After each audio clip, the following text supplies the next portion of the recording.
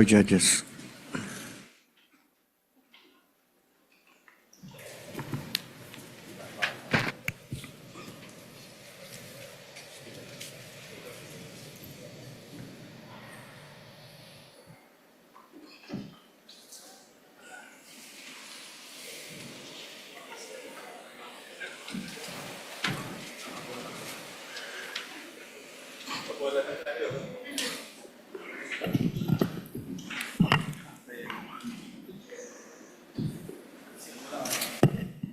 Bigli lang.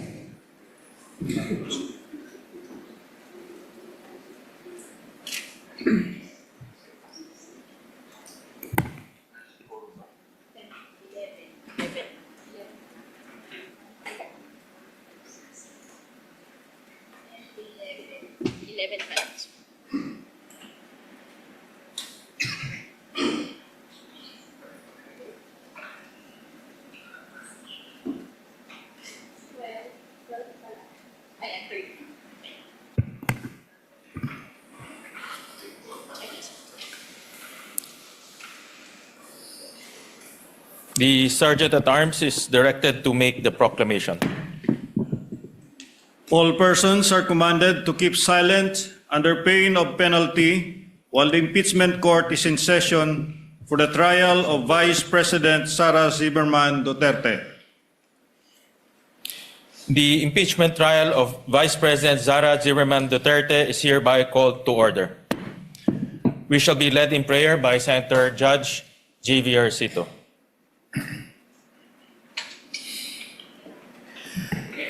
Ama namin makapangyarihan, lumalapit kami sa iyo nang may pakumbaba. Batid namin na ang karunungan ng tao ay may hangganan.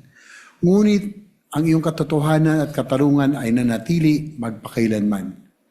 Sa pagtupad namin ng aming tungkulin bilang mga senator judges, hinihiling namin ang iyong gabay sa lahat ng aming gagawin. Pagkalooban mo, nawa kami ng tapat na puso at malinaw na pag-iisip sa buong panahon ng paglilitis na ito. Panginoon, nakikiusap po kami, nakain niyo kami sa landas na makatarungan na may patas na pagtingin sa karapatan ng bawat isa.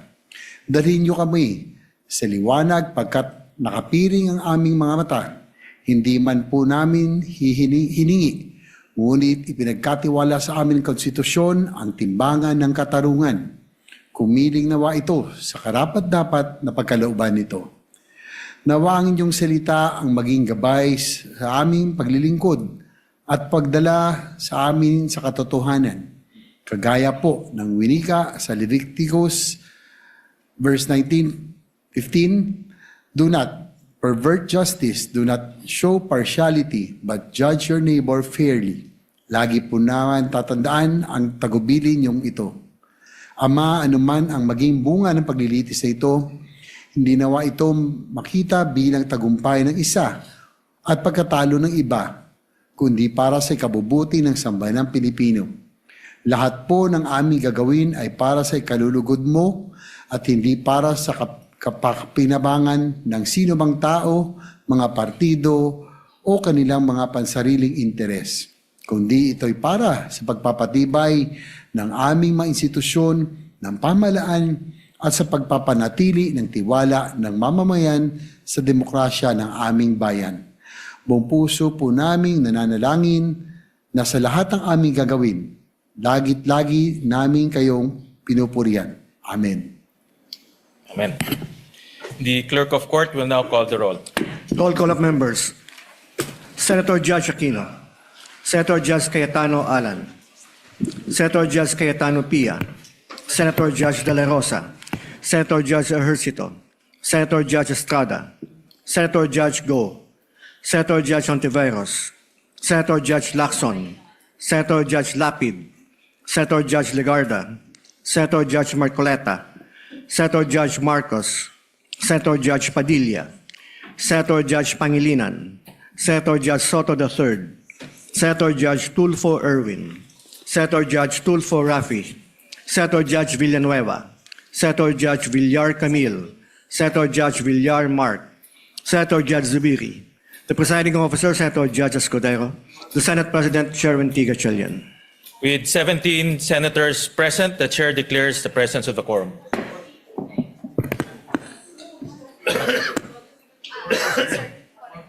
We note the presence of Senator Judge Bongo. We have 18, and Senator Judge Amy Marcos. We have 19 senators present. We have 18 senators present for the record.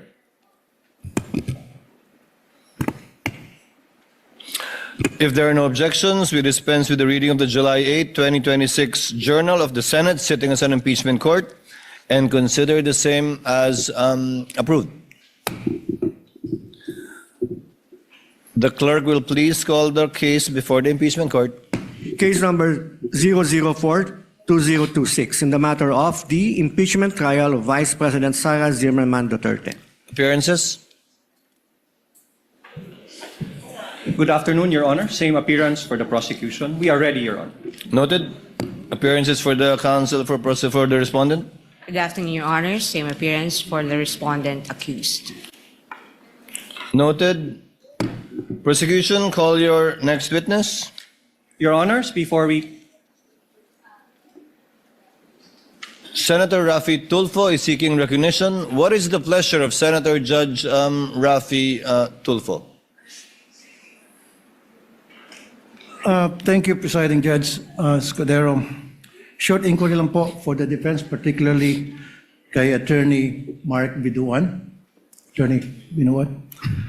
During the last hearing, when you delivered a manifestation in reply to the prosecution's statement regarding the fourth article of impeachment, you said, and I quote, "The truth of the matter is this: she and her family were threatened, and while her response was unconventional, it was justified.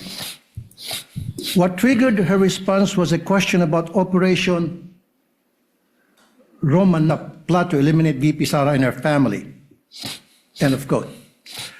Now, Attorney Binluan, this Operation Romanov that you mentioned, are you referring to the Operation Romanov mentioned by the blogger Princess Maui during the online press conference of VP Sara? Yes, Your Honor. Okay. So the question was raised during the press con by this Princess Maui, but I did not see her name sa list of defense witnesses in the pretrial order. So will you be presenting her as your witness? Your Honor, at this point, it will depend on what will be established by the prosecution. The defense reserve its right to call or not call any witness depending on the course of the trial. Oh, I see. Okay. So, in other words, will you also be presenting any other witness to prove this threat or this Operation Romanov? Yes, Your Honor, that will be part of our evidence in chief. May this court know now kung sino-sino itong mga witnesses na inyo present? Of course, Your Honor. We are not at liberty to disclose that at this time. Again, it will depend on the course of the trial. Your Honors, Presiding Judge, the first time I've heard about this Romanov is during the Maisog Leaders Forum in Davao City. That was on January 28, 2024. Correct me if I'm wrong. It was mentioned by Mayor Baste Duterte.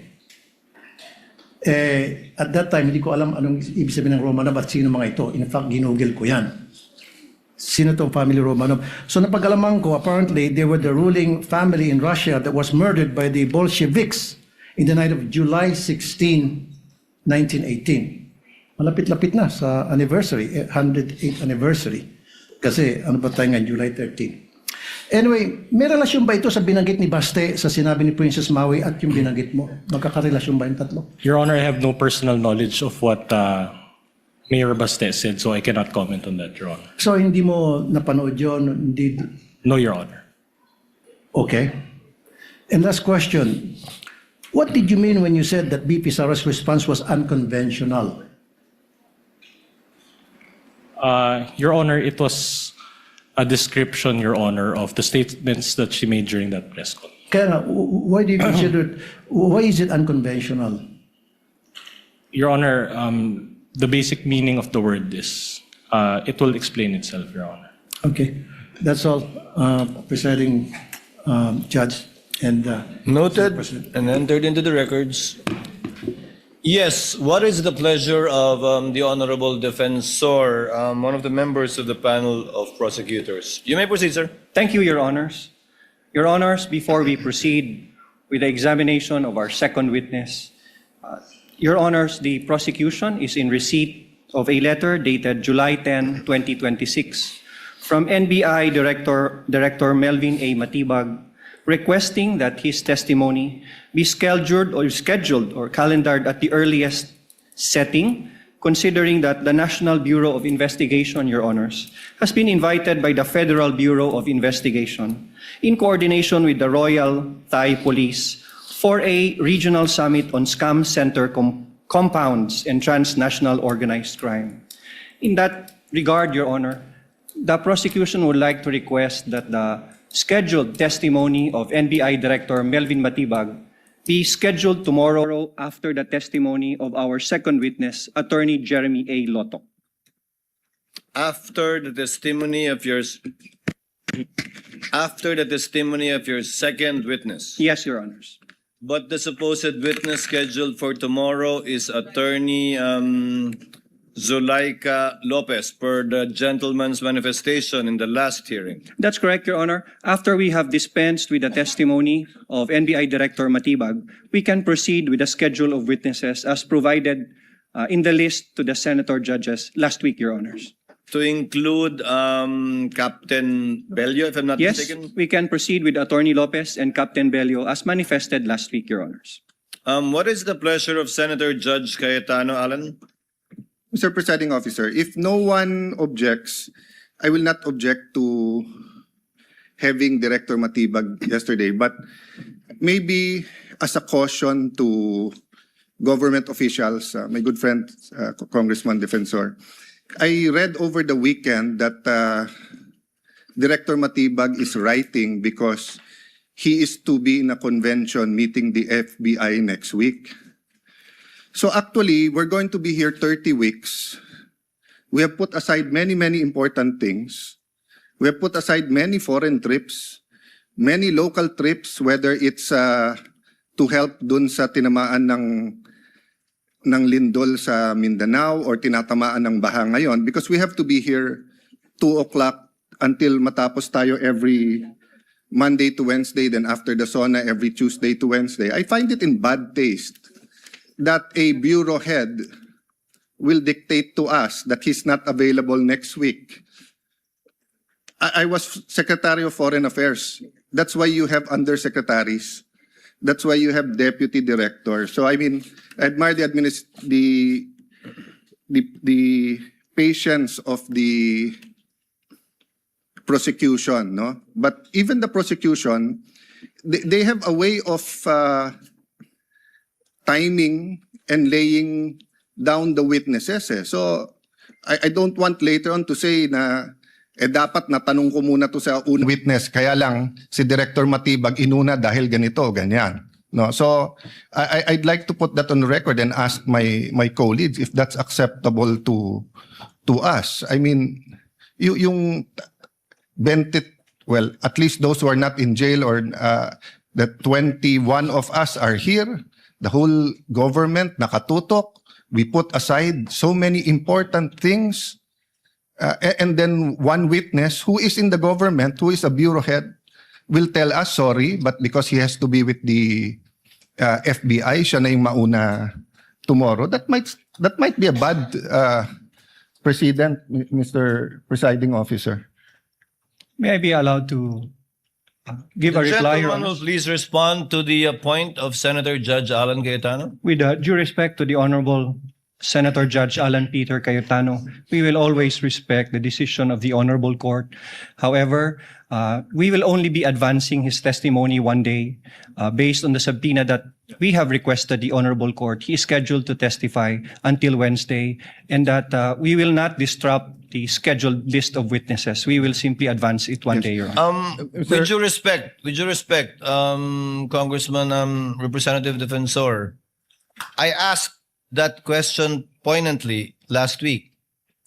If Matibag will be one of your witnesses for this week, and you said no. In fact, you corrected Attorney Ligutan when he mentioned Director Matibag as one of your witnesses and instead gave me a list of Lotok,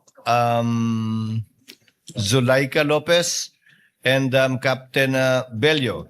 Matibag was not included. In fact, I don't think we issued a subpoena for Director Matibag for this week, given your manifestation after you took over, given that you have, as you said, control and supervision over the counsel for the prosecutors. So he's not in your list this week.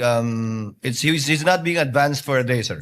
May I respond, Your Honors? Please so. Your Please Honors, do so, that's sir. correct. I gave a list of witnesses scheduled for Monday, Tuesday, and Wednesday. However, Your Honor, to add, I also added that since NBI Director Matibag has been requested for a subpoena to testify within the week, I also added in my statement that we will inform the Honorable Court which day we can present the Honorable Matibag, and I was expecting him to be presented on one Wednesday after the testimony of Captain Belinda Bello, Your Honors.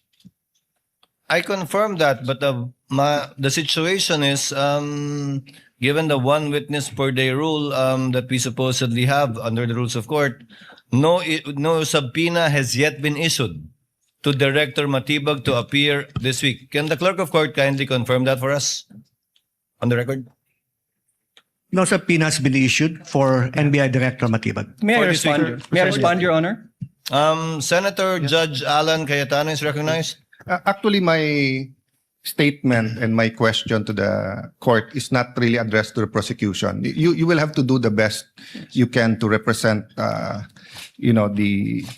what you're fighting for. No, so I commend you for adjusting. But my recollection is because I'm also waiting for his testimony, and my recollection last week he said that we will not see him this week.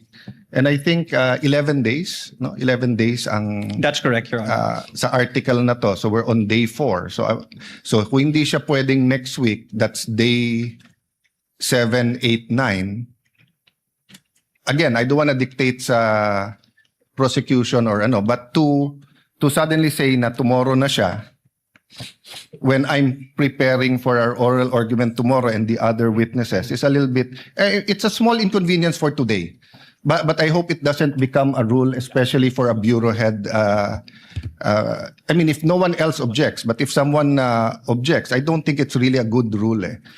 Rules are important. I'll have to keep, you say technicalities. No, rules are important. So even yung notice, we agreed on, presiding officer, 3-day ba? 5-day notice. 5 days for witnesses not mentioned in the pretrial order. And then 3 days kapag 3 days, given the fact that we will be announcing the witnesses for the following Yes. week on the last day. Yeah, anyway, I said my piece, but I hope we will not be able to move faster if we have to accommodate the witnesses, especially if they're in government. May I add something, Your Honors, before before the Honorable Defensor, presiding officer would like to hear from the counsel for the respondents. Attorney Binlon, what say you? Yes, Your Honor. We would have to oppose on the basis of the following. Number one, it will be in violation, Your Honor, of the impeachment court's directive that was given last week, insofar as the identities of the witnesses and as well as the order of the presentation. Number two, Your Honor, it will be, again, as mentioned by Senator Judge Cayetano, a violation of the 5-day notice rule. Since while he was subpoenaed the week before, Your Honor, we are learning that he will be presented this week. So the 5-day notice will not be observed. Number three, the prosecution cannot compel also the defense and this impeachment court to present witnesses according to their schedule, considering also that these witnesses have already been identified and determined. Of course, it will be a violation of the basic tenets of fair play, and to join again the manifestation of Senator Judge Cayetano, it will set a bad precedent insofar as surprise witnesses will be allowed at any point at the proceedings. Number 5 would be, it will also violate our right to cross-examine intelligently. We have done our best to prepare for their witnesses. However, these last-minute changes really affect the preparation involved, Your Honor, and insofar as laying down the case that we want to establish. And finally, if there are violations of these preceding rights, there will be a violation of procedural due process, which of course can give way to another ground to further delay the proceedings. Moreover, Your Honor, we would, if the prosecution would also allow, can we also get a copy, Your Honor, of that invitation, and maybe inquire of the prosecution if the particular travel authority has already been made? Because, Your Honor, we received information as well that the FBI had already conducted a summit, a regional summit of some sort, but it was conducted in other words, last month, Your Honor, also in Bangkok, Thailand. So we would have to, again, manifest, and we would have to study, Your Honor, the invitation and counter-check and do the proper verification as well. So that if it is indeed viable, then we would understand, Your Honor, why it has to be attended to by Director Matibag, Your Honor. Senate President Gatchalian is recognized. You may proceed, sir. Thank you, Mr. Presiding Officer. Sinusuportahan ko po yung statement ni Senator Judge Alan Cayetano dahil hindi lang naman po yung counsels ng prosecution at defense na naghahanda, pati mo mga senator judges naghahanda rin. At sa totoo lang ho, itong weekend, marami rin sa ating mga senator judges ay pinag-aaralan kung ano yung kanilang maitatanong sa mga testigong ihaharap po ngayong linggo. Marami po ay pinag-aralan po yung mga ebidensyang in-upload na ho para po sa ating mga senator judges. At hindi ho ito konting ebidensya, pinag-uusapan ho natin dito. Libo-libong mga papel at libo-libong mga ebidensya. Kaya kung bigla pong may isisingit na testigo, hindi ho rin makakahanda po yung ating mga senator judges sa kanilang pagtatanong at hindi rin ho nila mababasa yung mga dokumento at ebidensya na nakakabit ho doon sa testigong iharap. Kaya napakahirap naman po na naghahanda ho tayo pero biglang may mga ganitong suppression na hindi ho natin paghahandaan at hindi naman ho yan magiging maayos at patas para po sa ating mga senator judges. Maraming salamat po. For the record, Chair would like to confirm the statement of the Honorable Defensor. I will quote, Presiding Officer, quote, so Director Matibag is not yet going to be presented next week. Representative Defensor, not yet, Your Honor. We will manifest on Monday. If we can consider him for the Wednesday session, depending on how the trial goes and how long the testimonies will take for both parties. With the permission of Senators, Senator Judge Cayetano and the Senate President, may we defer our ruling on this matter and ask the counsel for the prosecution to submit to us the letter given to you by Director Matibag for us to be able to look at it, copy furnished, of course, the counsel for the respondent, so that we can adequately go over it and hopefully come up with a ruling before the day is over. We submit, would Your that be Honor. possible? We will submit the letter. The Honorable Thank you, Court. Your Honor. So we shall do it that way. Kindly furnish a copy to the counsel for the respondents as well for their review. Yes, Your Honor. Your Honor, Counsel for respondent, Attorney Vinluen's Your Honor, manifestation earlier. if the travel authority is also available, if we can ask If for a the- travel authority, if it's already issued. Yes, of course. Kindly furnish us that as well. Your Honors, we will submit in good faith whatever the prosecution has received from Director Matibag, Your Honor. As well as Kindly communicate with him, if possible, if he already has a travel authority for the same, so that we could evaluate it based on what you have. We Yes, cannot Your Honor. evaluate it based on what you don't have, so we will presume if you don't have it, it's not yet there. Your Honor, Yes, one last Attorney addition. Considering that there's if and when they provide the travel authority, I understand, Your Honor, that one of the requirements is also the official invitation from the foreign body. So if they can also provide that, Your Honor, Well- so that we can do a full review of this matter. Attorney Vinluan, it's not really for the full review of the counsel for the prosecution, but rather for this court's evaluation, whether or not to allow the motion of the counsel panel of prosecutors. But everything that will be submitted to us, you will be furnished with a copy. We will so that you submit can argue your way through this motion before we decide on it. So ordered. Counsel for the panel of prosecutors, kindly call your next witness. Your Honors, I respectfully request that the counsel for the panel of House Prosecutors, Attorney Virgil Ligutan, be recognized for the presentation of our second witness. Attorney Ligutan, counsel for the prosecutors, is recognized to present the prosecution's second witness. You may proceed, sir. Mayong hapon sa atong tanan, the second witness for the prosecution is no other than Attorney Jeremy C. Lotok, Your Honor, please. We call to the witness stand Attorney Lotok. Kindly situate Attorney Lotok to the witness stand.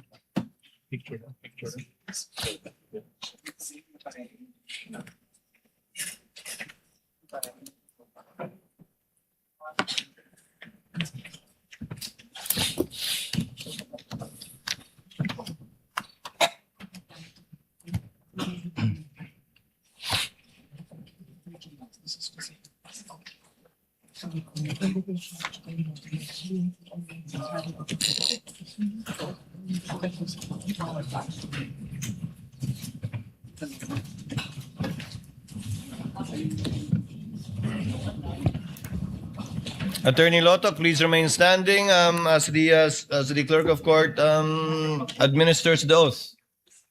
Yes, so far as the prosecution's second witness is concerned. Clerk of court is recognized. Please raise your right hand. You, Jeremy C. Lotok, I, Jeremy C. Lotok, do swear do swear that the evidence you shall give that the evidence that I will be giving in the case now pending in the case now pending between the Philippines and Vice President Sara Zimmerman Duterte between the Philippines and Vice President Sara Zimmerman Duterte shall be the truth, shall be the truth, the whole truth, the whole truth, and nothing but the truth. and nothing but the truth. So help you God. So help me God.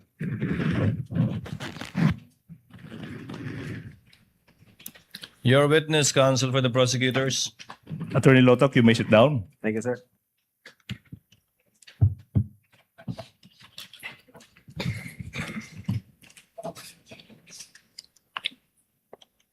Your Honors, the testimony of our second witness, Attorney Jeremy C. Lotok, is offered to prove the following.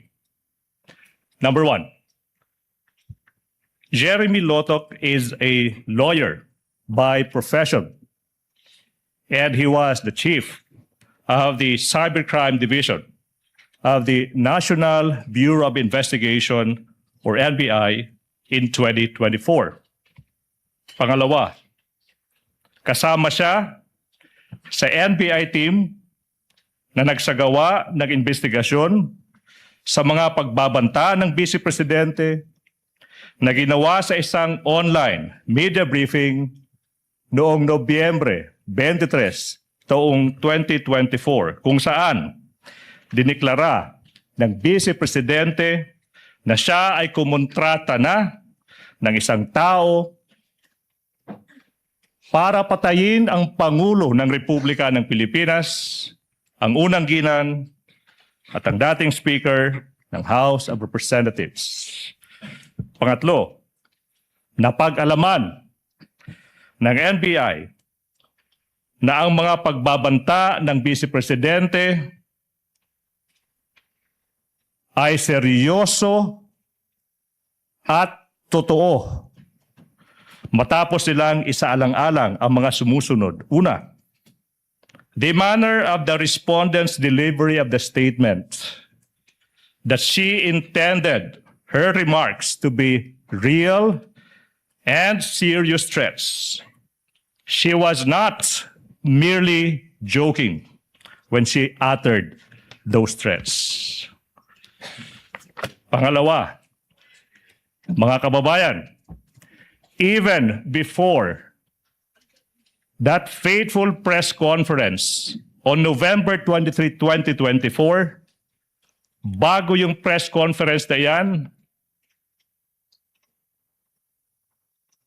may nakontrata ng mamamatay tao yung Vice Presidente bago pa man ang press conference na yan. Pangatlo, ang utos ng Vice Presidente sa assassin na huwag siyang titigil hanggat hindi napapatay ang Pangulo ng Pilipinas, ang unang ginang at ang Speaker ng House of Representatives ay nagpapakita na ang Vice Presidente ay determinado at porsigido sa kanyang pagbabanta. Number 4, the result of the investigation and after determining that the respondents' threats are serious and real, led the NBI to file complaints for 3 counts of grave threats and 1 count of inciting to sedition. Number 5, this witness, Attorney Lotok, will identify and authenticate the affidavit of investigation, the annexes, as well as a couple of videos in relation to the NBI's investigation. And number 6 offer, he will also testify on such other matters as are relevant and material to the impeachment of the Vice President. Ready for comment, Your Honor, please. Counsel for the respondent, Attorney Binduan. Subject of cross, Your Honor. Thank you so much. Counsel for the prosecutor may proceed. Daghang salamat, Mr. Presiding Officer, Honorable Judges. Attorney Lotok, Sir. maupay nga kulop haibo. Maupay nga kulop man, sir. Waray-waray po. We are both waray-waray. At the same time, siguro, Attorney Lotok, pwede bang mas malapit pa sa microphone para marinig ng sambayanan lahat ng isasagot ko mo sa mga tanong ko? Okay? Yes, sir. Now, Mr. Lotok, kindly state your name, edad, and other personal circumstances. I am Attorney Jeremy C. Lotok, 50 years of age, and currently the Regional Director of the NBI Bangsamoro Autonomous Region in Muslim Mindanao, sir. Sinabi mo ikaw ay isang abogado, Attorney Lotok, di ba? Opo. Now, yung tanong, kailan ka naging membro ng ating Philippine Bar? I was admitted to the Philippine Bar and took my lawyer's oath in 2013, sir. 2013. Now, Mr. Lotok, ano ba yung current position mo, occupation mo, kung meron man? The Regional Director of the NBI Bangsamoro Autonomous Region in Muslim Mindanao, sir. Ikaw ay isang NBI Regional Director for BARM. Now, yung tanong is, how long have you been with the NBI? I've been in the NBI for the past 12 years, sir. 12 years. No? Tanong is, I think, based on my counting, that would be since 2014. Tama po ba? Opo, Your Honor. Now, kailan ka ba na-designate as the NBI Regional Director ng BARM? I was designated in January this year as Regional Director of the NBI BARM, sir. January 2026. Now, prior to your designation as the NBI Regional Director for BARM, ano ba yung previous position mo within NBI? I was the Regional Director for Region 4B or Mimaropa, sir. I think July 2025. July 2025 you became. Okay, now, prior to your designation as NBI Regional Director for Mimaropa, what was your previous position kung meron man? I was the Chief of the NBI Cybercrime Division, Your Honor. Chief ng NBI Cybercrime Division. Now, kailan ka? Kailan ka na-designate as Chief ng NBI Cybercrime Division? I was designated in February 2023, sir. 2023, no? Now, sinabi mo ikaw ay naging Chief ng NBI Cybercrime Division. Now, yung tanong, Mr. Attorney Lotok, is what were your primary duties and functions bilang hepe ng NBI Cybercrime Division? Primary duties, among others, to plan, direct, supervise the investigation of cybercrime cases pursuant to Republic Act 10175 and other relevant laws. And part of my duties and responsibilities is to investigate high-profile cases pursuant to Republic Act 10867, specifically crimes committed by through and with the use of information and communication technology, sir. Now, Mr. Witness, of course, you are aware na ikaw ay tumitestigo sa impeachment trial ng respondent. Now, yung tanong is, kilala mo ba yung respondent sa kasong ito? Yes, Your Honor. Okay, yung tanong now is, why do you know her? She is the incumbent Vice President of the Philippines, and she is the subject of the investigation by the NBI Cybercrime Division, Your Honor. So, nasabi mo, she is the subject of an investigation ng NBI Cybercrime Division. Now, yung tanong, Attorney Lotok, is kailan ba? Kailan nagsimula yung investigation ng NBI Cybercrime Division on the respondent? November 23, 2024, sir. November 23, 2024. Yung tanong now, Attorney Lotok, is why? Why did the Cybercrime Division commence an investigation on the Vice President? We were directed by the then Director Judge IBB Santiago to conduct an investigation with regard to a certain video involving an online press conference held on November 23, 2024, where the Vice President uttered that she had already contracted a person to kill the President, Lisa Marcos, and the former Speaker of the House, sir. Now, yung tanong, Attorney Lotok, is sa pagkakaalam mo, or kung alam mo, ba't yung NBI yung inatasang gumawa ng investigasyon na ito? Well, under the law, specifically Republic Act 10867, the NBI has primary jurisdiction to undertake investigations on cases, among others, cases involving threats to security and assault against the persons of the highest officials, sir. So, threats or assaults on or against highest officials, sabi mo, di ba? Now, yung tanong, Attorney Lotok, is, sino ba yung mga highest officials na kung may threat or may assault sa kanila, NBI has to do it, an investigation? Sino yung mga officials na ito? Yes, Your Honor, they are the President, the Vice President, the Senate President, the Speaker of the House, and the Chief Justice of the Supreme Court, sir. All right. Now, so you mentioned Presidente, Vice President, tsaka yung iba pa. Now, you mentioned, Attorney Lotok, that the NBI conducted an investigation on the respondent's statements during an online media briefing on November 23, 2024. Yung tanong now, Attorney Lotok, is, what exactly did the respondent say on that day that resulted to the investigation? On that online press conference held on November 23, 2024, the Vice President uttered the following. Huwag kang mag-alala, ma'am, sa security ko sapagkat may kinausap na akong tao. Ang sabi ko sa kanya, pag pinatay ako, patayin mo si BBM, si Lisa Marcos, si Martin Romualdez.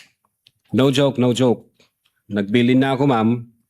Ang sabi ko sa kanya, pag namatay ako, huwag kang tumigil hanggat hindi mo sila mapapatay. And he said yes. Now, Attorney Lotok, no, yun yung statement. No? Now, sino ba yung mga membro ng investigation team na galing sa division mo, yung Cybercrime Division?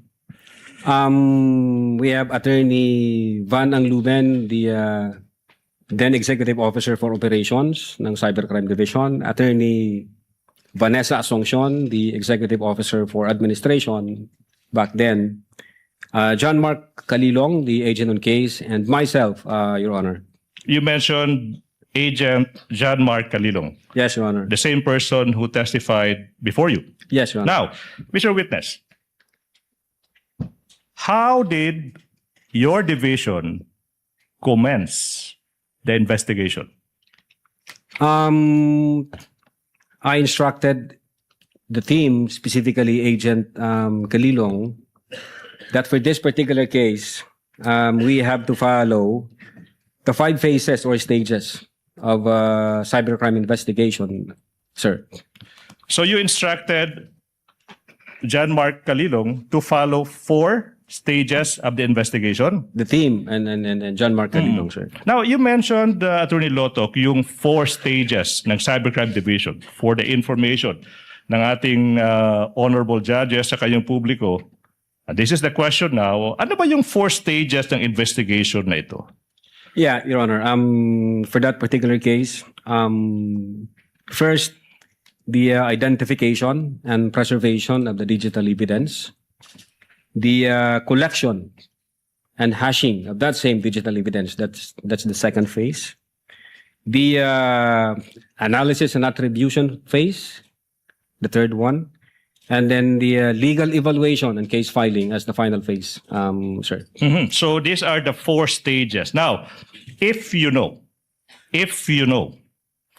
what was Agent Calilong's response, and if any, sa naging instruction mo sa kanya na sundin yung 4 stages ng cybercrime investigation?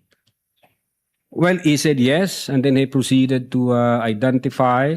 He proceeded to identify and preserve. Sorry, continue. Identify and preserve the digital evidence in question, sir. Now, you said and that you instructed Agent Calilong to identify and preserve. Na-mention mo, digital evidence. Yung tanong now is, what is this evidence that you are referring to?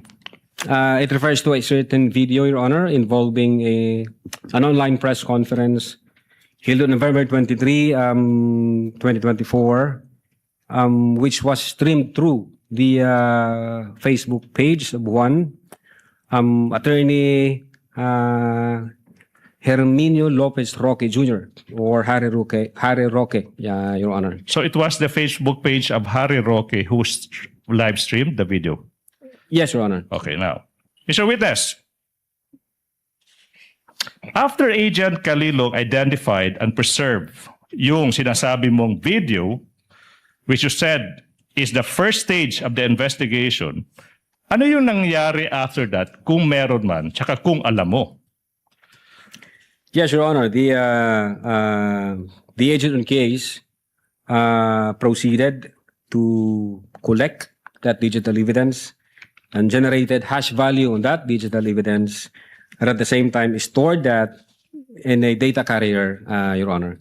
Alam mo, Attorney Lotok, this is the first time na narinig natin yung term na hash value. And I think it's just proper na yung next question ko para malaman ng publiko, Attorney Lotok, ano ba yung hash value na yan? Well, under the implementing rules and regulation of Republic Act 10175 or the Reorganization and Modernization Act of NBI, hash value refers to mathematical algorithm applied to the information like the file, the physical disk, or the logical disk, in this case, the digital evidence, thereby creating a digital fingerprint or DNA for that information or digital evidence, Your Honor. So to create a fingerprint for the video, is that what you're saying? Yes, Your Honor. In this case, the video. All right. Now, Mr. Witness, after the identification, preservation, collection, and hashing, so far these are the 2 stages, what happened next, if any, in relation to your investigation on the Vice President's statement?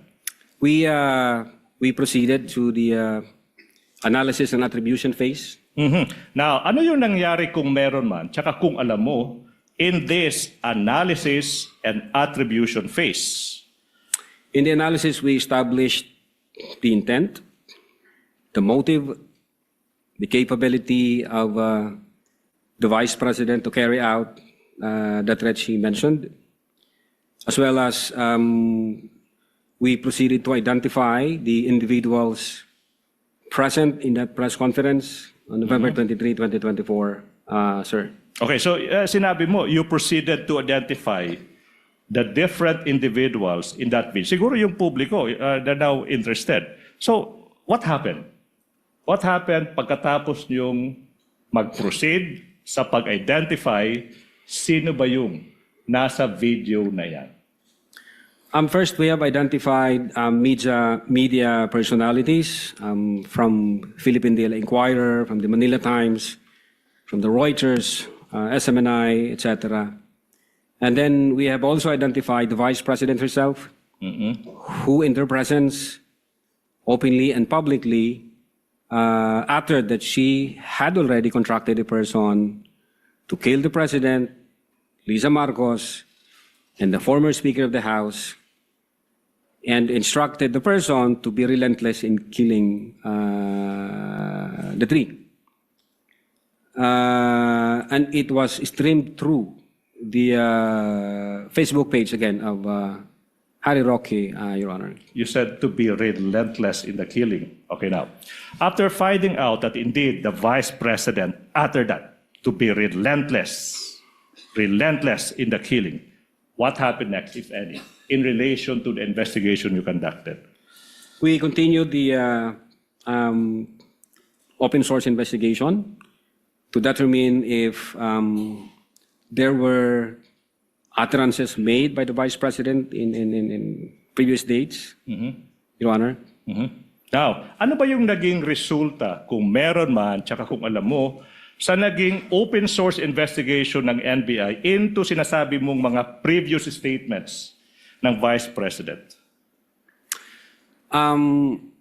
We have found a press conference dated October 18, 2024,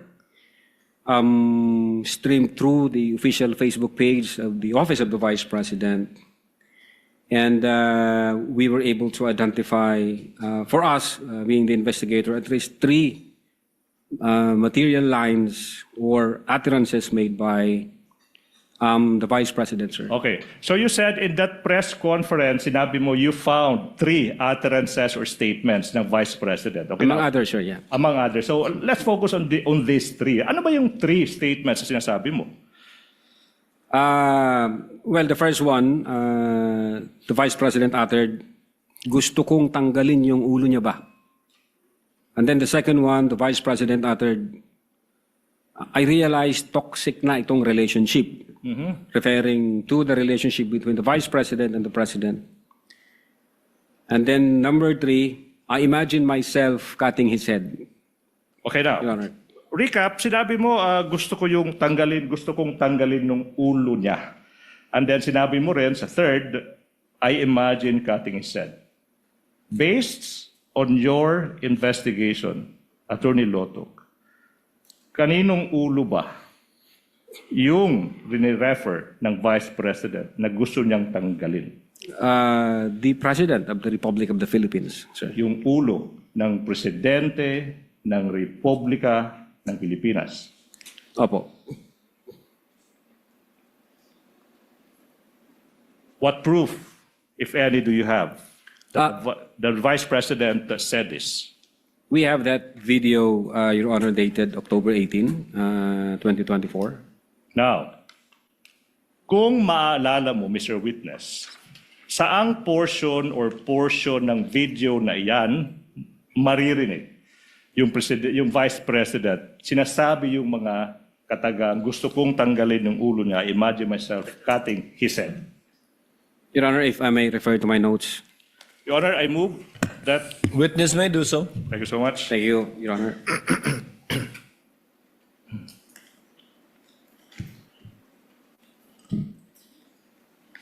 Your Honor, may co-counsel be allowed also to produce?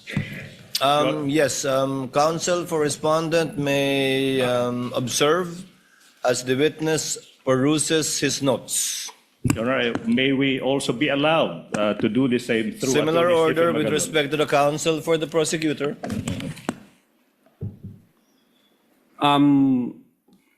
Your Honor, from timestamps 1 hour, 35 minutes, and 57 seconds to 1 hour, 36 minutes, and 10 seconds.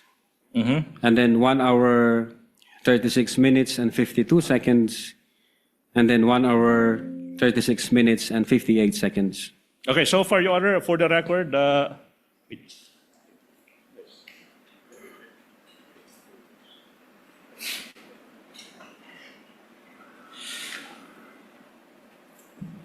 okay, Your Honor, please, sorry.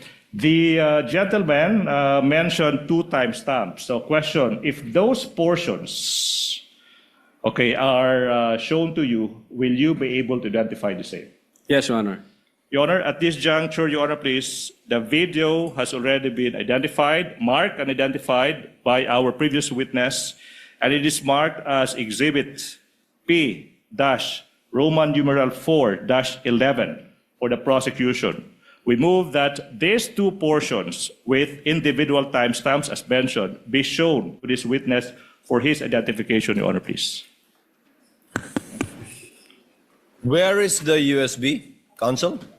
Your Honor, we move that we be allowed to unseal the marked exhibit, Your Honor, please, that was presented last time, Your Honor, please. It's with us. It's with the prosecution. Kindly unseal the document in the presence of the counsel for respondent.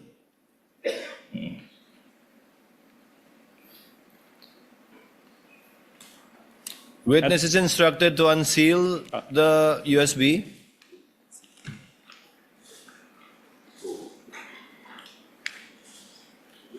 This has been previously marked. So after the unsealing, counsel for the prosecutor and for the respondent are instructed to kindly accompany each other to the tech booth to make sure it is the same, one and the same USB that will be played.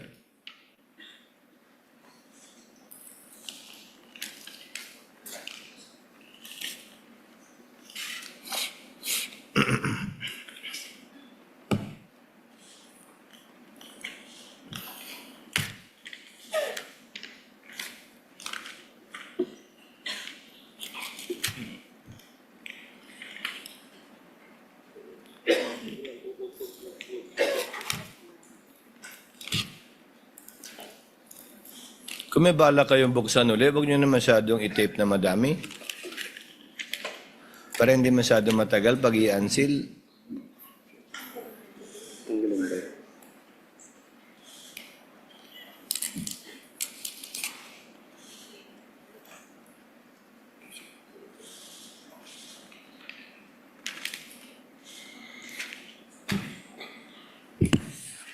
For the record, this will be timestamps 1 hour 35 minutes to 57 seconds to 1 hour 36 minutes and 10 seconds for the first timestamp.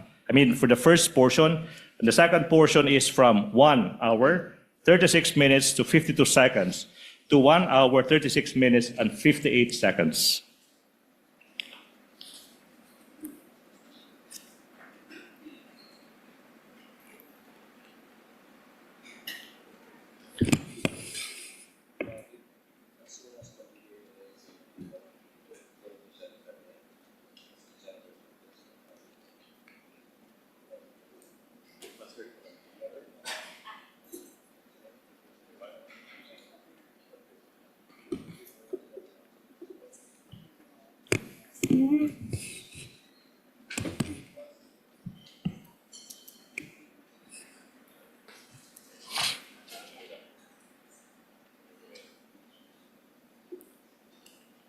Ayaw?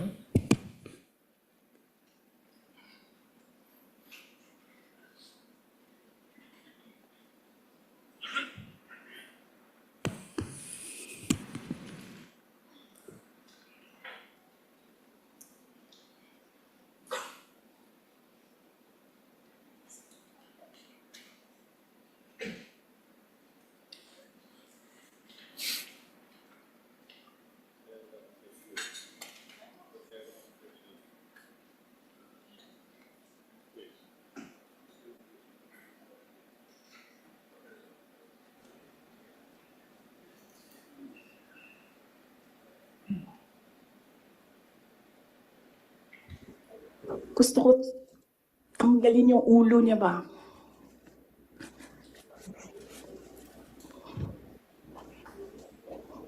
I realized toxic na yung relationship.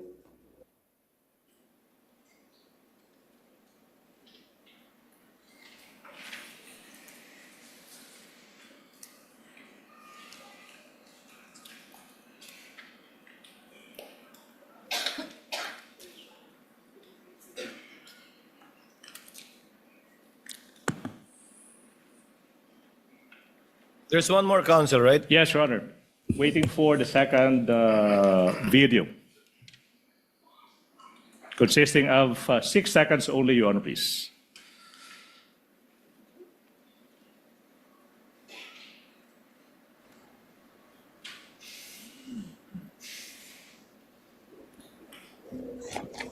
Imagined myself cutting his head.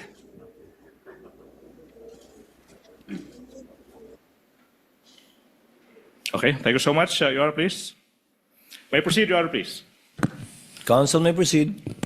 Mr. Witness, what relation, if any, do those videos have, portions of the videos have, with the video you mentioned earlier? That's the same video I mentioned, Your Honor. Okay, thank you so much. Let's proceed. Attorney Lotok now.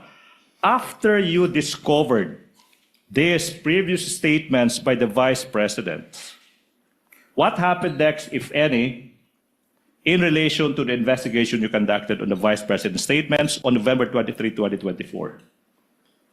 Yes, Your Honor. We have also discovered reactions from the recipients, specifically from the President himself, the Speaker of the House, relevant government agencies tasked to secure the life of the President and the national security, Okay. Your Honor. Thank you so much. You know, Mr. Witness, let's focus on the President kasi it's his head eh. Ulo ng Presidente yung gustong tanggalin ng Vice President. Let's focus on the President. Now, what did he say again in particular? If I may refer to my notes, sir. Your Honor, You may do so. Thank you, Your Honor.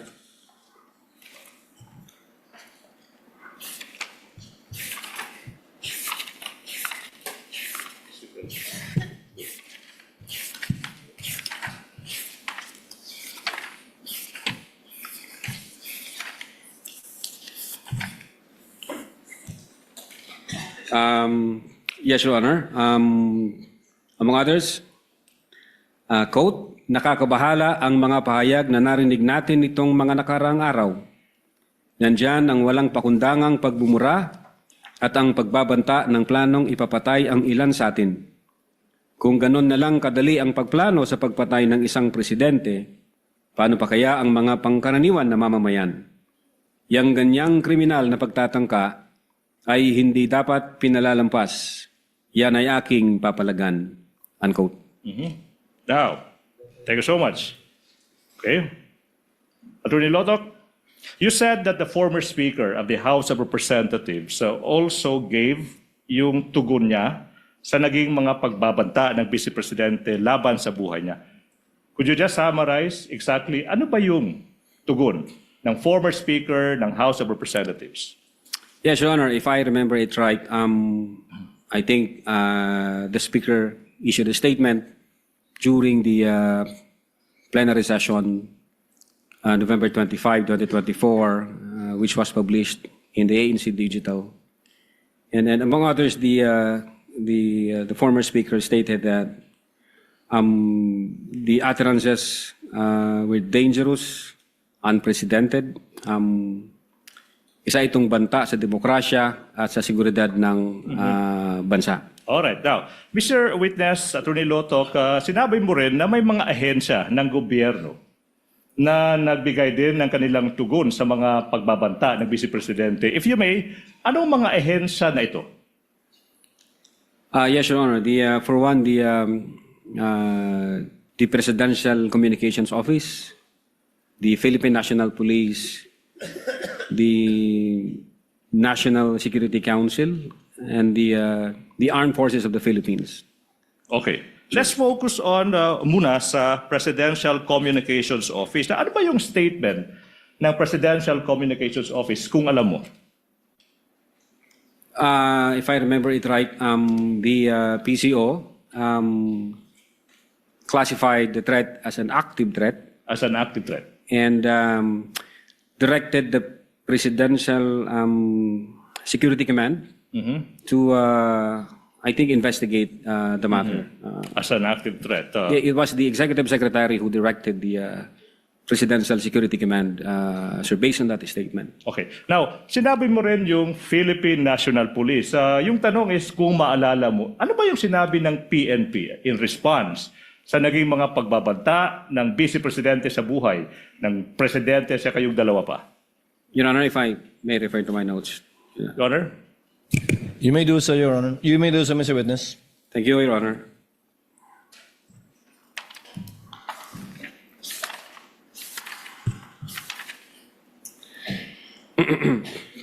The Philippine National Police issued a statement relative to the press conference made by the Vice President. Quote, the Philippine National Police threats any threat to the safety and security of the President and all public officials with the utmost seriousness in light of the Vice President Sara Duterte's recent statement, which directly referenced an assassin contracted to target the President. The PNP recognizes the grave nature of this matter. The safety of the President is a national concern, and any direct or indirect threat to his life must be addressed with the highest level of urgency. Close, unquote. Hindi ko na binasa lahat. Alright. Now, Your Honor. Attorney Lotop, now, the PNP used, based on your statement as the response of the PNP used the term assassin in referring to the person contracted by the Vice President to kill the President and two others? Your Honor, it was not just the PNP, even the Presidential Communications Office also used the term assassin, Your Honor. Okay. Now, what about the National Security Council? Ano bang sinabi ng NSC kung alam mo? Again, Your Honor, if I may refer to my notes. Pwede na ba? Your Honor?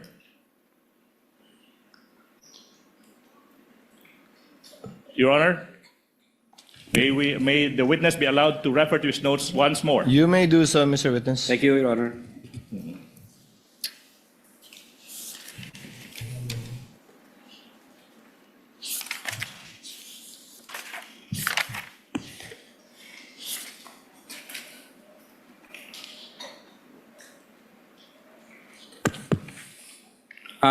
Your Honor, the question was about the statement of the NSC, right? Yes. Quote, the National Security Council considers all threats to the President of the Philippines as serious. Any and all threats against the life of the President shall be validated and considered a matter of national security, unquote. Okay. Now, sinabi mo rin na yung Armed Forces of the Philippines or AFP nagbigay din ng kanilang response sa naging pagbabanta ng Vice Presidente. Kung alam mo, tsaka kung maaalala mo, ano ba yung sinabi ng Armed Forces of the Philippines? Same, Your Honor, if I may refer to my notes.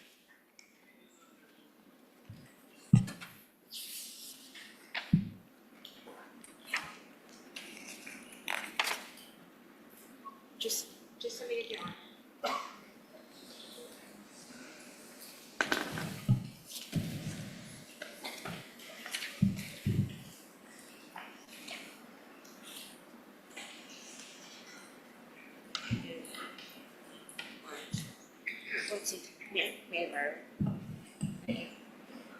For the record, we're borrowing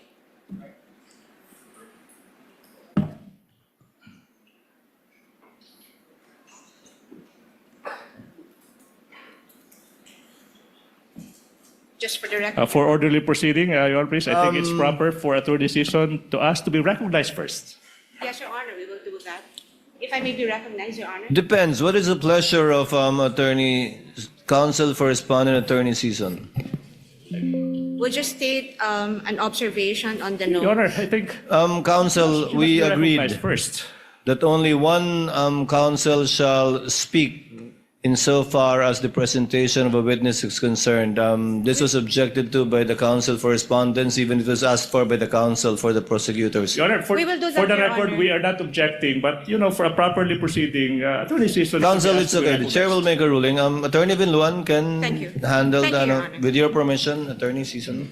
Your Honor, I'd just like to share the observation that the witness is reading from notes, from his notes and not directly from the document that he identified. And if I may reply to that, Your Honor, to that non-issue, Your Honor, if I may. Yes, Your Honor. Your Honor, there's nothing. Yes, counsel for the prosecutor. Your Honor, wala po sa rules na kailangan na yung tugon ng isang witness, sinabi niyang notes, dapat based sa isang dokumento. In fact, Your Honor, please, yung iniisip ng ating rules, yung mga notes na ginawa mismo ng witness. For the public, if you're interested, you may look at Rule 130, Section 16 ng Rules of Court. Andun yun, pwedeng tingnan ng isang testigo yung notes na ginawa niya. Rule 130, Section 16, Your Honor, please. Before I recognize counsel for respondent, Senator Judge Lacson, what is your pleasure, sir? Thank you, Mr. Presiding Officer. This is relevant to the discussion. The gentleman may proceed and he has 2 minutes. Yes. You requested to refer to your notes a number of times during your direct examination. Ang tanong ko, are you referring to an investigator's notes or notebook or simply notes? No, Your Honor. During the investigation, I have copies of the affidavit of investigation that we have. Yeah, I asked that question because my understanding of an investigator's notes or notebook to be credible and may even be used as part of the examination or evidence in chief, depending on its authenticity and purpose and the role of evidence, is that the contents therein were written on the exact dates when the subjects of those notes actually happened. Ito yung ginawa nyo mismo? Yes, Your Honor, during the investigation. Thank you for the clarification. Thank you, Senator Judge Lacson. Noted and entered in the records. Counsel for respondent, what is your pleasure? Your Honor, that was a mere manifestation, Your Honor. We just want to put it for the record. There being no objection, some witness may proceed and answer, or counsel may proceed with his questions. The Armed Forces of the Philippines. Ano sinabi ng Armed Forces? Are we done? Not yet. Okay, so let's go back. Yeah, if I may, Your Honor. Yes. Witness may continue to answer. Thank you, Your Honor. On November 23, 2024, General Romeo S. Browner, Chief of Staff of the Armed Forces of the Philippines, issued the following statements. Quote, the Armed Forces of the Philippines is a professional organization focused on its mandate to protect the people and the state. Our personnel are loyal to the Constitution and the chain of command, unquote.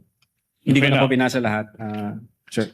Okay, now, after you and your team discovered these responses, Attorney Loto, what happened next, if any, kung meron man, tsaka kung alam mo, in relation sa investigation nyo, sa mga statements ng Vice President on that day, November 23, 2024? We issued subpoena to the media personalities present during the online press conference of November 23, 2024. Mm-hmm. Sir, What? for them to appear on December 4, 2024, sir. You issued a subpoena to the media personalities that you said andun sa media conference na iyon to appear on December 4, 2024. Now, sino ba yung mga media personalities na pinasubpoena ng NBI? Again, Your Honor, if I may refer to my... You may do so, Mr. Thank you, Witness. thank you, Your Honor.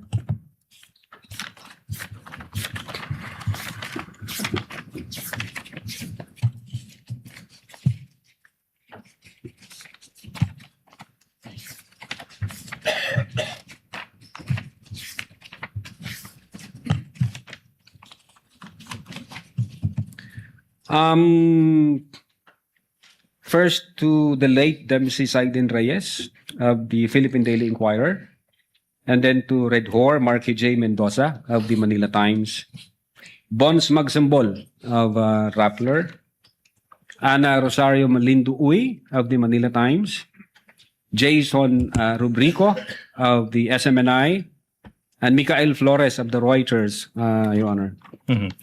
Okay. Now, Mr. Witness, yung tanong now is, ba't kailangan isubpoena ng NBI itong mga media personalities na ito na mag-appear sa NBI sa araw na iyon, December 4, 2024? Your Honor, they were there during the online press con, and they participated the press conference. So, ang tingin namin, meron silang personal knowledge kasi nandun sila at nag-participate po sila. Kaya, we deemed it proper to issue subpoena on them.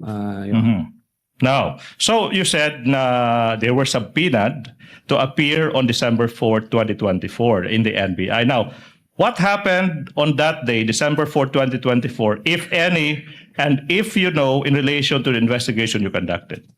The agent on case reported to me that Mr. Reyes and I think Mr. Magsambol appeared before the Office of the Cybercrime Division and participated in the process of the interview, sir.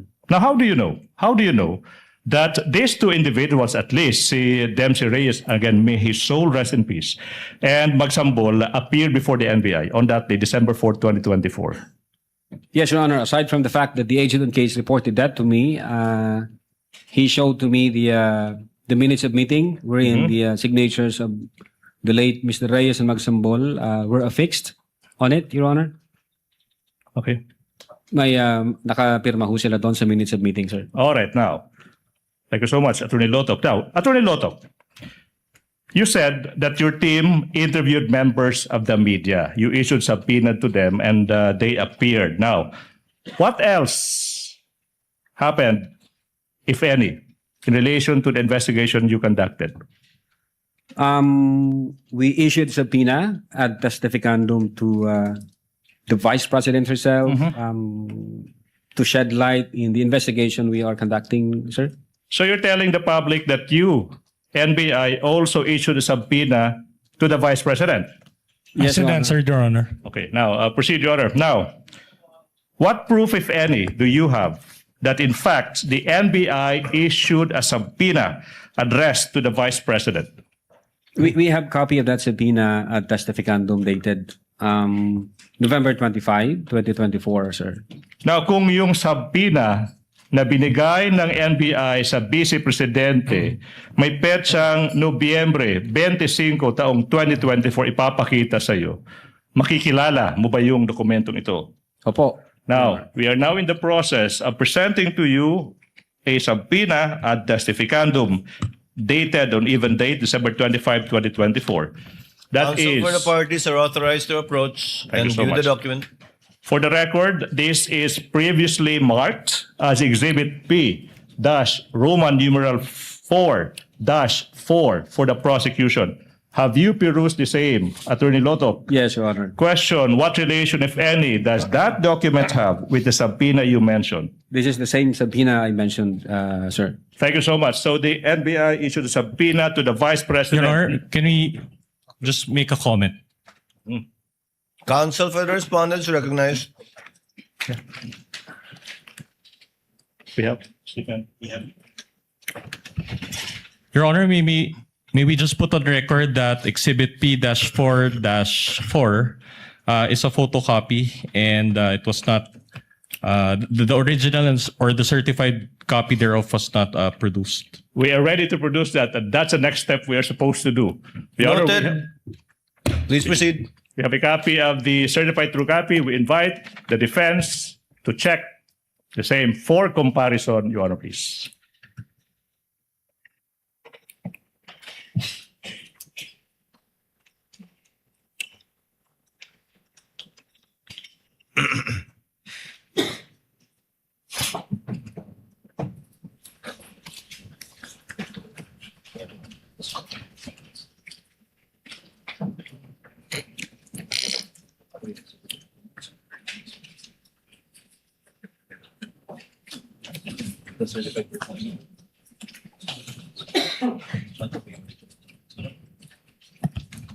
Counsel for the respondent. Your Honor, it is a faithful reproduction of the certified true copy, Your Honor. Noted for the records. May Counsel proceed, for Your the Honor. prosecutors may proceed. Now, Mr. Witness, we would like to know how did the Vice President respond, if any, if at all, and if you know, to the NBI subpoena issued to her? Well, the Vice President did not appear, Your Honor. Instead, she sent her lawyer, Attorney Paul Lawrence Lim, if I'm not mistaken. Okay, she did not appear. Yes, As Your Honor. answered. Okay, now, question. If you know, what was the Vice President's reason for failing to appear at the NBI, in the NBI, despite the subpoena issued to her? I think the Vice President, in effect, was saying there were office matters to tend to, so she cannot attend the scheduled subpoena date, sir. Office matters.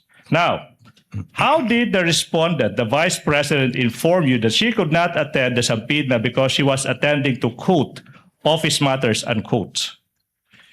There was a letter, I think, dated November 28, 2024, which was submitted by the counsel of the Vice President, sir. So the letter, December 20, 2024. Now, kung yung kopya ng letter na yan ipapakita sa iyo, ma-identify mo ba yung letter na ito? Opo, Now, Your Honor. we're in the process of showing you a copy of the letter dated November 28, 2024. Counsel for the prosecutor may approach, as well as counsel for the respondent.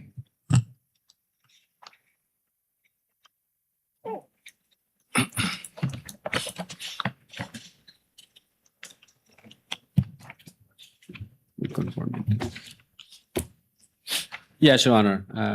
This is the same letter that I mentioned. Your Honor, can I make a manifestation at this point? The prosecutor may proceed. Your Honor, the letter from the Vice President's lawyer is not marked an exhibit. At this juncture, Your Honor, please, if the defense will agree, we move that the same be marked as an additional exhibit for the prosecution, and the specific marking that we are asking the court to follow is Exhibit P-Roman numeral 4-32 for the prosecution, Your Honor, please. Counsel for the respondent. We have no objection to that, Your Honor. So ordered. So marked. Thank you so much. Now, so what did the... Your Honor, please. Your Honor, do we have to pause for the marking, or do I proceed? Please proceed, counsel. Thank you so much, Your Honor, please. Thank you so much. Now, so what did the NBI do? Anong ginawa ng NBI after yung Vice Presidente hindi sumipot sa NBI despite the subpoena, kung meron man? Yes, Your Honor. We deemed it proper to issue another subpoena to give the Vice President another time so she can prepare. And at the same time, in reply to the letter submitted by the lawyer, we issued also a letter dated December 2, 2024, because the Vice President in that letter from her lawyer was asking copy of the complaint and the question to be propounded by the NBI to the Vice President. All right. Now, let's go to that letter, Attorney Lotok, na. Puntahan natin yung letter na iyan. Now, kung alam mo, ano ba yung sinabi ng NBI sa letter na iyan na pinadala sa Vice President after hindi siya sumipot despite the subpoena sent to her? Your Honor, the document would speak for itself. No need for the witness to read. I think the counsel Witness may is... answer Yes. if he knows. Yeah, among others, sir, sinabi ho doon sa letter namin noong December 2, 2024 na ini-inform namin ang Vice Presidente na iniimbestigahan din po namin yung alleged threat against sa kanyang life. At sinabi namin na kailangan namin yung kanyang presensya para may makuha kaming information, para ho may mapagsimulan kami doon sa investigation against threat to her life, Your Honor. Now, what proof, if any, do you have that the NBI issued another subpoena addressed to the Vice President? Yeah, we have that copy of the subpoena dated, if I'm not mistaken, December 2, 2024. Sir? Now, okay. Attorney Lota, kung yung kopya ng pangalawang subpoena ipapakita sa iyo, ma-identify mo ba? Yes, sir. Now, we are now in the process of showing you that subpoena. The defense may also Counsel check. for the prosecutor as well as respondent may approach to compare. And for the record, that second subpoena addressed to the Vice President has been previously marked as Exhibit P-Roman numeral 4-6 for the prosecution. That's the same subpoena I mentioned, sir. Okay, so that's the same subpoena. Do we have any observation from the defense? Counsel for respondent. The document is a machine copy, Your Honor. Machine copy. Stephen. Where's the Stephen? Your Honor, we move that the certified true copy in our possession be compared with the photocopy identified by the witness, Your Honor, please. Counsel, this has not been marked, right? This has been marked this time, Your Honor, please. The second subpoena. This has been marked already. Yes, Your Honor.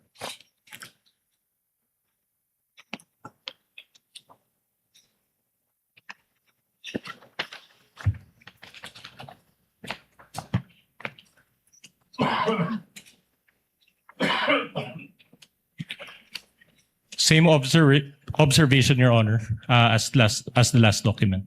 Meaning it is a photocopy? It is the same as the photocopy of the copies are the same, but it is not it is not the original, just a photocopy of the original, Your Honor. That was certified. Wait, so I do not get it, Counsel. Your Honor, the other document that the prosecution is showing is a certified copy, Your Honor. So in other words, it is the same as the photocopy that was previously marked, Your Honor. But certified. Correct, Your Honor. Noted. Thank you. You may proceed. Now, you also mentioned, Attorney Lotok, yung isang letter, this time, it's dated December 2, 2024. Now, kung yung letter na iyan ipapakita sa'yo, ma-identify mo ba ito? Yes, sir. Now, we are in the process of showing you a copy of that letter that is previously marked as Exhibit P-Roman numeral 4-5 with submarking P-Roman numeral 4-5, small letter A. May you peruse the same and answer the question. After perusing the document, what relation, if any, does this document have with the one you mentioned?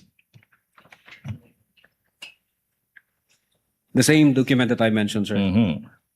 Okay, thank you so much. Now, Mr. Witness, sa pangalawang subpoena,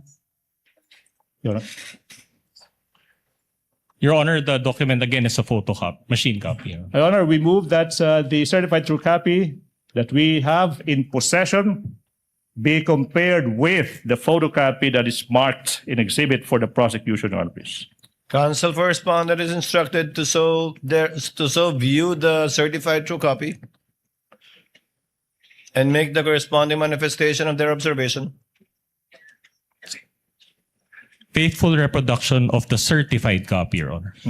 Noted. Thank you so much. Counsel, Proceed, Your Honor. Now, Attorney Lotok, ano ba yung naging tugon, kung meron man, tsaka kung alam mo, ng Vice Presidente sa pangalawang subpoena na inisyo ng NBI? Yes, Your Honor. The Vice President again did not appear, but instead sent her lawyer with another letter. Another letter? Yes, Your Honor. Submitted to the Office of the Cybercrime Division. Okay, now, kung alam mo, ano ba yung nilalaman ng letrang iyan, yung pangalawang letter ng Vice President in response to the second subpoena ng NBI? If I remember it right, sinasabi doon, we must state the obvious. The NBI is under the administrative supervision ng Secretary of Justice, who is an alter ego of the President. And the Executive Secretary is the chief alter ego. So, minarapat daw niya makinig sa kanyang counsel at hindi na mag-appear sa subpoena ng NBI, Your Honor. Now, kung yung, what proof, if any, do you have of that letter? We have copy of that letter, Your Honor. Kung yung kopya ng letter na yan ipapakita sa iyo, ma-identify mo ba? Yes, Your Honor. Now, we are showing you a copy of the letter dated December 10, 2024. The question after you peruse the same, what relation, if any, does that document have with the letter you mentioned? The same document that I mentioned, sir. Your Honor, manifestation, the same letter coming from the Vice President's counsel is not marked in exhibits by the prosecution. Same with the previous letter we moved, that the same, with agreement from the defense counsel, be marked as our exhibit P-Roman numeral 4-33 for the prosecution. It is a photocopy of that letter, Your Honor, please. What does counsel for the respondent say? No objection to that, Your Honor. No objection. Thank you so much. Noted. Kindly have it marked. Your Honor, proceed. Now, Mr. Witness, what else, if any, did the letter state, if any? Well, the counsel for the Vice President stated that the Vice President is confident that the NBI will also investigate the alleged threat against her life. Yun po yung tenor ng letter Alright, na yun, sir. Now, ito yung tanong now. You mentioned earlier that the Vice President stated that she already contracted an assassin to kill the President and the two others. Now, Attorney Lotok, wait, not yet done. No question yet. Please proceed, counsel. As the head of the investigation team, what was your impression of the Vice President when she declared that she already contracted an assassin to kill the President, the First Lady, and the former Speaker of the House of Representatives? Objection, Your Honor. Calls What for an ground? opinion. Opinion. You may cite the rule, Your Honor, please. And misleading as well, Your Honor. She never mentioned the word assassin. Your Honor, the term, may I reply to that, Your Honor, please? Counsel for the The prosecution term is recognized. assassin had a fiction. It is the same term used by the PNP and by the PCO. So it's not plucked out of thin air, Your Honor, please. So we have basis for using the term assassin. But Your Honor, the counsel mentioned that it was VP Sara who mentioned it. And that was phrased in his answer. So we are objecting to that, Your Honor. With the understanding that the witness will base his answer on his investigation or knowledge insofar as the investigation that he himself conducted and led is concerned, and not as a conclusion of fact and law. The witness may answer. What was your impression? Yes, Your Honor. To me, as the chief investigator at that time, the utterances made by the Vice President was serious, and the threat was real and actual, sir. Mr. Witness, if I may intercede, counsel, is this contained in your investigation report? Yes, sir. You may proceed, counsel. Seryoso tsaka totoong pagbabanta. Now, what made you say that? Na yung pagbabanta ng Vice Presidente ay both seryoso at totoo. Well, Your Honor, we considered the content and context of the utterances made by the Vice President in November 23, 2024, as well as the utterances made by the Vice President in October 18, 2024, and the reactions from the recipients, as well as reactions from several government agencies, sir. Content and promise. Exactly. How did you analyze the content and the context of the entire press conference? We considered several factors, Your Honor, in the analysis of that content and context. Several factors. To be exact, kung alam mo, ilang factors kinonsider nyo? At least four. At least four. Your Honor, number one, the delivery or manner in which the utterances were spoken. That's one. Number two, the literal meaning of the statement, Your Honor.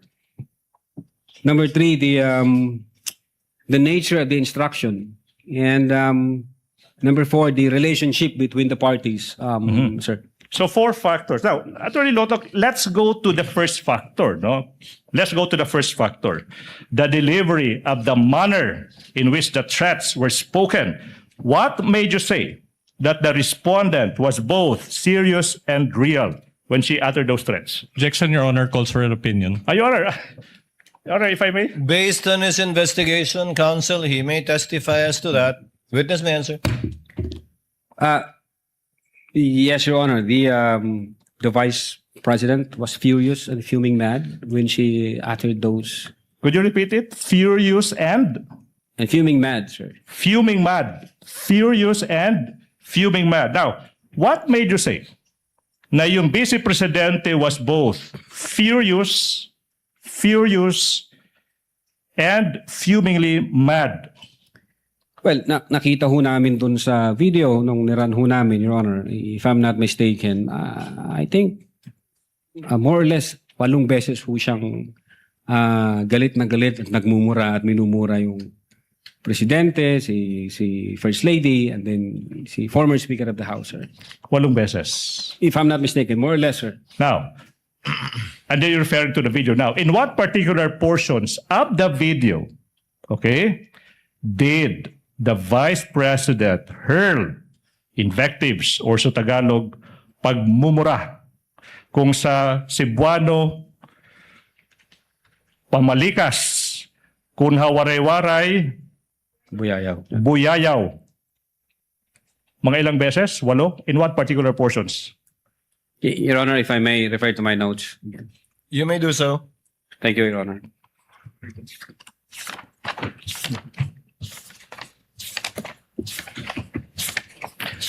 In the interest of time, Your Honor, please, while the councils are doing that, I move that the previously marked and identified Exhibit P Roman numeral 4-10, which is the flash drive containing the video of that press conference, be unsealed in the presence of counsels from both sides. You may proceed. And then you may now answer, Mr. Witness, anong mga timestamps ba ito? Yeah, Your Honor, from timestamp 53 minutes to 27 seconds, and 53 minutes to 39 seconds. So 53 minutes, 27 seconds to 53 minutes, 39 seconds. The second timestamp, if you may. 54 minutes to 03 seconds and 54 minutes to 08 seconds. 54 minutes, 03 seconds to 54 minutes, 08 seconds. That's the second timestamp. What about the next timestamp, if you know? 55 minutes to 42 seconds and 56 minutes to 07 seconds. 55 minutes, 42 seconds to 56 minutes, 06 seconds. What about the fourth timestamp, if you know? 58 minutes to 38 seconds, up to 58 minutes to 47 seconds. 58 minutes, 38 seconds to 58 minutes to 47 seconds. What about the fifth timestamp, if you know? 1 hour, 02 minutes and 25 seconds. 1 hour, 02 minutes and 32 seconds, sir. 1 hour, 02 minutes to 25 seconds to 1 hour, 02 minutes, 32 seconds. What about the next, the sixth timestamp, if you know? 1 hour, 05 minutes and 08 seconds, up to 1 hour, 05 minutes and 31 seconds. 1 hour, 05 minutes, 08 seconds to 1 hour, 05 minutes, 31 seconds. What about the last timestamp, Mr. Witness? 1 hour, 08 minutes and 43 seconds. And then 1 hour, 08 minutes and 54 seconds, Your Honor. 1 hour, 08 minutes, 43 seconds to 1 hour, 08 minutes, 54 seconds. Your Honor, we move that those 7 timestamps identified by the witness be shown in sequence, Your Honor, please. So ordered. Your counsel for the prosecutors will kindly give the flash drive to be unsealed by the witness, as witnessed by counsel for the respondents. Thereafter, for counsel of the parties to kindly accompany each other to the tech booth so that the USB may be played with respect to the specified timestamps of the witness.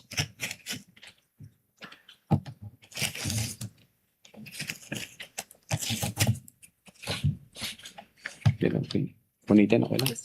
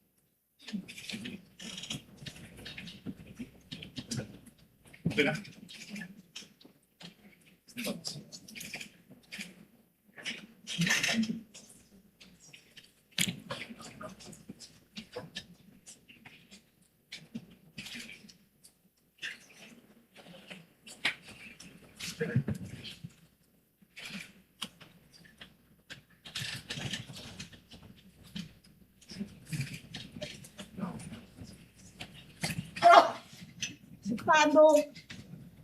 Utang ina ninyo.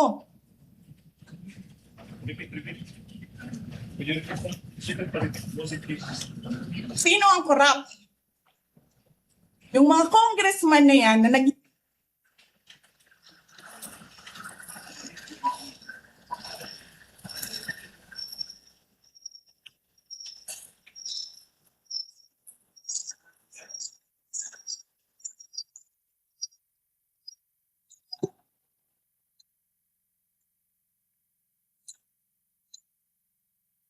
nila na kesyo taksin, kesyo corrupt, abusado. Utang ina ninyo.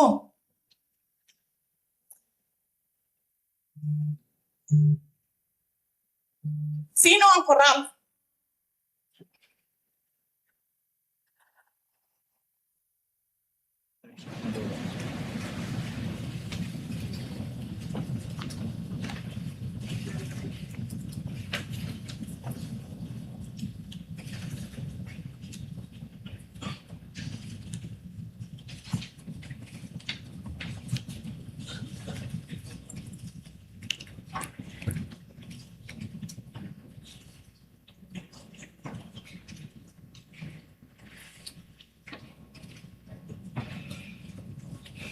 Ito itong ginagawa ko eh. Putang ina, hindi mo pala gusto ginagawa mo eh. Bakit mo sinisira pangalan ko? Joel Chua.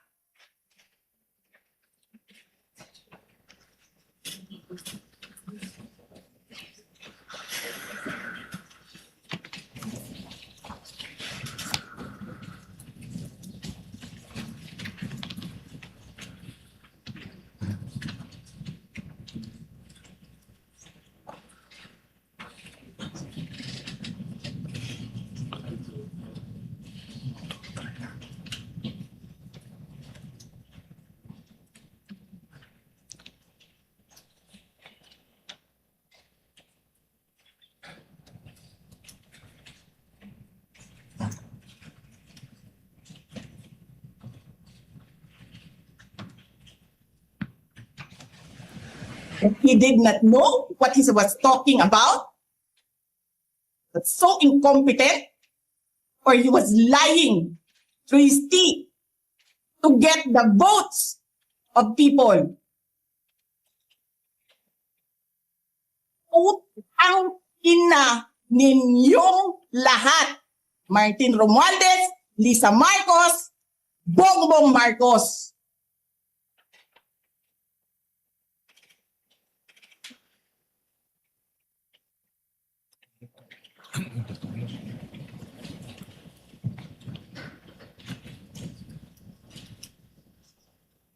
I think we have two more.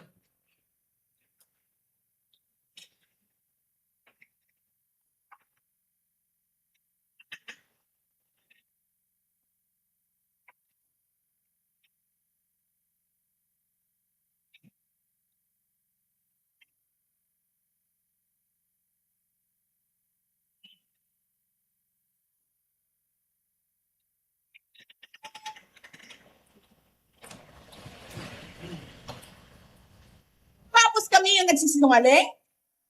Nagpipigil ako eh. Kasi gusto ko lang magtrabaho. Gusto ko lang tapusin nyo na yung show ninyo dyan sa House of Representatives para makabalik na kami.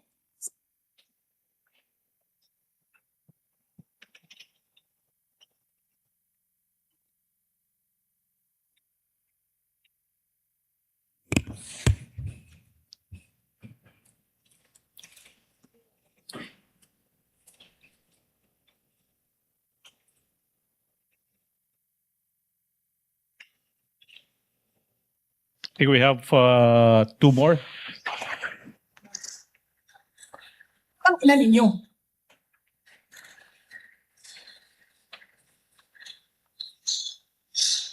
I think that will be the last. Your Honor, that will be the last. Counsel, that's the 7 timestamps? Let me confirm, Attorney Magallanes. Okay, we have one more. We have 2 more, Your Honor, please. I was told we have 2 more timestamps, Your Honor, please. 2 more. Thank you.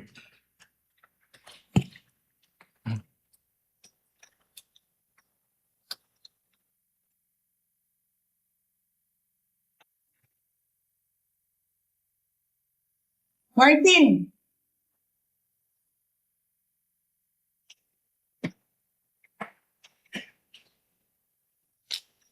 Nangangampanya tayo. Nakasakay tayo sa eroplano. Magkatabi tayo.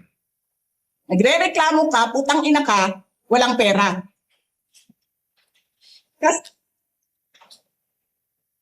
And the last one?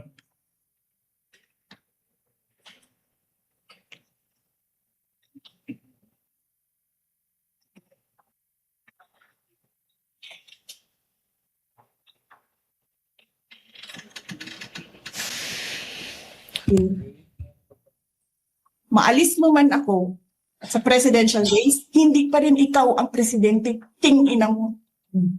Walang buboto sa'yo. Please lang. Okay. Thank you. Wala. So, Your Honor, those were the 7 timestamps, portions of the video where the Vice President hurled invectives and profanities. Now, the question is, may I proceed, Your Honor? Counsel, to clarify, Yeah, opo. that the Vice President hurled invectives, period. Not necessarily against the 3 officials mentioned. Most of them were against the 3 officials, Your Honor, please. I only counted or heard 1 or 2. Out of the 7, I heard Representative Chua, but he's not one of the subject matters of this case. But just for the record, does the witness confirm that? Out of the 7 timestamps, there are approximately 2 or 3 that mentioned either all 3 or 1 of the top officials. Would that be correct, Mr. Witness? I think more than that, sir, if you can see the Make your context. voice louder, louder. If I'm not mistaken, I think 5 times referring to either Martin Romualdez or Liza Marcos or the president. The rest were either congressmen or a particular congressman. If I'm not mistaken, sir. Yeah. Counsel, you may proceed. Now, Mr. Witness, etong mga 7 timestamps kung saan nagmumura yung Vice Presidente. Why is this a factor in classifying her threats as serious and real? Yes, Your Honor. It's very much factor. Because we want to establish the intent of the Vice President, and that intent is crucial in our investigation. We want to determine whether those utterances made by the Vice President were just a product of a temporary fit of anger. Was it just spur of the moment, or were they really serious, actual, and real threat? So what was your conclusion? Your Honor. So what was your conclusion? Was it serious, real? Yeah, Your Honor. Okay. Serious and real. Let's go to factor number 2. So 2 out of 4 factors. Now, sinabi mo yung literal meaning ng mga utterances ng Vice President. Yung literal meaning, why is this a factor in your conclusion na seryoso at totoo yung pagbabanta ng Vice Presidente? Yes, Your Honor. Klaro po dun sa utterances ng Vice Presidente.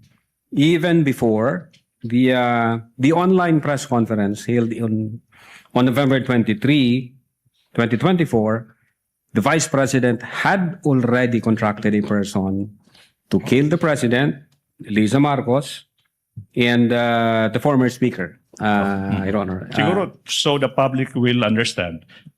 I want you to answer in Tagalog. No? Ba't mahalaga sa inyo, sa investigasyon nyo, na yung pagkukontrata ng tao na papatay sa Pangulo at dalawa pa, nangyari ito bago pa man yung press conference. Ba't mahalaga sa investigasyon mo yan? Yes, Your Honor, mahalaga ho yan para sa amin. Basically, it's indicative of intent that the utterances was deliberately made up by the Vice President, and it really shows serious, actual, and real threat, Your Honor. All right, now, Attorney Lotok, let's go to the third factor. Yung third factor is now sinasabi mo, yung nature ng instruction. Now, could you tell the public and the court, ano bang ibig sabihin ng factor number 3, nature of the instruction? Yes, Your Honor. In those utterances, the Vice President said, wag kang tumigil hanggat hindi mo sila mapapatay. It shows persistence on the part of the Vice President, that she was determined to carry out those utterances. And from the point of view of law enforcement agency like the NBI, it's alarming for us, sir. It is alarming from the point of view of law enforcement agents. Now, in Tagalog, if you may, ba't mo nasabing nakaka-alarma yung sinabi ng Vice Presidente na yung instruction na huwag kang titigil hanggat hindi mo napapatay ang Pangulo, ang unang ginang, at ang former Speaker ng House of Representatives? Ba't mahalaga? Ba't alarming yan? Well, Your Honor, pwede hong mag-take advantage yung ibang grupo dyan, ibang individual. God forbid may mangyari sa Vice Presidente for one reason or the other. Mati-trigger ho ngayon yung instruction, and then papatayin ngayon yung, God forbid again, ang Presidente, Lisa Marcos, ang former Speaker. And in fact, even yung triggering na phase na yon, pwedeng mag-take advantage doon yung ibang grupo, thinking na pag in-assassinate natin ang tatlo, ang sisisihin ang Vice Presidente. So marami hong anggulo, Your Honor, para ho sa amin sa law enforcement. Medyo magiging disorder, magiging chaotic, magiging anarchy yung society pag hindi siya na-address. Yun po yung sa amin as investigator, sir. But was she not only joking, Attorney Lotok? Objection leading, Your Honor. There's basis to that, Your Honor. Sustained. Reform your Okay, question. now, let's go to, let's proceed, Mr. Witness. So far, you mentioned, ito yung mga factor, no? Manner, literal meaning, nature of the instruction. Ano pa yung fourth factor kung alam mo? The relationship between the parties, meaning the relationship between the Vice President and the President, sir. Now, what about the fourth factor? No? Why is it significant to investigation? Well, in one of the utterances made by the Vice President, she characterizes the relationship with the President as toxic. Your Toxic. Honor. If I'm not mistaken, at least 3 times niya binigkas yung term na toxic, referring to the relationship between her and the President, sir. Now, what were your reasons, if any, that made you conclude na nasabi na ng Vice President na toxic yung relationship niya between her and the President? Objection calls for an opinion, Your Your Honor. Honor, investigation. Witness may answer part of his investigation. Una, yung resignation niya as Secretary ng Department of Education. Pangalawa, yung utterances niya noong October 18, nung sinabi niya na I realize toxic na itong relationship. Gusto kong tanggalin yung ulo niya ba? And then I imagine myself cutting his head. What else, if any? The reaction of the recipient of those utterances, Your Honor. The reaction from the President himself, sir. So the reaction from the President himself. Now, you already mentioned kanina ano yung reaction ng President. Yung tanong now, Attorney Lotok, is, why did you consider yung reaction ng mga recipients ng pagbabanta, kagaya ng President? Let's focus on the President. ba't nyo kinonsider yung reaction nila? Well, we want to establish whether the recipient of those utterances felt intimidated by those statements, or did they took it serious and actual threat. Material ho sa amin yun, Your Honor, if only to establish the mens rea of Mens rea ng krimen. Now, let's focus on the President. Ito yung premise now. Based on your investigation, no? What was your impression of the President based on his reaction? Was he intimidated? Well, yung opening statement ng Presidente, ang sabi niya, nakakabahala ang mga narinig natin itong mga nakaraang araw. Ito'y isang kriminal na pagtatangka. Papalagan ko to. Yes, Your Honor. The President took the threat by the Vice President as serious and real. Now, Mr. Witness, aside from yung reaction ng mga recipients, we focus on the President. Ano pa yung ibang mga factors na kinonsider nyo kung meron pa man?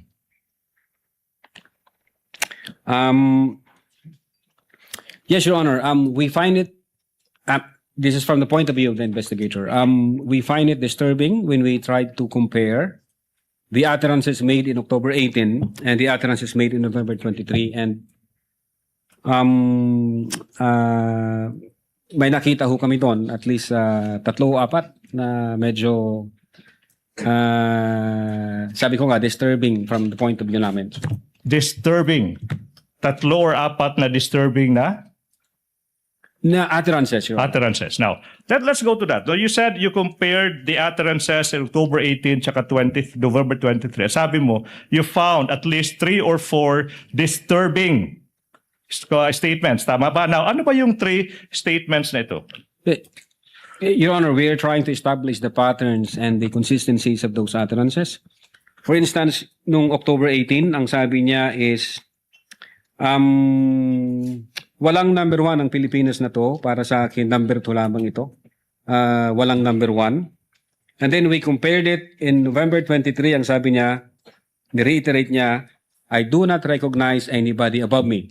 That's number 1, Your Honor. The number 2, ang sabi niya nung October 18, hindi marunong maging presidente yung nakaupo, kasalanan ko ba yon?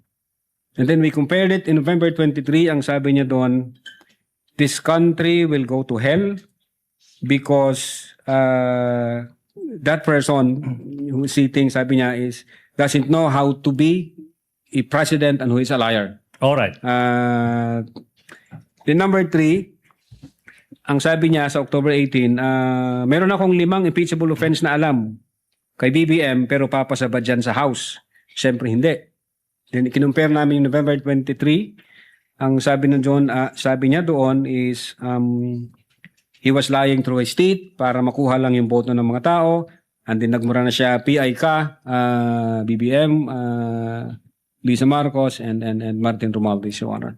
What do you mean by PI? Putang ina, sir. Okay. You said that you found these 3 comparisons disturbing. Now, these 3, ano yung significance ng 3 comparisons na ito sa investigasyon nyo? Kung meron man. Yes, Your Honor. Based on these patterns and consistencies in the utterances made by the Vice President, it appears that these statements have tendency to stir up the people against the government, have tendency to disturb the peace of the community, have tendency to undermine the peace and order, the public peace and order, sir. Now, Mr. Witness, given all these findings, sinabi mo, seryoso, tsaka totoo, yung mga pagbabanta ng Vice Presidente, anong ginawa ng division mo, kung meron man, in relation to the investigation? We executed, Your Honor, affidavit of investigation, and we recommended criminal charges. 3 counts for grave threats, and 1 count for inciting to sedition, sir. Your Honor, now, na-mention mo yung affidavit of investigation. For clarity, anong date ng affidavit of investigation na nasabi mo? February 10, 2024. February 10. 2025, sir. February 10, kung yung affidavit of investigation and the annexes ipapakita sa iyo, ma-identify mo ba yung affidavit na ito? Yes, sir. I'm showing you now a copy of the affidavit of investigation. May petsang February 10, 2025. That is previously marked for the prosecution as Exhibit P Roman numeral 4-3. You peruse the documents and access. I move that the defense be allowed to peruse the same. And the question is, what do these documents have? What relation, if any, do these documents have with the documents you mentioned?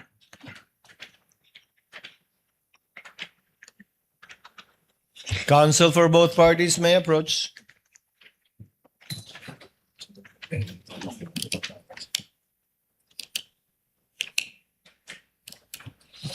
Manifestation, Your Honor.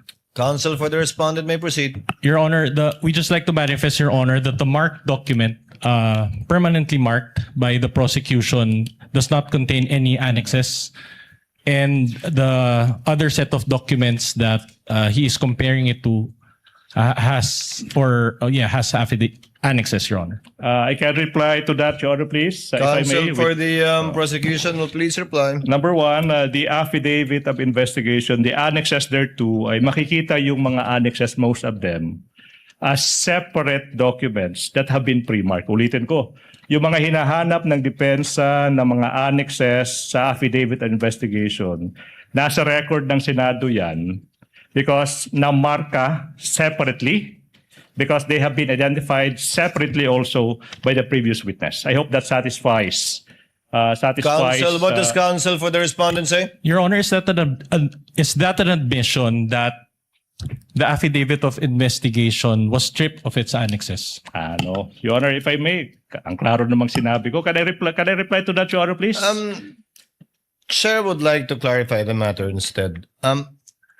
Are all the annexes listed and identified in the footnotes of the affidavit of investigation marked or pre-marked by the prosecution? I can answer that. Most of them, Your Honor, please, and I can identify ano yung mga hindi na marked tsaka yung reason. So most, not all. Yes, Your Honor, please. And for the record, that the affidavit of investigation that the witness is identifying and that you have marked does not contain any of the annexes mentioned in the affidavit of investigation, without prejudice, of course, to the annexes that you already marked. Yes, Your Honor. And identified by either this or other witnesses. Yes, Your Honor. Not attached specifically to the affidavit, but found in the same record of the Not court. attached to the document that the witness is identifying right now. Yes, Your Honor. Does that satisfy the counsel for the Your Honor, respondent? we're not objecting as to how they marked it. We're just manifesting it for the That record. it's not there. Yes. Yes. So noted. Witness you. may answer. Yeah, this is the same document that I... Okay. Yeah, you have. Your Honor, this is the same document that I mentioned. Okay. May proceed, Your Honor, please. You may proceed. Now, Attorney Lotok, sorry.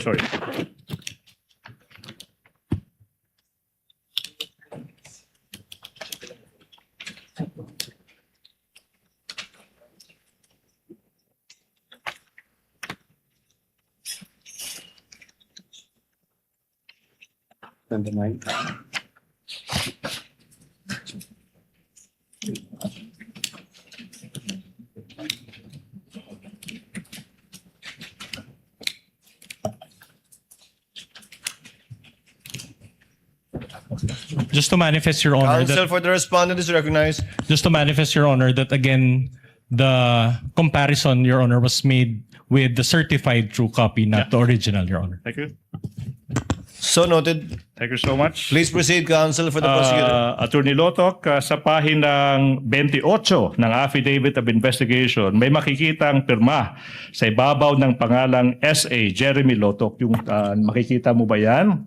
Yung tanong, kaninong pirma ito? This is my signature, sir.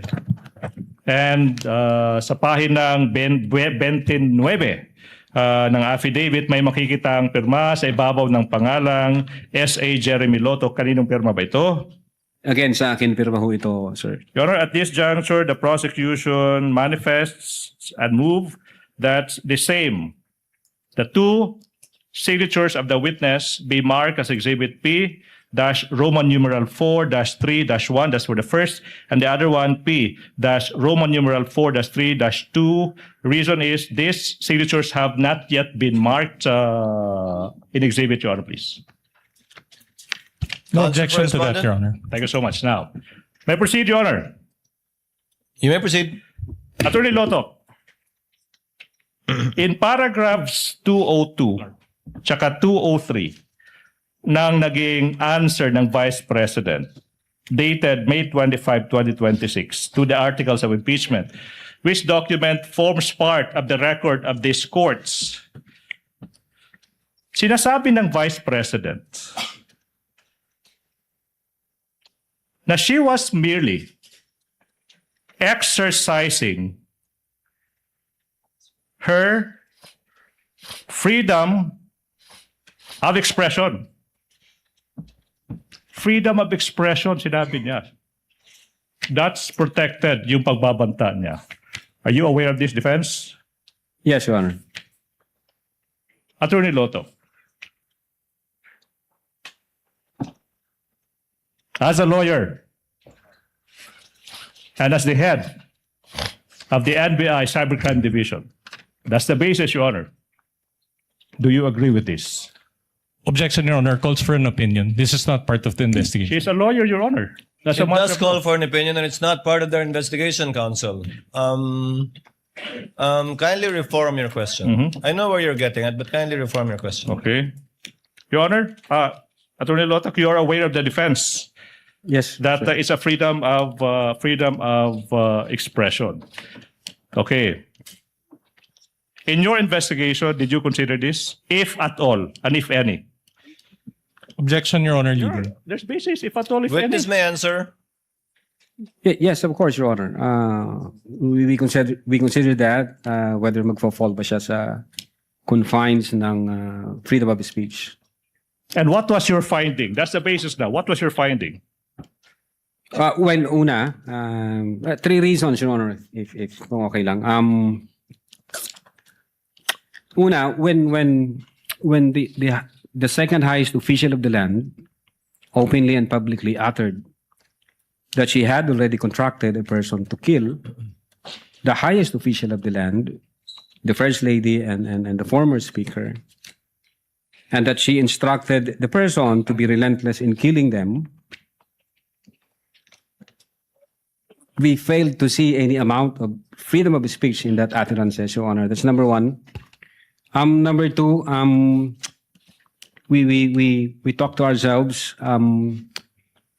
If we allow the argument that it is within the bounds of freedom of speech, if we allow that to become the norms of our society, then who would prevent anybody from doing the same to anyone? Pwede na pong sabihin, patayin mo si Senator ganito pag itong nangyari. Patayin mo si Congressman ganito pag ganito ang nangyari. Patayin mo si Justice ganito pag ganito ang nangyari. So imagine, Your Honor, the anarchy, the disorder, and the chaos it would bring to our country. And number 3, Your Honor, as a lawyer and being in the law enforcement, freedom of speech protects lawful expression, but it does not protect utterances that satisfies the elements of a criminal offense, like this one, Your Honor. Satisfies the elements of a criminal offense like this one. Ito yung tanong now. Attorney Lotto, based on your finding, based on your affidavit of investigation, did the Vice President commit a crime? based on our Objection, findings. Your Honor, leading and calls for conclusion of law. Based on his investigation, let the witness answer. Sustained, but the presiding officer will ask the question to the witness. Based on your investigation, Attorney Loto, Yes, sir. was there Yes, Your Honor. enough basis to file a criminal complaint, as you did, for the crimes you charged the Vice President with? Prima facie evidence only, huh? Not as to whether or not she indeed committed it or not, because only a court of justice can determine that. Yes, Your Honor. Based on our findings, we believe that the Vice President committed the crime of grave threats and inciting to sedition. Only insofar as satisfying the requirement of prima facie evidence sufficient to file a case. Prima facie evidence with reasonable certainty of conviction.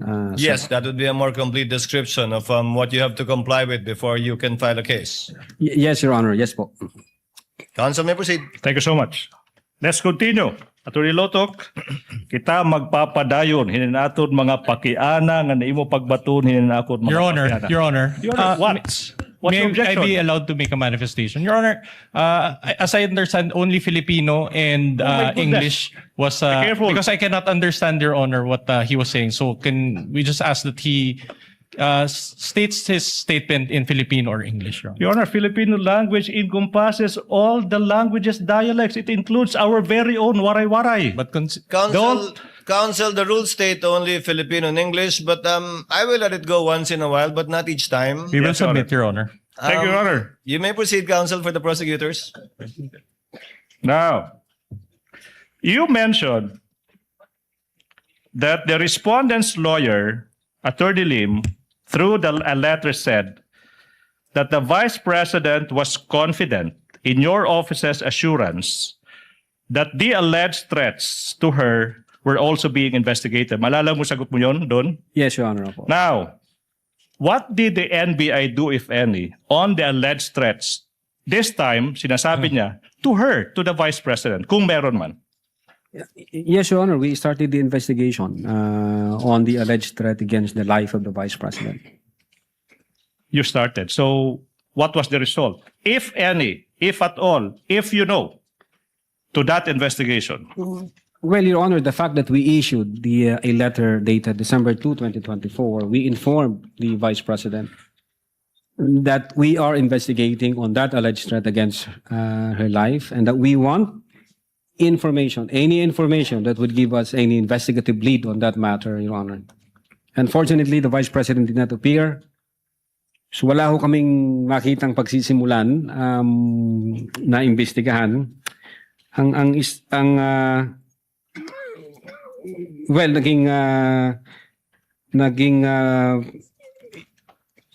may nakita kami sa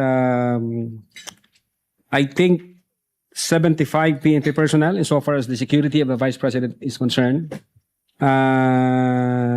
Per record sa news na inalis sa BPSPG and then inilipat sa Manila. Okay. And I think the reason being is that may issue ng peace and security kung di ako nagkakamali. Yun po yung medyo nakikita naming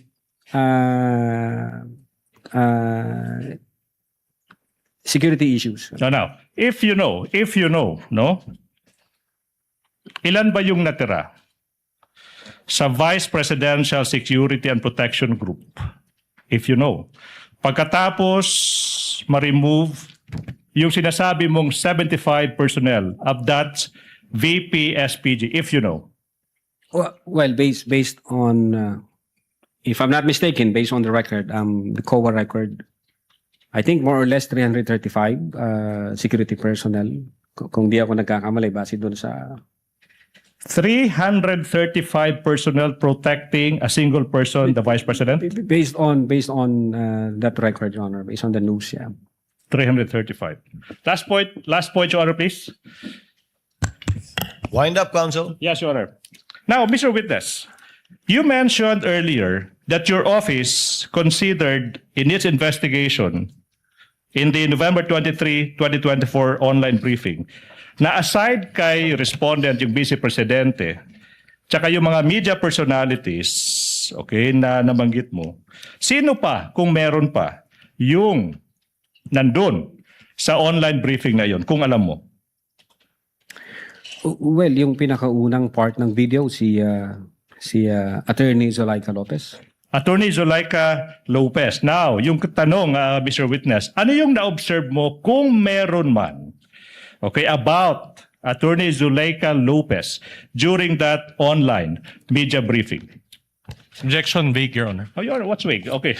Witness is smart enough to answer if he knows. Witness may answer. Thank you, Your Honor. Well, based on that video, it appears na nagko-complain si Attorney Zulaika referring doon sa paglipat niya from HOR to women correction facilities, I think.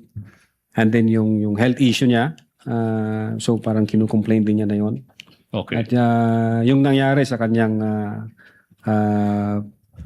pagka-held in custody sa HOR. All right. Now, Attorney Lotok, what significance, if any, do these complaints the Attorney Lopez have, okay, in your investigation on the threats made by the Vice President in that online media briefing? Yes, Your Honor. We take that into account. Tinignan namin yung sitwasyon, yung issue ni Attorney Zulaika. But when we see the bigger picture, taking all the pieces of the puzzle,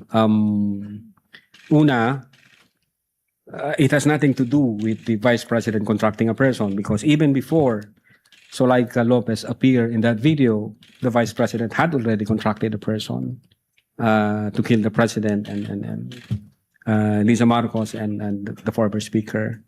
And when we consider all the facts and circumstances, the instance where Attorney Zulaika was complaining does not diminish, it does not alter, it does not affect the totality of the findings that we have in our investigation, sir.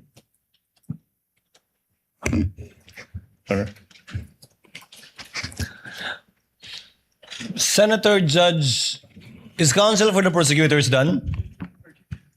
Attorney Ligutan, are you done? Yes, Your Honor. You done? Before cross-examination, Chair would like to recognize, with the permission of Senator Judge JV, Senator Judge Bam Aquino had earlier sought recognition. Chair will recognize him first. Thereafter, Senator Judge Tulfo Erwin. Thereafter, Senator Judge Ejercito, and then Senator Judge Ontiveros. Senator Judge Aquino is recognized. You have 2 minutes, sir. Yes, maraming salamat, Mr. Presiding Officer. Attorney Lotok, Yes, meron po, pa Your po bang ibang grupo sa NBI ang nag-imbestiga doon po sa mga utterances ni Vice President Sara Duterte noong November 23 to 24? During our time, insofar as the Cybercrime Division is concerned, yung Cybercrime Division, Your Honor, and the team that was yung binuo ni former Judge, Director Judge. So kayo lang po? At that time, sir, hindi ko na po alam ngayon kung sino yung mga team na, kasi nalipat na po ako sa ibang region, sir. Okay. Yung tanong ko po kasi ay nakatukoy dun sa taong nakausap o sinasabing na kontrata ni Vice President Sara Duterte para patayin yung Presidente, First Lady at former Speaker. So tinuloy niyo po ba yung investigasyon para mahanap ang taong ito? Well, aside from the fact, Your Honor, na nag-issue kami ng subpoena sa Vice President para makakuha ng information, kasi we need a validated information, we need a confirmed information. Nung inisyuan namin ng subpoena yung mga media personalities, bawat isa sa kanila na nag-appear, tinanong din po namin, nandun ka ba nung sinabi ito ng Vice Presidente? Hindi ko po tinatanong kung sinabi ba ito o hindi. Dahil may witness rin po tayo nung nakaraang linggo na nasabi nga ito at napanood naman ho natin ito lahat. Ang tanong ko, tinuloy niyo ba yung investigasyon para matukoy ang taong ito? Nagtanong kami, Your Honor. We tried to elicit information both from those people who have personal knowledge during the online press conference. Unfortunately, wala kaming ma-establish na validated information na confirmed. So, in fact, hanggang ngayon, nag-aantay po kami. Hindi ho katulad dito sa nangyari. May apparent commission of the crime dahil nandiyan yung video eh. Opo. So ang ibig niyo pong sabihin, bilang NBI, hindi niyo nahanap yung taong ito, pero literal niyo tong, sabi niyo, literal itong pag-assess niyo dun sa statement dahil ito mismo yung nasabi ng Vice President.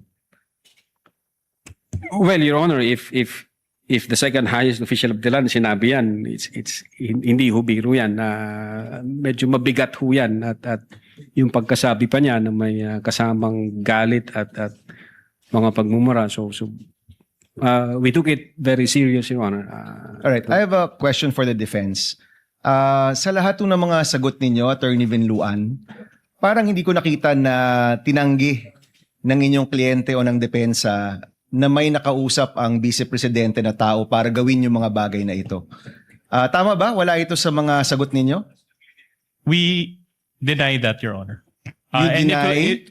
That is not accurate, Your Honor, and we will present evidence or counter evidence to prove Okay, that. so let me clarify. Sa lahat ng sagot ninyo so far, hindi pa nyo tinatanggi ito, pero in your time presenting evidence, you will deny that there was a person contracted by the Vice President. Your Honor, to clarify, I don't understand, Your Honor, when we were asked, but in your because answer, you have an answer. There is an impeachment. we complaint. denied it, Your Honor. We denied it in our answer, which we filed before the Senate Impeachment Court. You denied it in your answer? Correct, Your Honor. If I remember correctly, ang nabanggit doon ay freedom of expression. Was there an exact statement there na hindi totoo na meron ngang kinontrata ang o kinausap ang Vice Presidente para gawin ito? We maintain our position that we denied it, Your Honor. Okay. It is there in our answer. Mr. President, I don't want to take up time, but I do want to check the official records and look for this because I don't remember seeing that in any of your answers, Mr. Your Honor, all allegations were denied. It's a general denial, a blanket denial. There were, that was the general denial and there were also specific denials. Okay, we'll take a look, Mr. Presiding Officer. Hanapin natin to with, and if I may come back to this once we take a look at the records, Mr. Presiding Officer. The gentleman may do so at the appropriate time. With the permission of Senator Judge Erwin Tulfo, since nakatayo na po si Senator Judge Ejercito, ang papaunahin ko na muna siya. Senator Judge Tulfo, rather Ejercito is recognized. You have 2 minutes, sir. Thank you, Mr. Presiding Officer.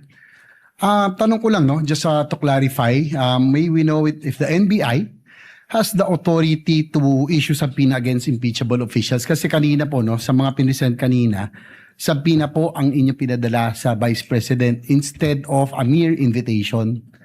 Yun lang po, clarify ko lang po. Yes, Your Honor. Under Republic Act 10867, the NBI has authority to issue subpoena.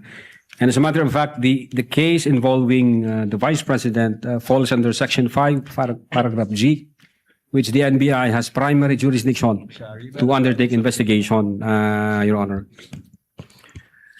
Likewise, for the information may we know what constitutes a grave threat that will prompt the NBI to conduct an investigation as compared to a light threat?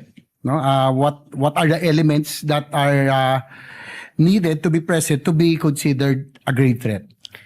Well, for grave threat, Your Honor, if naalala ko siya, if a person threatens another person with the infliction upon the latter's person, property, or honor, or that of the latter's family, with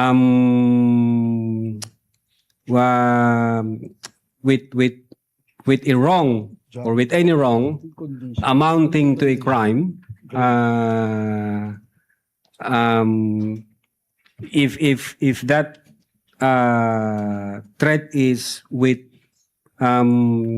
condition or without condition, or with involved with monetary consideration, yun po, Your Honor, yung kabuuan nung sa grave threat. So yung grave threat po, may condition or wala condition? The crime of grave threat, Your Honor, can be committed with or without condition. With or without condition. Yeah. So as an investigator, have you ever investigated and filed a complaint for grave threats apart from this one? Again, Your Honor, As an investigator, have you filed any case or investigated and filed a case for grave threats against anyone aside from this, no? Excluding this one? I think May, nag-start po kasi ako as counter-terrorism and then organized crime group and then cybercrime. Wala akong maalala, Your Honor, kundi ito lang. I mean, insofar as my being in the NBI is concerned, Your Honor. So ito lamang yung ito pala yung kaso na naimbestigahan nyo concerning grave threats, you know? I think yung iba, may mga naimbestigahan, Your Honor. Pero again, sabi ko, yung sa sarili ko po, yung experience ko from counterterrorism hanggang sa organized transnational crime group, hanggang sa cybercrime division, ang naalala ko lang, Your Honor, kasi matagal na ho yun kung ano yung nasa record. I think itong grave threats na to is pag hindi first time, doon ko lang na-experience. Gaano katagal ho kayong parte nitong cybercrime division bago kayo nalipat? Since 2018, Your Honor. Nagsimula ho ako bilang investigation agent. And then 2022, I was designated as chief of the Digital Forensic Laboratory Division. And in 2023, designated as chief of the Cybercrime Division, sir. So more than 5 years kayong nandito sa Cybercrime Division ng NBI? Opo. That's all, Mr. Presiding Officer. Thank you. Thank you, Senator Judge Ejercito. Senator Judge Tulfo Irwin is recognized. You have 2 minutes, sir. You may proceed when you're ready. Thank you, Mr. President or Presiding Officer. I'd like to direct my clarificatory question to the witness on the stand, Mr. Presiding Officer. Attorney Jeremy Lontok. Opo, Your Honor. What findings, if any, convince the NBI the motive of the respondent to kill the president and 2 other people? Meron po bang kayong nakitang motibo? Kasi maaari pong sabihin lang nung isang tao sa sobrang galit niya, napag-usapan na po kanina yan, di ba? Spur of the moment. Pero did you find any motive? Bakit niya po gagawing patayin ang Pangulo? Yes, Your Honor. As I've said before, when we take into consideration all the facts and circumstances surrounding that issue, nagkaroon ng hindi magandang relasyon yung dalawa, and then nagbato na ang Vice Presidente ng mga salitang mabibigat laban sa Presidente. Pinapakita doon sa October 18 na toxic na nga yung relationship nila. Galit na galit si Sara dahil sinasabi ng Vice Presidente is politically motivated yung pag-attack sa kanya. And then at the same time, pinagtutulungan siya ng buong gobyerno. So, then na-trigger ho yun, if my memory serves me right, nung incident nangyari noong 23 November 2024. So parang nagpatong-patong na ho siya, convolution ng iba't ibang issue. So nakita ho namin, talagang galit ang Vice Presidente sa Presidente. Okay. So you saw that the Vice President is very angry, right? Galit po siya. Did the investigation uncover any evidence, if there's any, that the respondent had taken steps to carry out these threats or these statements that she made in public and online? Did you have or did you cover any evidence? Your Honor, insofar as the Cybercrime Division is concerned, we focuses on the investigation on the alleged grave threats and inciting to sedition. Ngayon, pagdating doon whether or not meron na-execute na o may inutusan, I think ang makakasagot po niyan, Your Honor, yung aming director kasi sa kanya po yung pool ng information. At the same time, yung jurisdiction na yan, nasa intelligence service po namin. kami ho nasa investigation service. So, insofar as the NBI Cybercrime Division is concerned, at that time, nakafocus ho kami sa grave threat and inciting to sedition. But insofar as whether meron na bang in-engage ang Vice Presidente, jurisdiction ho yan ng aming intelligence service, at maybe ang makakasagot niyan yung aming director kasi siya po yung recipient ng full of information from different divisions and regions. You mean the inciting to sedition will be answered by the director, is that correct? Kasi parang hindi po natalakay kanina yung inciting to sedition. Is it? Well, Your Honor, the inciting to sedition, in our investigation, we were able to establish that those utterances from 18 October 2024, November 23, 2024, and other facts and circumstances, even the November 26, 2024, we believed that those utterances have a tendency, Your Honor, to stir up the people, to go against the government, have tendency to disturb the public peace of the community, the peace of the community, and have tendency to undermine public safety and public order. And I think that's elements of the inciting to sedition, Your Honor. I have last two questions, Please proceed. Mr. Presiding Officer. So you're saying they're intertwined, killing the president and then inciting the people to revolt against the government. They're intertwined.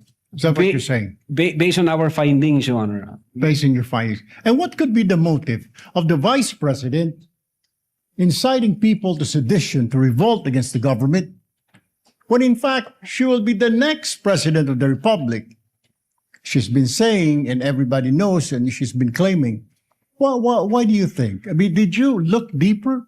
Why incite to sedition? I mean, well, in fact, you're the vice president. Usually, in our country, Mr. Witness, the vice president would run for presidency. What could be the motive? Well, Your Honor, what we have established is the fact that the relationship between the two were already hostile.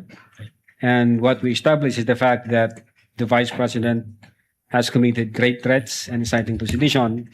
Yun ho yung focus namin, Your Honor. Insofar as yung mas malalim pa na motibo, wala akong personal knowledge. All right. Well, I'm running out of time. Can you identify the strongest piece of evidence which you relied in deciding to file these cases before the Department of Justice? And what is the status of this case, Mr. Witness? Well, Your Honor, the pieces of evidence that we attached or we incorporated in our investigation is sufficient and has satisfied the requirements of the quantum of evidence required, which is prima facie evidence with reasonable certainty of conviction. And the fact, Your Honor, that the Department of Justice has issued certification stating that your referral, your transmittal, has complied all the elements of the crime charge and therefore good for preliminary investigation. What is the status of the case, Mr. Witness? It's ongoing, Your Honor. If kung tama ang naalala ko, it's ongoing, Your Honor. One very, very quick question, Mr. Kindly Presiding wind Officer. up, Senator Judge. Do you think at this point you have an airtight case against the respondent? I believe so. Yes, Your Honor. Otherwise, the Department of Justice would not issue a certification stating to the effect na kumpleto ang elements namin, na nakuha namin yung requirement, at ready na siya for preliminary investigation. Thank you, Mr. Witness. Thank you, Mr. Presiding Officer. Thank you, Senator Judge Tulfo. Senator Judge Ontiveros, Senator Judge Villanueva, and thereafter we pause for a 10-minute break. You may proceed, ma'am. You have 2 minutes. Salamat, Mr. Presiding Officer. Attorney Lotok, Opo, yes, Your Honor. sa affidavit of investigation dated February 10, 2025, nirekomenda ng NBI na sampahan ng mga kasong grave threats at inciting to sedition ang Vice Presidente. Pwede po bang idahilan sa mga kasong yan na nadala lang ng emosyon or may matinding trigger kaya nakapagsambit ng ganoon? I don't think, Your Honor, kasi wala naman ho sa elements ng grave threats yung situation na yon. As long as we were able to satisfy the elements for grave threats, Your Honor, and when the Department of Justice certifies na kumpleto yung elemento doon, so no, Your Honor, hindi ho yan mamatter doon sa findings namin. At yung sinabi po ninyong elements of grave threats, yun po yung 4 na in-enumerate nyo kanina. Ano pong elements of grave threats? Yes, Your Honor. Number 1, that a person threatened to inflict another person upon the latter's person, honor, or property, or that of the latter's family with any wrong. That's the first element. The second element, that wrong amounts to a crime. Then the third element is yung may demand for money or may condition na imposed. In our investigation, mayroon hong 3 acts para makommit yung grave threats. Base doon sa 3 elements na sinabi ko, the offender have complied with the threat na sinabi niya. The offender hindi niya na-comply yung threat na sinabi niya, or yung pangatlong act, yung walang condition yung threat na yon, Your Honor. Mga 2 beses nyo po binanggit yung salitang kondisyon, Attorney Lotoc. Itatanong ko yan mamaya-maya. Sa DOJ po, sa DOJ naman, may criteria ng reasonable certainty of conviction bago magsampa ng kaso. Sa Yes, Your NBI, yes, Attorney, sa Opo. NBI, ano naman po ang pamantayang sinusundan ninyo bago magrekomenda ng kaso? Well, sinusunod din ho namin yung quantum of evidence na prima facie evidence with reasonable certainty of conviction. Kaya ho, kung makikita nyo, yung pong aming processes o yung phases, yung pang last po niya is legal evaluation. Meaning, pag meron na ho kaming conclusion, bago ho namin ito isubmit sa Department of Justice, meron hong referral kaming ginagawa sa legal division or nagpapatulong ho kami sa aming mga legal experts. So sila ho ngayon yung nag-evaluate, sila ang mag-qualify kung na-satisfy na yung requirements at kung pwede na siyang isubmit sa Department of Justice for purposes of preliminary investigation, ma'am. Alright, salamat, Attorney. So kahit papaano, ina-approximate nyo yung criteria na sinusundan ng DOJ, kahit bilang NBI? Yes, Your Honor, and that is on the basis of our cherished principle, the 2-pillar rule in investigation, thoroughness and legality, Your Honor. Alright, salamat po. Eto, in principle, kailangan po ba ng patunay na may kinontratang assassin para maituring na grave threats ang mga sinabi? Well, Your Honor, in so far as the crime of grave threat is concerned, hindi po yan kailangan. Alright.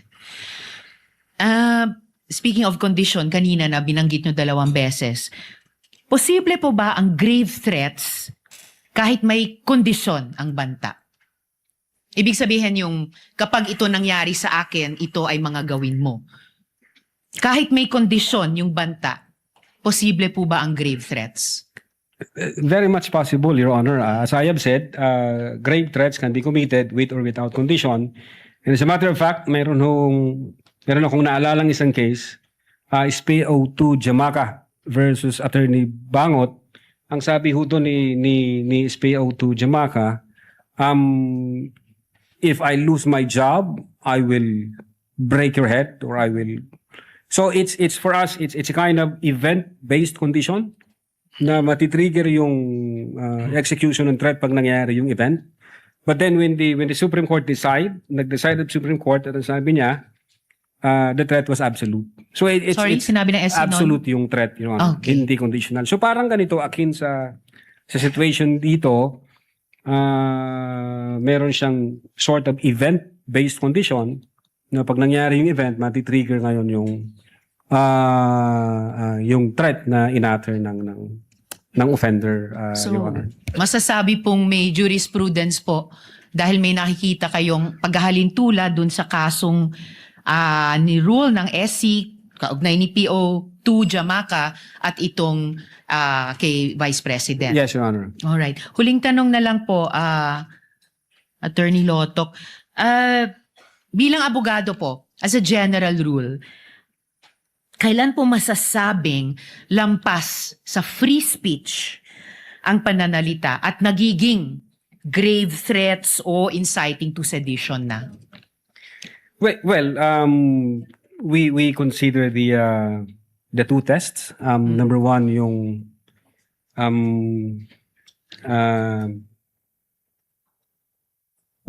hindi ko mabigkas, Your Honor, but it's like ano bang tendency rule? If I may, Your Honor, just to refer my notes. May he, presiding Just officer. konti lang Witness po. may do so. Yeah. Kindly turn on the mic. Witness may do so, yes. Thank you po, Your Honor.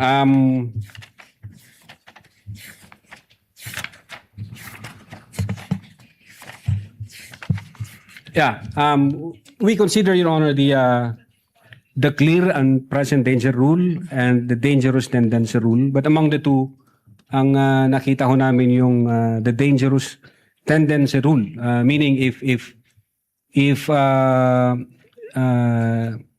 the speech would have a tendency to create chaos or to create illegal acts, then that should be restricted. Pag may tendency ho na magiging ganon ang resulta.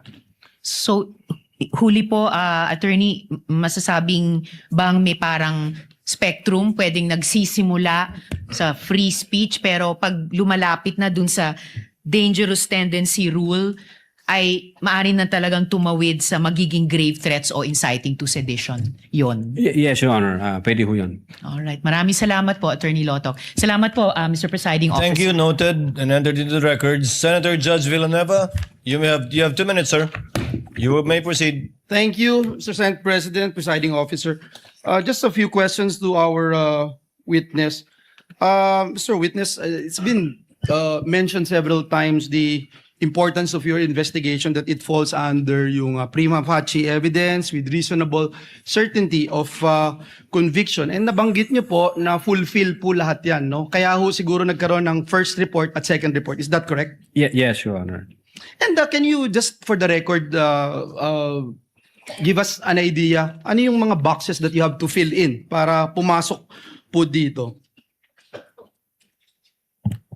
You mean, Your Honor, yung comment ng Department of Justice doon sa first affidavit na? Yes, to make it clear na it's indeed goes dito sa pumapasok siya doon sa prima facie evidence with the reasonable certainty of conviction. Well, basically, Your Honor, yung requirements na binigay ng DOJ from our point of view were administrative requirement. Hindi ho yun yung sustansya ng aming affidavit. Kasi hindi ho namin binago yung affidavit namin, yung pa rin ho yun eh. Ang nakita ho ng DOJ doon, yung affidavit ng, I think, authentication na kailangan i-attach doon, and others, yung TSN, affidavit of transcription, this is, from our point of view, to satisfy the requirements of admissibility. But insofar as the substance nung aming affidavit, Your Honor, It hindi didn't namin change. binago yon nung yung pangalawang submit namin. So it didn't change. So that's part of your Hindi fourth ho. stage, no? Yung legal evaluation. In that stage na legal evaluation, no, was it considered, Mr. Witness, yung binabanggit ni Vice President and even some of the defense panel, no, na it is actually a conditional threat that, and it appears that the Vice President during the presentation of the video is also getting threats. What can you say about that? Well, insofar as the threat against the life of the Vice President, the very reason why we issued subpoena and we sent letter for us to have the chance to talk to the Vice President and elicit some information, baka meron siyang maibigay na lead na pagsisimulan namin. Unfortunately, hindi ho siya nagpakita ng 2 beses at wala ho siyang maipinadalang representative para magbigay ng info. Kahit info lang na mapavalidate namin, then matitrigger ho yung aming... But part of your investigation, did you pursue that? If indeed there is a threat to the Vice President? Yes, Your Honor. We nag-check kami sa mga open sources. Nagtanong din kami. But again, insofar as the cybercrime division is concerned, limited ho kami doon, Your Honor, sa cases na may cyber aspect. Siguro ang makakasagot po niyan, yung aming intelligence service. Sila po ang may hawak dyan sa mga issue na yan. Kasi sila ho po yung recipient ng mga information from different But do you think it is important, if it is a conditional threat, it is also important to look at this aspect? Yes, Your Honor. I think Thank you. Mr. Witness, gusto ko lang maintindihan din yung standard na ginagamit ng National Bureau of Investigation. Kung hindi po ma-identify o ma-locate ang sinasabing assassin, does that automatically mean that the threat is no longer credible or actionable? Or does the NBI still consider the statements uttered and the surrounding circumstances and the totality of the evidence before deciding to proceed with further investigation? No, Your Honor. The threat was absolute. We follow the test of mens rea, Your Honor, in considering whether the threat is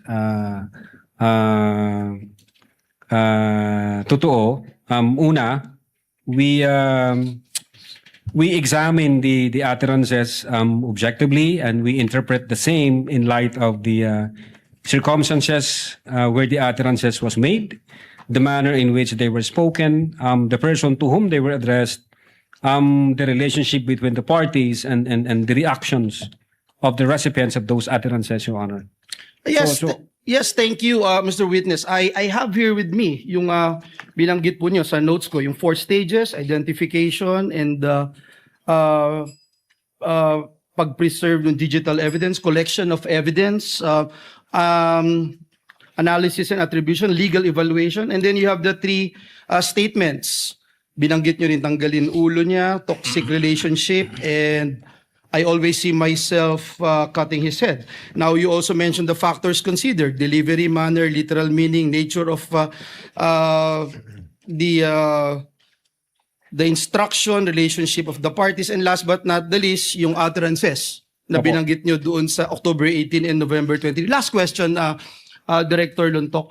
Bukod po doon sa authentication ng recordings, maaari nyo po ba sa amin ipaliwanag yung kung ano po yung mga naging batayan ng NBI sa pag-assess sa mga pahayag ng respondent? Halimbawa po, binabanggit po ninyo yung kakaibang bagay na nangyari dito sapagkat ang binabanggit nyo pong nagbibigay ng statement ay dun sa nakita nating video ay no other than our Vice President, no?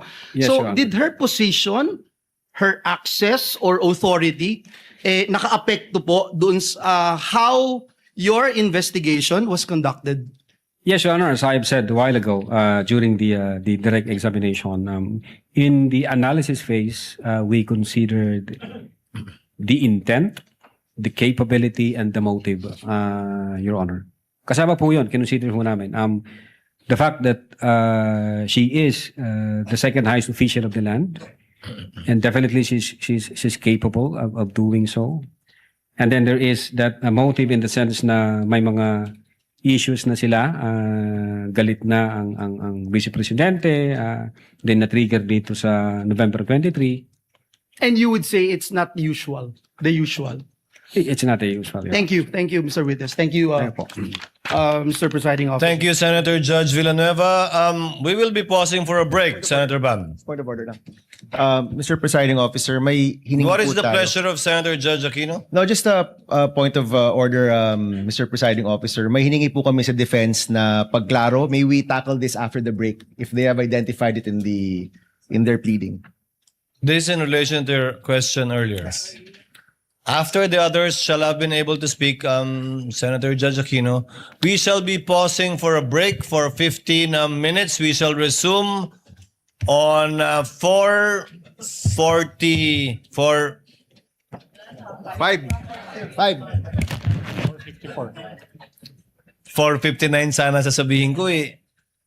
We shall resume at 5 p.m. When we resume, we shall recognize Senator Judge Tulfo, Senate President Gatchalian, and thereafter Senator Judge Cayetano and Marcos. Pero mag-CR.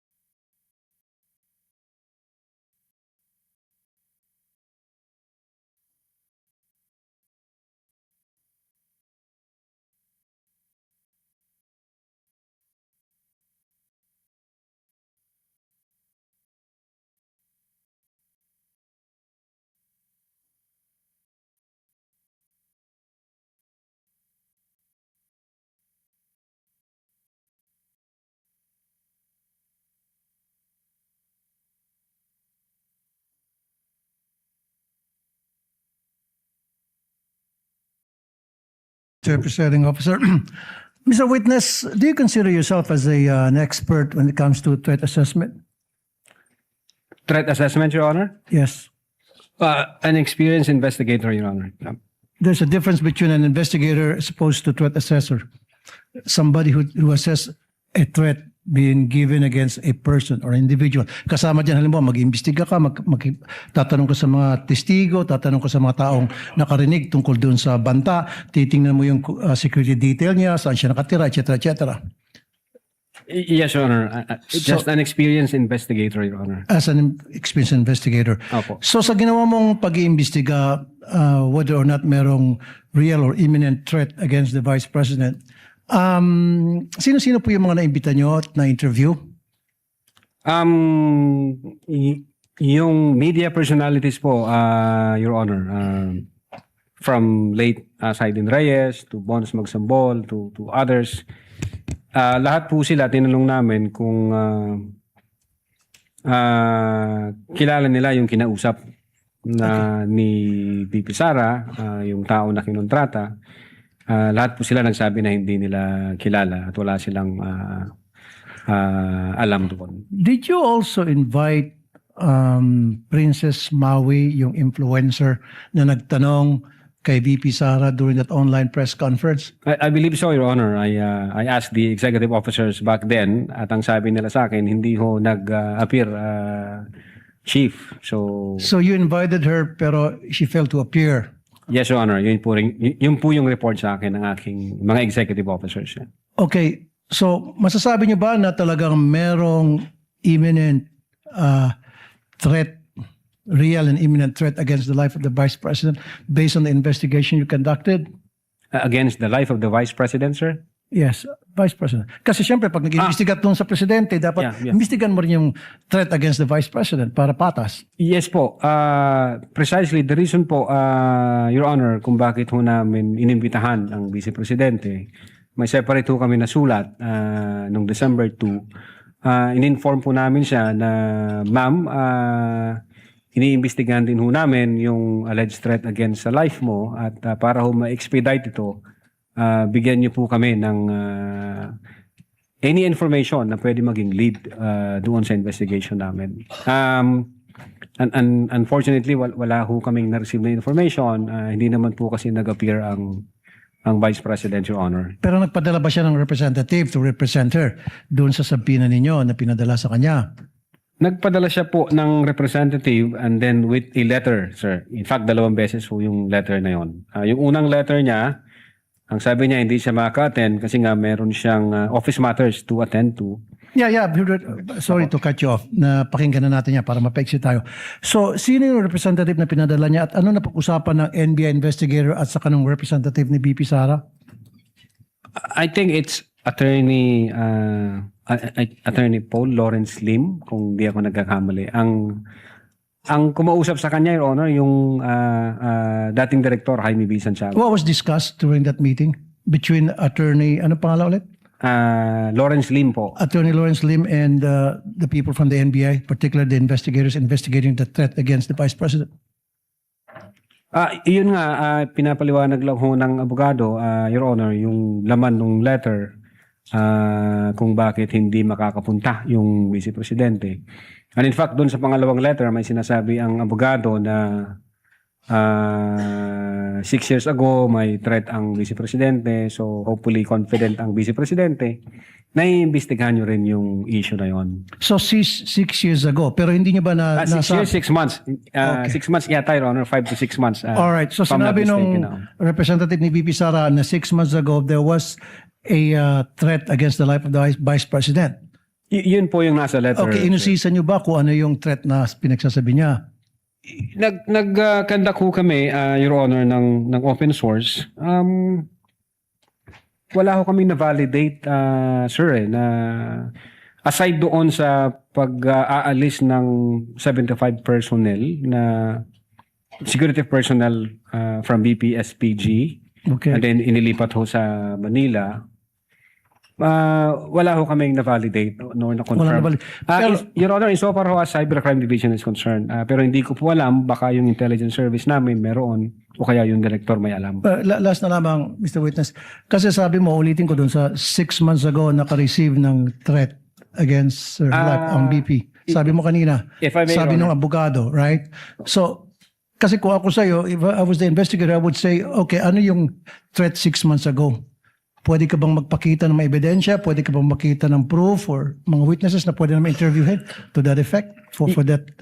Your Honor, ang nag-usap po, Your Honor, si the then Director Judge Jaime B. Santiago at saka yung lawyers, Your Honor.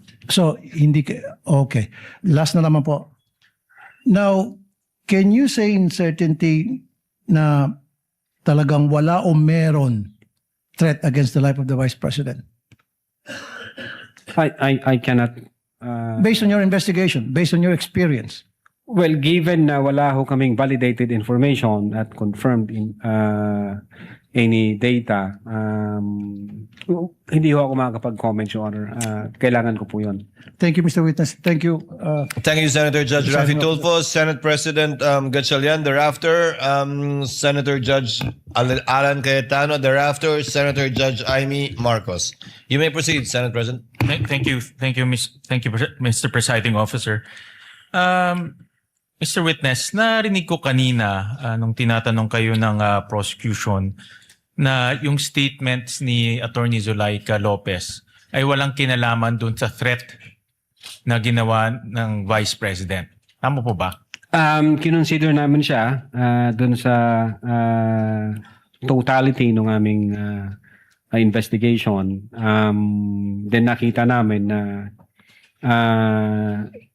even before nung situation ni Attorney Zulaika, base doon sa attirances ng Vice Presidente, meron na ho siyang kinausap. So, yan ang next na tanong ko.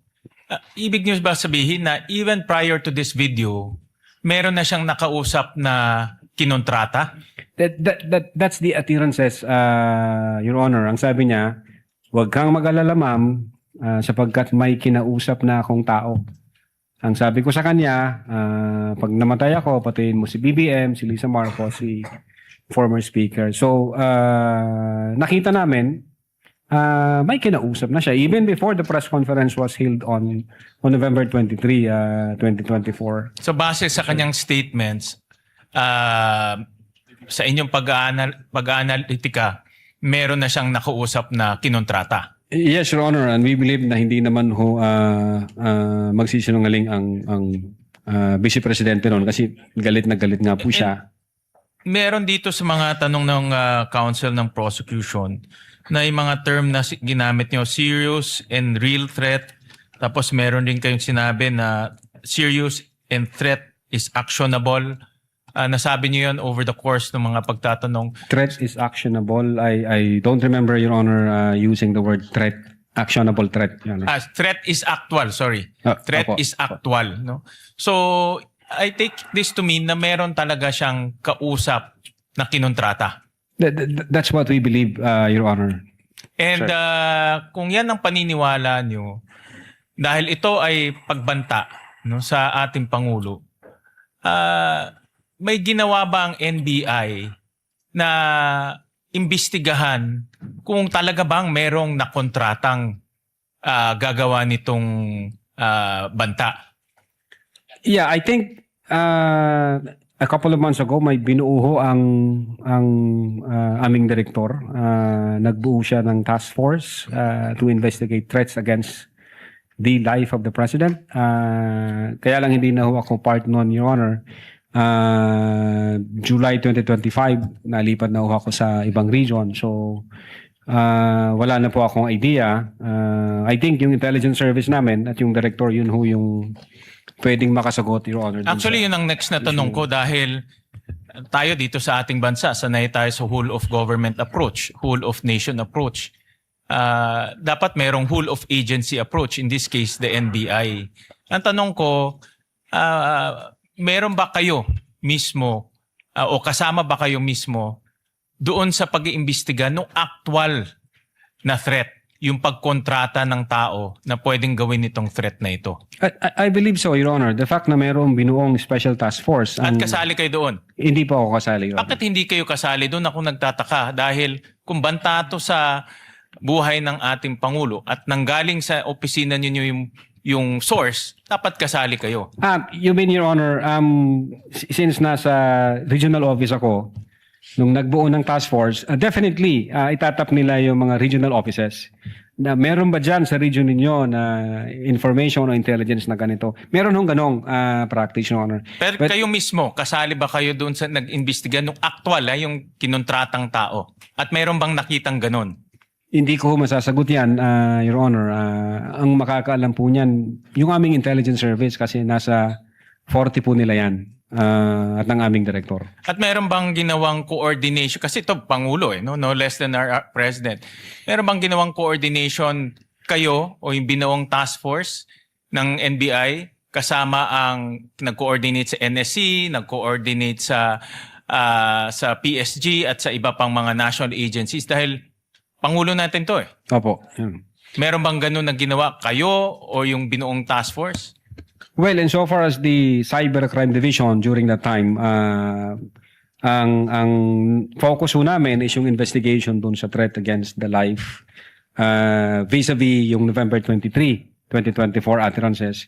Now, insofar dun sa sinasabi niyo po, Your Honor, ang makakasagot po niyan, yung intelligence service po namin. Kasi ano na po yun eh. Para siyang deep dive intelligence gathering na po yun eh. Ang punto ko lang naman is, sa ganitong napakahalagang banta, ini-expect ko sa NBI na meron silang whole of agency approach na kasama kayo dahil nanggaling doon yung... Yes, Your Honor. Yung binuho ng direktor na memo, nag-create siya ng task force. And then yung task force, tinatap po dyan lahat ng regional offices. Anong information meron kayo iba to dito sa central office? Anong resulta nun? Last question, Mr. Well, Presiding Officer. in so far as the NBI BARM is concerned, yung hawak ko pong region, meron kaming ongoing investigation pero hindi ho related doon sa kausap ni Sara. Meron kaming iniimbestigahan na nag-threaten sa presidente. As a matter of fact, na-identify namin. So, ongoing pa siya. Nag-aantay lang kami ng order galing sa taas kung ano yung guidance. Sir. Thank you, Mr. President. Thank you, Mr. Senate President. Noted and entered in the records. Senator Judge Alan Cayetano is recognized. You have 2 minutes, sir. Mr. President, susundan ko na yung kay Senator Win, Senate President. No, Yes po, Your Honor. yeah. Good afternoon, Mr. Witness. So, dediretsuin ko na, no? So, what we're trying to figure out here kasi is, are you really investigating whether my threat kay VP Sara and whether she threatened the individuals mentioned, including the President? Or are you only investigating the video and finding kung meron siyang crime? So I asked Agent John Mark Calilum, hindi daw niya kinausap ang sabi ko PSG, pero PSC na sila ngayon, di ba? Presidential Security Command. So Opo. did you speak to the Presidential Security Command about the threat on the President? Your Honor, in terms of correspondence between the Presidential Security Command at yung NBI, ang makakasagot po niyan yung director. Kasi hindi ko alam kung may usapan ho sila. Meron ho kasi kaming tinatawag na need to know basis. Ang focus lang ho namin as... The problem with your answers, Witness, is that kung yan ang sagot mo parati, hindi mo inimbestigahan ng husto. Hindi ho. Because you didn't get the information from your intelligence. You did not get your information from the task force. You did not get your information from the Presidential Security Group. Did you talk to the CIDG? Your Honor... May you answer first. Did you talk to the CIDG? No, Your Honor. No. But nag-imbestiga din sila, di ba? I think so, Your Honor, kasi Yes. may statement sila. So yun din yung tanong nga ng Senate President eh. Kung iniimbestigahan nyo talaga yung buo at kayo ang head at kayo dapat ang mag-imbestiga, bakit hindi nyo kinausap yung mga ibang nag-iimbestiga? Baka may alam sila na hindi. Yung usapan po na yan, it's a matter of intelligence. Hindi ko alam kung may usapan sila o kung wala silang usapan with the director and with the intelligence service, Your Honor. Yeah, I'll take that answer, but I think at least alam nyo yung nasa isip namin and what we want clarified. Secondly, sir, all of you, yung apat, you signed the February 10, February 2025 NBI Affidavit of Investigation. Tama po ba, di ba? Yes, Your Honor, our affidavit of Tapos investigation. kasama dito yung verification nyo, basically saying that based on the records, tama tong lahat, no? Verification ng ano po, Your Honor? No? Sa dulo, nag-sign kayo ng verification. Verification of non-forum shopping, Your Honor? Yes. And Opo. that, aside from non-foreign shopping, give me some latitude because to explain the question. We read and understood its contents and the allegations therein are true based on authentic records. Yes, Your Honor. Yeah. So may mali ba dito? Factually, wala. Na-review mo naman to, no? May konting typo dyan, which is Hindi normal typo, naman po, Your Honor. factual. Insofar as I'm concerned, Sino lahat po ba yun- nag-prepare? ang team po namin with the... Tapos pinapirma sa inyo? Hindi ho, kami ho nagtulong-tulong mag-draft ng affidavit of investigation, kung ano yung legal basis namin, and then we agree, and we concluded na ito yon. Then ito yun. someone And then, typed it up, then you signed. I asked this because nung tinanong ko kay Agent Mark John Calilum, sabi niya, dito nakalagay conditional pero tingin niya absolute. you answered the same thing. It's absolute, pero dito nakalagay conditional. The utterances itself, Your Honor, is what we called event-based condition, ang classification namin. Okay. Yun yung utterances, Your Honor. I'll take that answer. I think mas factual yun. But sa paragraph 51, was VP Duterte ever Secretary of the Department of Justice? No, Your Honor. Department of Education. Nakalagay dito, to recall, VP Duterte resigned as the Secretary of the Department of Justice, and she herself admitted that her relationship with the President has become toxic, and she would imagine her strangling him and cutting off her head. That's typo, Your Honor. That's not a typo. A typo means yung department naging depart. Department of Justice and Department of Education are two different things. Ang alam namin, sorry po. Yes, sir. Go ahead, sir. Yeah, Department of Education ang alam Yeah. namin. So, kasi I just filed my counter affidavit sa ombudsman about yung obstruction of justice. Ilang beses ko kailangan basahin kasi nga, pag may mali, pinirmahan nyo na sinasabi nyo, no? But anyway, going back to the condition, you mentioned the case of SPO2 Hamata. Yes, sir. But isn't it true that the lis mota of that case was really res judicata and double jeopardy? Meaning, hindi tinake up ng Supreme Court whether or not a condition. Yes, sir. Di ba? Opo. Oh, so that wasn't on point. Kasi I was going to ask, is there a difference if the condition is legal or illegal? Di ba? So halimbawa, pag sinabi ko sa yung, pag natanggal akong Senate President, patatanggal din kita. Okay.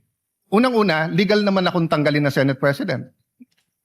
We always vote. There's nothing there. But if illegal, o pag pinapatay mo ko, papapatayin din kita. Is there a difference if the condition of why I will act or why I'm threatening you is an illegal act? Well, under the law, Your Honor, it says there that even the condition is unlawful. So, regardless of the nature of the condition, yes. sir. No, I want to get lang into your mind when you sign this because nga medyo novel yung case to for me. Even as a lawyer, I have to do more research and see anong ibig sabihin nito grave threats dito because you keep mentioning we keep mentioning here that this is the second highest official in the land and therefore pag trinete niya ang pangulo. But who was the Vice President claiming na pwedeng magpapatay sa kanya? Again, Your Honor, yun po yung reason ba't nag-issue kami ng subpoena. No, Gusto po namin. sa reading nyo nung statement niya, sino tinutukoy ng Pangulo na mukhang mag-ooperate sa kanya ng Operation Romanov? Sinong pinagbibintangan niya? Well, una, kung ang pag-uusapan Romanov, Your Honor, ang alam namin na unang nagbigkas ng Romanov ay si Mayor Baste yata noong January 2024. Yes, that's irrelevant. Ang question ko, in the mind of the Vice President, sinong pinagbibintangan niya na pwedeng magpapatay sa kanya? You said you investigated So mahaba na testimony niyo ni Agent John Mark. So of course, kasama sa investigation niyo, sino sa mind ni Vice President magpapapatay sa kanya? Well, again, Your Honor, since wala kaming makuhang valid information. Ano, hindi ba klaro sa video na ang pinagbibintangan niya is the First Lady, the President, and the Speaker of the House? So sabi niya, pag pinatay ako, patayin mo silang tatlo. So ang pinagbibintangan niya na magpapapatay sa kanya, yung tatlo. I cannot answer to that, Your Honor. Senator Judge Allen, kindly wind up. But you have to be able to answer that because you're the one who investigated. And that is crucial. Why? Because part of your self-defense, so for example, if I know na sa senator judge, pag hindi ako bumoto one way or the other, papapatayin ako ng whatever, chief PNP or papapatay ako ng whoever. So pag sinabi kong, pag ako pinatay, si ganito nagpapatay sa akin. And then, ang difference, I don't usually give a threat na patayin mo rin. So could it be that actually that was the defense of the Vice President para hindi siya patayin. I don't know the state of the mind of the Vice President. But you've testified all throughout this afternoon that you went into her state of mind. Based on the series of events, Your Honor. Yes, and based on her statement. And her statement and the series of events is nag-away sila ng administrasyon. And the series of events is that sinasabi niya, pag ako'y pinatay, eto 3 ang papatayin nyo. Okay, last question. Kay Attorney Lopez, tinanong din to ng Senate President, ni Senator Tulfo. At di ko na itatanong pero napahapyawan ni Senator Erwin din to yung tungkol kay yung sinabi ni si Attorney Lopez, sabi mo, even before kasi nangyari yon, nakausap na ni Vice President yung papatay. That's the literal meaning of the statement. Yes, that's the literal meaning, but did you believe her? Well, she's the Vice President, sir. So she also said freedom of expression, so you also believe her? Not based on the evidence that what we gathered, sir. No, okay. So I'll stop there, but I'll read to you. Sinabi nyo kasi sedition. Pero tignan nyo po yung page 25 nung sarili nyong affidavit, ha? Si Princess Maui, ang sinabi niya, ano po ba ang pwede niyong maging remedy para matapos na ito, lalo't nagsisigaw na po ang taong bayan na mag-people power na? So actually, I would consider ang nag-uudyok si Princess Maui. Of course, we can discuss people power, pero tignan niyo po ang sagot niya after yung sa pagpatay. Ang laban ay wala dyan sa EDSA, ma'am. Wala dyan sa mga highway. Ang laban, ma'am, nandun sa loob ng palasyo. Yan ang problema. We appreciate yung expression nyo ng disgust, ang pagkamuhi, ang hopelessness, kasi it reflects kung ano nararamdaman ng maraming milyon-milyon. Alam ko yan, ma'am. Kahit saan ako pumunta, ang sasabihin, binoto namin dahil sinabi mo, iboto namin. So if I look at that statement, parang baliktad. Parang sinasabi niyang huwag kayo mag-people power. Actually, kung babasahin po natin yung buo, may sinabi siya doon na natutuwa siya sa ginagawa nila. Sa ginagawa nila na active nagrarally. Pero sa people power, ito yung exact. But I won't argue with you. I'm just trying to get into your frame of mind. Yes, when do you believe her and when do you not believe her? And what did you actually investigate? We based everything on the evidence that we've gathered. Thank you, Presiding Officer. Thank you, Mr. Witness. Opo. Thank you, Senator Judge Alan Cayetano. Senator Judge Marcos, thereafter, Senator Judge Aquino. Senator Marcos, you may proceed, ma'am, when you're ready. Thank you very much, Presiding Officer. And Attorney Lontok, Yes, ma'am. mabukay nga pag-abot din Mapaya hindi kulog, ma'am. aton Senado. Opo, ma'am. Okay, I'd like to affirm lang yung sinabi mo kanina na nung nangyari nga itong hating gabi na interview ni Vice President sa Zoom, agad-agad in-orderan kayo, in-instructionan ng NBI na mag-imbestiga. Tama po yun? Hindi po, Your Honor. Sabado po yon, lunchtime, mayroon kaming meeting ako with the then Director Santiago. I think between 12 noon and 1 p.m. And then mayroong instruction na nanggaling kay Delta Santiago na, Jeremy, may kumakalat sa social media, may mga utterances na ginawa ang Vice Presidente. Imbestigahan natin. Since may cyber aspect ito, imbestigahan nyo na. Doon po nagsimula yon. Tama. So anong araw yon? Kasi andito sa inyong affidavit of investigation at yung sinabi ninyo na on even date. Ang tinutukoy mo ba yung November 23 din? November 23, ma'am. Kasi natapos ho ang...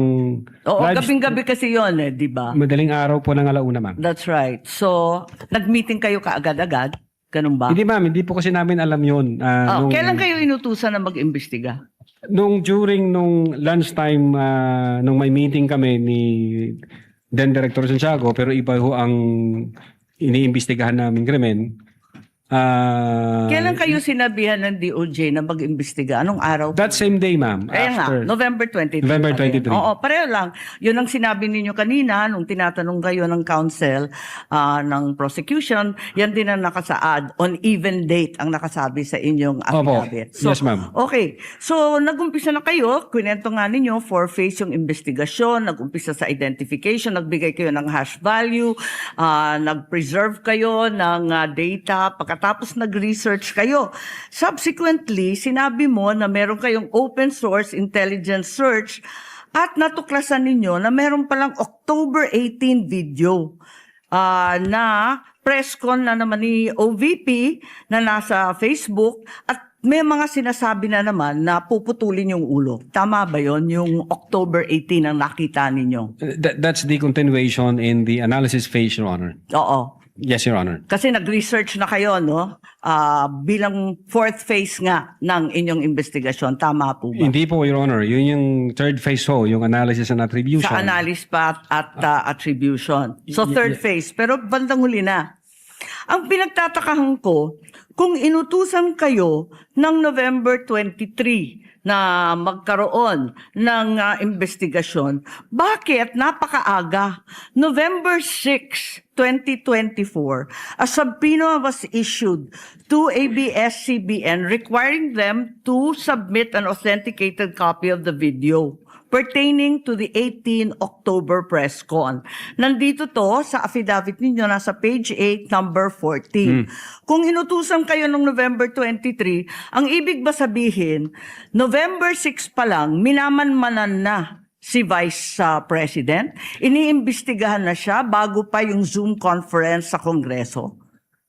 No, Your Honor. I believe that's a typo yung date. Sorry? Kasi that's a typo, Your Honor, yung date. Kasi makikita doon yung date noong appearance ng taga-ABS-CBN, which is consistent ho siya doon sa ibang initial ng Kailan ba yung subpoena. appearance? Kasi hindi ko nasusundan yung timeline ninyo eh.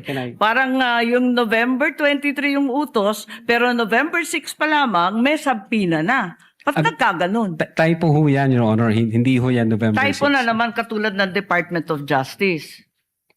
No, Your Honor. If I may refer to my notes, Your Honor.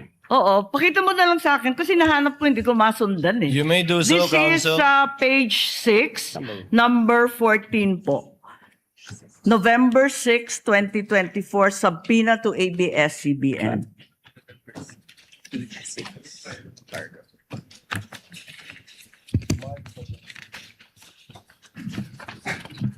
Yung subpoena mismo.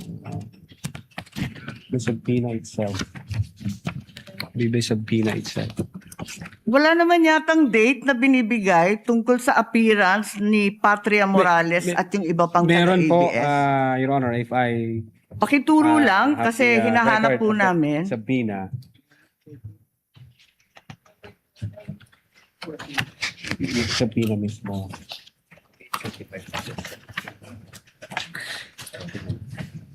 For information, the time of Senator Judge Marcos is over. Kindly. Yes, but he's still responding Of course, to the we same will wait for question the if you will response. allow.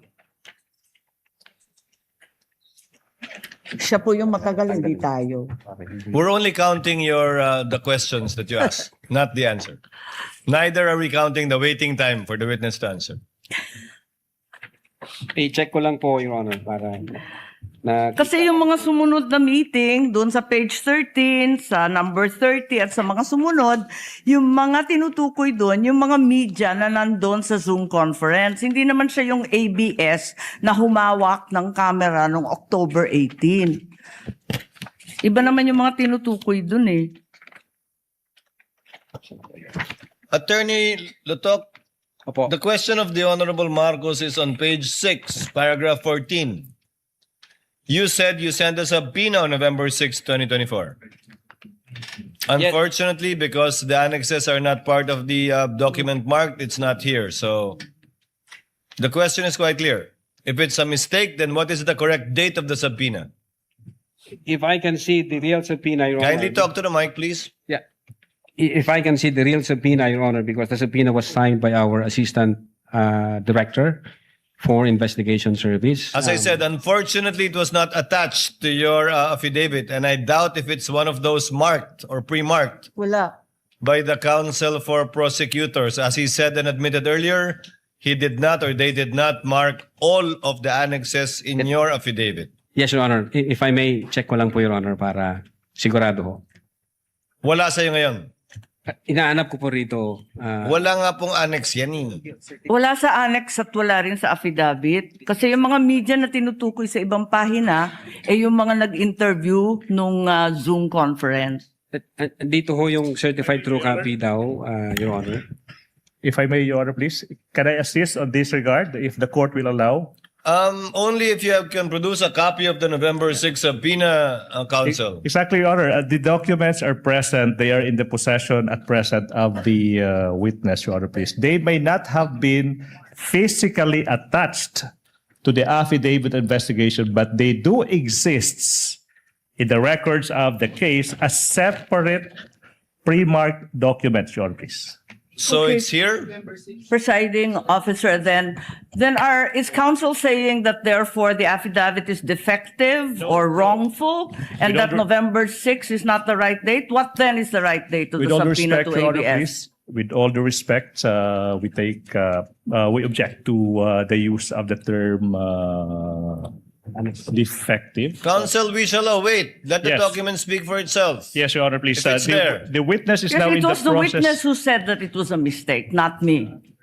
No, it doesn't make the entire affidavit of investigation defective. No, I merely said the date was wrong because that's what he said. Yes, Your Honor.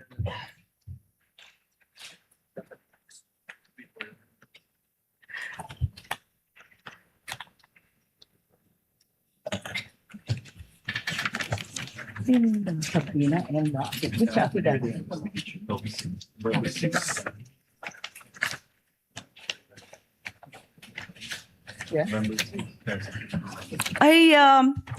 It's just been brought to my attention that in fact, presiding officer, 2 documents were issued on November 6. Not only the subpoena to ABS-CBN, but further the affidavit of investigation regarding the October 18 press con. Can we please be clarified as to these 2 documents which don't seem to appear in the affidavit nor in the annexes provided? Let's first wait for the witness to answer the first question, Senator Judge Marcos. Okay. Yes, Attorney Lotok. If I may, Your Honor. Ito ho, ang subpoena, Duces Tecom, yung date ho ng appearance niya is December 11. Appearance po. Ang tinatanong yung date ng subpoena. Date Attorney ng Lotok. subpoena, Your Honor, is 6th day of November 2024, which I believe this is a typo kasi magkakasunod ho ito doon sa mga inisyuhan namin na media personalities. Attorney Lotok, typo na yung affidavit mo? Typo pa yung subpoena? Hindi po. What are you looking at? The subpoena or the affidavit? Dalawa yan eh. What are you looking at, Attorney Lotok? Subpoena, Your Honor. So the subpoena is dated November 6. Okay. And the affidavit also is November 6. Dalawang typo carried over. Asan yung affidavit? Hindi ko pa nakita, ma'am, yung affidavit na November. Your 6. affidavit Ikaw ang says pumirma November eh. 6. Pwede patingin ako ng affidavit. Yung affidavit of investigation mo na binigay, pati I-check yung ko po, ma'am. amended, carried over din. Yung first draft na rineject ng DOJ, yung ikalawa, parehong November 6. Saan? Pirmado ninyo eh. Page 6, Counsel, paragraph 14 of his affidavit of investigation. Yes, Your Honor. It's November 6, 2024 ang nakasulat dyan. So typo din yan? Is it your testimony na typo din yan? I believe so, Your Honor. Kasi ang intention namin dyan is 11 December 2024. Anyway, Senator Judge Marcos, the document will let the document speak for itself. That would be the best evidence of it, if at all, of the dates of either the subpoena and or the affidavit. Yes, presiding officer, just to provide our witness a chance to correct himself or the documents, sa palagay mo, ano yung tamang date kung mali yung November 6? Same ho, Your Honor, doon sa mga subpoena na inisyu namin sa media personalities. Dapat magkakapareho. Yes, magkakasunod po yun. Okay, sige. Maraming salamat. Thank you very much, Presiding Officer. Damong salamat. Salamat po, ma'am. Thank you, Senator Judge Marcos. Senator Bamakino, and then we proceed to cross. Your Honor, can we just Yes, point out Attorney one? Binloan. Your Honor, regarding that matter, Your Honor, may we just manifest, Your Honor, for the record, that not only in paragraph 14, page 6, does the November 6, 2024 date appear, it also appears on the footnote. Footnote 12, November 6, 2024. So I don't think we just want to read for the record footnote 12, subpoena to Francis Toral, head, ABS-CBN News, dated 06 November 2024. In addition to that, if you look at the subpoena, and paragraph 14 also is on 06 November 2024, a subpoena was issued to ABS-CBN News. Yung subpoena. Now, it is actually, it states that a copy of the video pertaining to the 18 October 24 press conference. And when you look at the subpoena itself, can you just ask for time?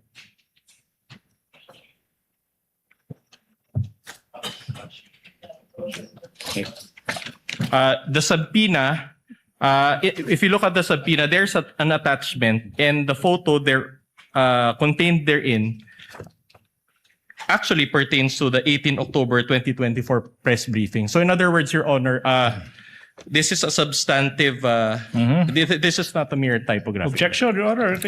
Counter manifestation. The witness said it's typographical, that you are milking that and say it's substantial. Just for the record, ito sa manifestation. The manifestation of counsel for respondent is duly noted.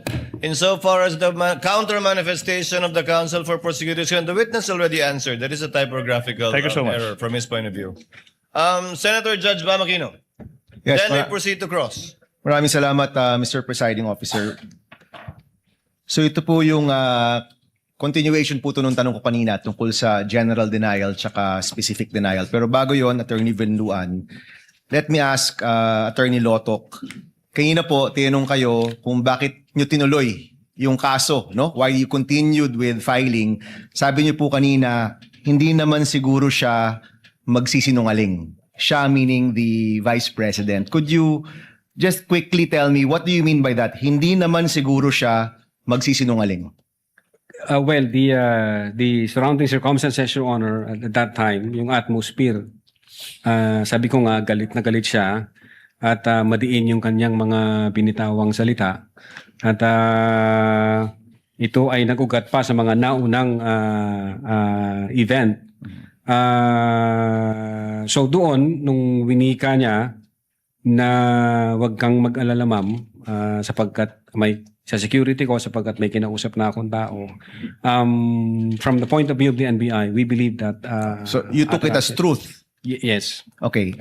In succeeding interviews, I'm sure nag-imbestiga ka, meron bang pagtanggi dito sa pagkausap sa isang tao na papatay kung may mangyari kay Vice President Duterte? Meron ba kayong napanood o naimbestiga na pagtanggi nito in the succeeding interviews?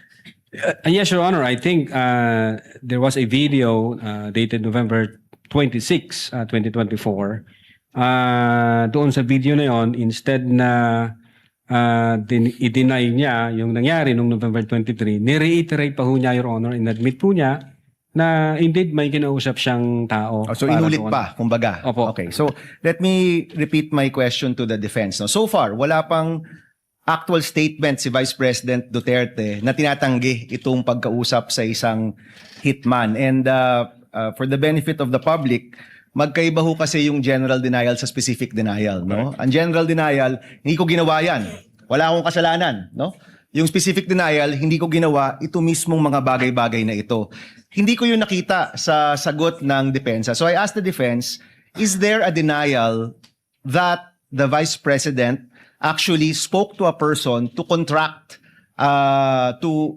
spoke to a person to kill the individuals that we're talking about, Attorney Vinluan? Sabi nyo meron. Your Honor, Could you point us to where it is in your answer? Your Honor, I just want to clarify because specific denial is a legal term. So in other words, we just want, in order to satisfy the query of Senator Judge Aquino, we will give him a copy of our answer, and we highlighted certain portions thereof, particularly paragraph 3 and paragraph 197 for his Can you perusal. read both paragraphs, Both please? paragraphs. Because I've also read kami dito, binabasa naman namin yung mga sagot ninyo at siniseryoso namin yan, no? So can you read the two, please? It reads, the rest of the allegations in the articles, including the supposed evidence attached therein, are specifically denied for being false, misleading, impertinent, mere conclusions of fact and law, and subject to the affirmative allegations and special and affirmative defenses below. And then we That's Article enumerated. 3. Paragraph 3. Your That's Honor. paragraph 3. So the rest, no, itong mga iba. Okay, paragraph 197. 197. It says there, finally, no such purpose contemplated by law was attained or could have been attained precisely because the respondent did not have any purpose other than simply answer a speculative inquiry. So that is our position on the matter. So your position is that is enough of a specific denial to the allegation na may kinausap na hitman si Vice President Sara. Yes, Your Honor, because we discussed in our answer that the presumption never shifts. It is in light of our discussion that it is the burden of the prosecution to prove their claim, considering that according to our laws, he who alleges must prove. And so we just presented our arguments accordingly, Your Honor. Okay, so I'm sure, attorney, sa inyong summation, you will argue this, that the burden of evidence has shifted. Pero hindi nyo po na take into account na ito mismo'y galing sa Vice President natin.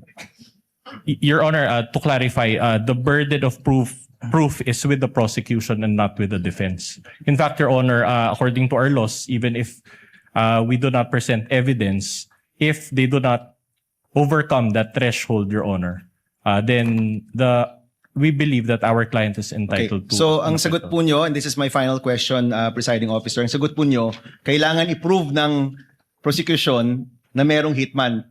And you're not denying that the Vice President spoke to a hitman. No, we are denying that, Your Honor. It's just that was our presentation in our answer. Okay, so for the record, you are denying that the Vice President actually spoke to a hitman na, in fact, ang sabi nga ni Attorney Lotoc, hindi siya nagsisinungaling. Yes, sinasabi nyo, actually, nagsinungaling siya at wala siyang kinausap na hitman. Yan pong sinasabi ninyo. Yes, Your Honor. I don't know what's the frame of mind of Attorney Lotoc, but that is our answer, Your Honor. That she denied. Maraming salamat, Attorney. Thank you. Thank you, Senator Judge Aquino. Senator Judge Zubiri is recognized. You have 2 minutes, sir. Thank you very much, Mr. Presiding Officer. I just want to go to the line of questioning continue the line of questioning of Senator Bam Aquino to the prosecution, Attorney Vinluan. So there is Defense, not, Your Honor. yes, I'm sorry, defense, my apologies. Attorney Vinluan, has been no, in any instance that the Vice President had come out on TV or radio saying that, hindi, joke only, nagkamali ako, nagbobo. Kasi, si Tatay Digong nung araw, sinasabi niya yun eh. Sabi, papatayin ko siya. Tapos mamaya, joke only yan. Nagloloko lang ako. Parang ganun.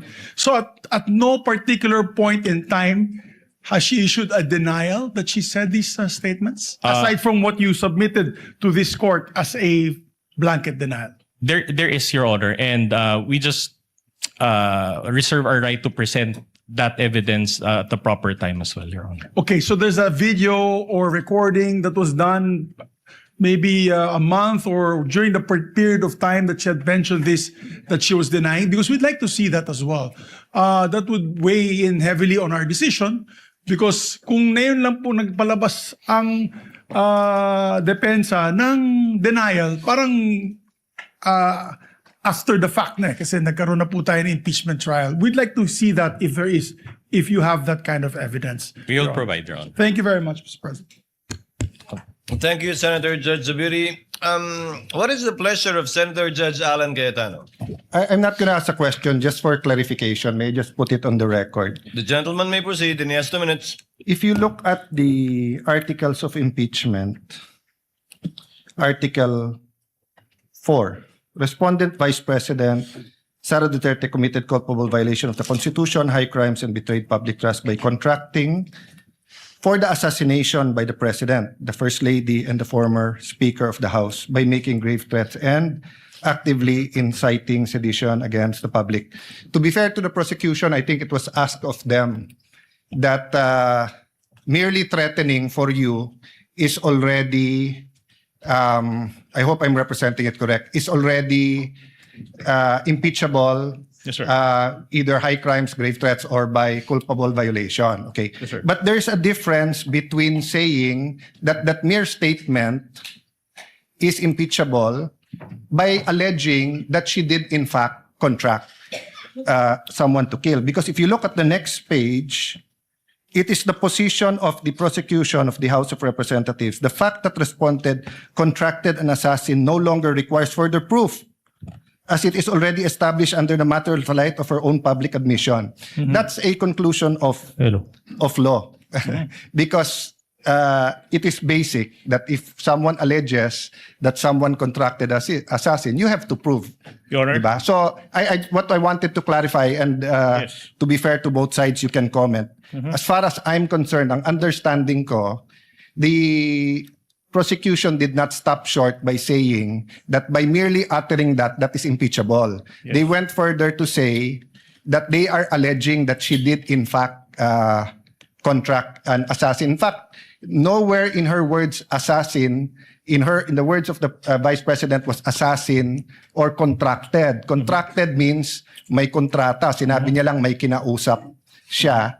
And yung assassin came from, at least on these documents, from them. So I just want to clarify because baka yung manunod, bakit nga naman hindi kailangan i-prove nasabi in public? Those, what I wanted to clarify, those are two different things.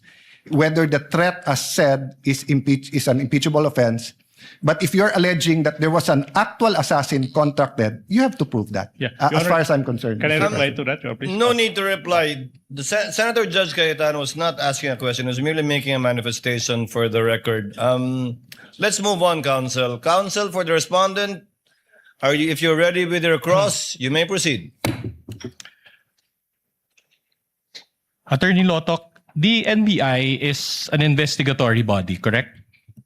Yes, sir. But unlike the DOJ, it is not a prosecutorial body, correct? Yes, sir. In fact, you have investigators and not prosecutors. Am I right? Yes, sir. Now, in relation to this case, what you did was only fact-finding investigation, correct? Fact-finding and recommendation, sir. And recommendation, not preliminary investigation. Not preliminary. Because that function is with the DOJ, correct? Yes, sir. And in the course of your fact-finding investigation, you subpoenaed witnesses, correct? Yes, sir. Conducted interviews, Yes, sir. gathered evidence. Yes, sir. Okay. Now, thereafter, you transmitted the result of your fact-finding investigation to the DOJ, correct? Our recommendation, sir. Yeah. Okay. We learned from Agent Calilong last time, just to clarify, that there were two transmittals. Correct? The Yes, first transmittal was on January 30, 2025, correct? Yes, sir. Okay. For the benefit of this court, there was a transmittal letter then, correct? Yes, sir. Can we flash that on the screen? For the benefit of our senators, that is page 7 of the Articles of Impeachment, Annex G9 or GGGG. All right. Now, if you look at the document, this was received by the DOJ also on the same day. So January 30, 2025, correct? Well, it is not clear, but it can be read. If I may be allowed to use a pointer, Your Honor, just to... You may do so, counsel. It's quite unclear, but actually, if you look at the actual document, it can be read as January 30, 2025. Do you confirm this? I don't have the document, sir. May. Well, we have a hard copy, and I asked my co-counsel to show the document. Co-counsel may approach. 30. Yeah, hindi siya clear, Your Honor. All right. Now, this was addressed to Prosecutor General Fadulyon. correct? Yes, yes. Okay. Yes, sir. And NBI's recommendation was for 1 count of inciting to sedition and 3 counts of grave threats. Am I right? Yes, sir. Now, attached to this transmittal letter was your affidavit of investigation. I won't bother to read the body, but it says there that it was attached to that transmittal letter, correct? Because, of course, the transmittal letter won't be empty. It has to contain something, correct? Your Honor, let the witness, I move that the witness be allowed to answer first before the counsel asks a follow-up question. Witness will please answer.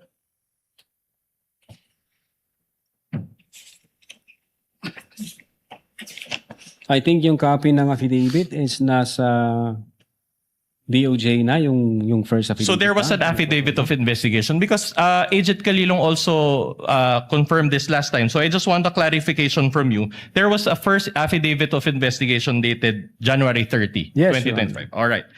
But we never saw this because it was never released, correct? I think nasa DOJ. With the DOJ. For purposes of case build-up. But didn't you keep a receiving copy for your office? No, kasi meron na kaming copy sa computer. So in other words, you have a Your Honor, copy of this January 30, 2025 affidavit of investigation, correct? Your Honor, I move that can the witness finish his answer first before the counsel. You already gave his answer. Respondent, kindly wait for the witness to finish his answer. We will comply, Your Honor. Thank you. Personally, I believe na nandun sa DOJ yung copy and then yung sinubmit sa amin is yung unang certification stating na kailangan yung i-comply itong 7 requirements. Okay. Now, there was also an investigation data form attached, correct? I don't have the copy, Your Honor. If you know, if there is a investigation data form that was attached to it, correct? Okay. Now, very well. Now, the DOJ thereafter evaluated the case.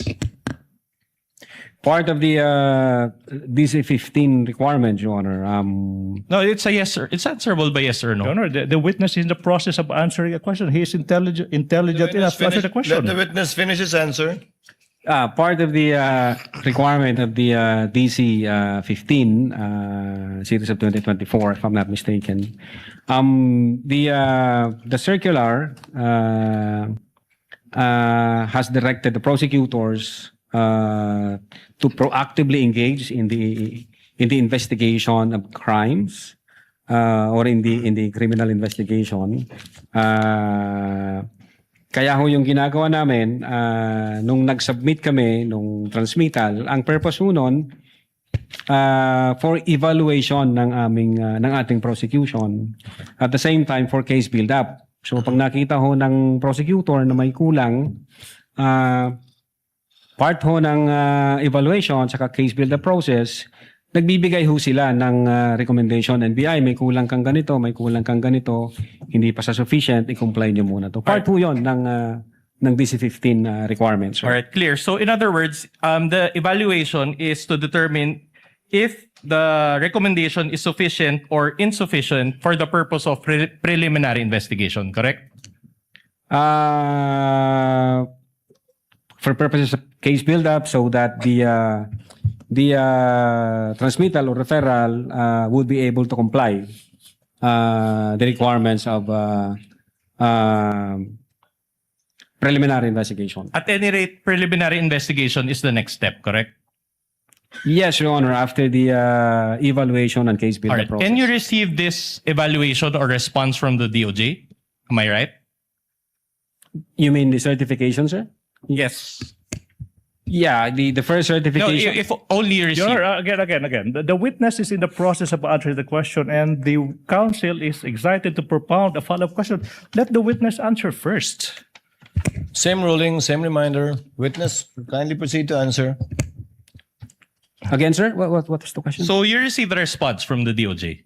A certification dated February 5, 2025. All right. Oh, no. That's not my question. But anyway, let me direct your attention to a certification issued by the DOJ through Senior Assistant State Prosecutor J.V. Lawrence B. Bandong and approved by Senior Assistant State Prosecutor Herbert Calvin P. Abugan, dated February 5. For the benefit of this honorable court and the Filipino people watching, This is articles of impeachments Annex G9 as well, pages 10 and 11.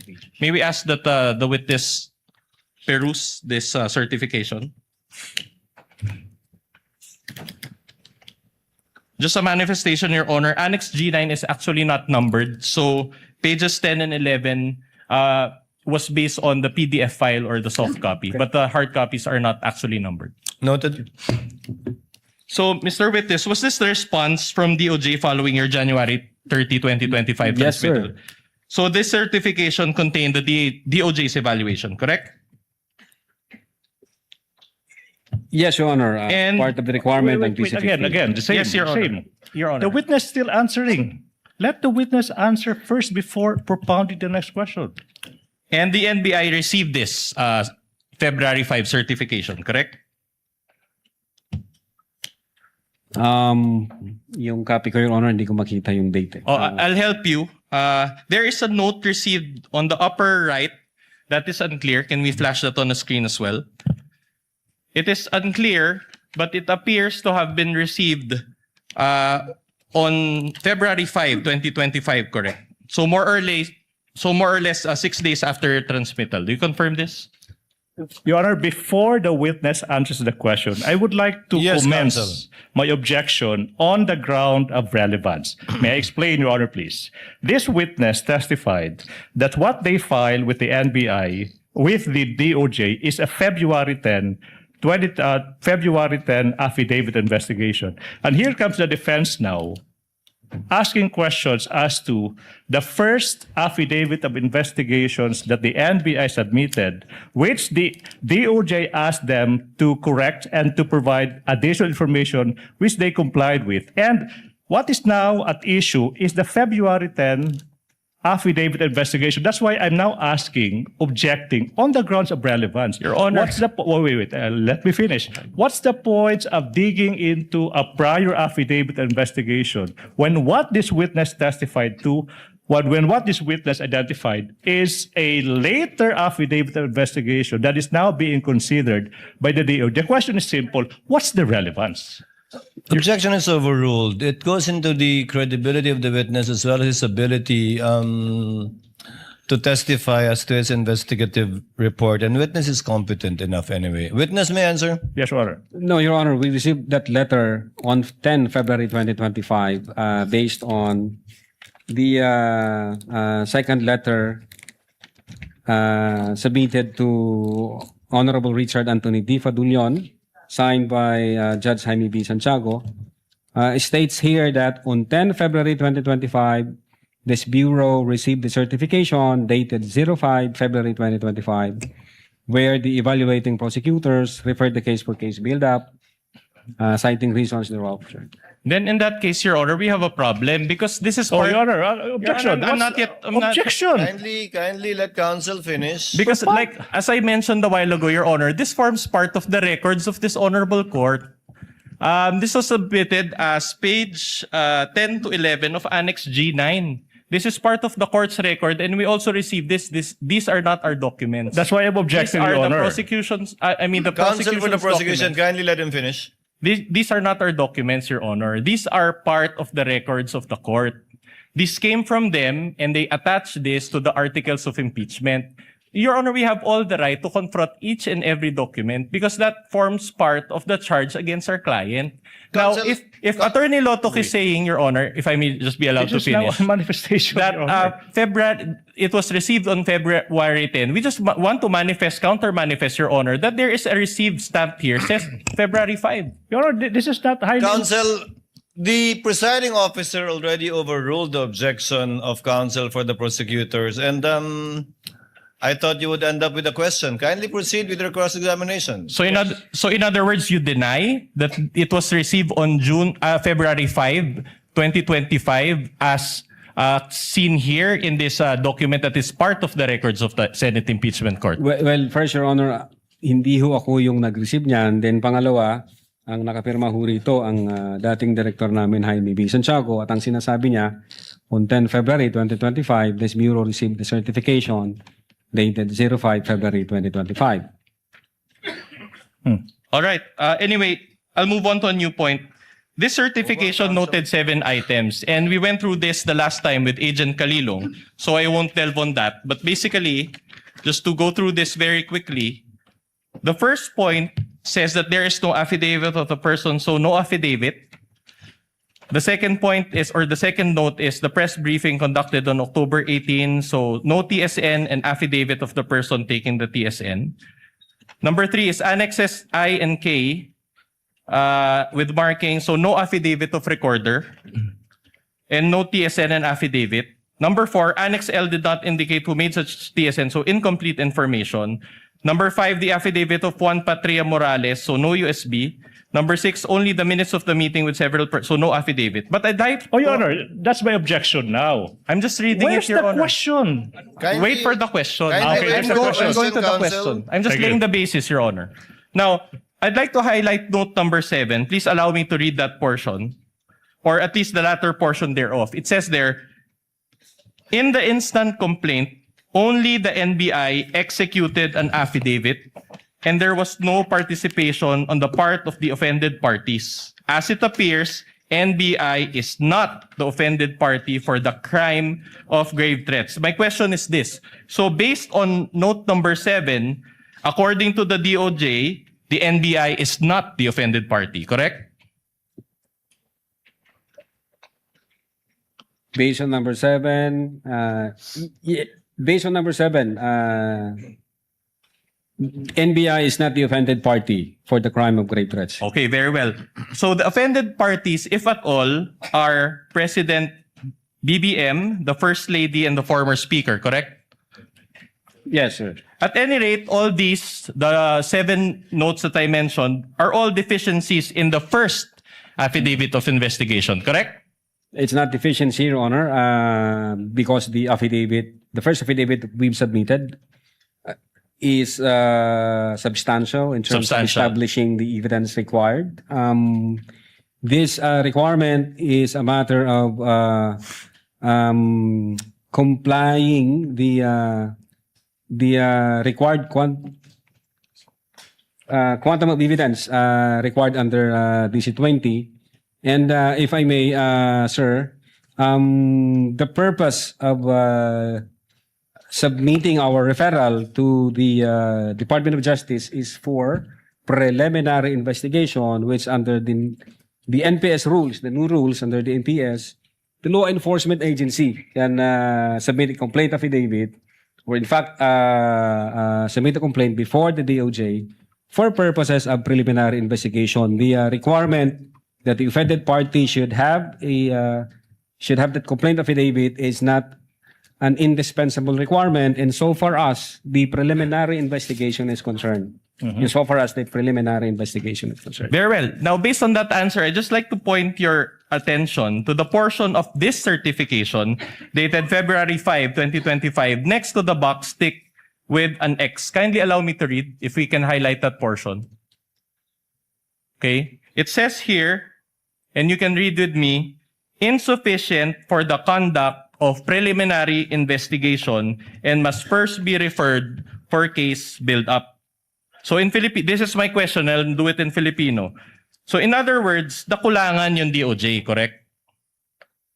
For purposes, Your Honor, of satisfying the elements, I mean the required quantum of evidence, the DOJ required us to attach the affidavits and other documents like the TSN, sir. Thank you.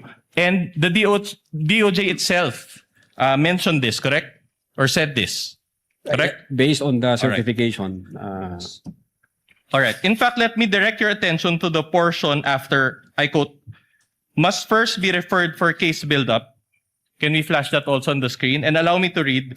The complaint/referral does not contain all the necessary evidence to prove the essential elements of the crime. Therefore, it is recommended that the same be first referred for case build-up. Okay? Now, let me get this straight. I'll summarize first and then I'll ask the question. So the subject incident happened on November 23, 2024, and the NBI conducted fact-finding investigation, as you said. You subpoenaed individuals, conducted interviews, gathered evidence, among others, as you said also, and the NBI spent over 2 months or until January 30, 2025 for this process. Is this a fair summation of what we had just discussed? I don't think so, Your Honor. You don't agree. And yet, when the NBI transmitted the case to the DOJ on January 30, 2025, the DOJ found it to be insufficient for the conduct of preliminary investigation. Objection, Your Honor. Continuing objection as to this series of questions as to the prior affidavit investigation, which was corrected in a February 10, 2025. Continuing objection, Your Honor. The continuing objection is noted. Same ruling by the court. Witness may answer. Yes, Your Honor. The fact that the Department of Justice that would be issued enough. another That would be enough. certification. Yes, Kindly okay. let the All right. witness finish, We will counsel. comply, Your Honor. Are The you fact done, that the Mr. Department Witness? of Justice issued another certification on February 14, 2025, and it states here that the referral is sufficient for conduct of preliminary investigation and that it contains all the necessary evidence to prove the essential elements of the crime and should be docketed for preliminary With the investigation. permission of the parties, Attorney Latok, that's the second certification. Yes, You're po, speaking Your of. Honor. The second certification. Counsel for the respondent. Yeah, we please. will go to that. In other words, based on this certification, the DOJ did not affirm the NBI's recommendation, correct? No, part of the process of evaluation and case build-up, the DOJ require us to comply with the requirements na hinihingi nila gaya ng mag-attach kayo ng affidavit, mag-attach kayo ng TSN, pero wala hong sinabi ang DOJ doon na hindi substantial yung aming affidavit. Ang require lang ho nila, mag-attach kayo ng yun nga, yung affidavit na na-record yung video at then yung TSN, sir. Well, according to you, but we just Oh, read no, you're that it was argumentative. insufficient. Objection, argumentative. Argumentative, asked and answered. Move on, counsel. Okay, that's interesting because there was a 2025 impeachment complaint filed against VP Sara also on February 5, 2025. If you know.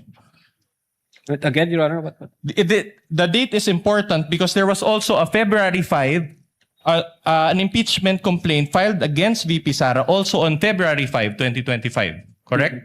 Hindi ako familiar. You're not familiar. That's okay.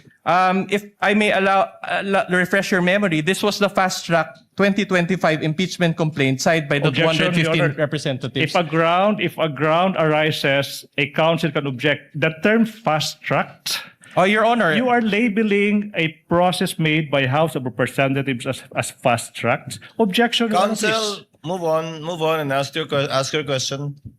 If you know, if this coincides with that impeachment complaint that was signed by the 215 Objection, Your Honor. representatives. There's no basis. This counsel, If you this know. witness, again, already said that he is not aware that on that day there was an impeachment complaint. There's Counsel- no basis for that question. Counsel, witness already answered. The counsel for prosecutor is correct. Witness already answered. He's not familiar with the filing of an impeachment complaint on that date. At any rate, this Move on. pertains to the November 23, 2024 video, correct? Objection, vague, Your Honor. What's the question? Referring to a video. Objection, vague. Kindly restate your question, counsel. The complaint. The complaint that was filed against the Vice President also pertains to the November 23, 2024 video. Objection, if you know. Again, vague. Complaint filed on that date. Well, if he knows, he already answered. He doesn't. Who knows? He might all of a sudden recall. Do you know? Are you familiar with that, Mr. Attorney Latok? I said, Your Honor, hindi ako familiar nung filing nung sa impeachment. Yeah. You're not familiar. Okay, I'll move on to a new point then. Move on, counsel. Now, did you rectify your January 30, 2025 affidavit of investigation? January 30. January 30, 2025 affidavit of investigation. In short, the first affidavit of investigation. We complied with the You complied. requirements of the Department of Justice. All right. Did anybody ask you to rectify? What do you mean? sir? Microphone. Use the microphone. What do you mean? Did you receive any directive from anybody to rectify that affidavit of investigation? Objection, argumentative. The question was asked. He said we complied, and then he's now asking the I'm same asking question. who? I'm asking if there is another person who directed you to satisfy the requirement. Overruled. withdraw, Witness withdraw. will answer. Witness is an intelligent witness. Aside from the fact that he's a lawyer, Your Honor, when we received the certification dated 05 February 2025, ito ho yung kinumply namin. All right. And you added affidavits executed by your agents, correct? To your revised affidavit of investigation, correct? No, we didn't revise the affidavit of investigation. We just produced the affidavits of the fact that the video was recorded and there was TSN. Yun ho yung in-attach namin sa affidavit of investigation. So you are denying that you produce a revised affidavit of investigation? Well, when you say kasi revised affidavit, binago namin yung affidavit namin. Hindi ho namin binago, Your Honor, yung affidavit namin. Nag-require ho ang Department of Justice, kulang kayo ng affidavit as to the fact na nirecord nyo yung video, kulang kayo doon sa affidavit kung sino nag-execute ng TSN, etc. But not the substance ng affidavit, Your Honor. All right, I'll go back to the point later, but let me highlight one very important observation. Okay, your January 30, 2025 affidavit of investigation included a transmittal letter, as you said, as well as in an investigation data form or IDF, correct? Wala akong kopya dito, sir. You don't have a copy. Okay. In fact, let's show that IDF. Page 12, this is page 12 of Annex G9 for the benefit of this honorable court as well. Okay, this is an investigation data form. You're very familiar with this document because you're an investigator, correct? Now, this was... kindly wait for the witness to answer. He Are you nodded his familiar? head. Yeah, investigation data form, sir. Okay. Opo, Your Honor. All right. So in other words, the IDF serves like a cover letter for your affidavit of investigation, correct? Yes, sir. Okay. And the transmittal letter, along with this IDF, was received by the DOJ, correct? Yeah, I believe so, sir. All right. Now, my question is this. Was the investigation data form also received by the DOJ? I don't have personal knowledge. You don't have, but you were the one who caused the filing of the affidavit attached to this affidavit of investigation data I form, instructed correct? the agent on case as well as the executive officer na pagkumpleto na pwede niyo nang i-file yan sa Department of Justice for purposes of evaluation and case build-up if warranted, sir. Okay. But here, upon perusal of this investigation data form, there is a stamp received in the upper left portion of this data investigation form. And I'd like to note, Your Honor. And for the benefit of the court, can I ask my co-counsel also to distribute among the senator judges a printed copy so that they can peruse this document better, as well as the witness, so he can confront.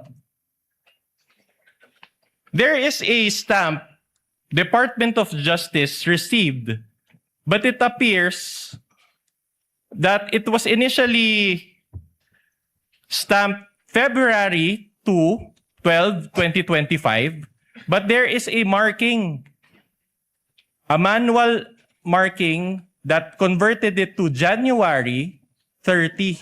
And there is also a word there, JAN. So January 30 ang lumabas, no? Okay. My question to you is this. The stamp says Department of Justice, correct?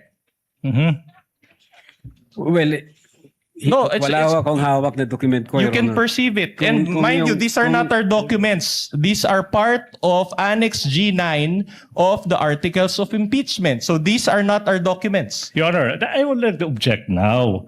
The witness already said that he is not aware as to the actual filing because he only asked his agent on case to investigate. And then now the witness is now being propounded to question as to what appears on the stamp as to the time or date of receipt by the DOJ. So the witness said he is not competent to answer that. Your Honor, please. Oh, wait, I'm not done. That's the first one. Your Honor, please.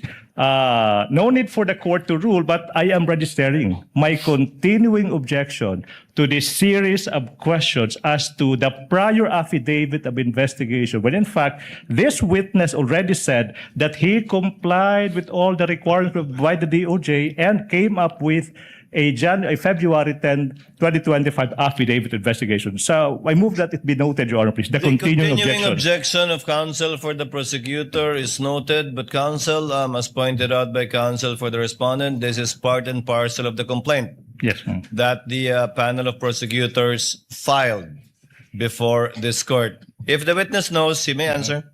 So the question is, the SAMSES Department of Justice, correct? It's a very basic question. Again, I don't know, Your Honor. No, based on this document, Argumentative, Your Honor. the only question is, it says Department of Justice, correct?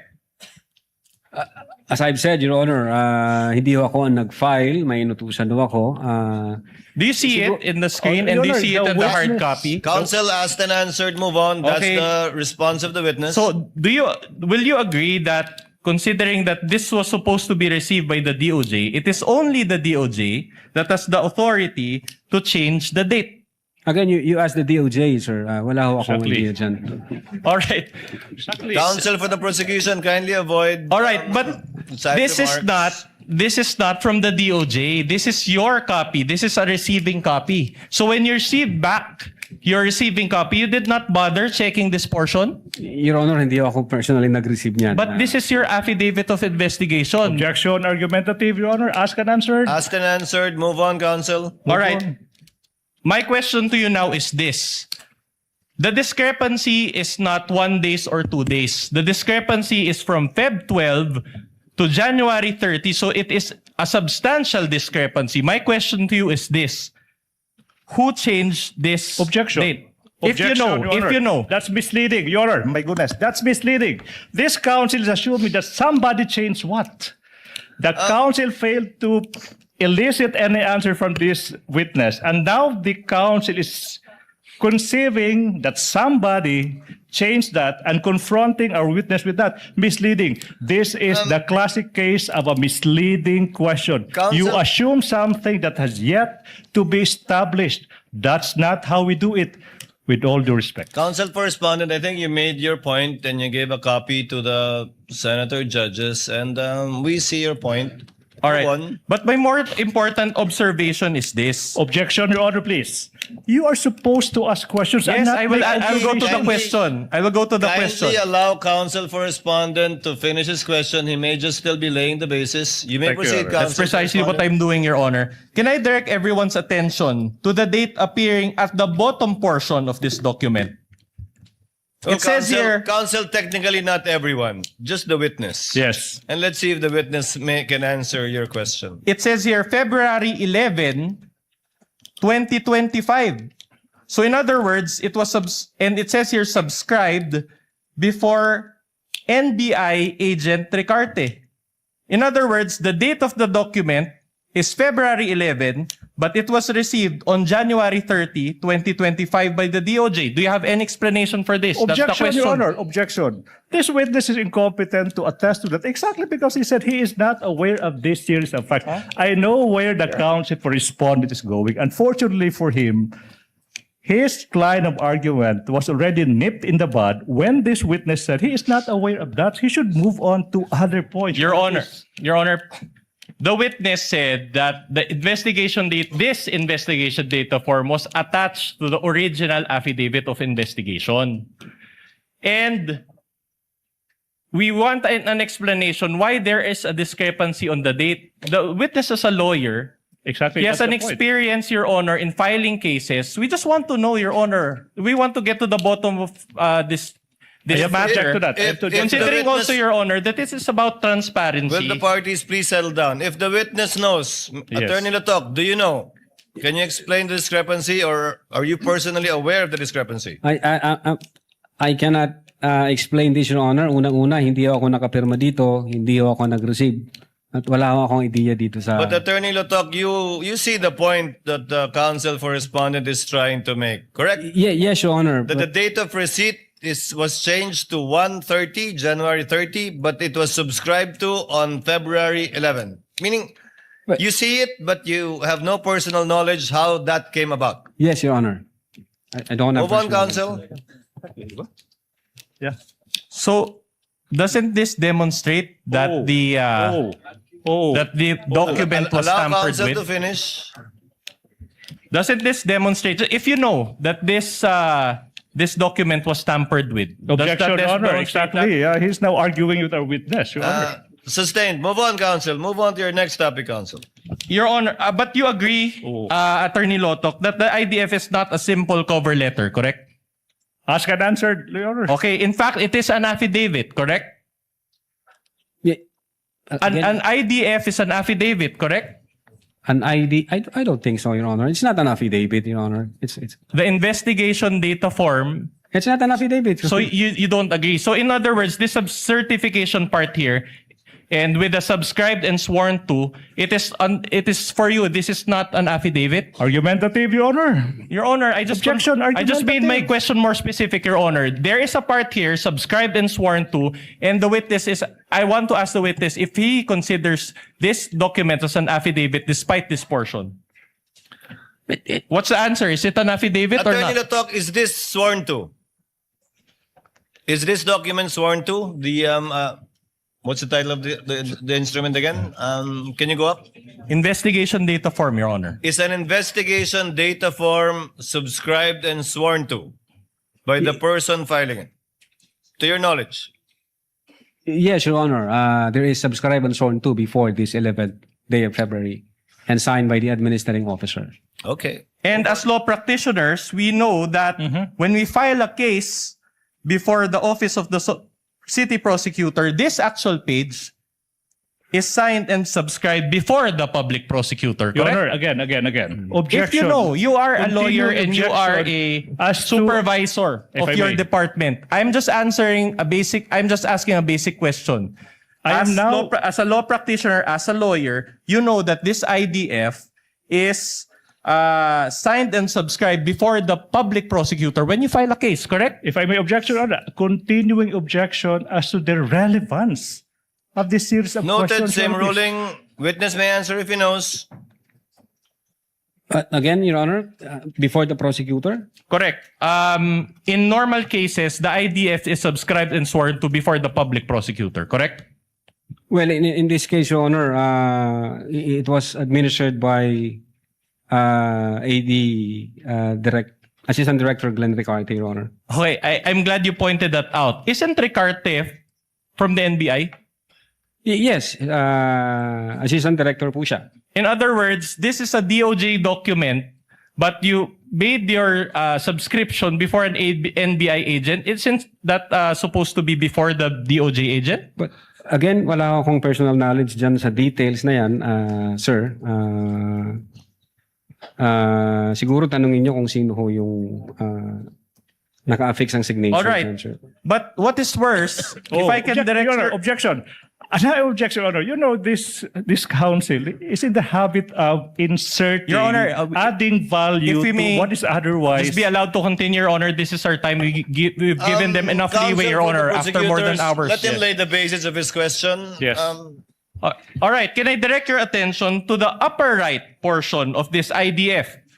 It states docketed 3/7/2025, and there is a docket number XVI-INV-25C-00048. Again, this is not with the source of this document is not the DOJ. This is your receiving copy, correct? In fact, this was part of the subpoena documents which you sent to the House of Committee on Justice, correct? Objection. Compound questions. 2 questions. Okay, I'll Kindly reform, counsel. So, all right. My question is this, okay? So, do you confirm that there is a marking on the upper right which says docketed 3/7/25, and there's a docket number assigned? In this document, sir, yes. All right.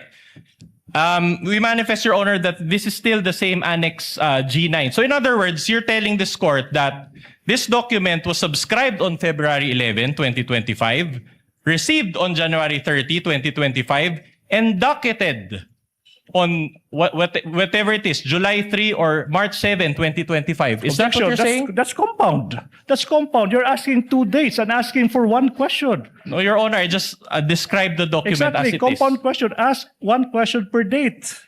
That is exactly the genius why we don't allow compound questions. You are asking two questions and asking this witness to answer once. That's dangerous. That's compound question. Counsel, presiding officer will clarify the matter.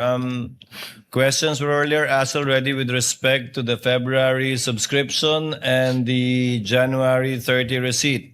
Insofar as the docketing is concerned, do you see the numbers and or dates 3/7/25, Attorney Latok? Yes, Your Honor. In this document, there is number 3/7/25. And for clarity, NPS docket means National Prosecution Service. Yes, Your Honor. Is that correct? Opo. Yes, So Your it's a Honor. docket of the National Prosecution Service. Yes, Your Honor. Proceed, counsel. All right. So now I'm showing you pages 169, 168, 169 also of Annex G9. This pertains to the affidavit of Agent Kalilung, which is an attachment now to the revised affidavit of investigation. You added this document to rectify the January 30 affidavit of investigation, correct? Again, sir? You added this document in order to rectify the January 30, the first affidavit of investigation, correct? And we will confront you with the document. Again, these are not our documents. The document was signed by Agent Mark Kalilong and subscribed and sworn to before Attorney Van Homer Angluben. Sir. Okay. So in other words, I just want to take a look on the date. Can we flash the date? So when you received the February 5 certification from the DOJ, you executed this, and it was February 10. Objection. correct? No, I'm not the one that's who now executed misleading. it. That's misleading. It's Agent Kalilong who executed that, and then you're asking you executed that. That's misleading. No. It's clear But on the record. But this is part of the revised affidavit of investigation, which this Objection, witness revised. co-signed. The If he witness knows- already said if that he they knows. did not revise it. They just complied. Misleading, Your Honor. Oh, you want to Misleading. go? Okay, since Counsel, kindly settle down. The question, Attorney Lotok, is did you add, in order to comply with the DOJ requirement, this affidavit signed by Agent Kalilong? And is the date February 10? Meaning in compliance with the DOJ observation, is this one of the affidavits that you added? And is it dated? Although I don't have my record, it appears so, Your Honor, based on the document shown to me by the counsel. Both as to the fact that it was one of the affidavits added and as to the date, Attorney Latok. Yes, Your Honor. Okay. All Go right. on, counsel. I am showing you another affidavit. This is page 178, 179 of Annex G9. This now pertains to the Geran affidavit. This was also an attachment to the revised affidavit of investigation. Objection correct? again, Your Honor, please. The continuing use of revise, when this witness already said that they did not revise anything, they just complied with the requirement. That's now misleading. Your Honor, just many times over, misleading. All right, just to put this issue at rest, Your Honor, I'm confronting the witness with a letter to Richard Anthony D. Fadulion dated February 11, 2025. And I want to read, Your Honor, the last paragraph thereof. It says, to support our recommendation, attached herein is the revised affidavit of investigation. This is not our document. This is the NBI's document. Can Attorney Lotok be confronted with this document, please? It Attorney was signed. Latok, please answer. Yes, Your Honor. It was signed by then Director Judge Jaime B. Santiago. Can you confirm the last sentence for the record? Can you read it for the record? To support the recommendation, attached herein is the revised affidavit of investigation, including its attachment. Can you repeat the word before the word affidavit of Ask and investigation, answered, please? Your Honor. Ask and answered. Then I'm not misleading after all. Anyway, Objection, Your Honor. That's an unnecessary statement. Counsel is supposed to ask questions and not make these remarks. Counsels, kindly settle down. We're about to wind up the day. all right. I'm showing you now pages, proceed, 178 to 179 of the revised affidavit of investigation. Can you be confronted with that document? No. The date is February 10, 2025. I just want to confirm the date if that is correct. As it Date- appears from the document. As it appears here, 10th day of February 2025. Oh, very well. I am showing you now pages 187 to 188 of Annex G9, also a kalilong affidavit, which is an attachment to the revised affidavit of investigation. Can we flash the date of that document?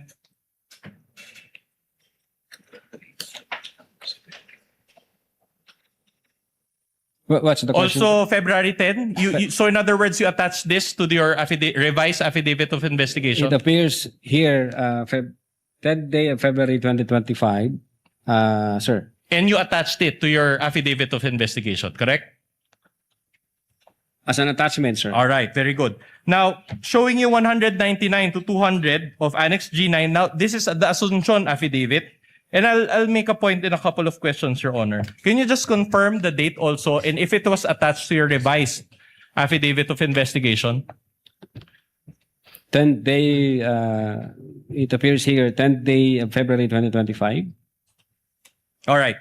So it was attached also to your revised affidavit of investigation. Assumption. Yes. All right. Now this is the question. I'm showing you now page 112 of Annex G9, another kalilong affidavit.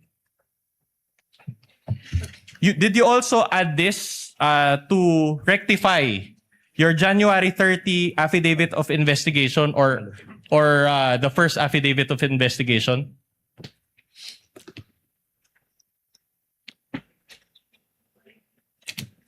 We have here a soft copy, affidavit of transcription. Was this also a document that was lacking in your first affidavit of investigation, which you added to your revised affidavit of investigation? Again, Your Honor, registering my continuing objection as to the relevance of this series of questions that is consuming the entirety of the defense's turn to cross-examine this witness. What's the relevance? Noted. Same ruling. Witness may answer. Again, Your Honor, Was this also part of the revised affidavit of investigation to rectify the defects that we highlighted a while ago? No, there was no rectification. There was no defect. Again, this is part of the compliance given us by the Department of Justice for us to comply. All right, if you want to use that term. So in other words, after you received the Feb 5 certification, this was also one of the documents that you attached to your revised affidavit of investigation. Correct? I believe so, part of the compliance. All right. Sir. My issue is this. Let me direct your attention to the bottom portion of this affidavit. It says here, in witness hereof, I have, can you zoom that in? I can't read it.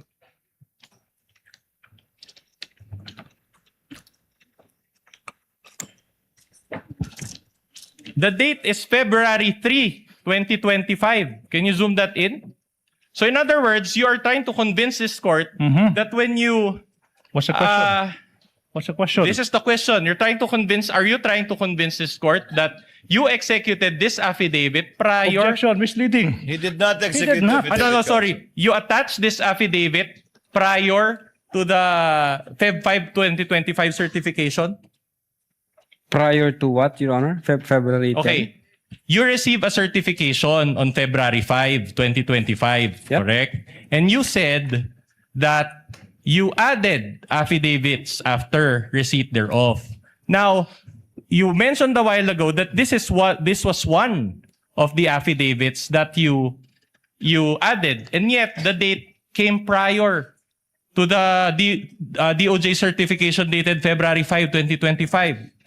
Do you confirm this? I think ang makakasagot po niyan si Agent Calilong, Your Honor, kasi may mga attachment na kami during the first affidavit na-include na doon sa mga nire-require ng prosecutor na nandun na. And then nung nag-issue ang prosecutor gaya po ng number 2, the press briefing, sige muna.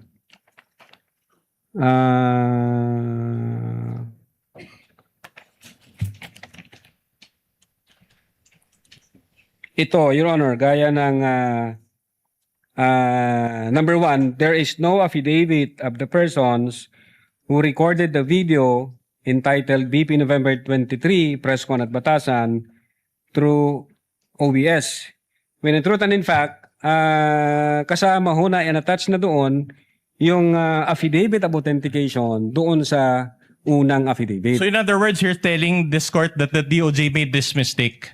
That there was no... Not necessarily, Your Honor. Pwedeng hindi nakita ng prosecutor na naka-attach na yun. Kasi nandun po sa date na January 30 yung execution ng affidavit of authentication. Your Honor, if before we continue, Your Honor, I'm noticing something, Your Honor, please. The defense is in the process, has been presenting portions of an alleged document, and they're making notes. Oh, I don't think that's proper, Your Honor. When you present a document, you present the document as is. You don't make annotations. Exactly, Your Note Honor. number 2, that's not proper, Your Honor. We are presenting the actual document and we're confronting it. This is just to address, Your Honor, what was intimated by the senators, that they want to be able to follow the discussion, Your Honor, using the screen. If I may, my problem with that, Your Honor, please, because it's like you presenting your observation on a document and you're showing that to the court when what you're supposed to do is just to confront this witness with a document without any annotations. That's just my observation, Your Honor. Noted. Counsel, please proceed. For respondent, please proceed. Meaning, but if you go to the contents, right, it says here, and let me read, the press briefing conducted on October 18, 2024 was not recorded and or stored in a DVD. No video submitted and there was no TSN of the said briefing. And do you confirm now that this note on Feb 5 was actually addressed by the affidavit submitted by Agent Calilo? What? Come again, sir? This note was satisfied by the submission of the affidavit by Agent Calilo. What affidavit, sir? The affidavit of transcription dated February 3. But can I see the affidavit, sir? Para lang sure. The one that we showed a while ago. It pertains to the same because if you read here, if I may be allowed to read paragraph 1, can you zoom that in?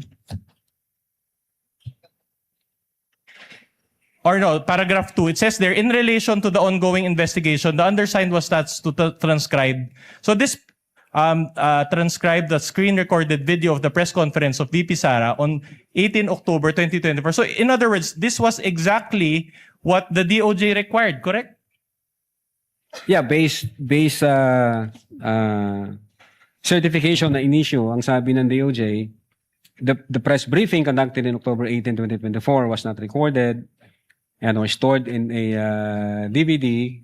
There was no TSN of the said briefing and the necessary affidavit of the person taking the TSN. And yet, on its face, this was, because the date is February 3, on its face, this was executed prior to the Feb 5, 2025 certification, which noted this requirement. As I've said, Your Honor, ang nag-uusap ho dyan ang prosecutor at saka si Agent Calilong, may mga attachment ho kasi nung first affidavit na hindi napansin ng prosecutor. So that's your answer. Okay. So, but the thing is, if I let's go back to the IDF, investigation data form. Now, the docket number that is indicated here is XVI INV 25C-0008. But in the Feb 5 2025 certification, can we flash that? The docket number is different, appears to be different. It's XVI EVAL-INV 25A-0049. Moreover, in the subsequent DOJ certification dated Feb 14, 2025, the docket number is also XVI.eval-INV-25A-0049. Do you confirm the difference in the docket numbers? Your Honor, no personal knowledge, and DOJ ho ang naglagay ng docket number niyan. But do you confirm that it was different? These are all received copies. Ask and answer, Your Honor, please. Ask and answer, argumentative. No, the answer is not responsive. Counsel, move on. So in other words, despite the discrepancy in numbers, you still decided to push through with the case. What, Your Honor? Despite the discrepancy in docket numbers, you still decided to push through with the handling of this case, correct? Again, I cannot confirm on the numbers because it's the DOJ who placed that number, sir. Ulitin ko, mas maganda ho tanungin nyo ang Department of Justice, sir. Chan. But insofar as you are concerned, as you are the complainant in this case, correct? Insofar as you are concerned, what is the correct docket number? Is it the one ending in 0049? I will now object. Or is it the one ending in 004? What they used, Your Honor? I will now object on the ground of misleading. You showed two docket numbers which appear different. And you have yet to establish that there is a wrong one and a correct one. And you have not established that. This witness said he is not aware of that. You have not established that there is something to be corrected.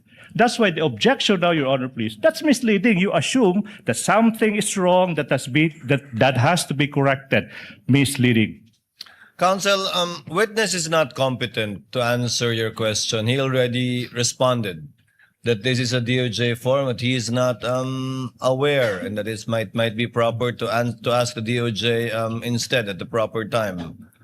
Move on with another point, Counsel. I think we've unless there's another inconsistency, you can move on to another inconsistency or another point.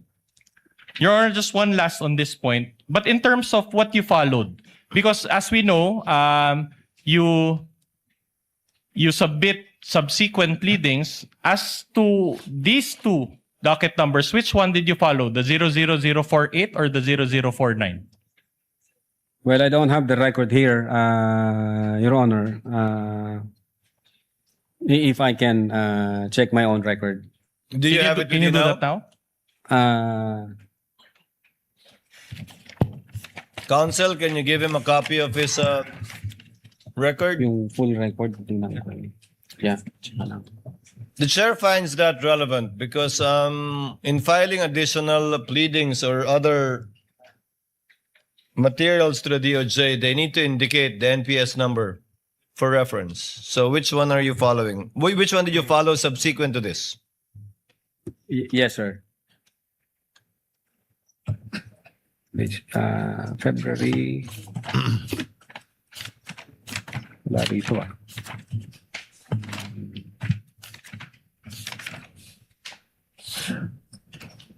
Ito ba?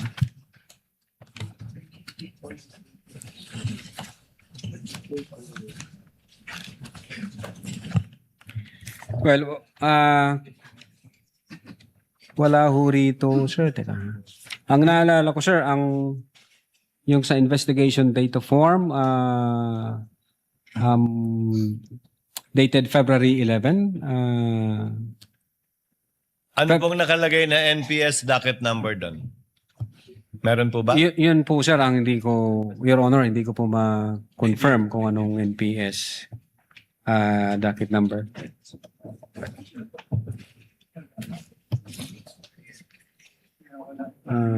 Ito ba yun?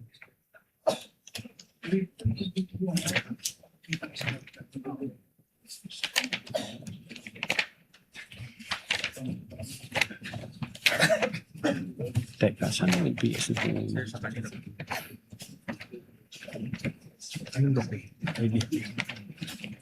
Your Honor, may we just manifest for the record that the witness is perusing the IDF investigation data form that is attached to the articles of impeachment, Annex G9. So noted. Well, this is the document from the defense, Your Honor. I cannot confirm, Your Honor. As of the moment, I cannot confirm. But this is as received, correct? So in other words, you just received the document and you didn't bother to argumentative to objection. Counsel, let him finish, but indeed it is argumentative. Move on to the next question, Counsel. With the permission of Senator Judge Tulfo, are you winding up or not yet, Counsel? Not yet? Far from it, Your Honor. Then Senator Judge Tulfo is recognized.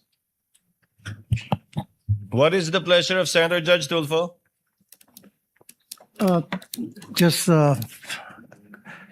manifestation. You may Mr. proceed, sir. Presiding Judge. And question as well. Mr. Witness, You have 2 minutes. okay. Mr. Witness, a lot of questions were asked to you regarding the filing with the Office of the DOJ, in particular, regarding the docketing, dating, subscription for an investigation data form. Now, can you tell this court what exactly is your role and what did you do in relation to the filing of this investigation data form? Ano yung pinaka-role mo talaga dito? Yung papel mo talaga rito? Yes, Your Honor. I instructed the executive officers as well as the agent on case to file our referral to the Department of Justice. So sila na ho ang nag-ayos niyan, sir, insofar as the investigation data form, insofar as other requirements. Ang instruction ko is comply with the requirement given by the Department of Justice, and then you submit it, and then kung ano yung kanilang guidance, you comply with it. Okay, Mr. Presiding Judge, in my humble opinion, I think the errors in the investigation data form should be answered by the receiving office, and I think he's not, hindi siya talaga yung dapat sumagot sa mga katanungan na ibinabato sa kanya ngayon. Mukhang hindi siya really that qualified at sumasablay-sablay itong taon to. Thank you. Noted. Senator Judge Erwin Tulfo, thereafter Senator Judge Alan Cayetano. Quick question, Mr. Presiding Officer, to the witness and You to have the 2 minutes, sir. prosecution or prosecutor here. Mr. Witness, kailan ba talaga final itong kaso laban kay VP? Yung una na affidavit po, Your Honor, nag-file kami January 30, if I'm not mistaken.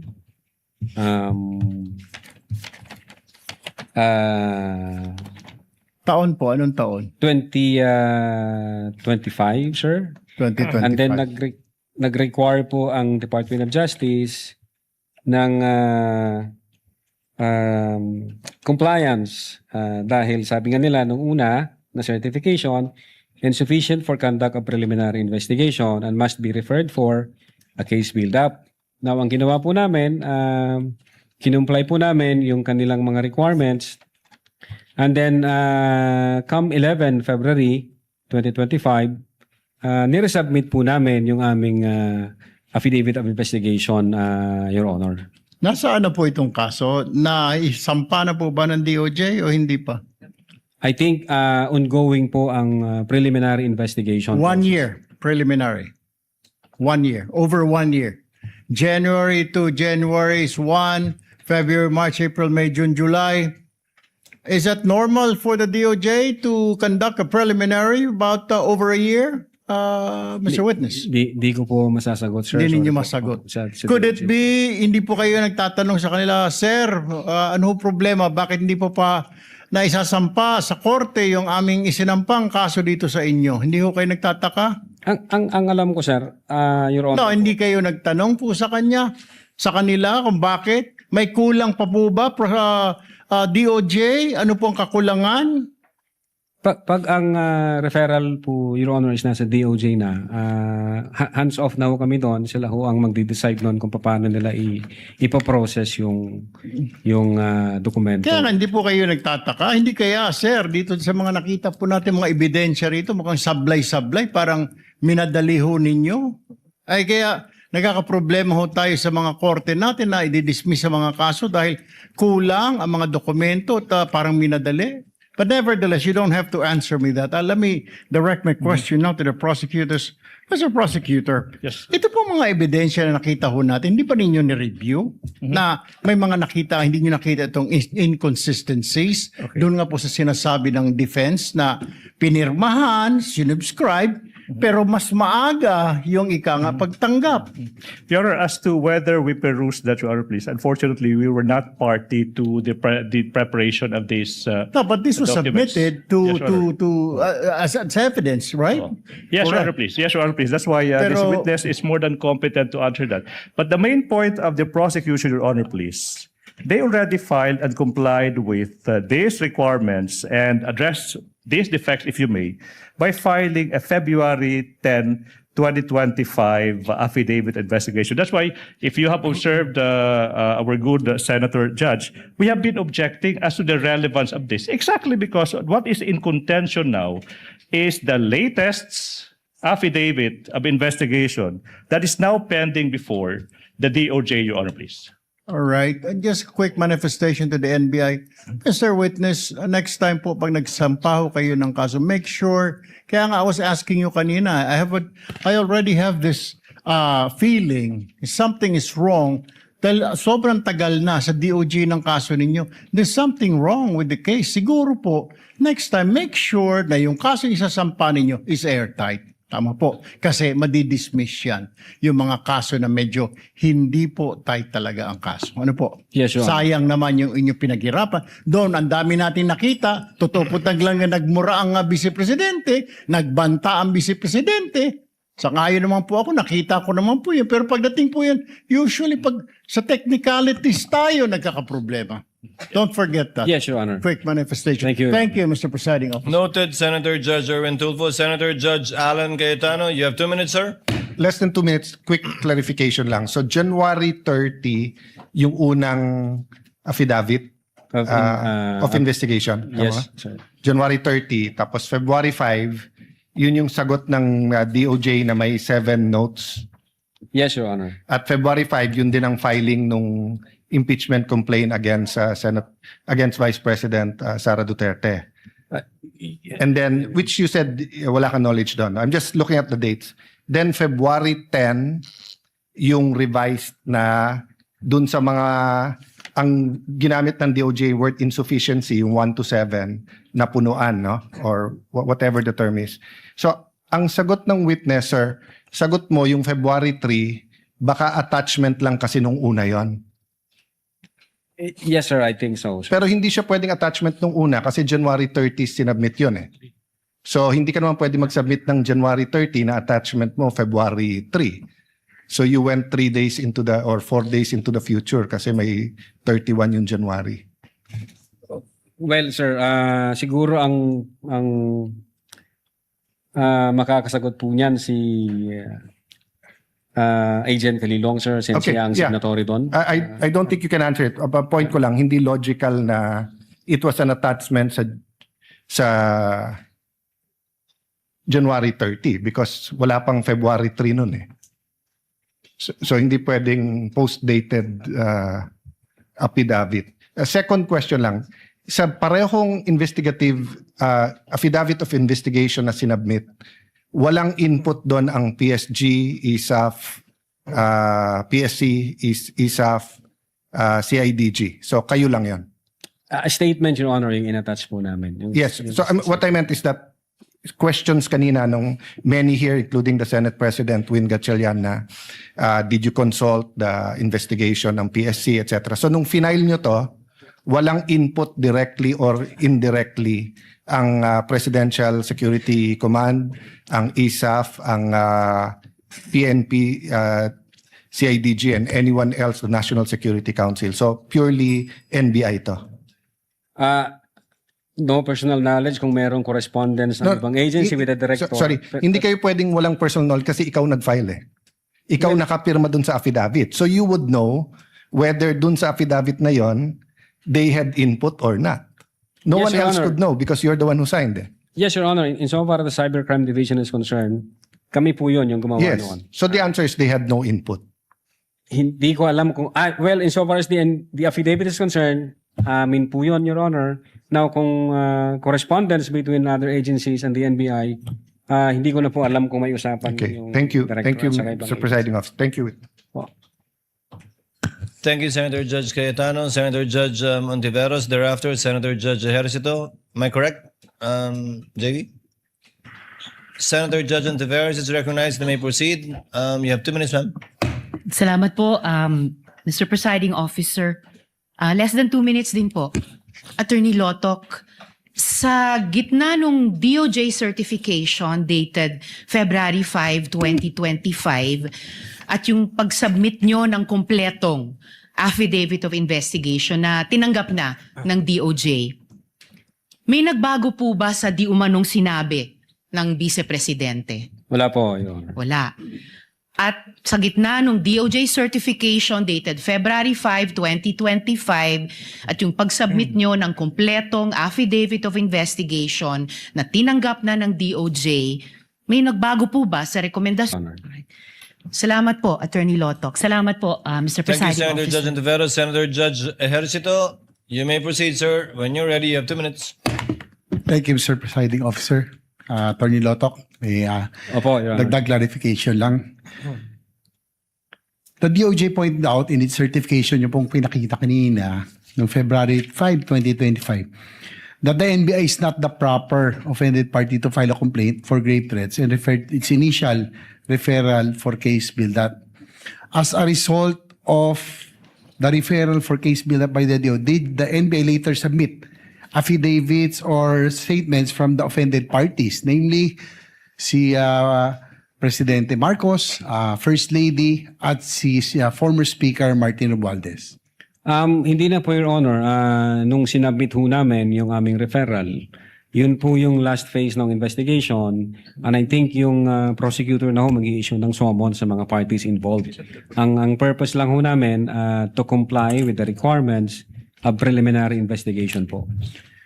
But earlier sa inyo pong statement, sinabi nyo na ang isa sa mga factors no sa pag-evaluate ng threat, if it is really serious, is through determination of the relationship no between the parties. Sinabi niyo po yun kanina. Yes po, Your Honor. So did you try at least to get the statements of the President, the First Lady, or the House of or the Speaker of the House, former Speaker?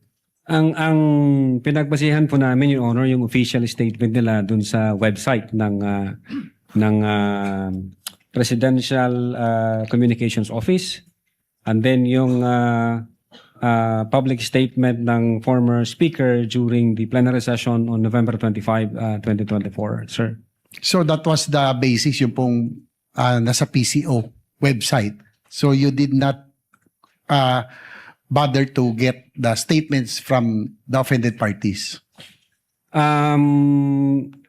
I think nung nakita ko namin yung video na nag-issue ng statement yung presidente, na-establish namin yung requirement kung ano yung treatment ng presidente nung marinig niya yung utterances ng vice presidente. So, nung nakita namin yon na may reaksyon, ang sabi nga niya is nakakabahala. Based sa aming primary jurisdiction, nag-start to kami ng investigation, sir. Kanina rin, tinanong ko yung tungkol doon sa revised affidavit of investigation, no? Which you submitted after the DOJ referred to the case for case build-up in its certification doon nga sa February 5, 2025. You mentioned that is just a compliance on the part of the NBI. Your Honor, ito ho yung part ng evaluation at saka case build-up process. Pag nakita ho ng prosecutor na may kulang pang mga attachment para ho mabuo, maging pulido yung kaso, nagbibigay ho sila ng mga requirement. O NBI, kulang ka nito, i-comply mo to para maidakit natin sa preliminary investigation. So normal lang po yun, no? Sa investigation agency na magsabit additional evidence or revise the affidavits after the case is referred back by the DOJ for case build-up. As part po ng evaluation at case build-up process, nagtutulungan ho dyan, Your Honor, yung prosecutor and then yung investigator base doon sa requirement ng DC-15, Your Honor. You mentioned that, last point, Mr. Presiding Officer, you mentioned that the case before the DOJ is still ongoing. Yes po. So as of today, Attorney Lotok, there is still no determination by the DOJ if the case referred by the NBI should be filed in court because there is prima facie evidence of reasonable certainty of conviction. Well, Your Honor, wala po kaming nare-receive na any updates from the Department of Justice. Ang alam po namin is nasa PI pa ho siya, preliminary investigation process, Your Honor. Thank you, Attorney Lotok. Thank you, Mr. Presiding Officer. Thank you po, Your Honor. Noted and entered into the records. Attorney Binluan, you may continue with your cross. Your Honor, I believe that there's a hanging question. Insofar as the NBI is concerned, what docket number did they follow? 00048 or 0049? What's the response of the witness if he knows? Your Honor, I don't have the complete affidavit. So I cannot confirm, sir. So you do not know what NPS docket number the NBI is using whenever it files subsequent pleadings to the NBI to the DOJ regarding this case? Definitely there is that IDF, there is that NPS. Hindi ko lang po, Your Honor, ma-ensure kung anong NPS number po yon. Ang ginagamit ninyo? Ang ginamit. Pero nandoon po yon, Your Honor. Naka-attach po yon sa affidavit of investigation. Proceed, counsel. So you cannot confirm which between the two. As of the moment, hindi ko po hawak yung... Yeah, but what if we show you, as I said, what if we show you the certification dated February, two certification, can you be guided? Ask an answer, Your Honor. Counsel, he already looked at the documents earlier before the senator judges intervened, and he couldn't. Mr. Witness, Mr. Attorney Lotok, what document did you peruse earlier? The annex to the impeachment complaint, right? Annex to the... That was the document shown to you by counsel for the respondent earlier. Yes, Your Honor.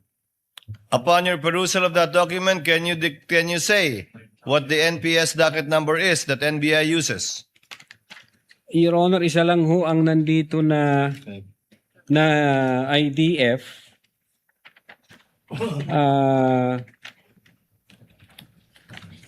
So isa lang yun nandito, Your Honor. Hindi ko makita yung isa pa. Ang nandito na naka-attach na IDF is yung 11 February 2025. So kung ito ho ang tinutukoy, ang nakasulat rito na NPS docket number 16-INV-25C-00048, Your Honor. Your Honor, the certifications, the two certification also has docket numbers. Can we just ask him to peruse this so that he can make up his mind which of the two docket numbers they followed? Then confront him with the document, counsel. Your Honor, what is your co-counsel showing him? We are showing the document February 5 and February 14, which as I mentioned, contains 0049 as the ending docket number. Maybe just know, Your Honor, if that was the docket number that was followed by the NBI following the filing. Counsel, before you answer, Attorney Loto, counsel, the first form, can you bring it up again? That's not an investigation form, right? That's a DOJ form. Yes, Your Honor. Your Honor, this is a receiving copy, Your Honor, because all of these were subpoenaed again from the NBI but not from the DOJ. So these were transmitted to the House Committee on Justice by subpoena. So By who? The NBI? Submitted by the NBI. That's correct, Your Honor. And this was the basis that was used by the House Committee on Justice in filing the articles of impeachment before this impeachment court. So in other words, Your Honor, the agencies involved herein are just four: the DOJ, the NBI, the House Committee on Justice, and the Senate. And the line of questioning is very simple. We want to get to know to the bottom of the truth. How were these documents altered? If at all. If at all. There's no basis for saying it's altered. Counsel, Attorney Lotok, what is your observation? Yes, Your Honor. Isa lang ho yung nandito na IDF. Uulitin ko po, Your Honor. mayroon na ho ditong NPS docket number at yung date po is 11 February 2025, sir. At yung isa, Yung isa, yung sa certification, Your Honor, yung hindi siya IDF. hindi siya IDF, That's sir. what I was asking about earlier. So, ang certification no ang pinapakita sa akin, Your Honor. Hindi po IDF na isa. We're trying to show the Feb 14, the latest certification for the revised affidavit of investigation, Your Honor. So did you follow that docket number? Considering that, according to you, that is the latest certification that you received from the DOJ.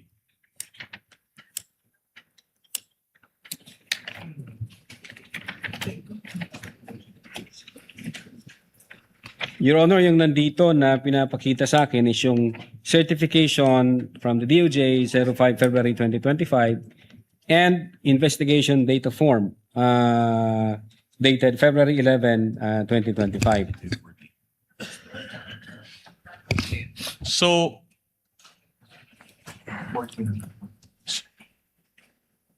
which is which, Attorney Lotok? Is it 00049 or 48? The earlier one or the late? I have here the second the second certification from the DOJ, which says sufficient for conduct of preliminary investigation, reference number 16 -eval-inv 25A-00049, sir. So the 49 is the latest one and is thus valid? Is Yeah, that I what believe you're so. saying? Ito yung may sufficient for All right. Okay. Now, let me direct your attention to the subpoena issued against the Vice President on April 29, 2025. This is the subpoena. And the issue is that the docket number is 0048. In other words, the VP Sara was made to answer to the earlier case that was docketed as such. Do you confirm this? You were part of this, correct? As the complainant. Your Honor, can I object now, Your Honor, please? If I may, Your Honor, please. What's the objection? If I may, I will explain. May- Your Honor, I would like to object, Your Honor, please. This witness is incompetent because he is now being confronted with docket numbers supplied by agencies other than him. If he knows, Your Honor, That's he was exactly- the complainant. Your Honor, he Counsel- was the supervising agent. It Counsel, says there this is a complaint- DOJ document. Objection is sustained. Witness is not competent to answer these questions. You can call your witness to testify as to these documents belonging to the DOJ. Kindly move on, counsel. We've been at this for quite some time. I'll move on. My next question is, the NBI's own evaluation is merely recommendatory in nature, correct? yes, Your Honor, recommendation. Okay. It is not binding upon the DOJ, correct? The DOJ will assess, Your Honor, and evaluate. All right. the But it's not recommendation. binding upon the DOJ. No, Kindly answer the question, All right. Attorney Lotok. You're a lawyer. You know the answer to this question. yes, sir. It's not binding upon the courts, correct? If the DOJ Your report- recommendation, it's not binding upon the courts, correct? Yes, Your Honor. So in Filipino, para maintindihan ng lahat, kahit sabihin ng NBI, Ask and answered, Your Honor. Ask and answered. Kahit He's just sabihin ng translating NBI na into may grave- objection. He's just translating the question into, is not yet... but the same question. All right. Kahit sabihin ng NBI na may grave threats or inciting to sedition, it is not binding upon the DOJ, correct? Ask and answered. The question earlier was with respect to the courts. Correct, Your Honor. Insofar as the DOJ is concerned, Mr. Witness. Insofar as the DOJ is concerned, the DOJ will evaluate and pag kulang pa ho yung mga The requirement, question is are your findings binding on the DOJ? not necessary, Your Honor. So no. No. All right. So in other words, rekomendasyon lang ang kayang ibigay ng NBI, correct? Ask and answered. Ask and answered, All right. counsel. In fact, you attended hearings before the House Committee on Justice in April of this year, correct? I think so. Yeah, nag-appear ako. You Hindi ko lang appeared, sigurado okay. kung anong date yun. Okay. Your Honor, I would like to object to this, Your Honor, please. Your Honor, this Asked and answered, Your Honor. No, wait. Can I move on It's to a being new point? confronted Counsel, with... kindly wait for the Your Honor, counsel. this for is the highly prosecutor. improper. This could fly if this is a committee of justice hearing, but this, with all due respect, is still a court of law. You cannot present clippings like that and confront the witness with that. That's not proper. You should be presenting documents. You cannot do props. Your Honor, please, this is highly irregular. Ask questions. Elicit facts from this witness. Don't use props. Can I get a ruling on that, Your Honor? Because this Counsel is for the purpose of... is not yet Correct. asking any question. He's just laying the basis by asking if he attended previous hearings in the House to test the credibility, perhaps to elicit either contradictory statements or confirmatory statements. Counsel, please proceed. And one of the committee members there, I think it was Representative Sendanya, even asked for the elements of inciting to sedition. Do you recall that? I think so, sir. He also asked for the elements of grave threats, correct? Yeah, if I remember it right, wala akong, hindi ho ako ang tinanong yata. All right. Sir. It was another person, but also from Yeah. the NBI, correct? I think so, sir. All right. And the NBI explained the elements of these felonies during that hearing, correct? Hindi ho ako ang nag-explain noon. But sir. another person from the NBI did, and you were present, correct? I think so, sir. In fact, Representative Luistro even asked that the salient portions of your affidavit of investigation be flashed on the screen during that hearing, correct? If you can recall.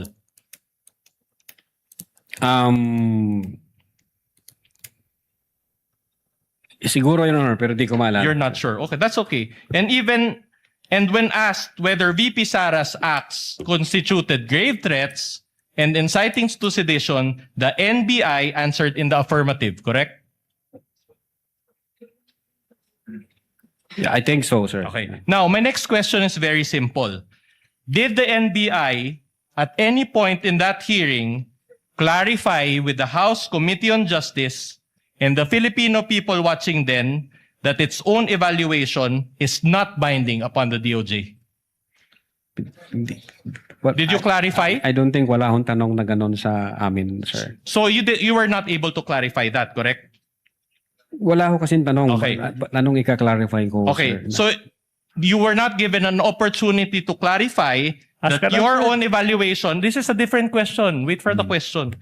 That this is not binding upon the courts. So was there an opportunity for you to explain that it was not binding upon the courts? Wala akong question doon All sa right. amin, sir. So in other words, there was no opportunity in that hearing to clarify that your evaluation was mere recommendatory. Ask and answer, Your Honor, please. 4 times over. No, the first Same question was point. binding upon the DOJ. The next question is binding upon the courts. The next question is the nature of the recommendation. Did you clarify at any point in that hearing that your recommendation was merely recommendatory? The question was, did they clarify or not? Answer kindly, Attorney Latok. Wala pong question sa amin na ganon, sir. So, wala akong kaming na-clarify doon. Very well. Let's do that now. For the benefit of this honorable court and the Filipino people watching, when the NBI evaluated VP Sara's acts to be grave threats or inciting to sedition, is that binding upon the DOJ? Your Honor, asked and answered. This is now Counsel- the third cycle. Already asked and answered several times. I'll move on, Your Honor.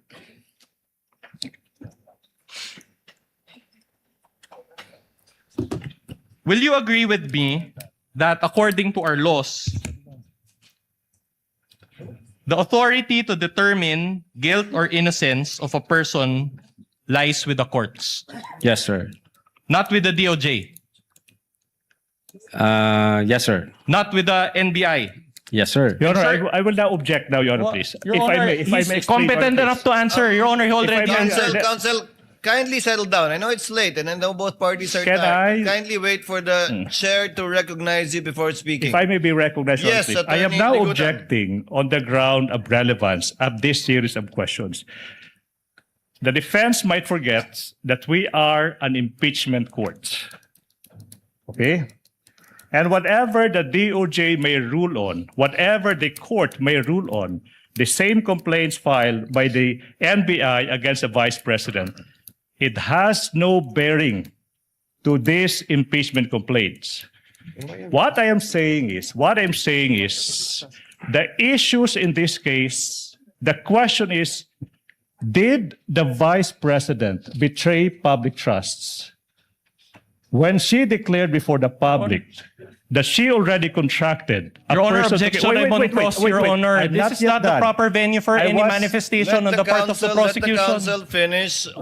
Kindly state your objection, counsel. Relevance, exactly, Your Honor, please, as to what the court will do, as to what the DOJ will do on the complaints filed by the DOJ, by the NBI, they have nothing to do with the issue in this case. The question is whether the Vice President betrayed public trust by contracting an assassin to kill the President, the Vice President, to kill the President, the First Lady, and the former Objection Speaker again, House. Your Honor. It's not the Irrelevant, Your Honor, proper- please. Irrelevance. Counsel, you know what you're doing as well. So kindly limit it to your objection.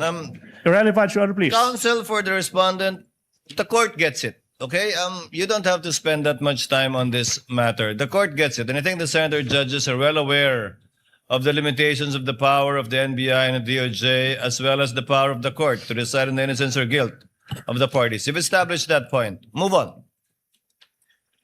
In other words, it is only the proper courts that can determine the guilt or innocence of VP Sara in terms of grave threats or inciting to Counsel, It's a direct question, Your Honor. counsel, asked and answered. Kindly move on. Kindly move on, counsel. Again, the court gets it. I think the senator judges get it as well as the people who are listening. All right. My question is this. Are you aware of any final verdict by any court that VP Sara is Same. guilty?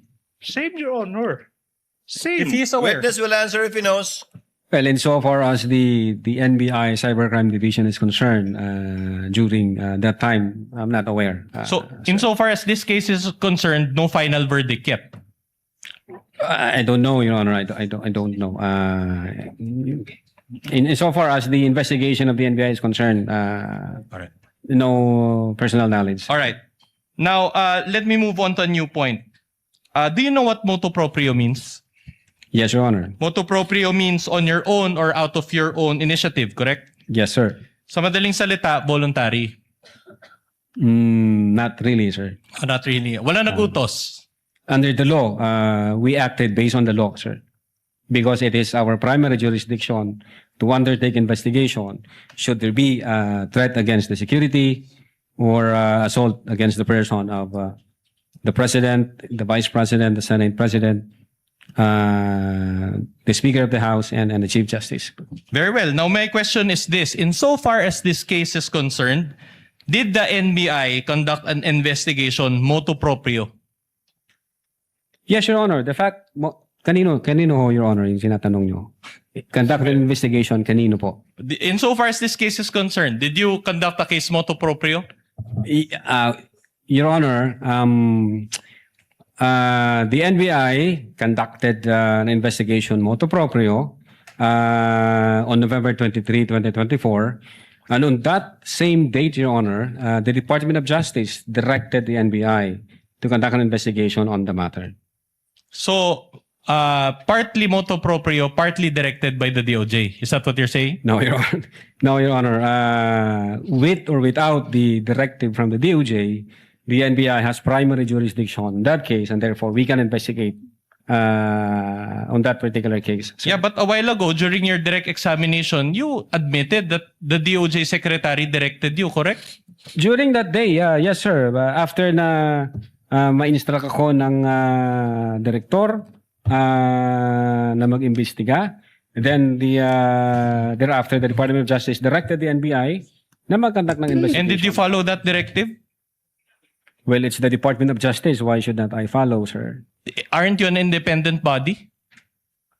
Well, Your Honor, under the law, Republic Act 10867, it states there that the Department of Justice can direct the NBI to conduct any investigation when the public interest so requires, sir. Okay, so the NBI is under the DOJ, correct? Definitely, sir. And the DOJ is under the Office of the President, correct? Yes, sir, under the executive branch, sir. Meaning the Secretary of the DOJ is under the Office of the President, correct? No question to that, sir. No question. So BBM has control over both the NBI and the DOJ, correct? What do you mean by control, sir? What's your interpretation of control? You seem to be a smart man. The Department of Justice and the Office of the President, insofar as the function of the NBI is concerned, hindi ho sila nakikialam doon. Kung ano ho yung findings ng NBI, kung ano ang recommendation, sinasubmit po namin ito sa Department of Justice. And then yung Department of Justice, i-weigh po nila, i-evaluate po nila, and then mag-undergo ng process ng case build-up. Yun ho ang patunay na yung una naming sinubmit, hindi tinanggap ng Department of Justice, meaning ang Department of Justice, pag nakita niya na hindi tama o kulang yung requirement ng NBI, hindi niya ito kararakang tatanggapin, Your Honor. That's why, insofar as the DC-15 is concerned, nag-require sila ng mga i-comply namin, and then nag-comply kami. That's the time ni-receive ng Department of Justice yung aming referral. Oh, very well. Just to help you answer, I'll ask a more pointed question. At the time the investigation against VP Sara was being conducted, did BBM had control over the NBI or DOJ? At the time the investigation? Yes. Well, being the head of the executive branch, sir, yes, the president is the head of the whole of the executive branch, sir. Very well. Did BBM at any point intervene in this investigation? Of course not, sir. Of course not. So did you just admit to this court that there was no participation on the part of BBM? Again, the purpose of the submission of the affidavit is No, for the preliminary question is investigation, sir. Can we ask Your Honor the that witness to answer? Witness is in the process. The purpose of the referral that we submitted to the Department of Justice is for the purpose of preliminary investigation, which under the new rules of the NPS, pwede ho ang law enforcement agency na mag-submit ng complaint affidavit kahit wala yung affidavit ng complainant for purposes of preliminary investigation. So, the complaint from the President is not an indispensable requirement insofar as the preliminary investigation is concerned by the DOJ, sir. So let me clarify. You received instructions to conduct an investigation against VP Sara from the DOJ, which is under the Office of the President, and the investigation, in that investigation, BBM was allegedly one of the offended parties. Again, Your Honor, hindi ho ako nakatanggap ng Wait, there's no question yet. There's no question yet. And yet, BBM has control over both the NBA and the DOJ. Your Honor, is that a fair summation? Your Honor, now, I will not object now. Ask and answer. Same point, Your Honor, please. Many times over. Control of the President over the DOJ, control of the DOJ over the NBI. Ask and answer many times over. Considering the structure involving the NBI, the DOJ, and the Office of the President, don't you think that there was bias against VP Sara? Ooh. I will allow that. I will not object, Your Honor. Your Honor. Counsel again, kindly wait for the presiding officer to recognize you. Witness may answer. Our investigation, Your Honor, is evidence-based. Nung pinag-usapan ho namin ito, nung ina-analyze ho namin ito, nung nag-follow kami ng mga phases at analysis. Well, of course, we respect the opinions of every expert, but may kanya-kanyang style, and hindi lang naman kanya-kanyang style. It also depends. Yung pag-o-object naman po, hindi naman po yan strategy. Hindi naman po strategy ng defense team na object na lang tayo ng object. Hindi po ganun yun, no? The objection will depend on the question propounded by the opposing counsel.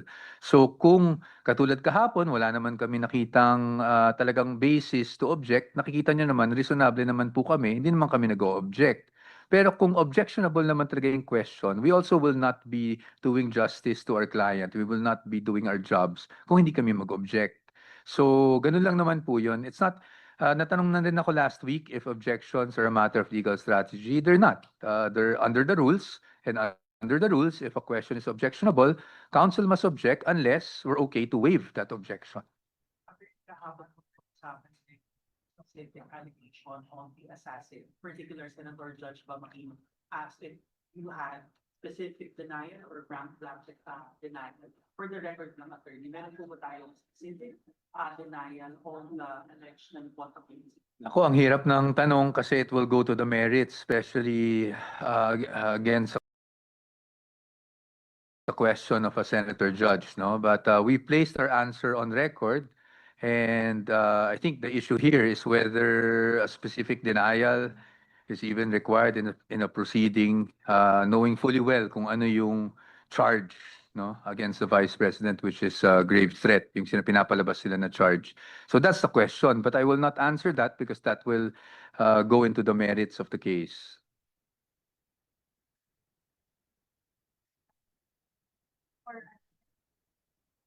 Vice President Sara, may we know the nature of those documents at least in your scope?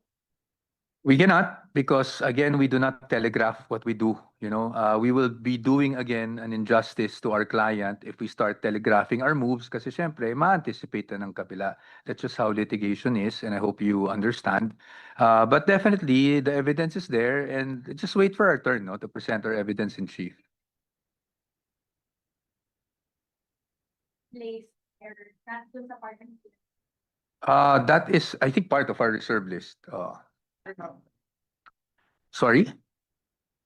Again, ma'am, I will not answer this question. I know how insistent and persistent you have been with me, but I beg for your patience because, again, we do not telegraph, ma'am.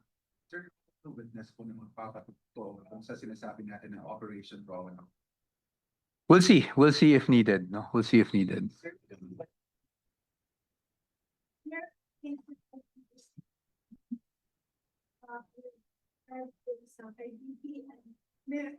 From the part of the OVP, and also meron mo pang na-identify na group or specific individuals na meron talagang attempt for her. Actually, yun po yung pinupunto ng defense, no? Gusto rin nating malaman kung talagang nagkaroon ng investigasyon. I am not the spokesperson of the OVP, so I cannot answer for the OVP. I am spokesperson for the defense. And so ang sinasabi ko lang po, ayun po yung pinupunto ng aming cross-examination, not just yesterday, but also even last week. At yun din naman ang gusto nating malaman kung talagang nagka-investigasyon. I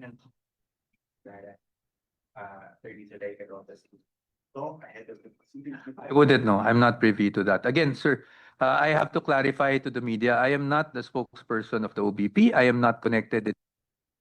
So anything that happens in the OBP, I'm not privy to.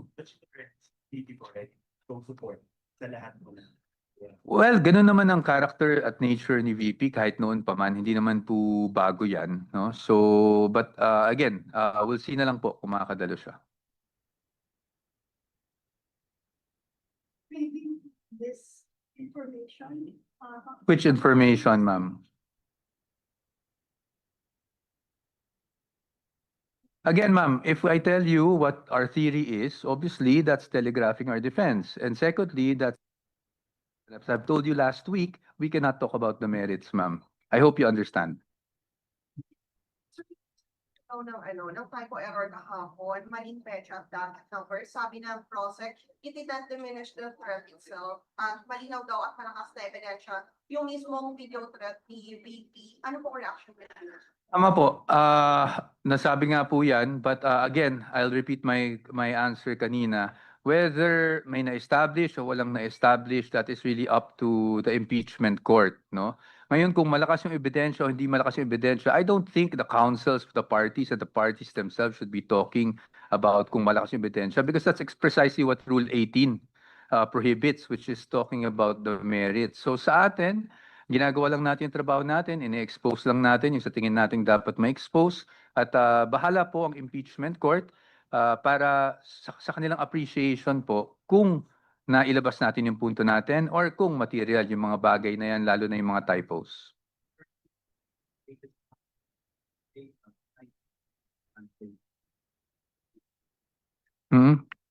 Sir, ako personally, and even that I think I can speak for the entire defense team, we don't really look at surveys. In fact, sabi ko nga sa inyo, from day one, hindi kami nagbibilang kung sinong panalo sa unang araw, sinong panalo sa pangalawang araw because at the end of the day, ultimately, what will matter will be the decision of the impeachment court. So mahaba pa po kasi to.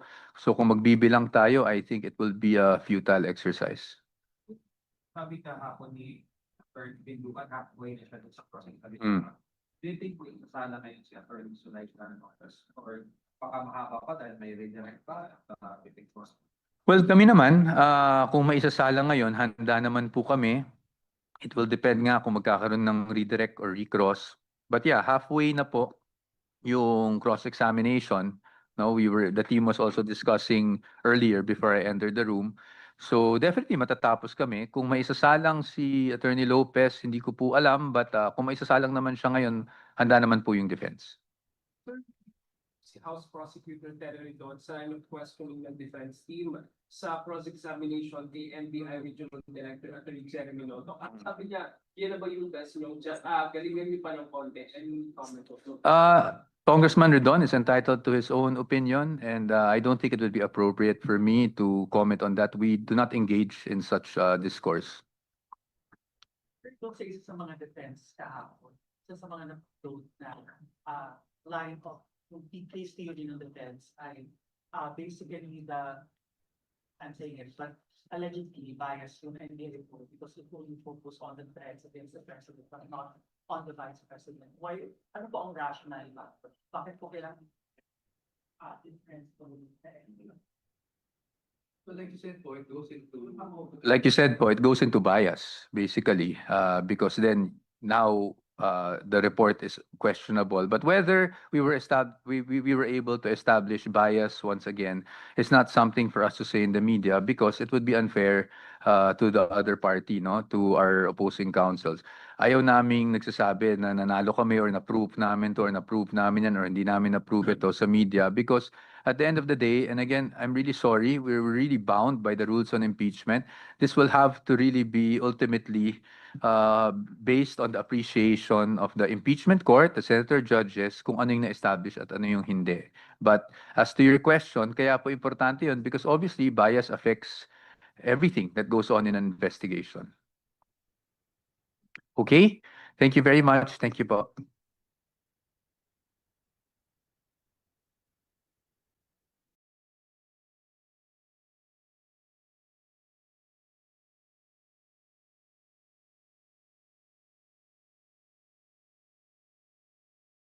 Believe and we agree that among ourselves na buo ang ebidensya, kumpleto ang ebidensya, na-comply natin yung requirement ng prima facie case with reasonable certainty of conviction. And so sinubmit ho namin yan sa DOJ na ang paniwala po namin ay kumpleto ho at na-comply namin yung requirement. All right. Either way, ng kaso. Okay. Either way, the NBI can initiate its own investigation when necessary, correct?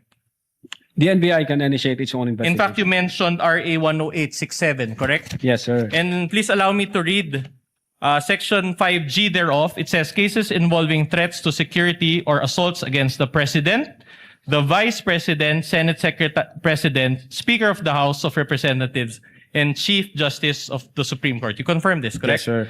My next question to you is this. While you conducted a motu proprio investigation to help BBM, FL, and the former Speaker, did you also conduct a motu proprio investigation to help VP Sara? Yes, Your Honor. The fact that we sent a December 2, 2024 letter, we informed the Vice President na iniimbestigahan din namin yung alleged threat laban sa kanya. So kailangan namin makakuha ng valid information, confirmed data or any apparent violation of our revised penal code or any special law. You know yung ang purpose ng letter namin, Your Honor, to inform the Vice President na iniimbestigahan din namin yung alleged threat laban sa kanya. It's a yes or no answer. Can we ask Mr. Witness, Attorney Latok, this is the second time you've mentioned your December 2 subpoena. So the curiosity of the presiding officer has been picked. In your subpoena of December 2, You issued a subpoena to the Vice President for evidence in a certain investigation. No mention was made of either the investigation pertaining to threats against the President or even threats against the Vice President. But it's the second time you've mentioned that the intent of this one is for the threat against the Vice President. What is your basis, sir? When the subpoena does not contain such a specification of the evidence you will obtain from her? Your Honor, yung subpoena, nakafocus po yan doon sa investigation namin on the alleged grave threats at inciting to sedition during that time. Yung investigation naman, insofar as the Vice President threat to her life is concerned, meron nung kaming separate na letter nung December 2. Hindi subpoena, letter. Letter po. Do we have that on file or on record Yes, sir. somewhere? Yes, Your Honor. It was Is it the pre-marked perfect. Marked during trial one for earlier, Your Honor. by Agent Kalilong? By this witness, Attorney Lotok. That would be P-Roman numeral 4-5, identified by the witness earlier, Your Honor, please. P-4-5, -4-5. Oh, mami. addressed to Attorney Lim? Attorney Lotok? Yes. Yes, Your Honor. Your Honor. Your Honor, I have questions relating to that, Your Honor. Can we? Just to clarify from the witness, are you referring, Attorney Lotok, to the letter addressed to Attorney Lim, signed by Assistant Director Ricarte? Yes, Your Honor. Assistant Director. This is the one that's referring to the alleged attempt of NBI to investigate the threats against the Vice President. Yes po, Your Honor. Okay. Counsel, you may proceed. All right. In fact, since we're on the topic, let me direct your attention to that NBI letter issued by Glenn Ricarte dated December 2, 2024. Again, for the perusal of the senator judges, this is pages 155 to 158 of the AOI's Annex G9. Do you confirm this? That this was sent out to the Vice President?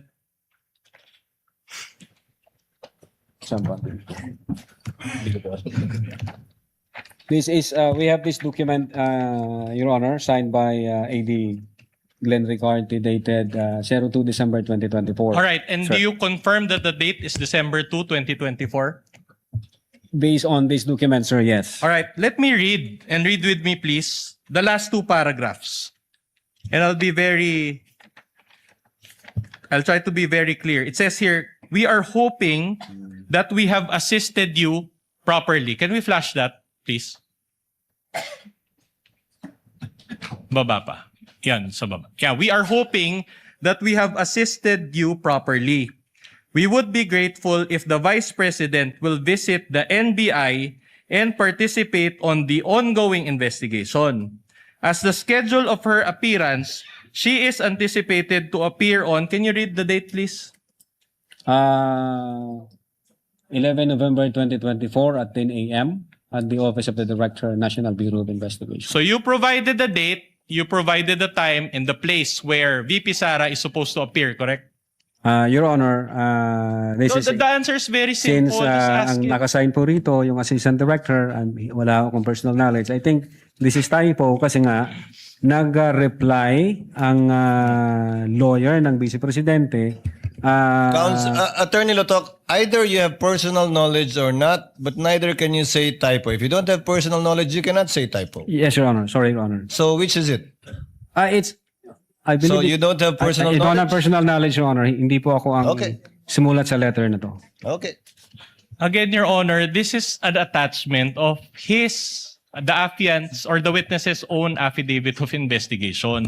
I understand, Your Honor, and he has been very repetitive on this, that there are documents there that he did not sign. But when you attach something to your own affidavit, Your Honor, you're supposed to at least review them.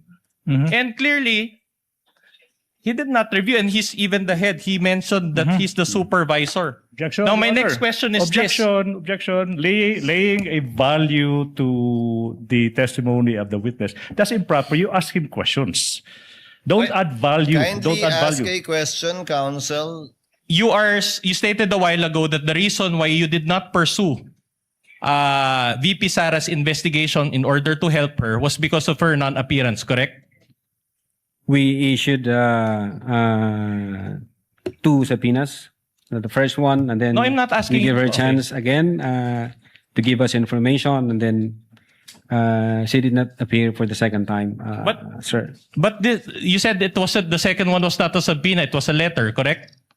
Well, the letter is the basis that we conducted motu proprio investigation on the alleged threat against the Vice President. The purpose of the 2 subpoena is also base sa usapan namin ng then Director Jaime B. Santiago. Pag nag-appear ang Vice Presidente, tatanungin din po ng Director namin, Ma'am, pwede mo bang i-share sa amin ano yung threat sa life mo? Baka meron kang information na pwede namin pagsimulan. Counsel, allow the presiding officer. Sir, you referred to the letter and the subpoena. As I pointed out earlier, the subpoena does not make mention that you're asking for evidence about the threats against the Vice President. You just said in your subpoena, for information regarding what is under investigation by your office. Now, in this letter that you referred to, signed by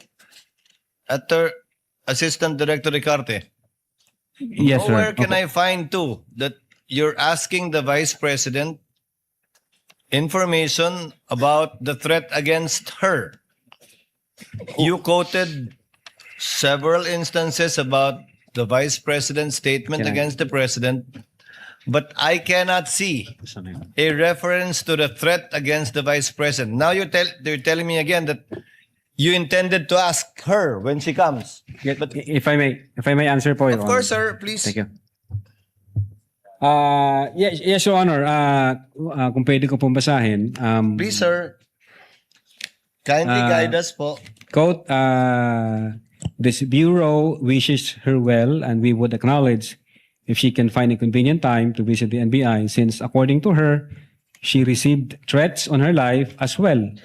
As part of its mandate, the NBI would like to inform her that we are also investigating on the said threats. Her appearance to the NBI will aid us in the expeditious investigation on the said threats, Your Honor. And then this is the basis for the issuance of your 2 subpoenas against her. Hindi po. Ang dalawang subpoena, Your Honor, is para dun ho sa grave threats and inciting to sedition. Para dun na po. Opo. Yun po yung purpose ng dalawang subpoena. Letter lang yung sa kanya tungkol sa threat sa kanya. Yes po, Your Honor. Letter lang Bagaman sa sa sulat na to, binanggit nyo rin yung threat niya laban sa Pangulo. O ibang sulat po yun? Your Honor, in-explain ho namin dito kasi doon ho sa may letter ho na sinubmit ang lawyer ni VP, nagtatanong ho siya kung pwedeng makakuha ng copy ng complaint. And then kung ano yung mga itinatanong at itatanong ng NBI sa kanya, in-explain ho dito sa letter na to kung ano yung nature ng complaint. Yung mga allegation laban sa kanya. Opo, Your Honor. Thank you, Attorney Latok. Counsel, you may proceed. But the long and short of it, in that December 2024 letter, you provided a November schedule, correct? Again, I cannot answer to that. Ang signatory ho ang makakasagot, sir. So in other words, she could not have attended that November 11, 2024 because as of the date of the letter, it was already December 2, 2024, correct? Well, Your Honor, yung second letter na sinubmit ng lawyer niya, ang sabi nila doon, the Vice President is confident that the NBI will conduct an investigation on the alleged threat against her life. Yeah, but despite this error, do you still maintain that the investigation that you conducted was thorough? You used that word a while ago. Investigation on the alleged threat against the Vice Correct. President? We are looking, Your Honor, for a validated information, confirmed information para ho meron kaming pagsimulan. But insofar as my office is concerned, since hindi na ho ako may hawak dyan, baka ho merong ibang tinask ang aming director para dyan, sir. So as early as December 2, 2024, the NBI has been investigating regarding the threats against VP Sara. Correct? when we issued the first subpoena and then when we issued the letter dated 02 December 2024, ang intention ho namin noon, i-inform namin siya na nag-iimbestiga din kami, ma'am. Kaya lang, kailangan ho namin ng valid at validated information para ho mapagsimulan namin. Oh, mali lang yung schedule na nabigay doon sa Vice Again, President. wala akong personal knowledge dun sa scheduling, sir. Oh no, after more than 1.5 years of investigation, has the NBI come up with a recommendation? Ask and answered, Your Honor. Ask and answered. Kanina pa. No. Recommendation on the threats may against answer. VP Sara. Witness may answer. Withdrawn. This is the investigation pertaining to the threats against the Vice President's life. Okay, thank you, Your Honor. Again, since wala ho kaming validated information, wala ho kaming nakitang confirmed doon sa allegation, threats against her life, wala ho kaming mapagsimulan, sir. So no, that's okay.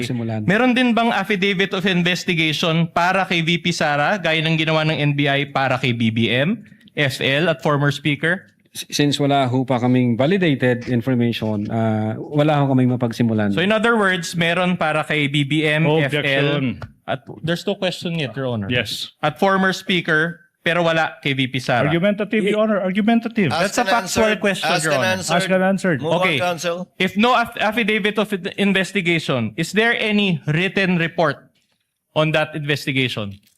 Anong investigation po, Your Honor? Yung against VP Sara. May written report man lang ba? Well, ang makakaalam ho niyan, yung aming intelligence service, sila ho ang may pull up information from different offices. But as far as you know, wala pang written report on this? Well, during that time, insofar as the cybercrime investigation is concerned, wala akong nakita na gano'n, sir. Wala pa. Noong time na yon, alright. sir. In other words, since wala pang written report, wala pa ring opportunity si VP Sara to supplement any report that you have prepared. Again, wala akong idea kung mayroon ng written report ang aming intelligence service. Ang alam ko, kung ano lang yung nangyari during nung investigation namin, cybercrime division investigation. All right, I'll move on to a new point. Now, as an investigating body, the NBI is called to be impartial, correct? Yes, sir. Meaning you have to evaluate both sides, not just one side, correct? What do you mean both sides? The sir? offending party side and the offended party side. Yes, sir. All right. In other words, you evaluate the side of the complainant and you also evaluate the side of the respondent, correct? Evaluate the side of the complainant. Yes, sir. So did the NBI do that in its investigation insofar as the case against VP Sara? Precisely, Your Honor, the reason why we issued a letter dated December 2, 2024 All right. is to elicit information from the Vice President herself kung meron po bang validated information Okay. or to ask her kung sakaling nag-appear siya, ma'am, baka meron kang pwedeng pagsimulan namin. But again, kahit representative, wala akong may dumating sa amin na magbibigay sa amin ng informasyon para pagsimulan ng investigasyon. Yeah, but didn't the counsel appear? So she participated through counsel, correct? The counsel, Your Honor, only stated na yung threat is, again, yung 6 months ago na nung conduct ho kami ng open source investigation, wala ho kaming nakitang validated talaga, sir. So wala kami mapagsimulan. Saan kami magsisimula doon? Okay. So, to enlighten this honorable court of what really happened during your investigation, you issued subpoenas, correct? We issued subpoenas, sir, yes. And several people participated, correct? Media personalities. Yes, I will go to that. I'll just answer the question first, yes or no. At least 4 people, correct? We issued subpoena, yes, sir. Reyes of Philippine Daily Inquirer attended with counsel. You confirm this? I think so, sir. Mendoza of Manila Times also attended with counsel. It was reported to you. I think Magsambol and Reyes. Yeah, yun alright. yung report sa akin ni Agent Kalilong, sir. How about Rubrico of SMNI? Yeah, yung 6 ho na yan, as far as I know, na issue namin ng subpoena, I think yung iba dyan, hindi ho nag-appear kasi yung isa nasa China, meron siyang parang I'm not asking about understanding. those. I'm just asking about The the witness is people in the that process of participated. answering the Counsel, question. witness is in the process of answering. Let him finish. Mm. Are you done, Attorney Lutok? Yes, Your Honor.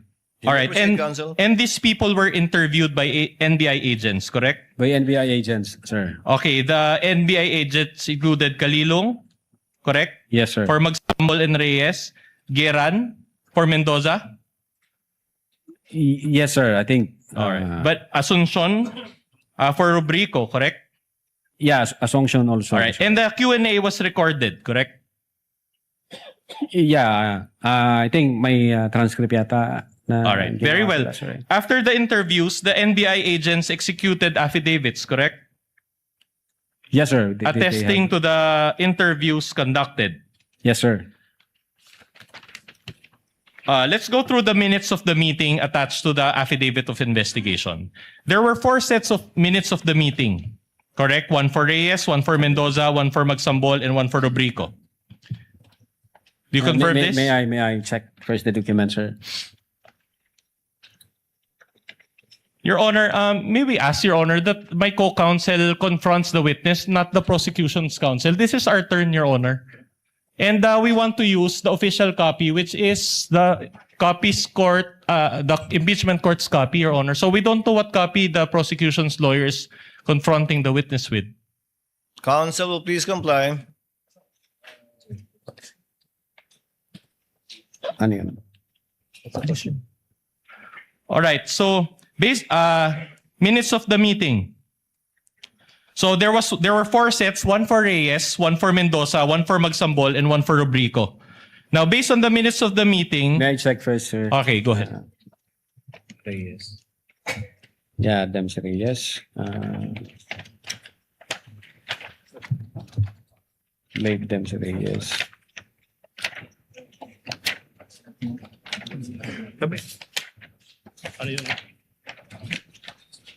This is Mendoza. Yes.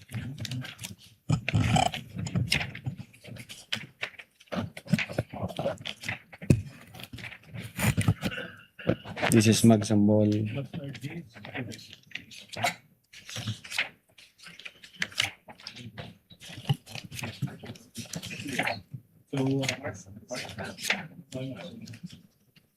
Magsambol.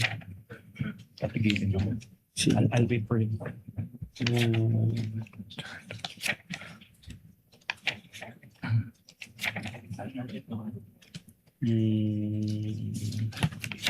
Rubrico.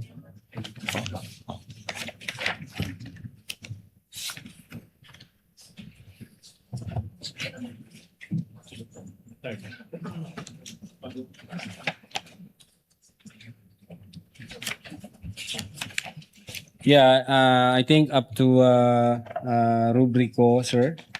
All right. So you confirmed that there was a Q&A? There is Q&A. Okay. And then, konti lang yung mga tanong nyo. Actually, not more than 20 questions per interviewee, correct? 20 questions. Sir. All right. And how long did the interviews last, if you know? I think ang report sa akin nag-appear sila, nag-participate sila sa interview, but dun sa timeline, no personal knowledge, sir. All right. Makakasagot nito yung mismo yung nag-interview, sir. Okay, but in that interview, they were asked about their personal knowledge on the November 23, 2024 press con, correct?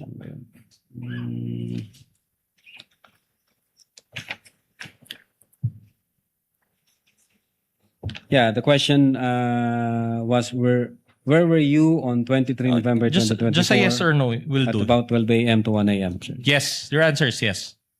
Yeah, there is that Okay. question. Sir. Now, during this interview, according to the minutes also that you're now perusing, a video of the press con was shown, correct?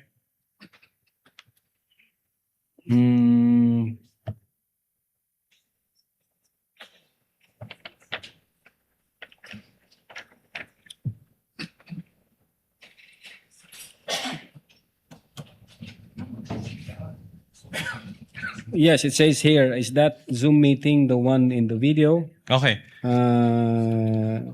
At this juncture, the agent showed the video. Attorney dated Lotok, 23. kindly just answer yes to abbreviate the proceedings Yes, or no. yes, sir. Okay, my question is this. Did the NBI show the entire video to the interviewee or just portions thereof? Ang makakasagot ho niyan, Your Honor, yung nagkanda know. po ng interview. If you know. I'm not sure, sir. Didn't you provide instructions to the NBI agents regarding the showing of the video? Well, the instruction is whether or not nandun ba sila nung nangyari yung press conference nung November 23. Yeah, but will you agree with me that for the investigation to be impartial, the NBI should have shown the entire video and not just certain portions thereof? That I cannot answer kung pinakita nila yung buong video. Ang instruction ko, Your Honor, part ng investigation is to ask them kung nag-participate sila o may personal knowledge sila during the online press conference at November 23, 2024. All right, but let me direct your attention to page 189 also of Annex G9. This pertains to the minutes of the meeting of Kalilong. If we can flash that on the screen and if my co-counsel can confront the witness. It says here, and I want to read, in the top portion it states 1024H and 1057H, December 4, 2024. 2020 here.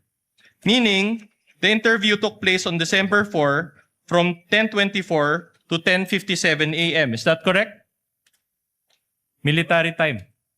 Well, it appears in that document, sir. All right. So in other words, 23 minutes lang yung interview?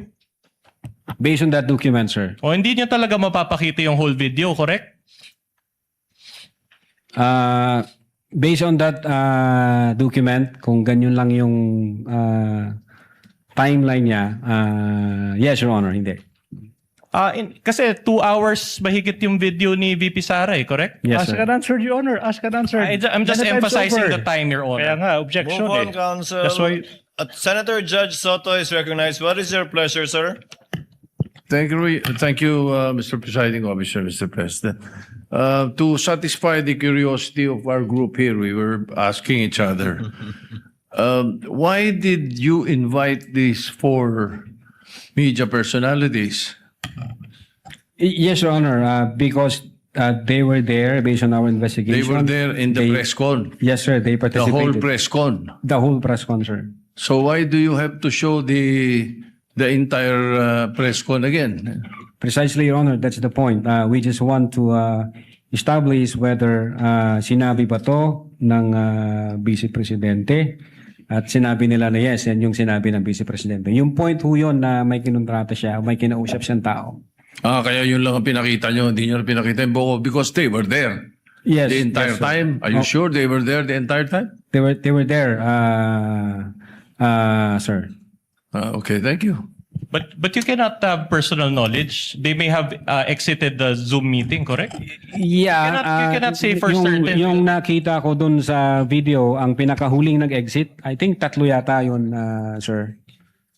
Yeah. Pero most of the time, nandun ho yung mga media personalities, nagtanong po sila, nag-inquire po sila, at nag-participate po sila doon. All right. At any rate, each participant was asked, and I quote, in paragraph 11 of the affidavit or the minutes, it says here, do you hear the statement of VP? Yes, wag ka mag-alala ma'am sa security ko kasi kinausap na ako, which ends in, and then he said yes, correct? Yeah, base rito, yes. Okay. So sa madaling salita, insofar as the interviews conducted by the NBI, wala nang tanong tungkol sa ibang statement ni VP Sara noong press con, tama? Yeah, base dito sa document. Alright, yan lang ang ito yung tinanong nyo, tanong, sir. tama? Yan lang statement na yan ang tinanong nyo. Base sa document, sir. Didn't you have enough time to ask about other statements made by VP Sara in order to establish context? Your Honor, no, yes or no? If you can, please. Let the witness answer. The presiding officer already directed a more responsive answer. Your Honor, nung November 26 video, No. nakita ho namin na may admission na ginawa, ni-reiterate ng Vice No, President. that's not my question. My question Let the is, witness did you answer, have Your enough Honor. time to ask That is his about... answer. No. Attorney Lotok, the question was, did you show any other video or parts of the video other than this one? Based on the document, sir, ito lang ho yung mga tinanong kung Yan lang ano ang yung tinanong na nandoon sa part ng video. document. Walang ibang part ng video.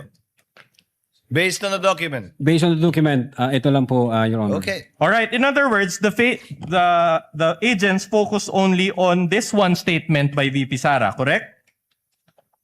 Based on the interview, And sir. the Q&A used a targeted question, correct? Based on the document, sir, based on the interview, we asked them kung nandoon sila o nag-participate sila o kung narinig ba nila yung utterances na yun. All right. The whole video was around 2 hours and 26 minutes. Now, if my math is correct, that is 60 minutes per hour. So 120 minutes plus 26 minutes. So a total of 146 minutes total, more or less. And are you telling this court that the portion shown was just about 1 minute? Ask and answered, Your Honor, please. Asked and answered, The same counsel. topic many times over. Counsel, I understand that you're trying to emphasize a point, but to manage the court's time, kindly move on to your next question. So you think that by showing only a portion of the video, that portion was taken out of context? Your Honor, If you know. we authenticated the whole video and we saw what happened on that online press conference, sir. All right. By the way, did the interviewee sign the minutes of the meeting?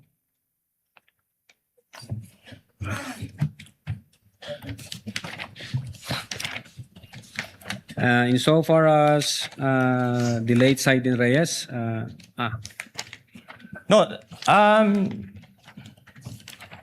If you know, I'll go through it one by one. But I think may huli yata na walang pirma yung isa namin. oh, can we investigator. direct your? But you know, as a lawyer, that if a document is unsigned, that document will be treated as a mere scrap of paper. Correct? Yes, Your Honor. All right. So that is the standard operating procedure, correct? That you sign the document, correct?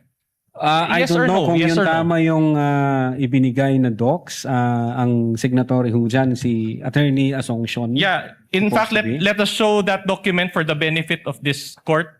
Yan ho yung Yeah, let me kaapat na direct your docs. attention to pages 203 to 207 of Annex G9. This pertains to the minutes of the meeting involving rubric of SMNI. Can we display first the first page? So the interviewer was Ria Vanessa Asuncion. Yes, sir. Hindi pa siya, ayan o. So hindi pa siya sure kung good morning or good afternoon. And what's the relevance, Your Honor? And she conducted the Objection. interview, correct? It first saw that document, sir. Yes. All right, but let's go on to the signature page now. So, in other words, Jason, there appears to be a signature above the name Jason Rubrico. All right. Can you state for the record whether Attorney Ria Vanessa Diaz Asuncion signed this document? In that document, no signature by Attorney Ria Vanessa. So, wasn't this a failure to observe SOP on your part? I think we have to ask Attorney Vanessa, baka meron siyang ibang document. na But again, you're the supervisor of these minutes of the meeting, and you were the one who attached these documents to your affidavit of investigation. Anyway, I'll Again, move on to a ang new point. nag-prepare ho ng mga docs na yan, I instructed them, the executive officers and the agent on case, to prepare those documents for Department of Justice. My only point is this, Mr. Lotok. We are talking here about filing a case against the Vice President of the Philippines, who is the second highest official of the land, and you used an unsigned document as part of your exhibits. Is that what you're trying to tell the court? You can ask Attorney Ray Vanessa Diaz Asuncion again, sir, kung meron siyang, kung ano nangyari dyan. So far as I am concerned, kompleto ho yung tatlo, 1, 2, 3, ito ho yung pang-apat. Alright. Siguro kailangan kong tanungin si XO kung ano nangyari. Alright, so let's go through the affidavits that were executed after the interviews. Okay, pahabol na ito lahat, tama? Kasi this was pursuant to the Feb 5 certification eh. So hinabol nyo ito lahat, tama? Hindi ho hinabol. Kinumply ho namin ang requirement ng DOJ. You want to use the term kinumply. Okay, sige. The interviews were in November to December 2024, but the affidavits were in February 10, 2025, correct? Again, Your Honor, Yung mga interview mismo, November to December 2024, kinandak. Pero yung mga affidavits attesting to those interviews, February of 2025 na in-execute, tama? Based sa document, sir. At any rate, this was made pursuant to the Feb 5 DOJ certification, correct? Can I see the document, sir? Okay. First. Affidavit, yeah. 20. But,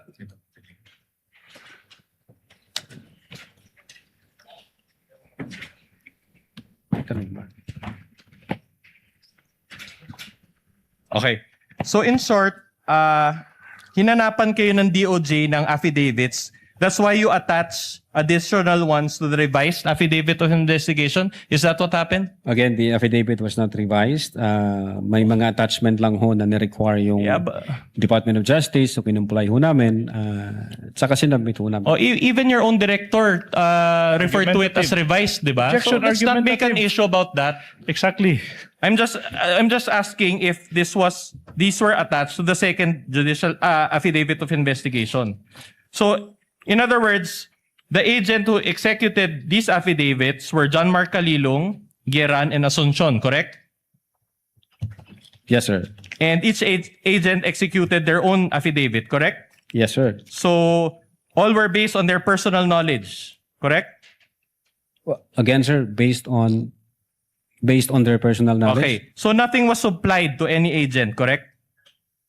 I don't understand the question, sir. So, nothing was supplied. Ibig sabihin, hindi binigay sa kahit anong agent yung isusulat niya doon sa affidavit. Independent nila ginawa lahat yan. Yung affidavit ng mga Correct. agent? Yes. Yes, sir. All right. So, in other words, what you're telling this court is that these are bona fide affidavits and not template affidavits, correct? Bona fide and not what, sir? Template. Yung hindi pinirmahan lang basta. Well, I think you can ask, sir, the one who signed the affidavit, sir. But again, this is part of your these are attachments to your affidavit of investigation. So you should have checked these at least, correct? Your Honor, sa practice namin, may mga templated na talaga kung common na yung question. Ginagawa ho talaga yon. Okay. Now, para ma-clarify ho kayo, pwede nyo hong tanungin yung Thank you. So in other words, use template affidavits. Let me direct your attention to the affidavit of John Mark Calilong, pages 170 to 171, of the Articles of Impeachments G9. Allow me to read a portion of its paragraph. 5, it says there, no joke. Can we flash that on the screen? It says there, no joke, nagbili na ako. Yeah, sige. Can we focus on that part? Yan. So, here. Yan. So, no joke, nagbili na ako mama. Here, on the bottom portion. Nagbiling na ako mama pag namatay ako. Alright? Do you confirm that there is a typographical error in the spelling of ma'am, which was incorrectly spelled as mama? Your Honor, if with all due respect, Your Honor, please, what's the relevance of a typographical error from being We will mom demonstrate to that, Your mama? Honor. I'm just laying the basis. What's the relevance? Typographical On a error. short lease, counsel, show the connection and relevance. Can we confirm first, Your Honor, if he confirms that there's a typographical error on Calilong's affidavit? I think since the signatories here are Agent Calilong and Attorney Banang Luben, sila ho makakasagot. All right. So we cannot confirm. So let me direct your attention to the affidavit of Geran, Agent Angeli Jean Geran, pages 178 to 179 of AOI's Annex G9. Again, let me read from paragraph 5 as well. It says here, can we zoom that portion? No joke, nagbiling na ako mama pag namatay ako. So, do you confirm that there's also a typographical error in the spelling of the word ma'am, which was also incorrectly spelled as mama? You can ask the one who signed this affidavit, sir. So you cannot confirm also? You ask, you All can right. ask, Your Honor, the one who signed. One the last, document. pages 199 to 200 of Annex G9 as well. This is now the affidavit of Priya Asuncion. Can I go to paragraph 5 also? Oh, no joke, no joke. Nagbili na ako, Mama. Can you also confirm that there's a typographical error in the spelling of Yeah, Ma'am, which was also incorrectly spelled as Mama? Again, you can ask the one who signed the All right. So affidavit. in other words, all three affidavits contain the exact typographical error of the word Mama, same paragraph number, and do you still maintain that these affidavits were independently executed? Mr. Presiding Officer. Before I recognize Senator Judge Zubiri, Counsel, I think inamin naman na ni Attorney Lotok na may mga templates sila. Kumbaga, may mga dekahon silang affidavits. Tama ba, Attorney Lotok? Opo, Your Honor. Yes, So, Your Honor. posibleng isa to sa mga dekahon yung affidavit? Is that possible? Yes, Your Honor. Kasi same lang ho yung utterances eh. Siguro yung pag-copy-paste dyan, kung ano yung unang na-copy-paste doon sa yung utterance, yun na ho yung... Kaya, so, kasi parehong number 5, parehong mama, di ba? Meaning, may point naman si Attorney, may point naman yung counsel for respondent. So, it's possible that isa to sa mga dekahon yung affidavit. Yes, Your Honor. Attorney, Senator Judge Zubiri, what is your pleasure, sir? Kung sa Bisaya pa, Your Honor, murag abogado. But yes, no, we appreciate the fastidiousness of the good counsel for the defendant on looking at all these particular issues. But due to the lateness of the hour, Your Honor, and I've been being egged by my colleagues here, we've been here for 6 hours to 2 p.m. to 8 p.m. May we request maybe counsel for the defense or the body that we just adjourn tonight and continue tomorrow, because all these details, after a while, I'm sure these gentlemen and ladies, both for the counsel and for the prosecution, has May point naman yung counsel for respondent. So, it's possible that isa to sa mga dekahon yung affidavit. Yes, Your Honor. Attorney, Senator Judge Zubiri, what is your pleasure, sir? kung sa Bisaya pa, Your Honor, murag abogado. But yes, no, we appreciate the fastidiousness of the good counsel for the defendant on looking at all these particular issues. But due to the lateness of the hour, Your Honor, and I've been being egged by my colleagues here, we've been here for 6 hours to 2 p.m. to 8 p.m. May we request maybe counsel for the defense or the body that we just adjourn tonight and continue tomorrow, because all these details, after a while, I'm sure these gentlemen and ladies, both for the counsel and for the prosecution, has not even eaten dinner, and many of them are probably tired from sitting, as I am tired for sitting for 6 hours. May we take that break, Your Honor, and just continue tomorrow at 2 p.m. For the continuance of the impeachment court, Your Honor. Thank you. May I know how much longer is the cross of counsel for the respondent? Before I answer that question, Your Honor, we just manifest that this is the first time that the Vice President through counsel is confronting the witnesses against her. Of course, she did not participate during the House Committee on Justice for the reasons that were already stated in our petition for certiorari. Understood. So, to answer that question, about halfway, Your Honor. We're not cutting short your time to cross-examine counsel. We're just simply inquiring to find out if you can either simply wait for it to finish or continue tomorrow. We're okay with either, Your Honor, but to also indulge Senator Judge Zubiri, we can have a continuance, Your Honor. Okay, there being no objection on the part of the counsel for respondent, given that we're cutting for tonight his cross-examination. One Yes, last administrative Attorney point, Your Go. Honor. Considering the change in schedule because of the continuance, may we inquire of the prosecution if they still intend to We will present... get to that, counsel. All right. We will decide on We that will before submit, we Your adjourn. So for the meantime, court would like to excuse Attorney Lotok with the reminder that the subpoena for him to attend tomorrow's hearing still stands, and he will continue to testify under the same oath. Thank you, Your Honor. You are excused, Attorney Lotok. Thank you for your time and cooperation, and see you again tomorrow, sir.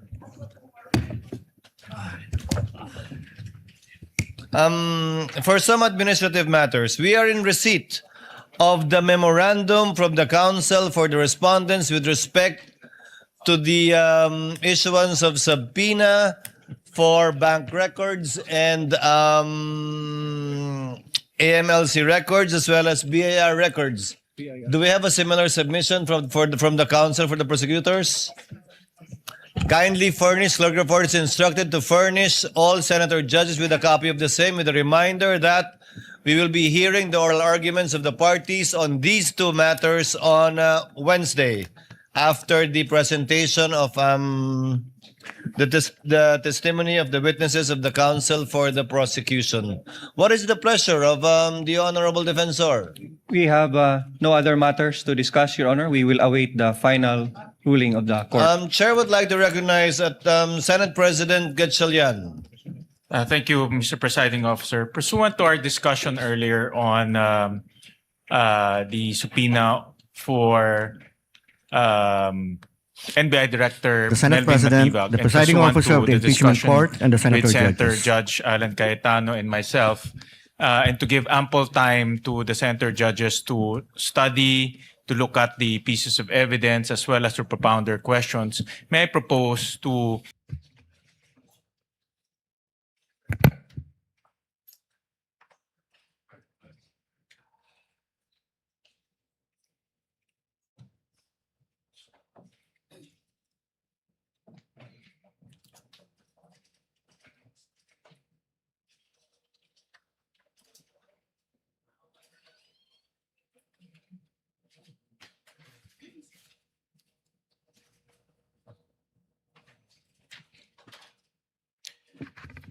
the Sergeant at Arms is directed to make a proclamation.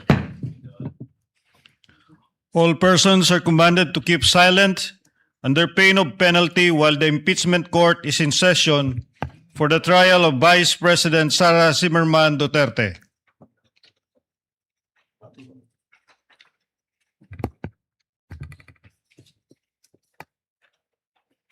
The impeachment trial of Vice President Sara Duterte is hereby called to order.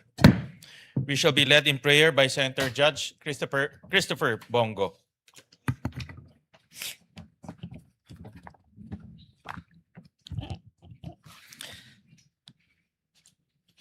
Almighty and loving God, O Allah, we come before you today with humility, mindful of the solemn duty entrusted to us and the weight of the decisions that lie ahead. Grant us wisdom to discern what is right, courage to uphold the truth, and fairness in every judgment we make.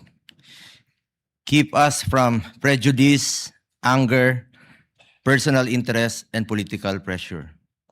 Help us listen with patience, speak with honesty, and act according to conscience, the Constitution, and the welfare of the Filipino people. Gabayan ninyo kaming lahat ng may tungkulin sa mga pagdinig na ito. Naway ang bawat panig ay mabigyan ng pagkakataong marinig, ang bawat ebidensya ay mapag-aralang mabuti, at ang bawat pasya ay nakabatay sa katotohanan, katarungan, at tamang proseso. Remind us that public office is a sacred trust. May we never lose sight of the people whose lives are affected by our words, our actions, and our decisions. Let the pursuit of truth strengthen our institutions and deepen our commitment to serve with integrity and compassion. Lord, bring healing to our nation. Where there is division, grant us understanding, patience, and unity. Where there is distrust, restore faith. Where there is fear and anger, give us calmness and restraint. When these proceedings are concluded, help us move forward together. Naway makabalik na kami sa aming pangunahing tungkulin, ang magserbisyo at maglingkod sa ating mga kababayan. Naway maituon naming muli ang aming buong pansin sa paglilingkod sa ating mga kababayan, lalo na sa mga higit na nangangailangan. Lastly, may the Philippine Senate remain united in fulfilling its role as the last bastion of democracy. Within these halls, may truth prevail and the true voice of the Filipinos be heard. May compassion for others be a steadfast virtue we live by in our words and in our actions. And may we, your senator judges, be instruments of your grace in the pursuit of peace, justice, and the common good. All this we ask in your holy name. Amen. Amen. The clerk of court will now call the roll. Roll call of members. Senator Judge Aquino. Senator Judge Cayetano Alan. Senator Judge Cayetano Pia. Senator Judge De La Rosa. Senator Judge Ejercito. Senator Judge Estrada. Senator Judge Go. Senator Judge Ontiveros. Senator Judge Lacson. Senator Judge Lapid. Senator Judge Legarda. Senator Judge Marcoleta. Senator Judge Marcos. Senator Judge Padilla. Senator Judge Pangilinan. Senator Judge Soto III. Senator Judge Tulfo Irwin. Senator Judge Tulfo Rafi. Senator Judge Villanueva. Senator Judge Villar Camille. Senator Judge Villar Mark. Senator Judge Zubiri. The presiding officer, Senator Judge Escudero.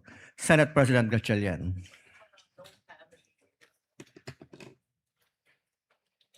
With 19 senators present, the chair declares the presence of the quorum.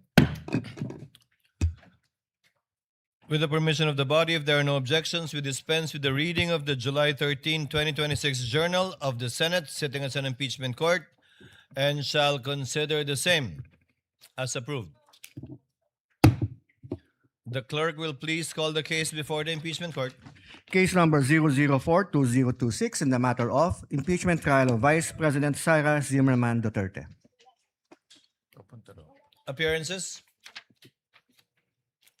For the Good prosecution? afternoon, Your Honors. Same appearance for the prosecution. We are ready, Your Honor. For the respondent? Good afternoon, Your Honors. Same appearance for the defense. I see that Attorney Lotok is already situated in the witness Yes, Your Honor. stand. To remind you, Attorney Lotok, you shall continue with your testimony and be subjected to the continuation of cross-examination of counsel for respondent and shall be answering under the same oath that you took yesterday. Is that clear, sir? Yes, Your Honor.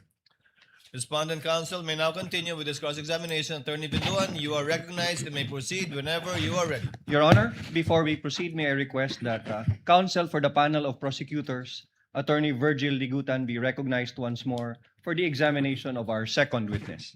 Counsel for the prosecutors, Attorney Ligutan is recognized on the part of the panel of prosecutors. Again, to reiterate, Attorney Binluan, when you are ready, you may proceed with the continuation of your cross-examination of the witness, Attorney Lotok. Good afternoon, Attorney Lotok. Good afternoon, sir. So yesterday, you identified videos, correct? Yes, sir. And specifically, portions of the November 23, 2024 press con. Yes, sir. All right. Now, in that press con, VP Sara spoke about a lot of topics. Correct? Mm-hmm. All right. In other words, Mr. Witness, kindly answer yes Ye- or no, yes, and sir. not simply say, mhm. in other words, Sorry, Your Honor. she said many statements in that press con. She said many statements, sir. All right. My question is this. Do you know for sure that VP Sara's statements during that press con happened in real life? In real life? Well, Objection, Your Honor. Incompetent. The statements happening in real life as to the real life of the Vice President, this witness is being asked that question. Of course, the witness is incompetent, Your Honor, please. Counsel, kindly reform. It seems the witness did not understand Okay, the let question. as well. me help you. I'm showing you also a portion of our exhibit D-1-145-A.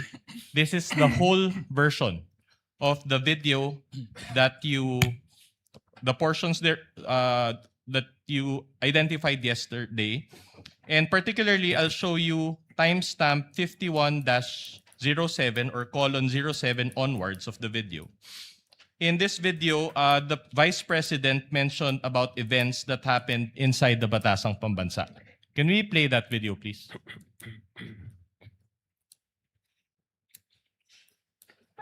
demokrasya. There's a rule of law. And then they make rules as they go along.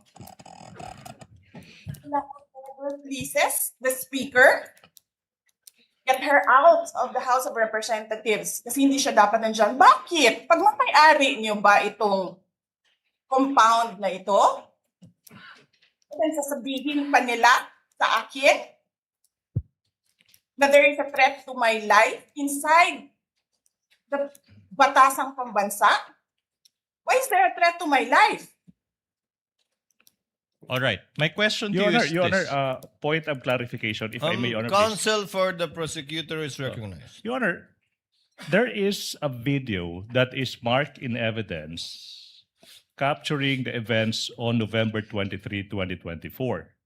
And here we have the defense. Your Honor, may we just note the objection, Your Honor? Wait, I'm explaining. This is not the time for lecture, Your Honor. Counsel have not yet recognized. You'll let counsel for the prosecutor Your Honor, finish. point of clarification, they are presenting a video with anecdotes. I'm now questioning the propriety of the defense presenting a video without laying the basis where this video came from, who is the source of those annotations thereto.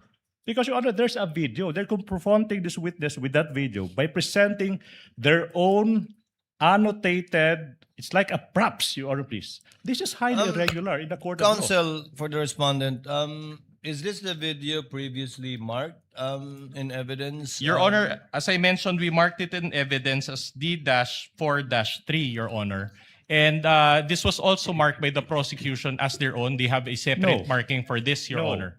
This is part of the 2-hour and so-and-so minute video? Correct, Your Honor. At any rate, Your Honor, if I may be Counsel allowed for to the finish. prosecutor, kindly hold on. At any rate, Your Honor. Counsel for the respondent, Okay. the chair is not yet done. And the annotation below the video, is that part of the marked video? This is part, Your Honor, of a separate exhibit that is also part of the Articles of Impeachment, Annex G, Your Honor. This is Mr. Calilong's own transcription of the video, just to be clarified on But that who matter. put it there? We just placed it there, Your Honor. So we're making him identify actually the video as well as the appropriate transcription, which are both part of the Articles of Impeachment and Annex G9. Presiding officer will allow it. Witness may answer. So the question is, can you confirm for certain that these statements or any part thereof happened in real life? Can you give me the timestamp, Your Honor, para ma-compare ko siya? Timestamp 51-07. Your Honor, if I may refer to my notes. You may do so, sir. Anong timestamp, sir? 51-07.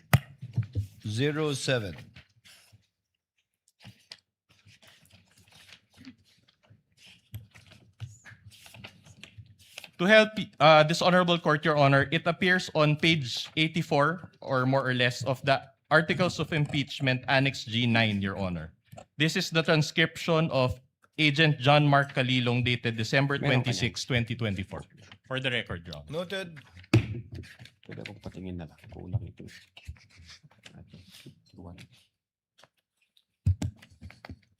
Timestamp 51.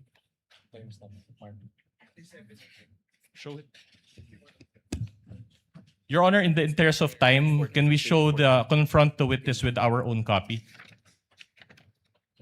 Your own copy of what, counsel? of the Articles of Impeachment, Annex G9, Your Honor? Well, assisting counsel for the prosecutor is there. If in case there are any problems, kindly confirm if indeed that is the document being shown to the witness.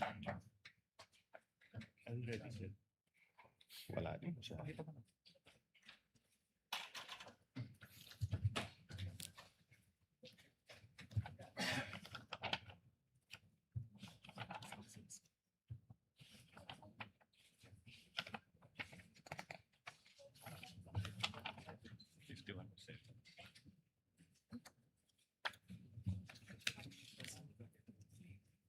Yeah. Page 14. Page 14. That is page 14 of the affidavit of transcription. Page 14. Saan ito? This Page 14.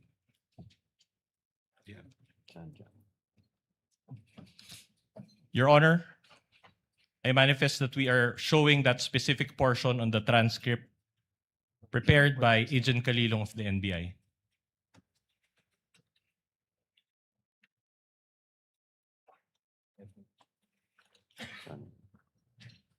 But actually, Your Honor, even without consultation with the transcript, my answer is very simple. I'm just asking Your Honor. My question, I'm sorry, is very simple. My only question is, does he know for certain that these statements or any part of this statement happened in real life? Your Honor, nabasa ko po rito sa copy ko, yung nandiyan dyan.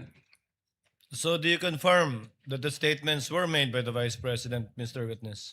It's here in the transcription, Your Honor, yes. No. My question is not whether she made the statement. My question is, if you know, based on your personal knowledge, if any statement or a portion thereof happened in real life. That's the question.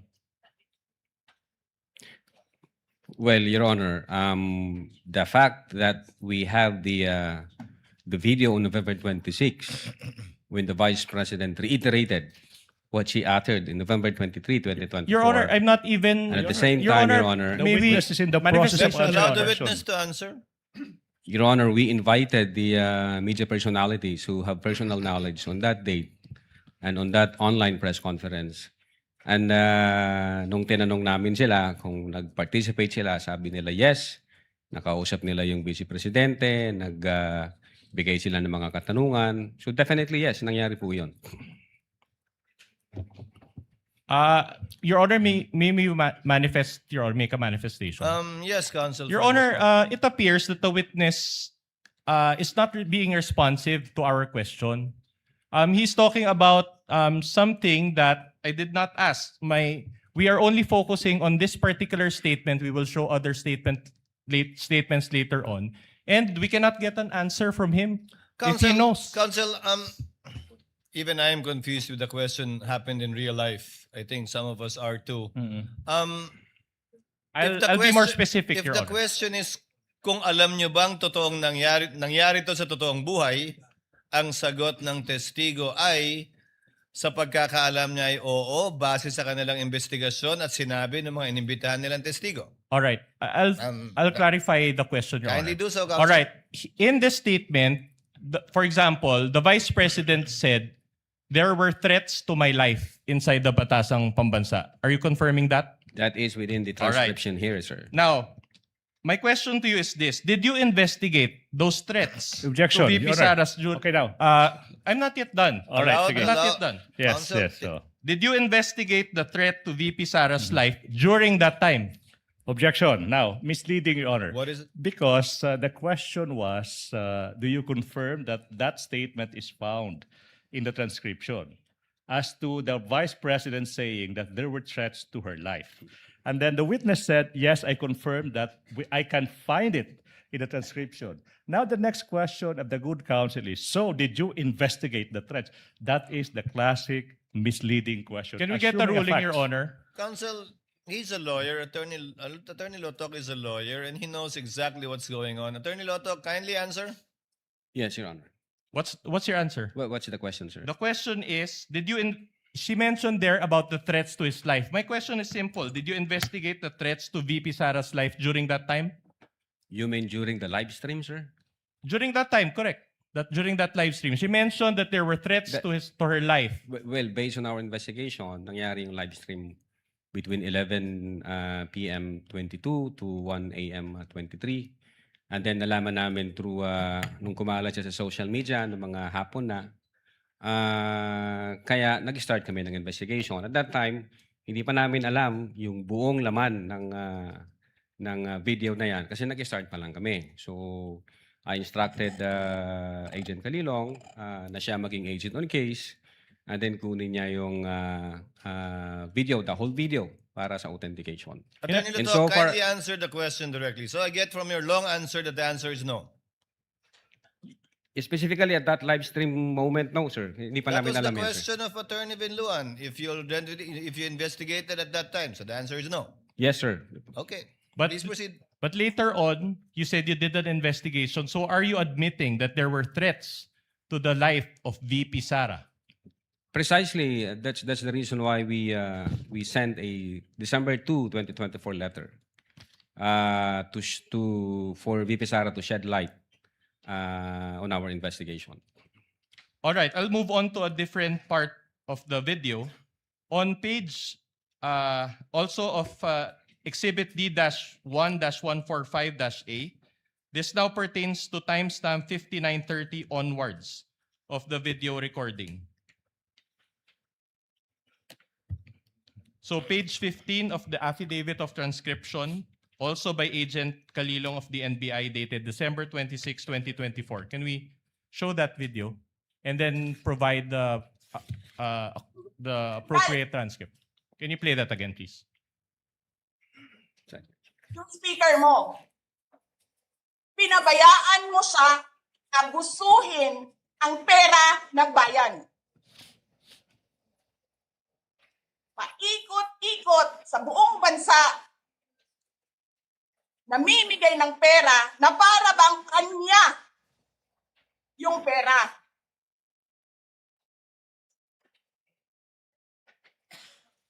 Eh di ba nga, lagi niyo sinasabi separation of powers? Anong trabaho ng legislative branch? Gumawa ng batas.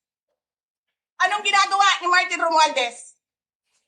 Nagdidirect ng DSWD, namimigay ng ayuda,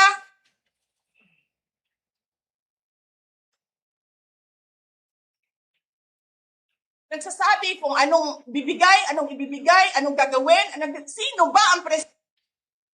All right. So my question to you is this. Okay, having watched that video and read the transcript, my question is very simple. Do you know for sure if this statement by the Vice President or any part thereof happened in real life? Well, Your Honor, as I've said, I've answered already. Nung inimbestigahan namin yan, yung video, Your Honor, nagsabi na kami a sa- yes or no answer will suffice, Your Honor. Kindly answer more directly to save on the court's time, Mr. Attorney Lotop.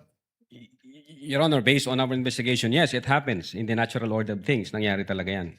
So in other words, you're admitting that Martin Romualdez goes around the country to distribute money? I'm saying nangyari ho yung utterances na yan. That's not my question. That's precisely my point. I'm not asking if she made the statements. I'm asking if the truth of these statements you have personal knowledge of. So be more direct in your answer. That's why I have to object now, Your Honor. Now, there are several statements made, and then the witness is being asked, do you confirm these statements? Compound question. Exactly, that's the reason why we don't allow. There are so many statements o sinasabi gumawa ng batas. So siguro yung tanong is this happen? Did this happen in real life? So this witness being confronted with several statements and he is being asked to answer a yes or no. That's why it's compound question. Your Honor, my question is the statements or any part thereof, Your Honor. The witness is smart enough to answer. He can just clarify. The objection is sustained, but not on that ground, but rather in the ground that the witness is incompetent to testify as to the truth of the matter stated by the Vice President. He can only testify as to the fact that those statements were made, only as to tenor, but not as to the truth, given that he only investigated and was not there. You may proceed, counsel. In that case, Your Honor, if we confront also, just a manifestation, Your Honor. Yes, you may proceed. In other words, Your Honor, we would like to manifest, Your Honor, based on that ruling of the court, that even if VP Sara said that she already talked to a person, then we cannot confirm the truth because this witness does not have personal knowledge. That's a conclusion. Objection. That's just a manifestation for the court's appreciation. Can I just proceed with my next question, Counter Your Honor? manifestation, Your Honor, please. Counter manifestation, please. To put into record, Your Honor, please. For about 15 seconds, counsel, Okay, yes. the defense is entitled to their own conception of things. They're entitled to their own imagination. That's all. Counsel may proceed with his cross. Just to belabor this point, Your Honor, Annex D-1-145-A. Anyway, Your Honor, they showed around 7 to 8 videos yesterday, so we'll show about 4. This pertains to timestamp 1-08-58, and we will also present page 17 of the affidavit of transcription, also by Agent Kalilong, dated December 26, 2024. In this video clip, the Vice President mentioned about the former Speaker of the House and the confidential funds of the Office of the President. Can we play that video?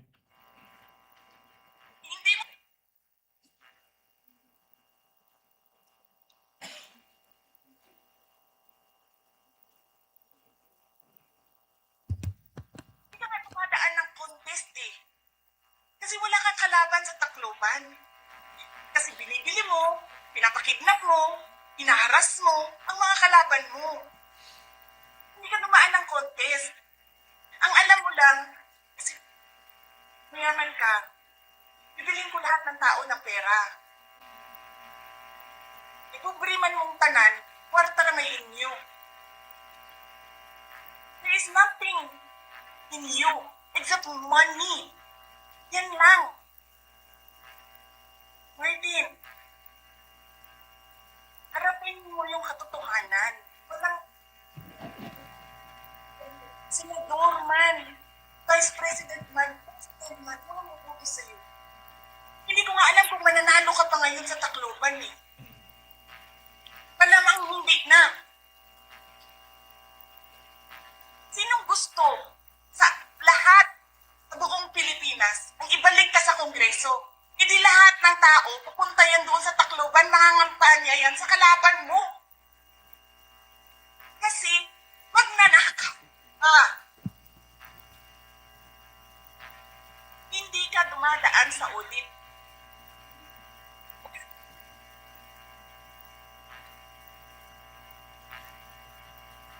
Milyon-milyon, buwan-buwan, certification lang ng congressman. 1 million, 2 million, pirma lang. Alam nyo, bakit alam ko? Kasi may MA din ako. May MA ako sa DepEd, may MA ako sa OBP. Pero sa amin, sa akin, nire-require ako ng resibo ng COA. Pero alam ko, certification lang ang kailangan. Pero nagko-comply ako. Bigay nyo lahat ng resibo. Pero ikaw, pirma mo lang, hindi mo nga ata pirma yan, pirma lang ng staff mo yan. Milyon-milyon dyan sa Committee on Accounts. Lumalabas ang pera. Pirma nyo lang. Walang nag-audit sa inyo. Sino ang nag-audit ng confidential funds ng Office of the President? Wala.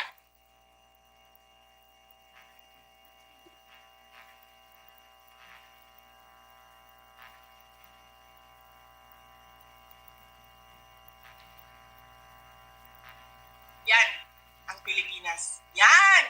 Ang bagong Pilipinas.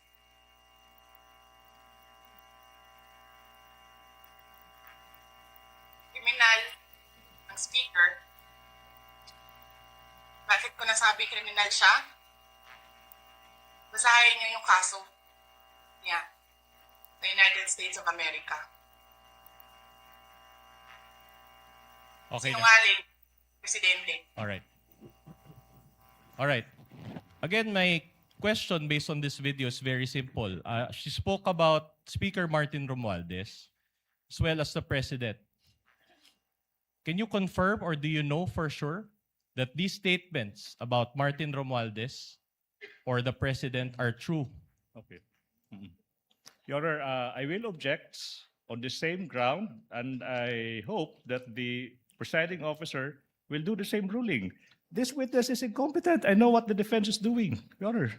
Objection. Incompetent. This witness is highly incompetent as to whether he knows whether those statements are in fact What's the ground happening. for the objection? Can we just be informed of the ground for the objection? I just said it. Incompetent. This witness Can we is get the ruling, incompetent. Your Honor?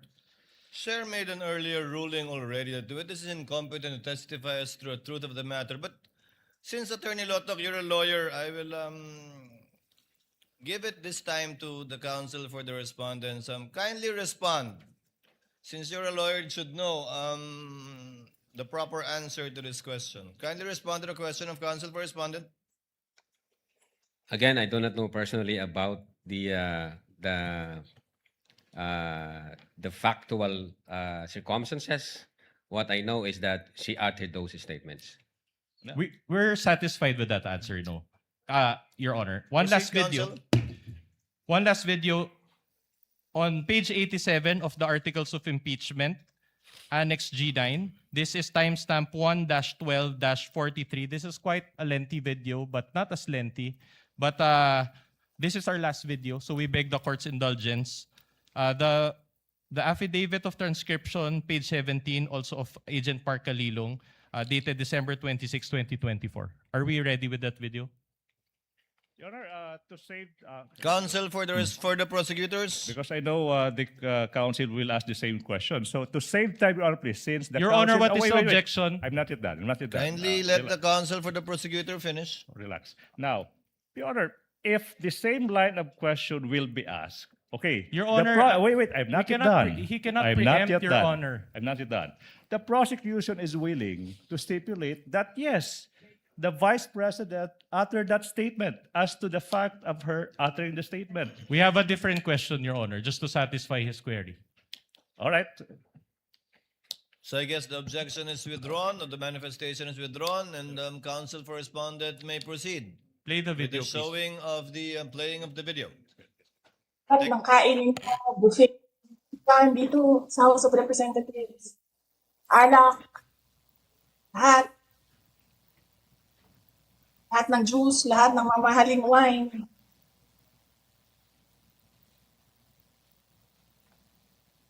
Pero yung taong bayan, na pinamisan ninyo, 20 pesos na rice, yung taong bayan na hindi ninyo pinupuntahan sa mga komunidad nila, ano sabi nila?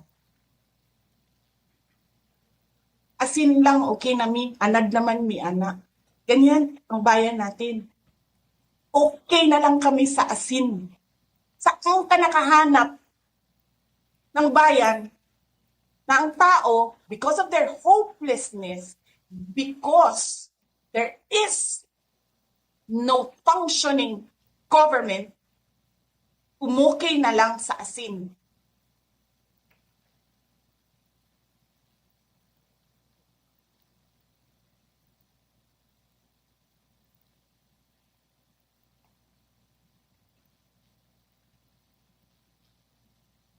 Buti na nga lang, abogado si Attorney Lopez eh. Kasi alam niya kung ano sasabihin niya doon sa mga pumasok sa kwarto niya. Na take note, nagnakaw pa ng cellphone. Saan ka nakahanap? Papasok ka, nanakawin mo yung cellphone, dadalhin mo pa yung tao.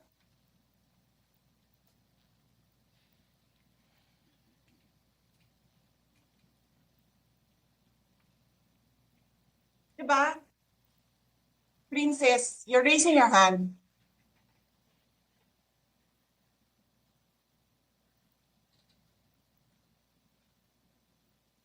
Hello?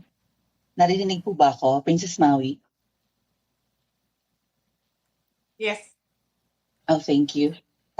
Good morning po, Madam Vice President. Thank you so much nga po pala sa dala niyong hopya nung hearing na pumunta kayo for PRRD. Kami yung nasa likod niyo po, yung tinawag nilang bastos kasi pumalak pa kami because of Congresswoman Cardema.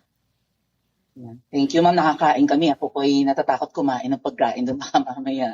Ma'am, mag-iingat po kayo. Nasa teritoryo kayo ng kalaban. Okay lang Nag-aalala po kami para ma'am, kasi sila naman na eh. Sila talaga yung bastos eh. You reap Opo, what you okay. sow. Yeah.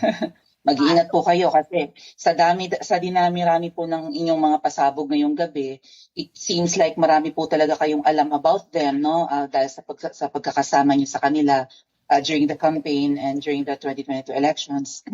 Baka po mamaya kasi totoo yung mga naririnig namin or yung, I don't know if it's true, na meron daw silang Operation Romanovs and baka bala kayong ubusin ang inyong pamilya dahil hadlang kayo sa kanilang mga balakin. in the future. So mag-iingat po kayo. Kami po kasi kami ng EDSA Friday crew, kami yung bumababa every Friday dyan sa EDSA because we believe yan yung tamang venue sa dinami-rami na ng problema natin. Ang kaya lang naman po namin gawin ay manawagan na bumaba na yan. Ano po kaya ang remedy naman ninyong mga nasa posisyon or ng mga kayang labanan itong napakarami na pong ginagawang korupsyon at krimen laban sa taong bayan? Ano po ang pwede nyo maging remedy para matapos na ito, lalo't nagsisigaw na po ang taong bayan na mag-people power na? Yes. Huwag ka mag-alala, ma'am, sa security ko.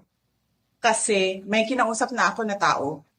Sinabi ko sa kanya, kapag pinatay ako, patayin mo si BBM, si Lisa Araneta, at si Martin Romualdez. No joke. No joke. Nagbilin na ako, ma'am. Pag namatay ako, sabi ko, huwag ka tumigil hanggang hindi mo mapatay sila. And then he said yes. So, alam mo, ma'am, yan ang lagi kong sinasabi sa Makabayan Block nung mayor pa ako. Ang laban, wala dyan sa EDSA, ma'am. Wala dyan sa mga highway. Ang laban, ma'am, nandun sa loob ng palasyo. Yan ang problema. We appreciate yung expression ninyo ng disgust, ng pagkamuhi, ng hopelessness, kasi it reflects kung ano yung nararamdaman ng marami, milyon. Alam ko yan, ma'am, kasi kahit saan ako pumunta, ako ang sinasabihan, binoto namin yan dahil sinabi mo, iboto namin.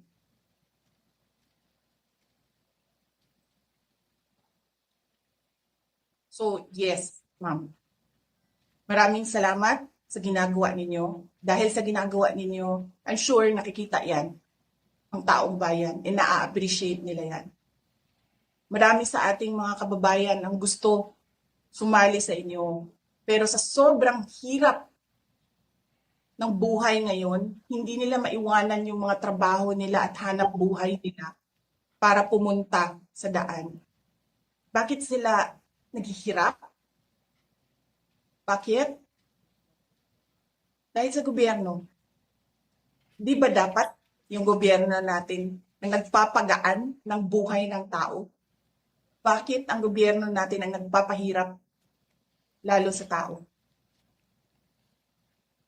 Kasi gusto ba nila lagi na lang mahirap ang mga tao para madali mapasunod? May mga lugar kami sa Mindanao na ganyan ang mga politiko. Gusto nila mahirap lahat. Bahugan lang nila og kwarta. Governor na sila, mayor na sila, congressman na sila. Hanapin niyo, ma'am, yung mga lugar na sobrang hirap sa Mindanao. Tingnan nyo anong gawain ng politiko. Pinapakain lang ng pera ang tao. Binabastos yung kanilang pagkatao dahil wala silang pakialam. Attorney Lotok, she said a lot of statements in that portion of Yes, the sir. video. In fact, that statement included the statement which you investigated, correct? Included in the transcription, sir. Yeah. All right. Now you get the point. My question to you is this. Can you confirm now that the statement she made about BBM, FL, and the former speaker, and the congressman relating to various acts of corruption are true and happened in real life? As to the existence of that utterances, yes, sir. All right, so you just admitted that the congressmen are all corrupt. As to Okay, the thank you for that. existence Thank you of for that. utterances, Objection. yes, sir. That is a foul side remark. She said The I wasn't counsel the one who is said it, Your twisting Honor. the answer of the witness. If the I may, witness can I was the one who finish? said yes. Counsel Can I for the finish? parties, kindly settle down. Can I finish? The witness said that he confirmed as to the fact that the utterances were made. That's why, Your Honor, I am objective. Kindly be more specific. Attorney Lotok, you know what's being asked for. Yes, sir. Finish and complete your answer to avoid the misunderstanding. Based on our investigation, as to the existence of that utterances, yeah, dahil may mga pieces of evidence kami. But whether or not nangyari yan, wala ho akong personal knowledge, sir. All right. In the same way, you also do not have personal knowledge that VP Sara contracted an assassin, correct? Your Honor, the video dated November 26, 2024, the Vice President reiterated. It's answerable by yes or no, Your Honor. How can he be? He's answering. How can he be? Counsels, kindly settle down. This is not a college debate. Attorney Lotok, the question was simple. Kindly answer the question directly. Yes, sir. You do not have personal knowledge. That utterances made by the Vice President that she contracted a person, I do believe that, sir, because of the pieces of evidence that we've gathered, sir. No, I'm not asking whether or not she said those statements. I'm asking if you have personal knowledge based on this that the Vice President really contracted an assassin. Ask and answer. Or, sorry, a person. Objection. Ask and answer. Second Witness time will around. answer. Based on our investigation, Your Honor, we do believe that the Vice Attorney President... Lotok, the question was, do you have personal knowledge? As to the fact of the utterances, and then when the Vice President reiterated that in Attorney November Lotok, you're a 26, smart yes, sir. man. Just answer the question. Do you have personal knowledge? You said that as to the other parts, you do not have personal knowledge. But now, my question to you is as to the part whether VP Sara talked to that person about BBM and FL and the speaker, do you have personal knowledge or not? Pwede ko pong explain, Your Honor. No, please? just answer the question, yes or no. Your Honor, I think... Attorney Lotok, this is not the first time you attended a trial. I'm sure counsel for the prosecutors and redirect will be able to clarify whatever you want to clarify. But in the meantime, answer the question of counsel for the respondent. Yeah. We do believe that the Vice President had contracted, but I don't have personal knowledge. Kung personal knowledge ang gusto niyong malaman. Pero we do believe based on the evidence that we've gathered and based on our investigation. Thank you for that admission. All right. The press con was broadcasted to the general public, correct? Social media, sir, yes. In other words, everybody listening to it could hear the statements made by VP Sara. We believe so, sir, yes. Are you aware that the Vice President is a lawyer? Yes, sir, of course. That he has, of course, a law degree and passed the bar exams? Yes, sir. With the first attempt and with the rating of 80%, are you aware of this? I heard it in the news, sir. Oh, she has a higher grade than most of the lawyers here. But are you aware that she also worked as a court Objection, attorney? relevance, Your Honor. Relevance. Objection, Counsel for the relevance. respondent, kindly avoid those Yes. We will comply, Your disparaging Honor. statements, given that there are a lot of lawyers here and you don't know what their grades are. We will comply, Your Honor. So my question to you is this. If she was serious about her alleged plan involving BBM, FL, and the former speaker, does it make sense for her that she would publicly announce this to the general public? If you know. I don't know that, Your Honor. All right. In fact, you showed in your direct examination, you also showed portions of the October 18 press con, correct? Yes, sir. And that press con was also done in general, before the general public, correct? I believe so, sir. All right. Based on your investigation or your experience as an investigator, kapag may balak bang patayin ng isang tao, sinasabi ba nila yung plano nila sa general public? Well, kapag may grave threat, sir, naririnig yun ng ibang tao. All right. My more important question to you is this. Did VP Sara directly say her statements to BBM, FL, and the former speaker? Well, the fact na sinabi niya yan in public, Again, Your Honor, definitely may narinig we yun ask ng for a more presidente. responsive answer? Attorney Latok, kindly answer. The answer is actually quite obvious. It's a simple question. Did the Vice President utter those statements directly towards the persons allegedly threatened? We believe so, Your Honor, because the utterances was made in public. So what's the answer? Did We believe so, yeah. VP Sara directly say those statements to BBM, FL, and the former speaker? Asked answered. He said, we believe so. But we did not get the responsive answer, Your That's Honor. the Can answer. we You ask didn't the get it. witness to give a more responsive answer? That's his answer. We believe so. Yes, that's a yes. That's so clear. Without putting words into the mouth of the witness, I will be the one to ask. Attorney Latok, you meant yes, right? Yes, sir. Proceed, counsel. All right.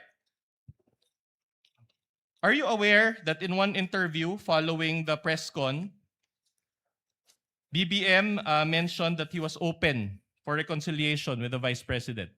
I'm not aware of that. Not aware, okay. I'll make you aware today. Can we play D-4-12, please? Mr. President, kayo po ba sa puso ninyo, gusto niyo bang makipagkasundo pa sa mga Duterte? Oo. Ako, ayaw ko ng gulo. Gusto ko makasundo sa lahat ng tao. Mas maganda, wala na. Marami na akong kaaway. Hindi ko kailangan ng kaaway. Kailangan ko kaibigan. Kagaya ng sabi ko sa'yo, pagka... Hindi ko... Magko-confess ako dito. Pwede naman po, para akong pari po nito ngayon po. Ewan ko, kahit hanggat maaari, ako, ang habol ko ay yung stability, peaceful, para magawa namin yung trabaho namin. Kaya ako, laging akong bukas sa ganyan. I'm always open to any approach na, alika, magtulungan tayo. Diba? Kahit hindi tayo magkasundo sa polisiya, hindi tayo magkasundo. Gawin yung trabaho, pero wag na tayong nanggugulo. Wag na natin, tanggalin natin yung gulo. All right. Attorney Lotok. So based on that video, BBM was open to reconcile with VP Sara, correct? Anong date po ng video, sir? We will provide the date in a while. They're researching on it. But even without the date, you can confirm. De, gusto kong malaman kung anong date, sir. So you cannot answer the question without us providing the date of this Tininan interview? ko kung ilang buwan na yan after nung November 23. All right. Move on, counsel. While you're checking on the date, you can go back to that topic. Now, assuming that this happened after, do you still maintain that BBM really believed in his mind that VP Sara would harm or kill him? I mean, how would I know that, Your Honor? Precisely. So you don't know. You cannot know that, Your Honor. Correct? Yes. Because you cannot enter the state of mind of the president. Are you admitting that? Unless there is a basis, Your Honor, gaya ng investigation namin sa utterances ni VP na may mga circumstances. Pag yan lang ang nakita ko, siyempre hindi namin ma-establish yung state of mind ng presidente. But isn't it in your affidavit of investigation, you mentioned about the state of mind of the president? State of mind of the president? Correct. After the statements of VP Sara, you interpreted the mind. It's like you went into the mind of the alleged offended parties, BBM, FL, and the speaker, and based on your own interpretation, you determined or concluded that they were threatened. Is that not the case? Yeah, ang sinabi doon ng presidente, nakakabahala yung mga narinig natin itong mga nakaraang araw. And then isa itong kriminal na pagtatangka, ito yung aking papalagan. So at that moment, the president took the utterances serious and real, sir. But you just based that on his own statement. You did not enter his state of mind, correct? Objection, Your Honor. I think, where is this leading? What's the objection? A witness is being asked What's to the enter basis for state the of objection, mind. Your Honor? Kindly wait for the counsel for prosecutor to finish his Incompetent, Your objection. Honor. Incompetent. The witness already said that based on their investigation, based on the statement of the president after the event, he said that they determined that the president felt threatened. And the question now is, did you enter his state of mind? Your Honor, please, I think I'm now objecting on the reason that this person is incompetent to Your Honor, enter. we will be satisfied with just the basis. If he had said incompetence, we would ask for a ruling already. He doesn't have to lecture, Your Honor, and for the record. Kindly reform counsel. I think I know where you're getting at. All right. My question to you is this. Do you have background on forensic psychology? No. Do you have a background on behavioral psychology? Well, we were taught about Just that yes or subject no. matter in Just the a academy. yes sir. or no will do. Do you have a forensic psychology department in the NBI's cybercrime division? Forensic psychology. Yes. We have BSD. We have medical legal department. Medical we legal have, only. Okay. We have psychiatrists. All We right. have psychologists. We have all of those, sir. All right. In other words, you do not have a professional assessment of the mind of BBM when you conducted this affidavit of investigation, correct? Okay, sir. The investigation, ganito po ang nangyari. Nung nag-comment yung presidente na nakakabahala yung mga utterances, pera lang ho doon, tiningnan namin yung comment ng iba't ibang government agencies na ganun din yung kanilang reaksyon, nakakabahala yung sinabi ng Vice Presidente, magiging issue yan ng national security.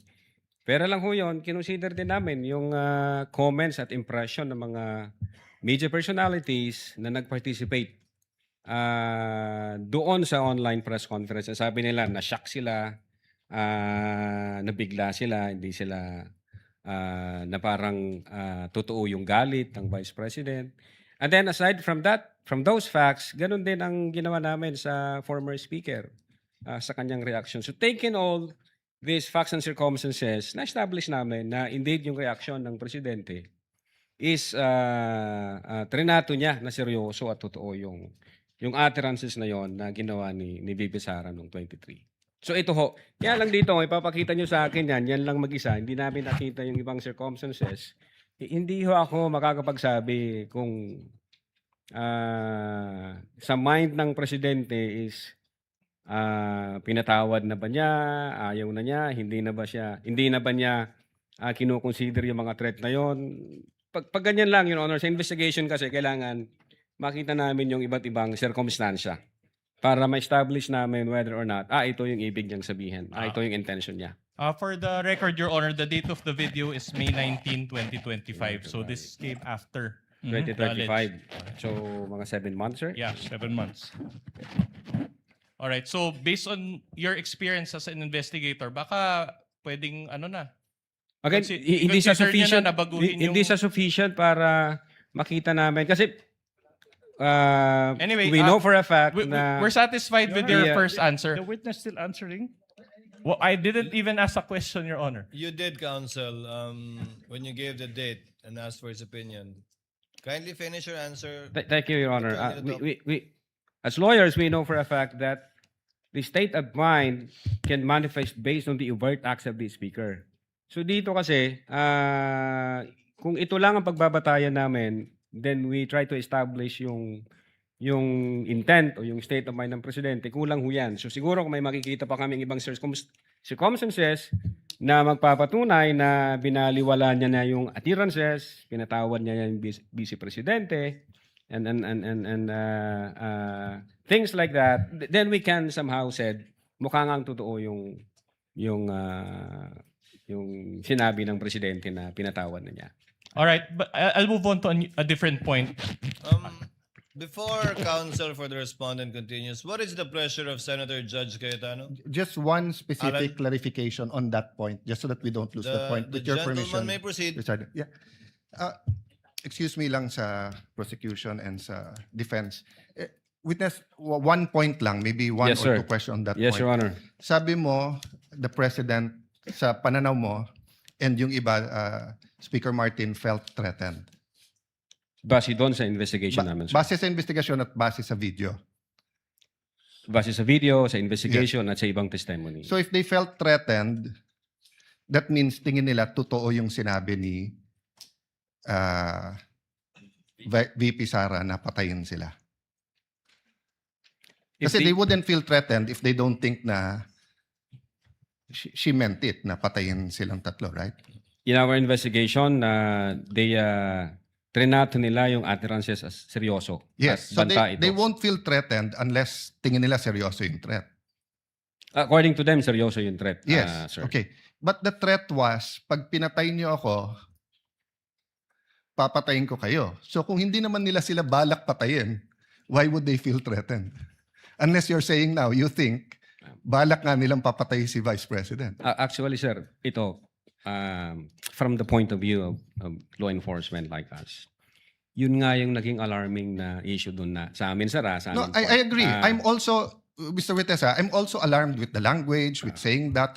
I'm alarmed with what's happening in our country, in flood control, etc. But that's not my point. My point is, in your investigation, para maging grave threat, kailangan yung party na trineten feels threatened.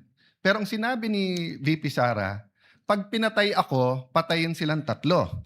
So kung wala naman silang tatlo balak na patayin siya, why would they feel threatened? Did that not come into your mind as an investigator? What comes into your mind, Your Honor, is yun nga, yung possibility na God forbids may mangyari sa BP na hindi naman alam nung tatlo, then mati-trigger ngayon yung instruction, then papatayin yung tatlo na hindi naman nila alam. At the same time, may mga ibang grupo Then in na that case, hindi ba logical, because you're the President of the Philippines, you order the PSC to make sure that walang mangyari sa kanya rather than baliktad na tinanggalan siya ng security? Nung I'm just following your logic. I won't. Yes, I sir. won't argue. Finish your ano. And I'm satisfied, Mr. President. I'm just trying to figure out nga no how you came about yung grave threats, given Yeah. na ang sinabi niya kung papatayin ako. So We- finish your answer so that we qualify that grave threats sa term namin as event-based condition na yun nga pag nangyari yung event, magti-trigger ngayon yung threat ng Vice President. Now, insofar as na-threaten sila, yung sinasabi mo po, sir, na pag namatay si Vice President, tsaka papatayin ngayon ng tao na inutusan niya, yung tatlo, ang isa sa alarming, na very alarming part na nakita namin, yung mga sasakay ho na grupo po eh. Kasi, God forbid, pwedeng mawala ang Vice Presidente but not necessarily sila yung dahilan. Pwedeng namatay siya for one reason or the other. Then ang impression na ng marami, ang may kasalanan nito, yung tatlo. So again, magkakalabo-labo na yan. May sasakay na sa issue, thinking na pag pinatay nila yung tatlo, ang sisisihin ngayon yung kampo ni Vice Presidente kasi may utterances na ginawa ang Vice Presidente to that effect. So, yun ho yung sa investigation namin. Now, insofar as pumasok ho yung elements ng grave threats, yeah, we believe na pumasok yung elements ng grave threats kasi nasatisfy ho lahat ng elements ng grave threat based on the revised penal code. I'm assessing your answer, but malayo na malapit yung sagot mo dun sa triggering events. Kasi parang logical, di ba? Dahil sinabi niya yon, baka may gumawa. Hindi nga mag-trigger, papatay sa kanya. Counsel for the respondent may proceed with his cross. So just to, before I leave this point, at any rate, you made all those observations and conclusions without any background on forensic What do you mean? psychology, correct? I don't have background for forensic All right. psychology. Okay, that's enough. Now, I'll go on to a different point. Let's talk about the context of these statements. The press con included a question and answer portion. Again, sir? The press con included a question and answer portion. Yes, I think so. And the VP Sara statement, which you investigated, was an answer to a question that was asked during the press con. Yes, sir. And in fact, the focus of your investigation was VP Sara's answer, correct? What kind of answer, sir? Answer to the question asked in the press con. Can you tell me the specific questions and the specific answers? You were sir? the one who investigated it and you don't know the statement that you Objection, investigated. I will Marami yung object vague. question doon, maraming answers, sir. Saan po Exactly. doon ang tinutukoy Objection niyo? vague. Sustained. Kindly reform, counsel. All right. In our exhibit D-1-145A, I will read the transcription. This is the transcription also by John Mark Kalilong, dated December 26, 2024. A certain Princess Maui asked, Counsel may approach from both parties to assist the witness. mag-iingat po kayo kasi sa dinami-rami ng pasabog ninyo ngayong gabi, it seems like marami po talaga kayong alam about them dahil sa pagkakasama ninyo sa kanila during the campaign and during the 2022 elections. Baka po mamaya kasi totoo yung mga naririnig namin, I don't know if it's true, na meron daw silang Operation Romanov. And baka bala kayong ubusin ang inyong pamilya dahil hadlang kayo sa kanilang mga balak in the future. So mag-iingat po kayo. My question to you is this. Will you agree that based on this question by one Princess Maui, there was also a threat against VP Sara and her family, namely Operation Romanov? Well, sabi ko nga, narinig ko yung term na Romanov nung binigkas yun ni Mayor Baste noong January during Maisog Rally. Other than that, wala ako kaming validated na about Romanov operation. But you watched this video, correct? So you heard it also during that time. Yan ho yung sabi ni Princess Maui, sir. So you heard Then, it. Nag-invite kami kay Princess Maui, tinanong ko yung agent on case, kung nag-invite ba tayo kay Princess Maui, ang sabi ng agent on case, hindi raw siya nag-appear. All right. Kasi we want to clarify With the things. permission of the counsel for the respondent, what is the pleasure of Senator Judge Rafi Tulfo?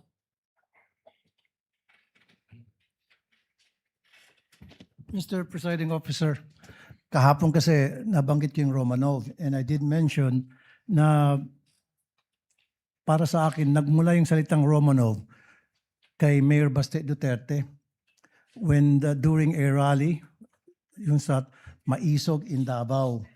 So, ang tanong ko ngayon kay Mr. Witness, matatandaan po ba kung ano yung sinabi ni Mayor Baste Duterte patungkol dun sa Romanov that night? Yes, Your Honor, I will try if Can you I tell remember us? it right. Ang sabi niya, Mr. President, sabi niya, remember what happened to the Romanovs. If I'm not mistaken, sir, parang ang sinasabi niya, kasi mayroong... No, I think when you go to bed tonight, continue. Yes, sir, yan. Sabi ko yan. Okay. When you go to bed tonight, think about the Romanovs. Yung po yata yung pagkasabi. Parang sinasabi niya na baka mangyari sa pamilya niyo yon gaya ng nangyari sa inyo noong 1996. Kung tama yung memory ko, sir. Parang ganun po ang sinasabi ni Mayor Baste. Kaya nga, Mr. Presiding Officer, nagtataka ako na binanggit yan ni Princess Maui doon sa press conference, sa online press conference ni VP Sara, yung Romanov na banta for Sara Duterte when in fact, it was Baste Duterte ang nabitaw ng salita na yon warning sa first family. So, which, Mr. Witness, para sa'yo, saan ba talaga yung Romanov nag-umpisa at sino ba talaga ang dapat mag-ingat doon sa banta na Romanov?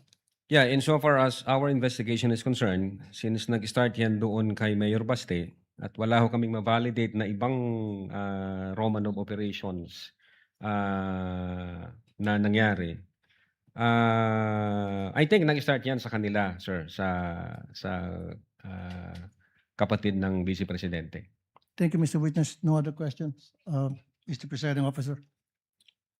Noted, entered into the records, and counsel for the respondent may continue with this cross. All right. So you mentioned that just now that Mayor Baste said, think about the Romanovs, correct? Yan yung statement ni Mayor Baste, sir. But I'm asking Operation Romanov eh. So hindi naman think about the Romanovs. My question to you is this. With the permission of counsel for the respondent, Senator Tulfo seeks recognition again. What is the pleasure of Senator Yeah, Tulfo? I just want to make it clear, Mr. Presiding Officer, na yung threat na yon, yung Romanov na salita, it was used to warn as a threat to the first family. Tama po yan. Noted. Counsel may proceed. Your Honor, that's my question. Can the witness be allowed to answer that question with a manifestation first before he allows? Kindly repeat the question because even I forgot the question, All right. counsel. You mentioned that Mayor Baste said that statement, think about the Romanovs, etc. Yes, sir. But he did not mention Operation Romanov. It was Princess Maui who mentioned the word Operation Romanov. And I know you don't have, I personally don't have any knowledge about what Mayor Baste said, and that is not the subject of this case. Let's just stick to the facts of this case. Okay? In the video, it was Princess Maui who said Operation Romanov. All right? Now, will you agree with me that based on that question, there was also a threat against VP Sara and her family? That's the question. According to the question, sir, yes. All right. Now, you mentioned yesterday that you can motu proprio investigate threats against the Vice President. Under the law, sir, yes. All right. My next question is very simple. Did you conduct a separate investigation on Operation Romanov? Well, since ang focus ng operations namin, sir, is cybercrime investigation, I think ang makakasagot niyan yung intelligence service namin, sir. Insofar as the cybercrime division is concerned, ang focus namin, crimes committed by, through, and with the use of information and communication technology. As to the fact whether or not may Operation Romanov, ang makakasagot po niyan either yung intelligence service o yung director ho namin, sir. So insofar as you are concerned, there is no ongoing investigation on Operation Romanov? Again, ang focus ho ng investigation namin doon sa grave threat and then inciting to sedition against the Vice President, insofar as the existence of whether or not may Operation Romanov, siguro makakasagot niyan, sir, yung intelligence service, yung director ho namin. All right. So no. At any rate, are you aware of if the Vice President was the target of unauthorized intelligence or surveillance operations? I'm not aware, sir. All right. With the permission of counsel, Chair will recognize Senator Judge Pangilinan, thereafter Senator Judge Erwin Tulfo. Just one or two quick questions. You may proceed, sir. On the issue of Princess Maui. Opo. And itong investigasyon na sinasabing inimbestigahan ba yung threat against the Vice President. Kung hypothetically dumating si Princess Maui at nagpaliwanag tungkol sa Operation Romanov at sinabi niya ang detalye, Yes, sir. kikilos ba ang Definitely, cybercrime? sir. Definitely. Ano ang gagawin ninyo kung nakuha ninyo yung ganong klaseng impormasyon? We will validate the information first, sir. Ang problema, sabi nga ninyo kanina, hindi nga humarap. Opo, sir. But as in any other case, kung may humarap at pinag-usapan at sinabi ganito yung threat, what is the standard operating procedure of the NBI? We validate first the information, sir. And then pag confirm na, then we will start case build-up, sir. Thank you. Thank you. Senator Judge Erwin Tulfo, what is your pleasure, sir? Thank you, Mr. Presiding Officer. Just want to direct my question to the witness here. Yes, Your Honor. Yung Romanov plot, well, aside from what Senator Judge Tulfo said, that came from Baste, but I picked it up doon sa video na pinalabas kanina ng defense, Yes, Your Honor. yung Romanov plot versus Sara, according to Princess Maui. Did you take that information seriously or not? Yes, Your Honor. That's the reason why nung marinig namin o makita namin yung question ni Princess Maui about the Romanov, we conducted an open source investigation. Tiningnan ho namin baka meron. Ayun nga, ang nakita namin yung January 2024, during Maisog rally, if I'm not mistaken, na yung the word Romanov, ang nagbigkas ho noon si Mayor Baste, Your Honor. All right. So, yung statement ni Princess Maui sa video, how do you rate that info? Sa inyo po sa NBI, sa mga intelligence agencies, yung mga informations po ninyo, may rating. Tama po ba? Correct me if I'm wrong here, Mr. Witness. For example, pag yung information po ninyo, pag yung information po na natanggap ninyo ay may mga rating po. A1, completely reliable. A2, completely reliable information, probably true. B1, usually reliable source, information confirmed. B2, usually reliable information, probably true, but needs validation. C1, fairly reliable source, information confirmed. C2, fairly reliable source, information needs validation. D to F, source is doubtful, unreliable, or reliability cannot be assessed. So, saan yun nilagay yung sinabi ni Princess Maui? Opo, sir. Sir, kung pwede na pong sumagot. Go ahead po. Go ahead. Sir, yung una po namin ginawa, we tried to invite Princess Maui to shed light doon sa sinasabi nilang Romanov. Since hindi ho nag-appear si Princess Maui, wala ho kaming basis. So, classify muna namin ito na non-validated information. Naghanap kami sa open source. Yun nga, ang nakita namin, ang unang nagbigkas niyan, si Mayor Baste. So, medyo nakita namin, teka muna, parang baliktad yata ang sitwasyon. Kung kay Mayor Baste nagsimula ang Romanov, bakit dito ito yung tinatanong ni Princess Maui sa Vice Presidente? So, medyo it doesn't make sense, sir. Wala kaming na-validate since hindi nag-appear si Princess Maui.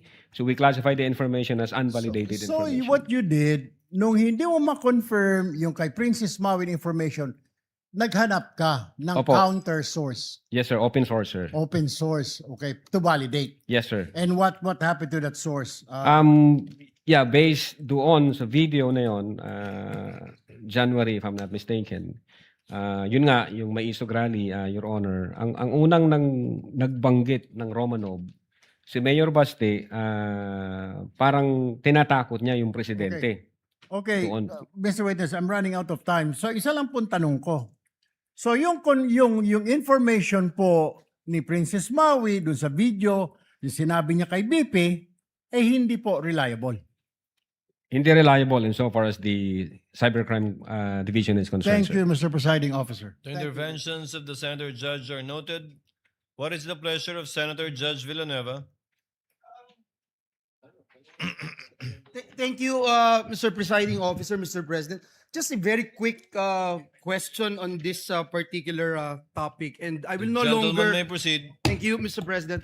I will no longer dwell on the Operation Romanov, despite the fact that thank you to Senator Judge Rafi Tulfo who told me that about the dates, and I will not even mention or tackle the conditional threat. But I was looking at this NBI letter dated 2nd of December 2024, marked as Annex I. This is prosecution's P4-5 exhibit. Responded Duterte to appear in connection with the investigation of the alleged grave threats. Mr. Witness, nakasaad din po dito sa sulat na iniimbestigahan ng NBI yung mga banta laban sa kanya at makakatulong po dito ang kanyang pagharap sa investigation. Tama po ba ito, Atty. Yes po, Your Honor. Tama po yan. Dahil po hindi personal na pumunta ang ating Vice Presidente, ano po yung naging epekto nito sa investigasyon ninyo sa mga banta laban sa kanyang buhay? Gusto ko lang malaman, ipinagpatuloy nyo po ba ang investigasyon ng NBI? What is now the status of this investigation? Yes, sir. Since yung second letter ng Vice President through her lawyer, may sinasabi doon na may threat sa life 6 months ago pa. So nung trinay naming i-check yun, Your Honor, ang nakita lang naming relevant information as to the security, yung pagbabawas ho ng 75 PNP personnel from BPSPG, if I'm not mistaken. And then I think transfer ho yata yung mga personnel na yan sa Manila. And then when we check the record, yun nga, merong pang, based on the COA record, merong pang 335 more or less if I'm not mistaken, na security personnel ang Vice Presidente. So, other than those facts, wala ho kaming makitang relevant na security issue dahil yun nga, hindi naman nag-appear ang ating Vice Presidente, hindi naman sila nagbigay ng any information na pwede namin pagsimulan po. So, But, opo, so after that, you did not pursue anymore the investigation on the threats against the Vice President? ang alam ko, ang aming intelligence service ay may monitoring na ginagawa from time to time. I ask this question, Mr. Witness, and for the our people. Kasi hindi na po yung Operation Romanov, hindi na po itong conditional threat. Kung hindi, ito ba ay nabigyan ng accorded the same level of attention dun sa mga threats na inyong nakukuha gaya ng binabanggit natin na threat di umano ng ating Vice Presidente? Kasi ang tanong, hindi rin naman po nagpunta sa inyo ang Pangulo o ang Speaker of the House, and yet you pursued your investigation. So in that way, paano nyo may explain ito, Attorney Lotok, Yes. na ginawa nyo talaga yung lahat ng inyong magagawa para imbestigahan din yung threat laban sa pangalawang Pangulo? Opo, Your Honor. Magkaiba po siya. Yung grave threats na inatter ng Vice President against the President, apparent po siya, Your Honor. Nakita po namin. Nasa video, inauthenticate namin yung video, nag-testify yung mga may personal knowledge na in fact sinabi niya yon. So, malinaw ho na nag-exist yung utterances na yon that qualifies the crime of grave threats. Dito ho, sa threat ng Vice Presidente, wala ho kaming ganong same na information na nakuha. Wala kaming apparent na mayroong threat against the life ng Vice Presidente. Kasi nga, hindi sila nagbigay ng specific information, hindi ho nagpakita ang Vice Presidente para mag-shed light doon sa investigation namin. So hindi ho namin siya makita na parehas. Magkaiba po yun. Ang sa Presidente, apparent siya. So definitely under the law, ang NBI can motu proprio undertake an investigation. Dito sa Vice Presidente, allegation siya.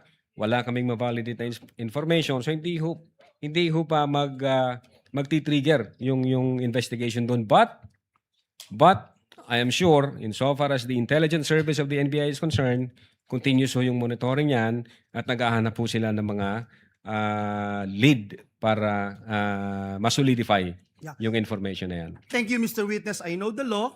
Presidente, Vice Presidente, Speaker, pwede nyong tignan at imbestigahan yan. But I feel na importanteng maipakita natin sa taong bayan that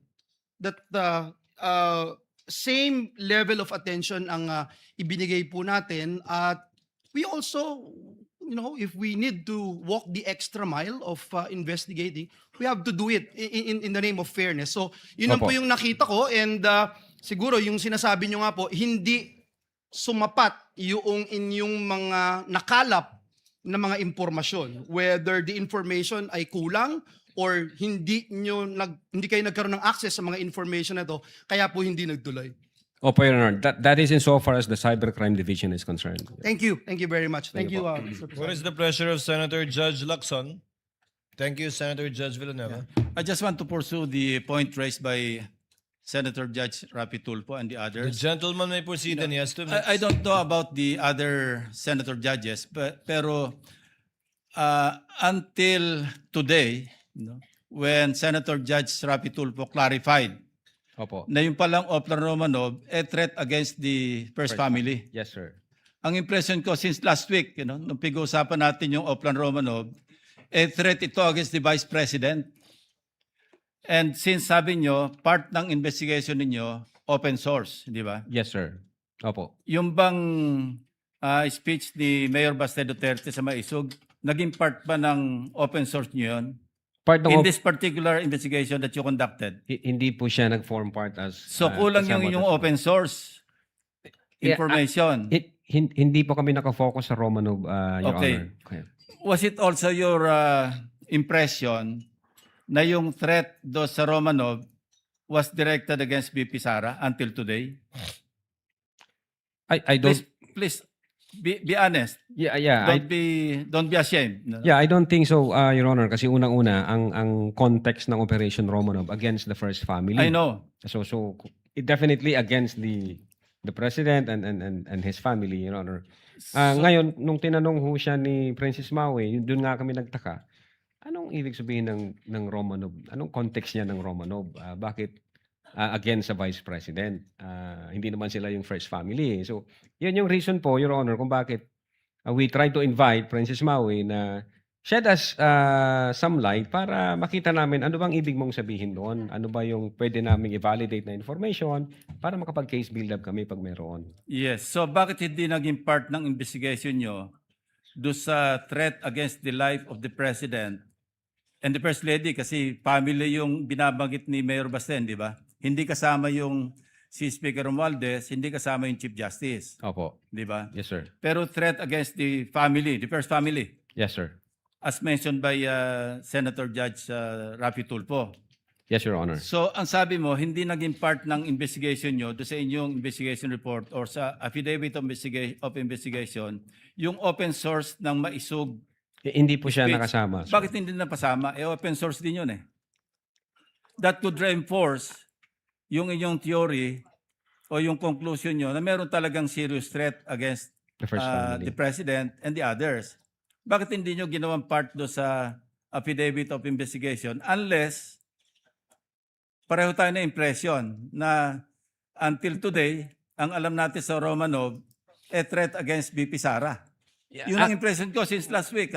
Yun yun po yung impression namin nung hindi pa namin nakikita That's sa exactly open my source. question, Attorney Lotok. So ngayon nyo rin lang na-realize na yung palang Oplan Romanov, threat pala sa First Family. First family. Opo, Your Honor. Oh, thank you. Noted, entered into the records. I would have Presiding recognized Officer. Senator go first, but since you're there already, Senator Judge Alan It's Cayetano, just a you may proceed, sir. manifestation and point of information. As Senator Judge Lacson said, no, it's for each judge to appreciate. But let me put context, no. I'm not close to VP Sara. I'm not close to Mayor Baste. Ang kasama ko sa Congress si former Deputy Speaker Pulong. But in the last 4 years, I think I've seen him twice or thrice. Yes, Your Honor. Okay. But my reading nung sinabi ni Mayor Baste is pag natulog ka sa gabi, remember the Romanovs. So we have to look at our history. The Romanovs were evicted via a revolution. Diba? So, Mayor Baste was doing a parallel ng 1986 na paalis yung mga Marcoses via revolution. But unlike the Romanovs, the Marcoses were given asylum or whatever you call it in Hawaii, and over time, nakabalik until the president became president. Ang Romanovs, inubos sila para nga hindi makabalik. Now, if Mayor Baste was making Romanovs uubusin kayong Marcos, di dapat na-offend si Senator Judge Amy Marcos because she's a Marcos, no? So, secondly, if he made that threat, so if he was saying, may Oplan mo, Romanov or Maro-Romanov kayo, I'm sure the PNP or the Presidential Security Command, the National Council, would have filed a case against Baste. So I just want, it's fair that you mentioned him, it's fair sa investigation mo, but I don't think we should draw a conclusion here that Mayor Baste was threatening the first family because remember, there's a thin line between a warning and a threat. So pag sinabi ko sa iyo ngayon, witness, pareho tayong abogado, kompanyero, pareho tayong taga-Ateneo, mag-ingat ka sa sasabihin mo. That could be a fair warning. That could be not a threat, di ba? But kapag ka may threat talaga na pinarating ko sa iyo, pag hindi ko gusto ano mo, kakasuhan kita, that could be a illegal threat, di ba?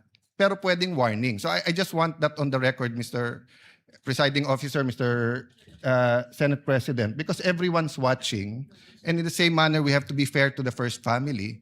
We have to be fair also to Mayor Baste and to the Dutertes, that rather than draw a conclusion that there was an actual. So the Council for Defense was making a distinction, mentioning Romanov and Oplan Romanov are two different things. It may be the same, it may be different thing. For all we know, narinig ni Mayor Basten na sila iro-Romanov, kaya binanggit niya pabalik. We don't know. I don't know. I haven't discussed it with anyone. I haven't discussed it with the few senators na kaibigan ko dito. So let's just be circumspect and careful from making conclusions.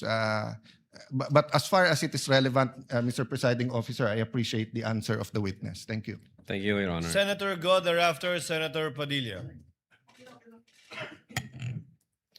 Senator Go, you have 2 minutes, sir. Thank you, Mr. Presiding Officer. Balik muna tayo dito sa inaabot natin.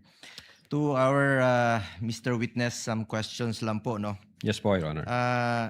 Nabanggit nyo kahapon na 20 years na ho kayo sa NBI. 12 years, Your Honor.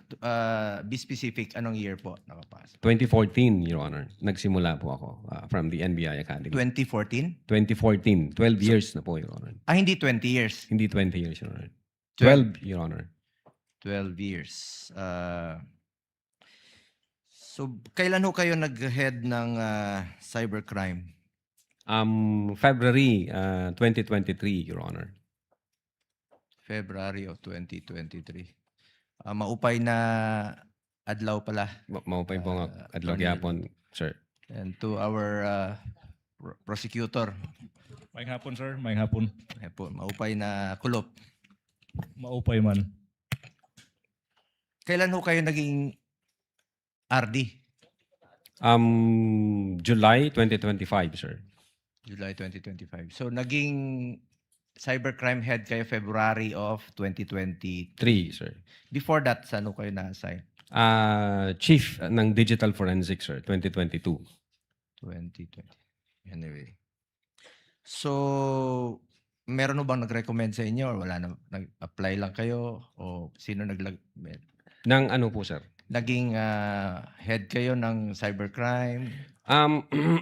As chief of the digital forensics, I was designated by the then director, Medardo J. De Lemos. Then as chief of the cybercrime division, I was also designated by the then director, Medardo J. De Lemos, sir. 2016 to 2022, saan kayo na-assign? 2016, I think anti-organized crime and transnational crime. Up to 2020. AOTCD, yun, Your Honor. Then 2018, nasa cybercrime division na po ako. So hindi po kayo head doon? Hindi pa. As an investigation agent po noong 2018, sir. Anyway, nabanggit niyo po kanina about sworn affidavit. And then nabanggit niyo about journalists, no, na part nung press conference. Tama ho ba? Yes, sir. Marami sila, di ba? Marami nabanggit sa yes, Your mga Honor. nakarang araw, including last week, di ba?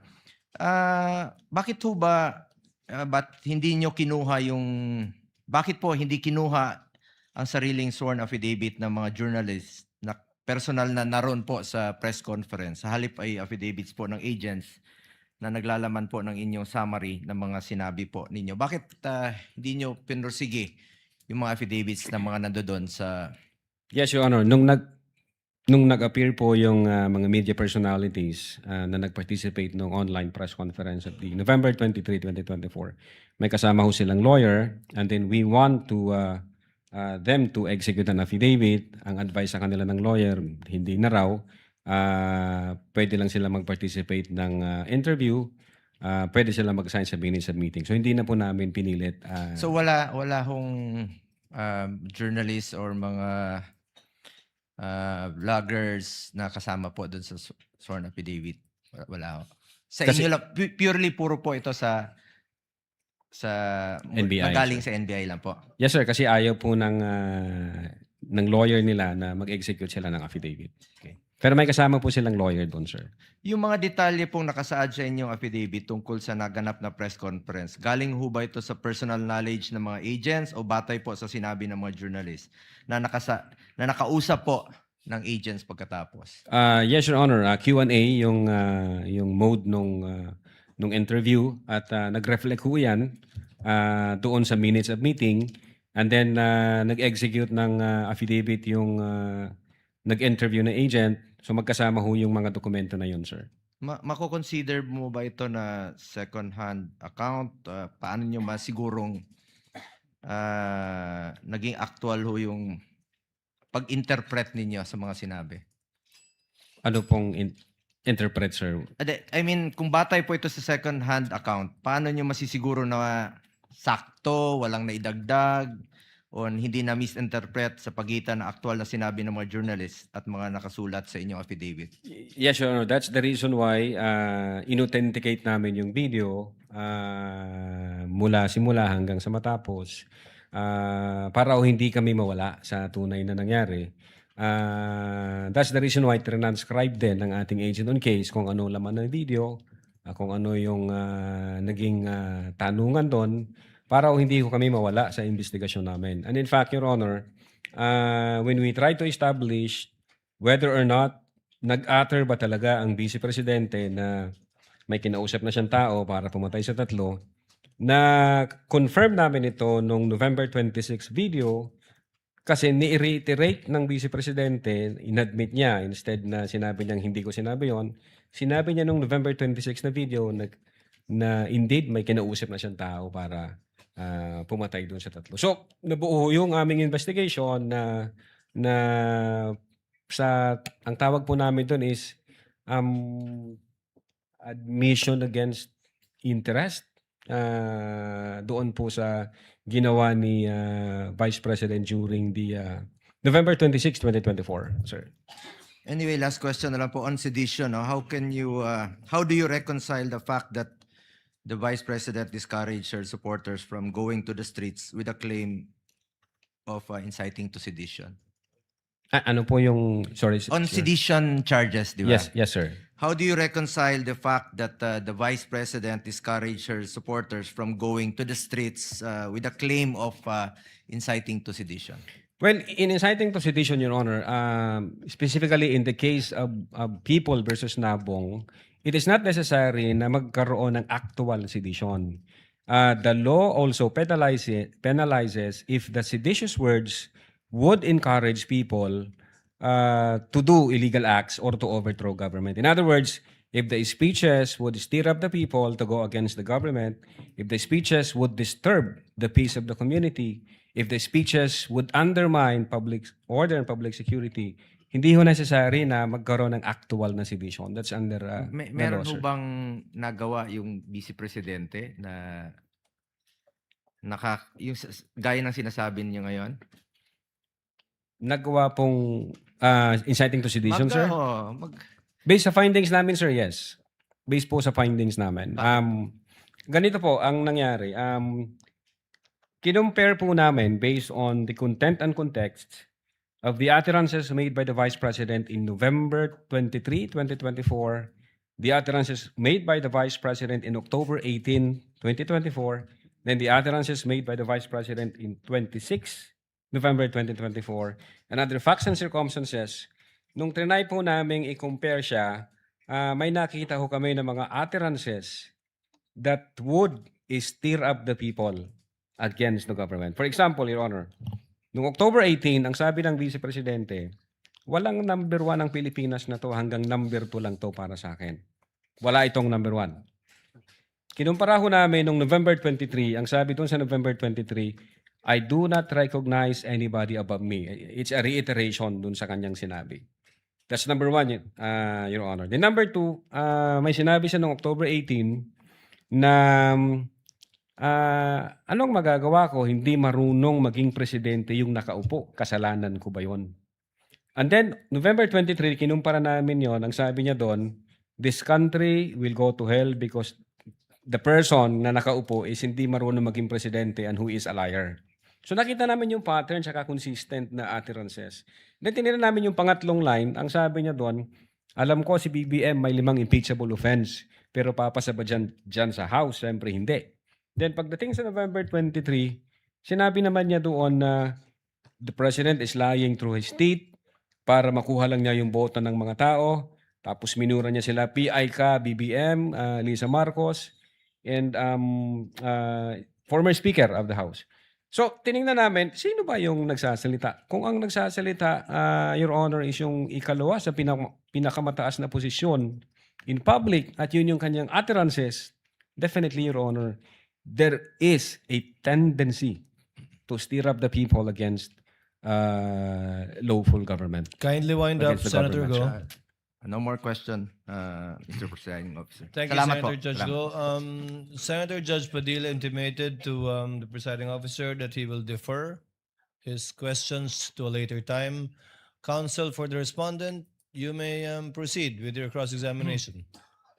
Just a manifestation, Your Honor, in relation to the query or the manifestation of Senator Judge Villanueva. In relation to the query of No, Senator... his manifestation, Your Honor. No need, counsel. Proceed unless he asked you a question to save in the court's time. Please proceed with your cross-examination. All right, I'll just transform it into a question. You were asked Yes, you about can. that December 2, 2024 letter, correct? December 2, yes, sir. Oo. That is the letter where you gave a schedule for the Vice President to attend, correct? Yeah, signed by our assistant All director. right. But sir. the schedule that you gave was November 11, 2024 at 10 a.m. and then you gave the address. So in other words, Sinabi ko na ho yan kahapon, typographical okay, error yun, sir. my question naman is this if tama yung schedule sana at nakapunta si VP Sara, would it have affected your investigation? Your Honor, even up till now, ready ho kaming tanggapin kung anumang information na threat against sa life ng Presidente, continuous, ng Vice Presidente, continuous po yun. In fact, sabi ko nga kanina, yung intelligence service namin is may ginagawang monitoring from time to time dun sa threat to life against the Vice President, President, etc. Okay, I'll move on to a new point. Now, let me show you a portion of the interview of Dempsey Reyes of the Philippine Daily Inquirer. Please direct your attention to paragraph 13 of the minutes of the meeting. This is also the transcription made by Agent Kalilong. Page 173 of Annex G9 as well. So, here, it says, may press con kasi earlier than that, sabi niya na parang sabi niya lang, gusto daw siyang patayin daw according to her ni Speaker. That was during a press conference the day before, November 2022.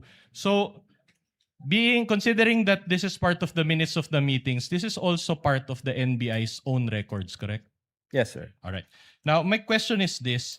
Did you issue a subpoena against Speaker Martin Romualdez, former Speaker Martin Romualdez? Did you issue a subpoena? Kay Speaker Romualdez, sir? Yes. Kasi, ba't ako mag-issue ng subpoena? Wala pa kaming sufficient na... So you did not issue? Hindi kami nag-issue, All right. sir. So, in other words, for VP Sara, you issued not just one, but two subpoenas. But Because- for the former speaker, you did not issue a subpoena. That's just a question. There is an apparent commission of the crime for grave threats and inciting to sedition, sir. I see. So, for this particular portion, you just turned a blind eye and did not issue. Well, Anyway, there is no my- validated Let the witness information answer, on Your that, Honor. sir. Let Okay. the witness answer. There was a question. Yeah, but based on Counsel, kindly don't argue with the witness. based on your testimony yesterday, you said that you have a system of evaluating factors, correct? My question to you is, based on that system, does Martin Romualdez have the capacity to execute a death threat, for example? We haven't established any apparent crime committed by the former speaker, Your Honor. So hindi kami nag-delve dyan sa issue na yan. Yeah, at any rate, this minutes of the meeting, which you all confirmed that is part of the NBI's own record, isn't this information regarding the death threat against VP Sara? Well, ang sabi po dyan, if I may read my press con, kasi earlier than that, sabi niya, sabi lang niya, gusto daw siyang patayin daw, according to her, ni Speaker, that was during a press conference the day before. Precisely, Your Honor, the reason why we issued a letter noong November 22 is to ask the Vice President kung ano ho yung facts and circumstances dyan sa issue na yan. But since hindi ho nag-appear ang Vice Presidente, wala ho talaga kaming mapagsimulan. Wala kaming validated information. But you issued the subpoena against Dempsey Reyes, correct? Yes, sir. Pero ang tinanong nyo kay Dempsey Reyes, yung case lang against VP Sara. Hindi niya siya tinanong ng threats to her, correct? Well, unang-una, ang ini-establish namin, ang focus ng investigation namin, the reason why we subpoena the late Dempsey Reyes is whether or not nag-utter ba yung Vice President doon sa statement niya na nag-contract na siya ng tao para patayin si BBM, si Lisa Marcos, Okay, at si former that's Speaker? okay. Sir, yun po yung focus ng investigation namin. So despite that track, you still maintain that this part of the investigation, you did not have bias. We don't have Objection, bias. Argumentative, All right, Your Honor. I'll move on. Argumentative. I'll move on. The- Let's go back to the investigation that you did against VP Sara. So you mentioned yesterday that the offended parties in this case, if at all, are BBM, FL, and the former speaker, correct? Yes, sir. Did you subpoena any of them? No, sir. Did they appear before the NBI? No, sir.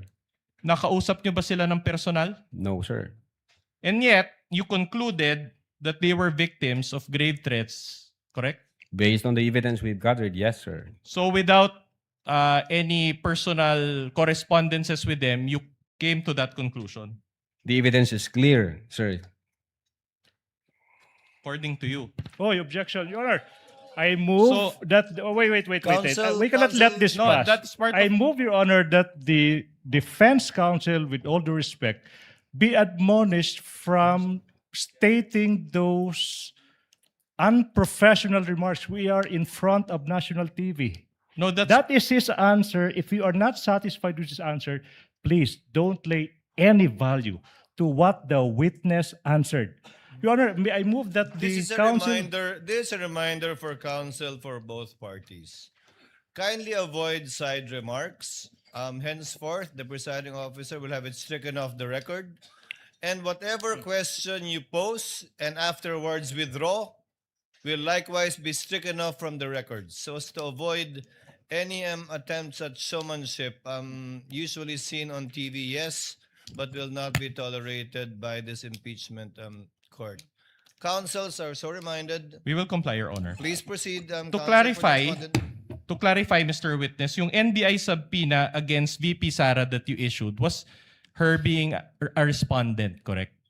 Yes, sir. Pero as a complainant, you did not issue. We issued a letter, sir, December No. 2. As the complainant na siya yung subject naman ng threats, walang subpoena as to that effect. Walang sampina, sir. So in other words, hindi talaga siya naka-explain kasi what you sent out was a letter and not a subpoena. Yung letter is to inform the Vice President na iniimbestigahan din namin yung threat against sa life niya. So therefore, kailangan namin yung presence niya or any information na pwedeng makatulong sa investigation. Yun na nga, pero hindi niya siya sinenda ng subpoena. Isn't it that in a regular case, the prosecutor sends out a subpoena both to the complainant and to the respondent? With the prosecutor, sir? Yes. You're a lawyer, you know this. What When do you you file mean, a sir? case before the prosecutor's office, the handling prosecutor issues out sa subpoena sa parehong parties. Ang Tama? alam ko, during the case sir, I think nag-appear yata ang Vice Presidente sa DOJ. Yan, Alright. doon ako na-inform, sir. Okay, I'll move on to a new point. Let's talk about the reversal by the DOJ. Diba? There was a initial finding on February 5 and then it was eventually reversed. Now, would you agree with me that the rectifications that you made for the first affidavit of investigation were procedural deficiencies? Procedural deficiencies. Like the No, TSN? it's part of the case build-up, Your Honor. But what you added were TSNs, affidavits of your own agents, correct? Don't you consider that as... Those were affidavits. Yes, but don't you consider that those as procedural and not substantive? Part of the evaluation and case build-up, yes, sir. All right. But in effect, the substance of the case remained the same. Walang nabago ho sa affidavit, sa una at sa pangalawa, parehas po yun. Very good. sir. So in other words, wala kang no additional discussion on the merits of the case. On the merits of the case, yung findings namin, hindi ho nabago All yun, right. sir. Very good. So no additional witnesses were interviewed. What do you mean, interview, sir? Wala nang additional interviews. Kung ano yung sa first affidavit nyo, yun na rin yung sa second affidavit. Wala nang additional interviewees. Kung, I think, ang naalala ko, 6 ho na media personalities ang na-interview namin at yun ho yung nag-reflect sa nag-reflect sa affidavit. At the same time, we tried to issue subpoena sa I think, head ng ABS-CBN. I understand that, but be more responsive. Your Honor, if I may, the witness is still in the process of answering Yeah, his, but the Your Honor, question but the and answer is not Exactly. responsive. Eh. My question is very Let him simple. finish first, with all due respect, Your Honor. With the permission of the counsel for the parties, Attorney Lotok, the question was, sa pagitan ng una at pangalawang sinubmit ninyo sa DOJ, may mga testigo ba kayong dinagdag sa pangalawa niyong submission sa DOJ? O pareho din po yung mga testigo, nilakip lang yung mga affidavit na hindi na ilakip dun sa unang pag-submit? Yeah, insofar as I'm concerned, Your Honor, parehas lang po. Okay. All right. You may proceed, counsel. But we will never know that for sure because you never released your first affidavit of investigation, correct? Well, I think it's in the DOJ. Ang binigay sa amin yung certification kung ano yung mga requirements na dapat namin i-comply. Yeah, but what you attach, when you received the subpoena from the House Committee on Justice, which was used as the basis for the articles of impeachment, the first affidavit of investigation was never included, correct? Yung nag-submit ho dyan, Your Honor, sila Agent Kalilong, wala akong idea Hindi doon nyo sa... alam. All right, that's okay. person. So, I have a question about the affidavit of investigation, okay? An affidavit, or I'll just be more specific, your second affidavit of investigation was subscribed and sworn to, correct? Yes, sir. On February 10, 2025. Yes, sir. All right. Before who? Can I check, sir? Sure. Witness may consult Thank you, the document before him. Your Honor. Counsel for the parties may assist him. Your Honor, we'll just confront him with our own... Subscribe and sworn to before Assistant Director Glenn A. Ricarte. Sir. All right. So do you remember that you subscribed along with the other agents before General Ricarte now? Yes, sir. May signature kami rito. All right. And you did this because the first affidavit of investigation cannot be altered anymore. What do you mean, sir? An affidavit, as you know, you are a lawyer. Once an affidavit is subscribed and sworn to, it is a complete document already. Yeah. Okay? Meaning, even if you take out one page or you add an annex, you already alter the meaning of that document. Will you agree with me? Your Honor, the process is legal evaluation by the prosecutor and case build-up. So pag nakita ho ng prosecution... Your Honor, I'm just talking about the nature of the affidavit. I'm not Attorney talking Lotok, about... kindly answer the question. It's a general question pertaining to an affidavit in general, not this particular one.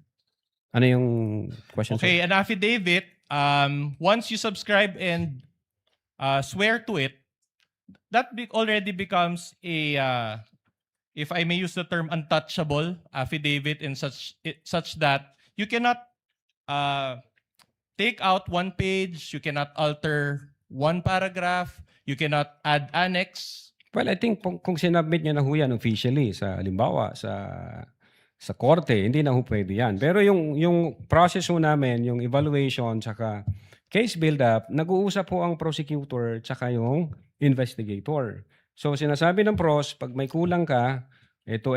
So itong unang affidavit, since may kulang sa mga attachment, ayusin nyo, baguhin nyo, i-comply nyo yung mga requirements. Since yung affidavit na yon is naka-date nung January 30 at magkukomply pa lang kami, anong na-comply namin,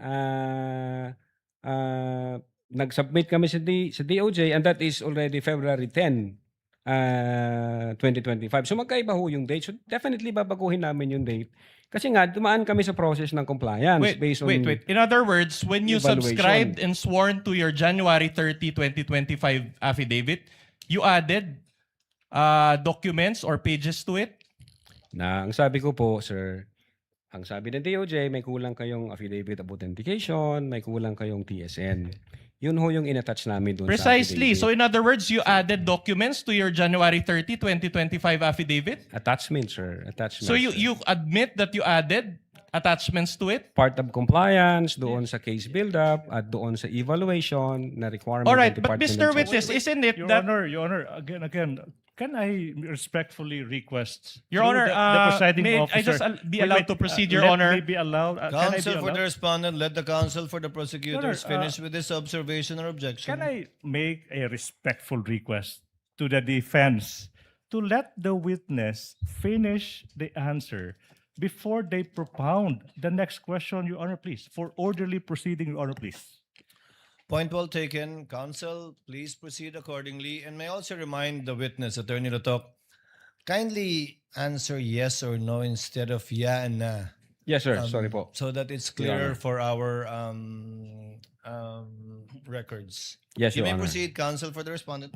So you admit that after you subscribe and swear to that January 30, 2025 affidavit, you added documents to it so that it will comply with the requirements of the DOJ. Is that what you're saying?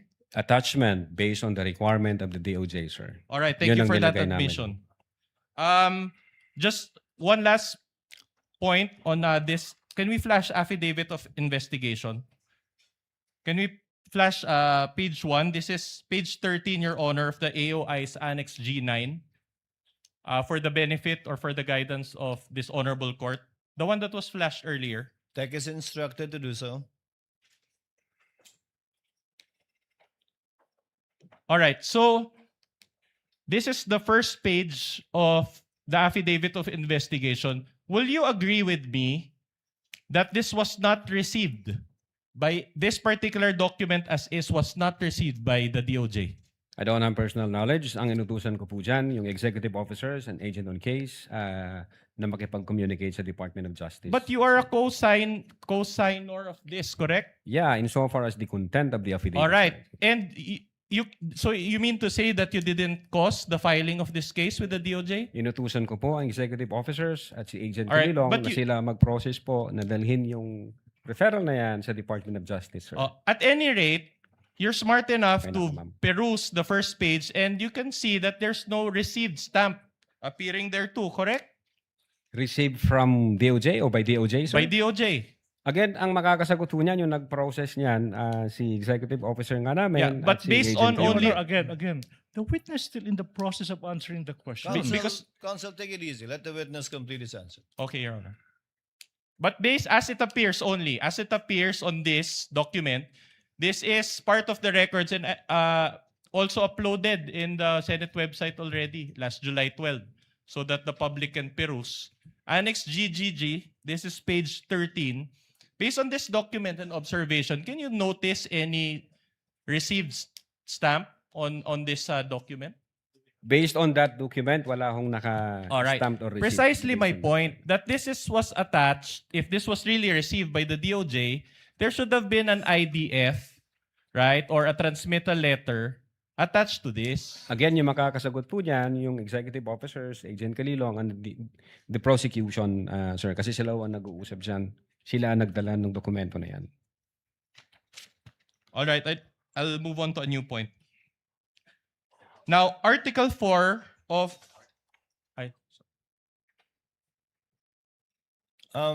What is the pleasure of Senator Judge Pia Cayetano?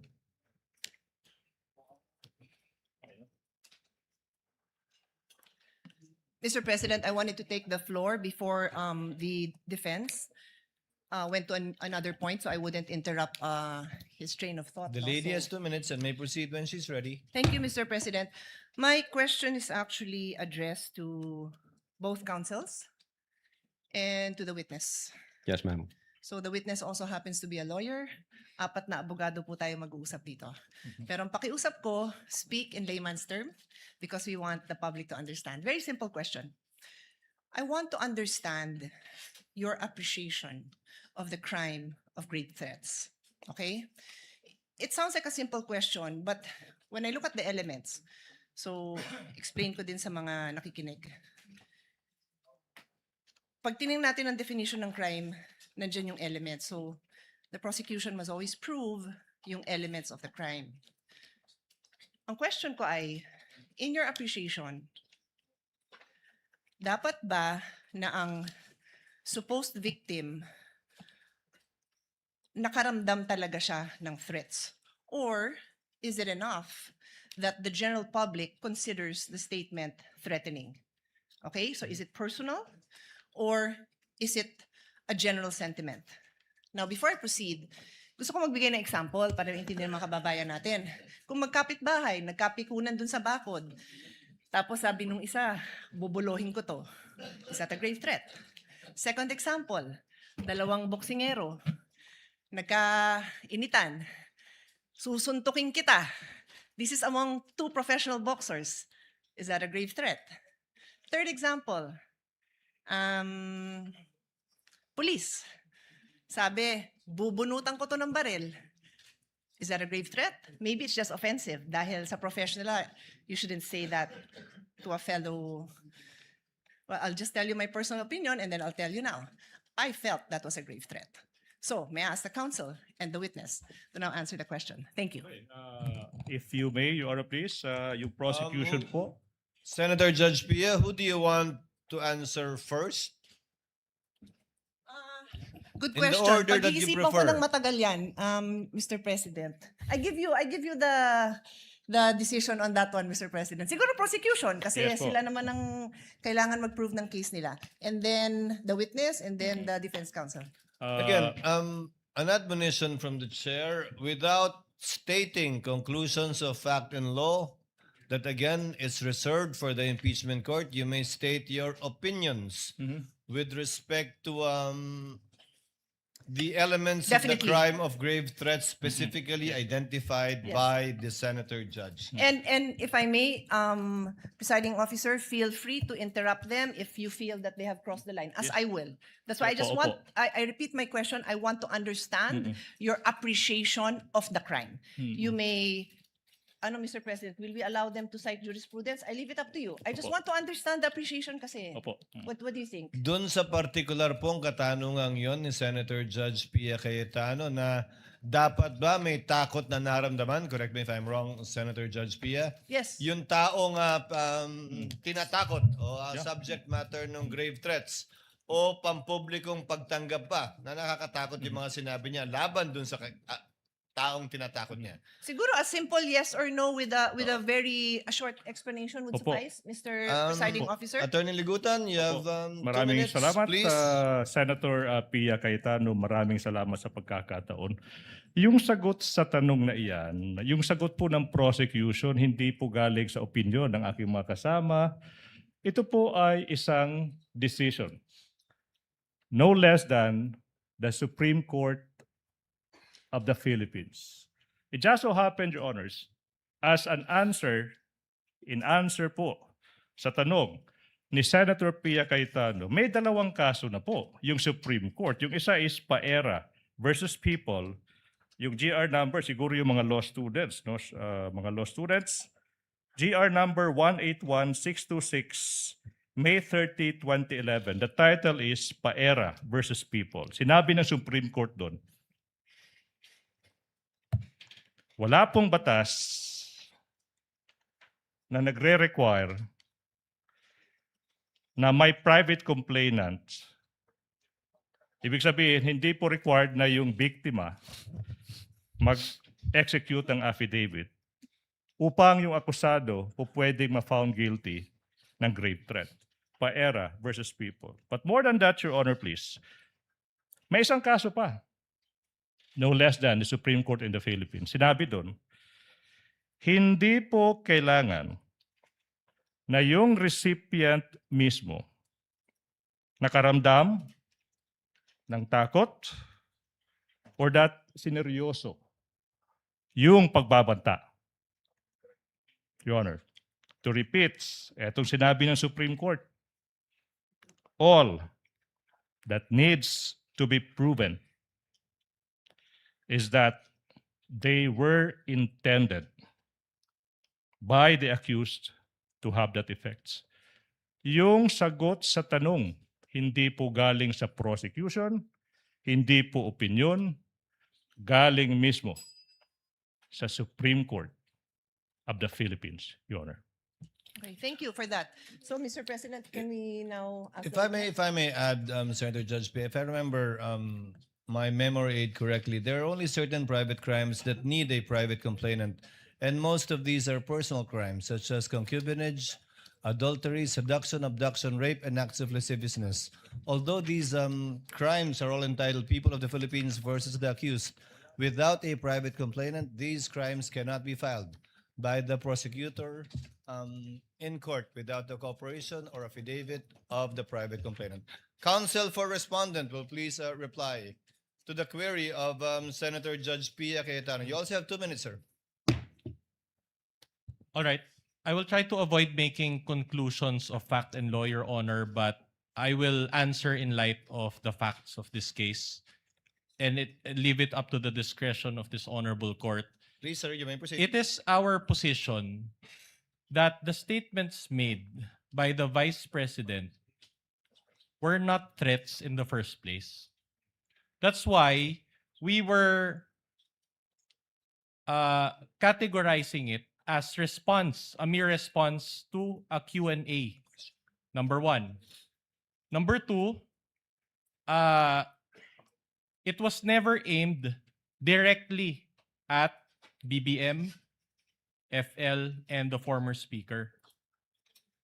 In other words, had they not watched the video, for example, they wouldn't have known about it.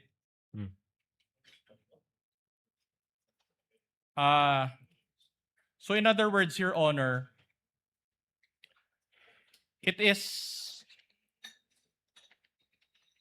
there was no threats to begin with. And so even the discussion on the elements is not really applicable insofar as determining the innocence or guilt of the Vice President. That is basically our position. That is one more thing. And practically, we maintain this position all throughout our pleadings.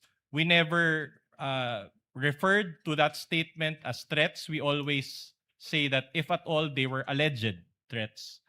But we referred to the statements of the Vice President as statements, as responses. And even in my speech, that's what I said. It was a response, Your Honor. That would be all, Your Honor. Noted. you. Attorney Lotok, your response to Senator Judge Pia's question based on your investigation. You may proceed, sir. Yes, Your Honor. In establishing, Your Honor, whether or not the crime of grave threat exists, we follow the rule. First, whether there is an actus reus, and then second, whether there is a mens rea. So actus reus, Your Honor, means whether the offender in fact uttered the threatening remarks. We were able to establish that. That's why in-authenticate po ng NBI yung video na kung saan nandoon yung utterances. The test of mens rea, Your Honor, what we did, we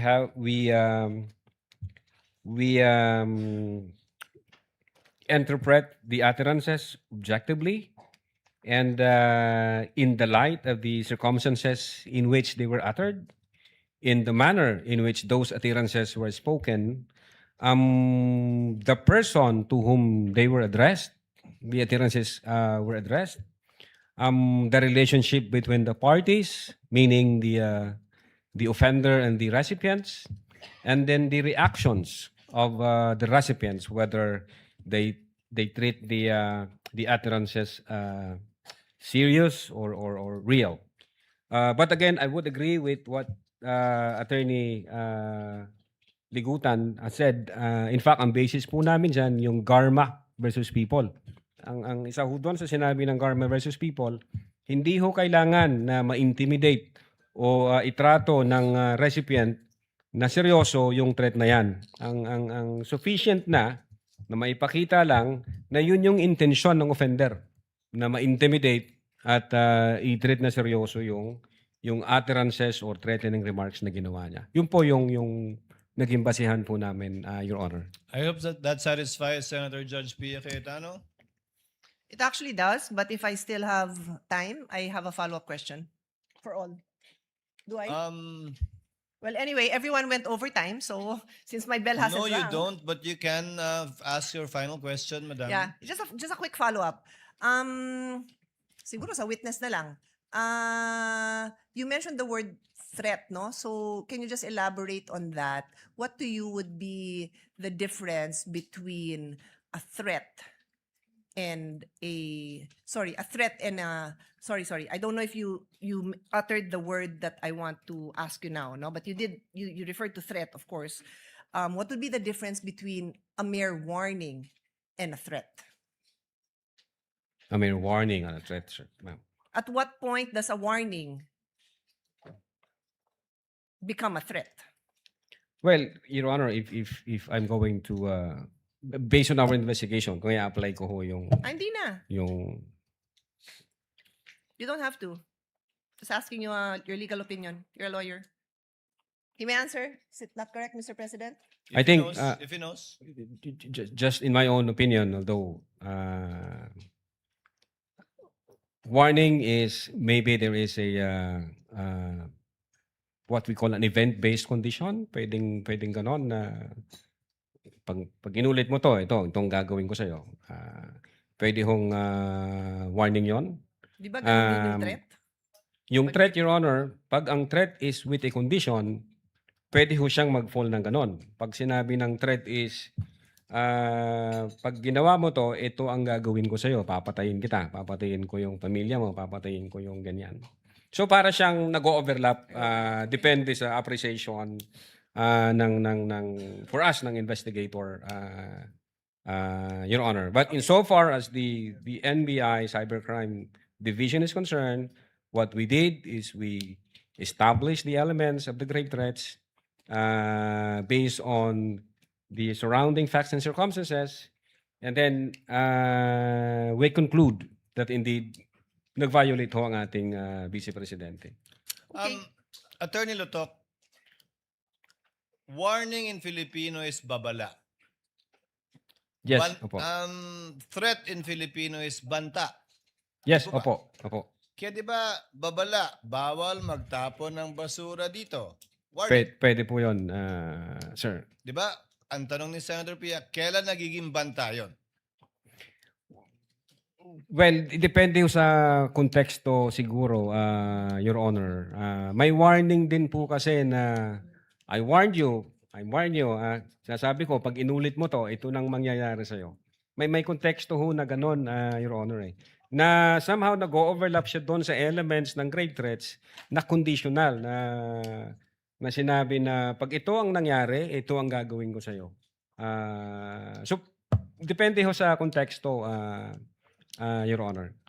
So depende sa konteksto, sa delivery, sa taas ng boses, gaano kagalit, may kapasidad, Yes po. maraming bagay. Yes po, Your Honor. Senator Judge Pia? Yeah, so in other words, Your witness? it depends on the circumstances surrounding the incident or at the time that Yes, the yes, ma'am. utterance was made. Yes, ma'am. Okay, so laging contextual. Okay, maraming salamat sa lahat. I just want to emphasize na, Mr. Presiding Officer, I posted my question to each of the counsels and the witness precisely so that tayo masabihan na may bias. Isa lang yung binibigyan natin ng opportunity to explain their side. I really genuinely just wanted to know what their appreciation of the definition of grave threats is. Thank you so much. We thank the good Senator Judge for intervention. All of the comments are noted. Counsel for the respondent. Proceed with your cross when you're ready. All right. I'll move on to a new point. Now, Article 4 of the Articles of Impeachment against VP Sara deals with 3 accusations. Number 1, contracting for the assassination. Number 2, making grave threats. And number 3, actively inciting sedition. So, on page 28 of your affidavit of investigation, which is page 40 of Annex G9 again, you recommended only 1 count of inciting to sedition and 3 counts of grave threats. You confirm this? Yes, sir. All right. And the 3 counts was for 3 counts of grave threats were for BBM, FL, and the former speaker. Yes, sir. My next question is very simple. Okay. Did you include any charge relating to contracting for the assassination? Relating to contracting for the assassination? No, sir. Yung charge No. namin is grave threats. All right. inciting to sedition. And on that grave threat, doon ho pumasok yung attirances na may kinontrata ang Vice Presidente. Alright. So, pinagsama nyo na lahat. Even yung contracting assassin, sinama nyo na sa grave threats. According to you now. Yun ho ang basis ng Alright. grave threats namin. Alright. In fact, let's go to page 13 of the Affidavit of Investigations G9. We flashed it on the screen. There. It says, 1 count of inciting to sedition and, ano ba to? 3-1. So, 3 na 1 count of grave threats. So, Typographical ano to? Typo na. Alright, typographical error na naman. Alright, so with all these mga infirmities, and you mentioned yesterday that your case is airtight, don't you think that these errors constituted violations of due process? Your Honor,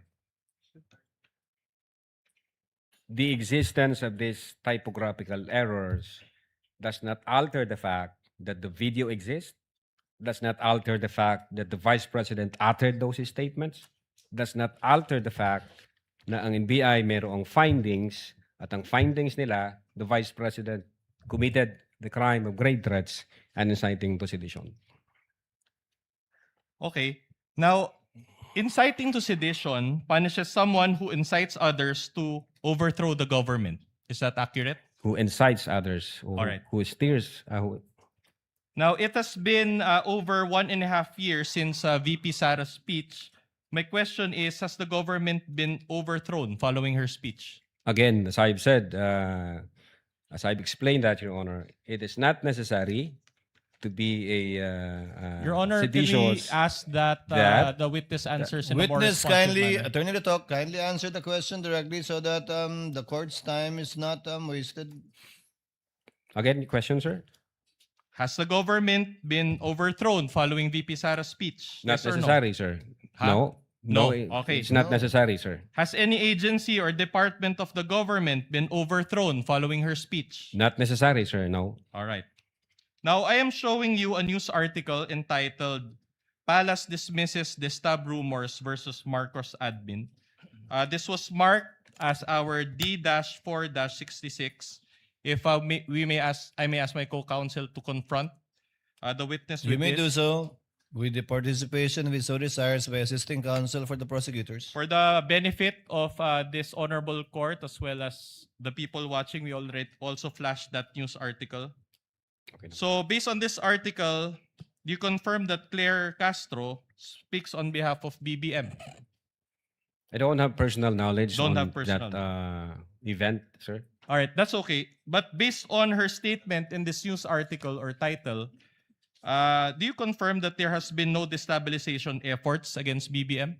Again, I don't have personal knowledge on that statement made by Attorney Claire Castro. Okay, that's okay. I'm showing you another recent article, June 12, 2026. This has been marked, Your Honor, as our D-4-67. Can we confront the witness and show also the document on screen?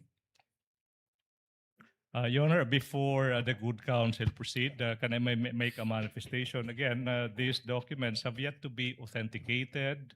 So for the record, it's like presenting these documents without proper basis and proper authentication, which I do believe should have been done before a witness is confronted with the documents. Your As Honor- per our, wait, I'm not yet done. As per our rules, It's Your Honor. not an objection, counsel for the respondent. The remarks and comment of the counsel for prosecutors is noted. But counsel, for clarity, this is a pre-marked exhibit for the Correct, Your respondent. Honor. You may proceed, sir. So again, based on this, just your basic reading of this, it says Sara Duterte, I won't grab Marcos's position. Is this news article consistent also with the previous article that no destabilization efforts are present against the government? Again, I don't have personal knowledge, sir.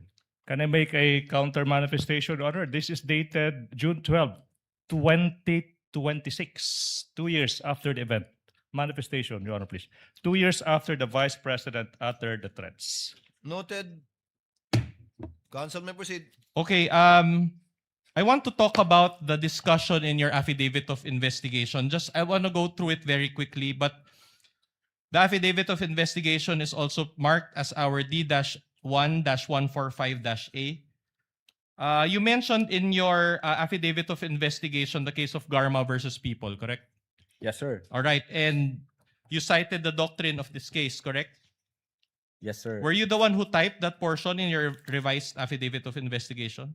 Where I'm the one who typed? Yes. Being the chief, sir, inuutos ko yan All right. sa executive officers. But at did you read the case in full? Yes, I think, pero not thoroughly. Not thoroughly. Isang basahan lang. Now, did you read? Was there a video recording involved in that case? No. All right. Did that case include a public official like the Vice President? No, sir. In fact, it involved a group of 3 farmers, correct? Yes, sir. All right, let's go to the case of Reyes versus People. You also cited that, page 29 of your affidavit of investigation. Did you read this case in full? If I may check my affidavit, Sure. Your Honor. The witness may do so. Thank you, sir.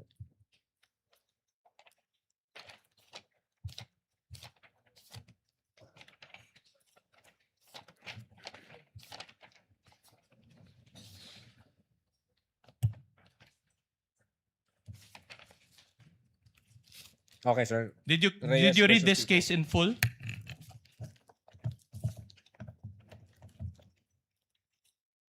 Yes, Your Honor. Did you read the facts of this case? I think it's about yung threat against a person nung nasa parang Navy office siya, and then sinundan siya hanggang sa bahay. May dalang mga placard. Yun yata yun, sir. All right, If I'm not but did it mistaken. involve a video recording? No, sir. Did it involve an official like the Vice President? No, sir. You cited Ruwaza versus People, page 29. Did you read this case in full? Ruwaza. Saan yung Ruwaza?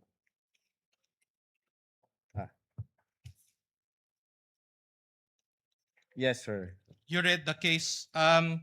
Did it involve, again, a video recording? No, sir. Did it involve a public official like the Vice President? No, sir. In fact, it involved tree cutting activities. Do you confirm that? Based on the Tree cutting. Okay, but at any rate, in paragraph 48 of your affidavit of investigation, and I'll flash that on the screen, after citing all these cases that you mentioned, you concluded, and I will read, further, the threat is intended by VP Duterte to create to the mind of President BBM, FL, former House Speaker, that regardless of the reason of death of VP Duterte, they will be killed by the person contracted by her. So in other words, you spoke about the mind of BBM, FL, and the former speaker, correct? Your Honor, what we cited is the principle laid out by the Supreme Court and not the facts of those cases, Your Honor. And those principle is applicable in this case, Your Honor. But that is based only on your own opinion, correct? That is based on our investigation and the evidence that we've gathered, sir.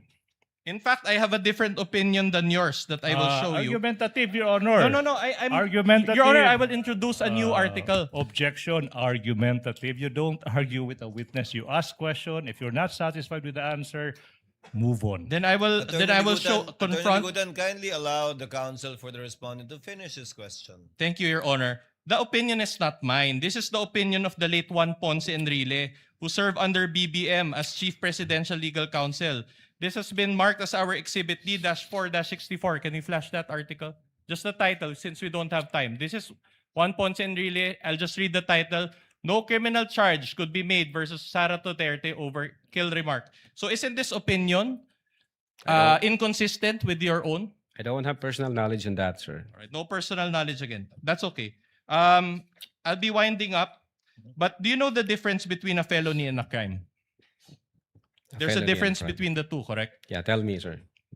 No, I don't. I'm not on the witness stand. So you answer the question. Mr. Witness, kindly respond to the question. The question is, do you know? So it's answerable by a yes or no. I think felony, sir, is in the revised penal code, and a crime can be in the special law or I agree with parang you. ganon, sir. I agree. So in other words, like homicide, for example, it is a felony because it is defined and punished under the RPC, correct? Yes, sir. Clear. Now, a crime is broader than a felony in that it pertains to acts or omission that are not punishable under the RPC but punishable under special laws, correct? Yes, sir.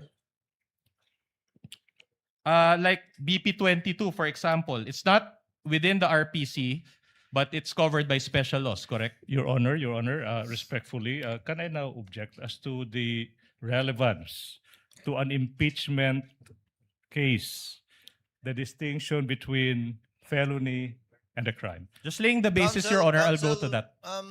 He's on cross. I will give you some leeway, but kindly get your point, counsel. All right, On a now, short leash. but do you confirm that there are felonies, there are crimes, correct? Yes, sir. All right, now there are other high crimes, which is another category than felony or crime, correct? Yes, sir. And according to Article 4 of this articles of impeachment, there was high crimes that was charged against VP Sara, correct? Yes, sir. In other words, it is a different category than felony or crime, correct? What do you mean by High that? crimes, it's a different category than felony or crimes. Well, there are may mga high crimes po, sir, na nasa revised penal code din, sir. Can you give us an example? Your Honor, I mean, is that a question, Your Honor, please? If he knows, counsel. If you know. If he knows. It's like a classroom recitation, Your Honor. Attorney Lotok, you are very well aware of the fact that you are here as a witness in an impeachment proceeding, and that the crime you investigated is being used to charge the Vice President. And as a lawyer, you also are aware of Article 11 of the Constitution with respect to accountability of public officers. So, if you know, you may answer. If you don't, you may say that you're not competent or that you do not know. So please respond. Well, since kasi ho kayo nagbabasa, wala akong binabasa, nagre-rely ako sa memory. I cannot answer for now, Your Honor. I need to recheck the It does not the reflect books. on your competence or knowledge of the law, Attorney Lotok. It's okay. You were not asked to prepare for this anyway. Thank you, Your Honor. These are questions on cross, so we're giving the counsel for respondents some leeway. Counsel, please proceed. All right, my next question is very simple. Is grave threats a felony? Grave threats, that's under the revised penal code? Yes, sir. Exactly. So it is a felony because it is defined and punished by the RTC, and it is punishable by arresto mayor, or 1 month and 1 day to 6 months of imprisonment, correct? Your Honor, again, objection. What's the relevance? Your as Honor, to the, wait, counsel, let me finish, please. Allow Easy. him to finish, Easy. counsel. Now, Yes. as to what is the penalty for grave threat? That's irrelevant as to the impeachment complaint that we are litigating, Your Honor, on the ground of relevance. Unless the counsel is able to prove the relevance, I will withdraw my objection, Your Honor, please. This is Show to the comment. connection, counsel. Again, you're on a short leash, but I know where you're getting at. Get to it, please. All right. In other words, grave threats is under the jurisdiction of the MTC or RTC, as the case may be, correct? Grave threats? Yes. Yeah, yung pag grave threats lang, sir. All right. It is even bailable, correct? Pag grave threats lang, sir. Pero pag in relation to Section 6 of Republic Act 10175, that's 1 degree higher, sir. Yeah, but does it change in jurisdiction or still with MTC or RTC? Ano na ba yun, sir? Prison correction. Ano yun, sabi mo, sir? Ano yung prison correction na? Arresto mayor. Arresto mayor. Ang sunod na mas mataas po niyan is Prison correctional. prison 6 correctional. months to 6 years. Yeah. All right. So, but either way, it's still under Pasok siya the sa RTC, sir. it's still under the trial courts. Correct. Trial courts, All right. yeah. My next question is very simple again. Is inciting to sedition a felony? Under the revised penal code, yes, sir. It's also under the jurisdiction of the trial courts, correct? Yes, sir. It's even bailable, correct? Yes, sir. So both grave threats and inciting to seditions are felonies, correct? Yes, sir. In other words, they are not impeachable offenses, if you know. Well, if you mean by impeachable offenses, whether or not magka-qualify ba siya as betrayal of public trust, it's the appreciation of the judges. Your Honor, wala ho sa amin. Sa amin, Appreciation of the judges, by that you mean the trial court judges, not the senator no, since judges, impeachment to, yung impeachment court po. Yeah, but there's a possibility that if it's in conflict with the trial court judge's decision, then we have a problem. Objection, right? Your Honor, argumentative. I will withdraw Sustained. Ang tanong niyo, Okay, that. All right. okay. Grave threats and inciting to sedition, you said that it is not high crimes, it is a felony. Objection. The counsel, the witness didn't say that. Misleading. Misleading. Sustained. All right, Kindly reform, counsel. I'll just move on to a new point, Your Honor. Counsel may proceed. Senator Judge Rafi Tulfo is recognized for his intervention. You have 2 minutes, sir. Thank you, Mr. Presiding Judge. Napag-usapan rin lang itong inciting to sedition. Nag-file ka ng kasong inciting to sedition against BP Sara based on dun sa utterances niya, yung sa online press con, plus meron pa bang iba? Yes po, Your Honor. Yung basis ho namin, una, yung utterances in October 18, 2024. And then kinumpara ho namin siya sa utterances in November 23. Right. So, 2024. meron bang elements of sedition doon sa mga utterances niyo?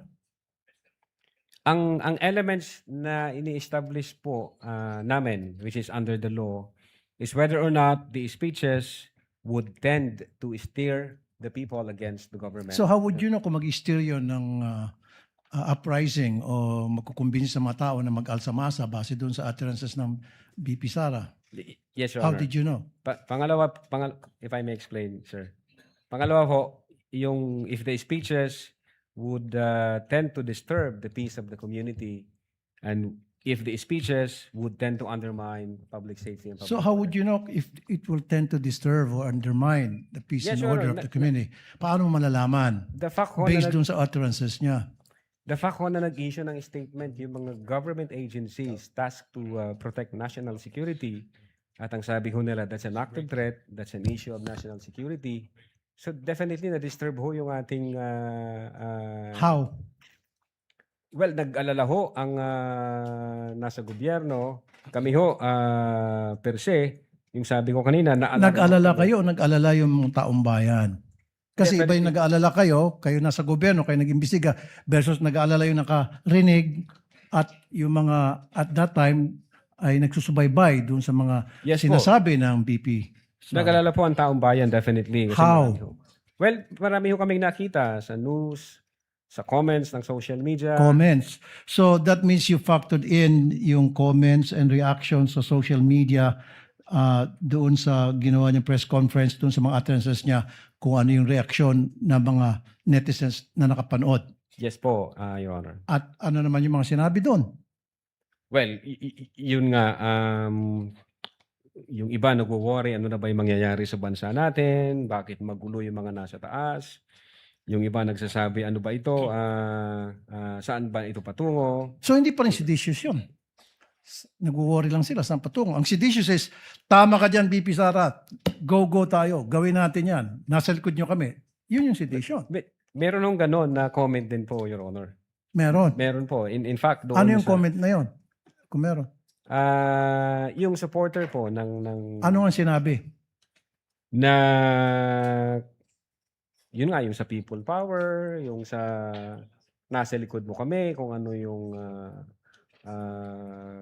Nasa likod mo kami, people power. Nabanggit yun sa comment section. sa ano, Your Honor, sa during interview with the Vice President doon sa November 23, 2024. So meaning, binase mo, isa dun sa mga reasons kung bakit ka nagpa ng kasong sedition, BP Sara base sa kanyang utterances, dahil finactor in mo yung mga comments ng mga nakapanood. Yes, sir. Yung sinasabi mo supporters. Opo, yes, sir. Okay, kasi pag sinabi ng mga nagko-comments, nag-worry kami, I don't think nandun yung elements of sedition. Maliban na pag sinabi na nasa likod mo kami, let's do it, go, go, go. Well, Your Honor, Gagawin namin kung anong gusto mong gawin, things to that effect. opo. Was there? Were there Meron na kami comments like those? meron na kami nakita sa mga Facebook comments, although hindi siya nasama, Na? na hindi siya nasama dito sa investigation. At ano nga ulit, halimbawa? Yung mga Facebook comments, Your Honor, na nagsasabi, lusubin na natin ang Malacanang, tapos may ganun na sign. Lusubin na natin ang Malacanang. Yun yung comments ko sa Facebook, yung mga nagko-comment. At meron kang ebidensya tungkol dyan. Hindi mo to katang-isip lang. Kung babalikan ko po, yun nga po ang sabi ko during those Okay. times, siyempre nagbabrowse po kami. Okay. Nga lamang, hindi namin naisama sa authentication. Your No further question, Your Honor. Thank you. Thank you, Senator Judge Rafi Tulfo. The Senate President is recognized. He has 2 minutes as well. Thank you, Mr. Presiding Officer. On the same topic on inciting to sedition, Attorney Lotak, meron ba kayong nakausap na mga tao na naniwala doon sa sinasabi ni Vice President Sara on inciting to sedition? Nakita ko kasi doon sa grave threats, marami kayong in the interview. Pero in this particular case, meron ba kayong at least man lang nakausap na mga tao, inimbestiga further kung talagang merong epekto yung kanyang mga sinabi? So far as the Cybercrime Division is concerned, Your Honor, hindi ko kami nakapag-focus dyan.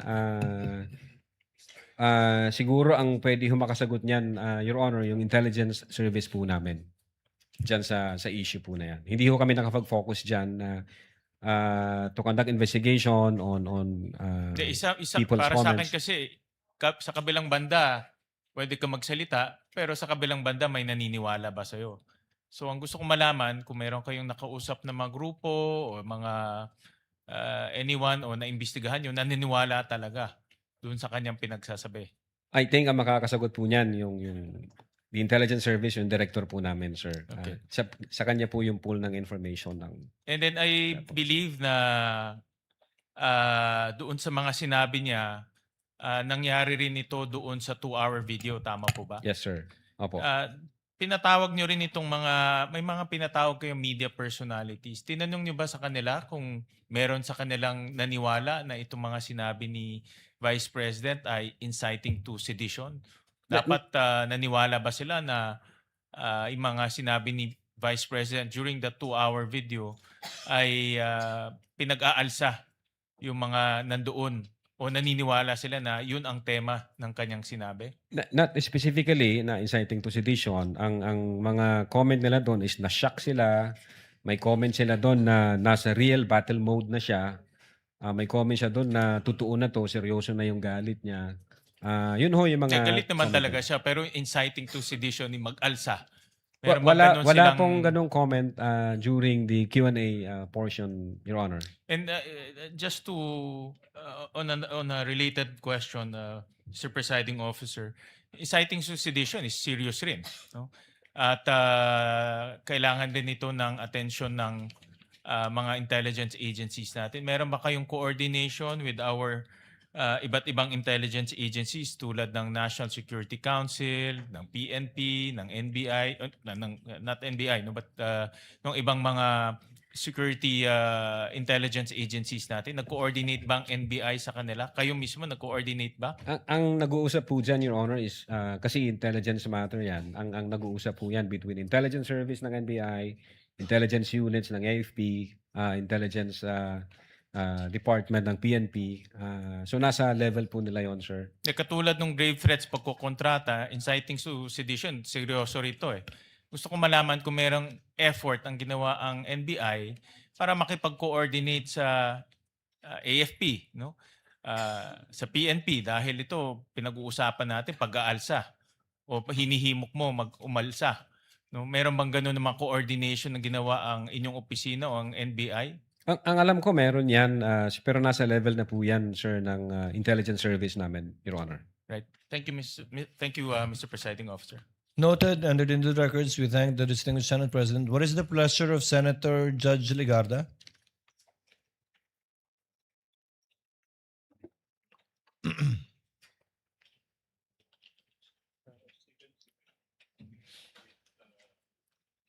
Mr. President, Mr. Presiding Officer, just a few questions. The lady has 2 minutes, Yes. ma'am. You may Thank proceed you. when you're ready.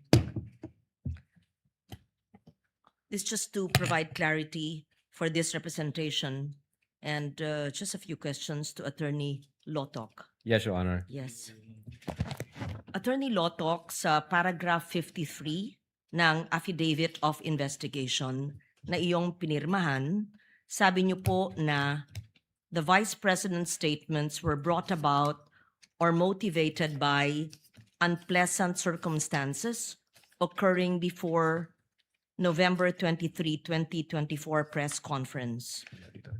I believe, nabasa ko po yan. Yes. Your Kasama Honor. ba ho dito yung pahayag ng Vice Presidente noong Oktubre 18, 2024? Ye- Is that yes, Your part Honor. of your affidavit? Opo, Your Honor. Yes. Bago naman po magsimula ang press conference noong November 23, mayroon mga pangyayaring kasama ang Chief of Staff, si Attorney Zulaika Lopez, na may kinalaman sa mga na-cite in contempt, sa camera, detention, Opo. medical emergency, at mga planong paglilipat Yes, sa Your Honor. hindi pa po ako tapos. Sorry po. Ng piitan sa Correctional Institute for Women sa Mandaluyong. Tama po ba na mga pangyayaring ito ay naganap ilang oras bago yung sinagawang press conference na pinakita ilang beses sa Ye- video? Yes, Your Honor. Kasama ho yan sa Yes. investigation namin. Kahapon po, sinabi po ng testigo, kayo po, na kinonsider ng NBI yung so-called bigger picture. I think those were the words that you used. Sabi niyo pa, you put all the pieces of the puzzle together in your own words. Yes, Your Honor. Yes. Para malinaw lamang sa impeachment court, trying to absorb everything, saan po yatang bahagi ng affidavit of investigation nakasaad yung mga factual findings ng NBI tungkol sa mga pangyayaring November 22 and 23 bago yung press conference? I was perusing the affidavit of the investigation, and I could not find the detailed circumstances leading to November 23, where admittedly there was emotions like an emotional hyperbole or an outburst, but the events leading to the press conference. Saan po yun sa inyong affidavit? I think, Your Honor, nasa affidavit of transcription ho yan. I Transcribe po yan as read it attachment. a few times. I could not see the detailed events leading to that. Having mentioned the medical emergency, the transfers to the Correctional Institute for Women, and so that the person who will read the affidavit will have a accurate, factual, and complete appreciation of the events leading to the press conference. Ye- Perhaps your view, having been the person who filed the complaint, may have a different, perhaps, appreciation from my view because I find it somewhat incomplete. And that is just my comment on this because you clearly said you put all the pieces together. And during that time, alam ba ninyo na habang sinasagawa ng NBI ang investigasyong ito, may nakabinbin na direct assault, resistance, and disobedience to authority at grave coercion laban sa Vice Presidente, kaugnay yung insidente nangyari sa ospital, sa Veterans Medical Center? Narinig ko lang po, Your Honor. Pero Yes, hindi you ko aware sa heard facts about na that, yes. And was there an investigation that was done regarding that incident? I think ang focus po namin, Your Honor, is yung violation ng grave threats by the Vice President and inciting to sedition. Now, pagdating ho doon sa nangyari sa Vice Presidente, yun nga sabi ko, hindi ako aware sa kabuuan ng facts na yon. Baka yung ibang agency nag-imbestiga po doon. Hindi ako aware, Your Honor, doon sa circumstance na yon. And so would the answer, Attorney Lotok, be a no? Were these taken into consideration in the investigation? Again, Your Honor, nasa Or would this be a yes, meaning it is contained in the affidavit, which I'm trying to look for as well? Nasa affidavit of transcription po yung nangyaring usapan during that time. Nag-execute ho ng affidavit of transcription ng agent on case, Your Honor. Actually, ilang beses ko po binasa yung affidavit, and on all the events on November 22 and 23, the detailed events leading to the emotional outburst did not seem complete. And that's what I'm trying to elicit from Attorney Lotok, our witness, because when we say that we had considered the bigger picture and all the facts and circumstances leading to the cases of great threat and inciting to sedition that were recommended, we want to understand the whole process and the factual context in which it happened. Because if you are to take snapshots of events and focus on October 18 and the press conference, it can shock any person. However, if you see as well the events leading to the emotions and the detention of the Chief of Staff and the Vice President herself, iba pa yung kasong ito, iba pa yung nadetina, iba pa yung sinampang kaso at pinagsarahan ng pinto ng ambulansya, kaya nagkaroon ng kasong ganon. I tried to read the affidavit a few times and could not find such a comprehensive enumeration of facts by the NBI, and that's why, thus, this query. Pwede na po, Your Honor. Yes, please. Meron hong affidavit of transcription kung ano nangyari, and then nag-submit po kami ng authenticated na video para makita ng mga senator judges natin kung what happened during those dates for appreciation po ninyo. So makikita ho rito kung ano yung took place during the November 23, 2024 online press conference. But then again, as I've said, at in-explain ko na rin ito kahapon, Your Honor, if I may, kinonsider namin yung situation ni Attorney Zulaika Lopez. Nakita namin yung complaint niya, yung reklamo niya, yung health condition na sinasabi niya. Sinama din po namin yon na ano ba yung nangyari. Taking all the situations or the facts and circumstances attendant to that event, hindi ho na alter yung the fact na nag-utter ang Vice President ng grave threats against the three. Despite of the fact na merong emotional situation na gano'n, hindi rin ho na-alter na merong violation. Meron na akong kinausap na isang tao na papatay sa Presidente, sa First Lady, at doon po sa Speaker of the House. So, kahit sinama po namin siya to consider everything, again, Your Honor, hindi ho na bago yung utterances na ginawa ng Vice President. Hindi rin ho na bago na yung instruction niya is relentless in killing the three. Yes. Attorney Lotok, what I've been trying to ask is not just the utterances which we've watched several times, but all the events leading to the utterances, and that is what I want.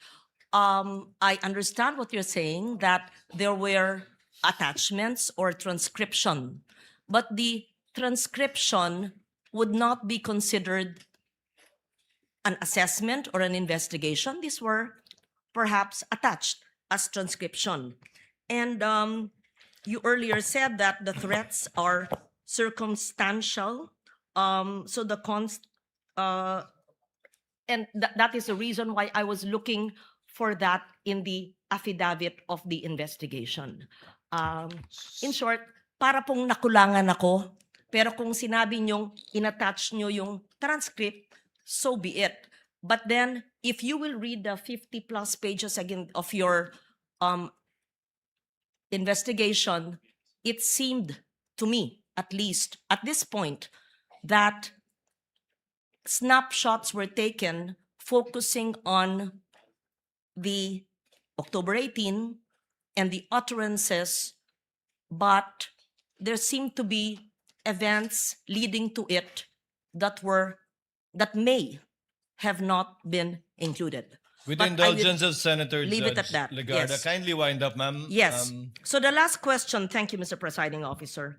Na-interview rin niyo po ang mga miyembro ng media and you asked them factual information.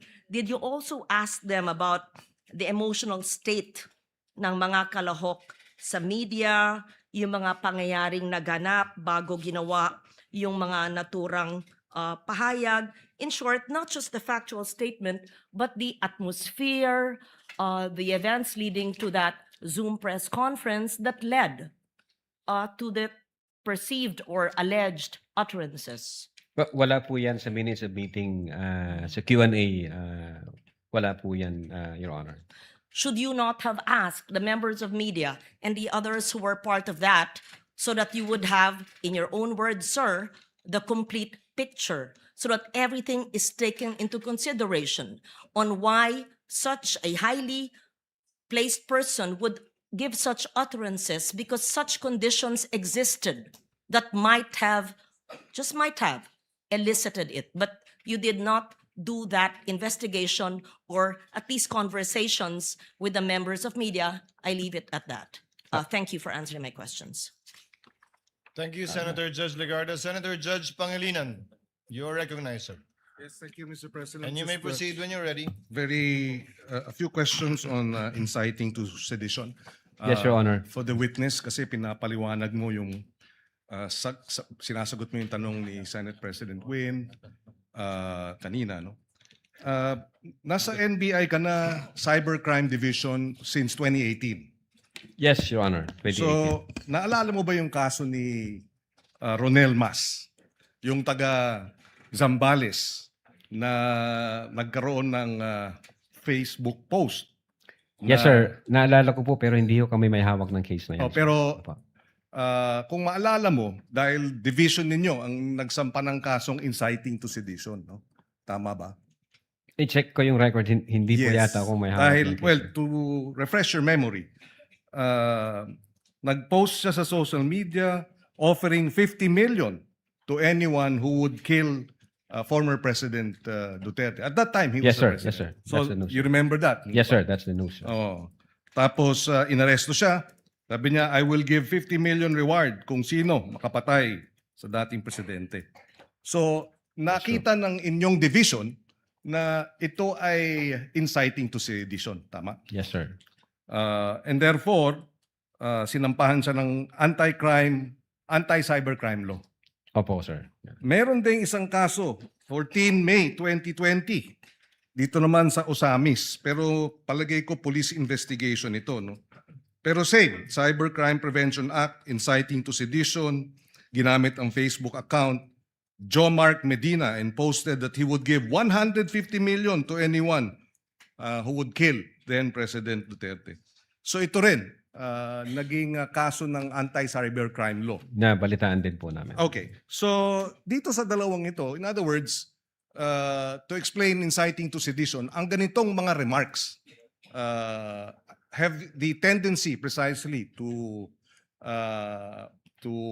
if not attack the government, put it in mobilize individuals or people to go against government, tama? Yes, sir. So that is what you found in the earlier well, in the later case of inciting to sedition that you have recommended for PI Opo, sir. kay, Yes, sir. Vice President. Yeah, as a matter of fact, yung isa sa mga heated arguments namin during that time nung ina-analyze namin yung case, nagtanong kami sa sarili namin, if we allow this unaddressed, yung pagganyan na nagbabanta sa buhay ng presidente, pag hinayaan lang natin at yan yung maging norms na ng ating society, kahit sino na lang po pwedeng gawin yon. At alam ho natin magkakagulo ho pag ganon at walang ang regulation at pag di ho in-strict yan, sasabihin ho ng mga tao, okay naman pala kahit Lalo na ngayon mag-threat dahil ka. sa social media,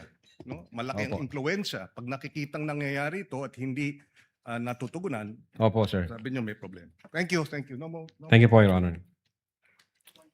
What is the pleasure of Senator Judge Villanueva? Yes, Mr. Presiding Officer, just one question, quick question on this particular topic on inciting to sedition, if I may.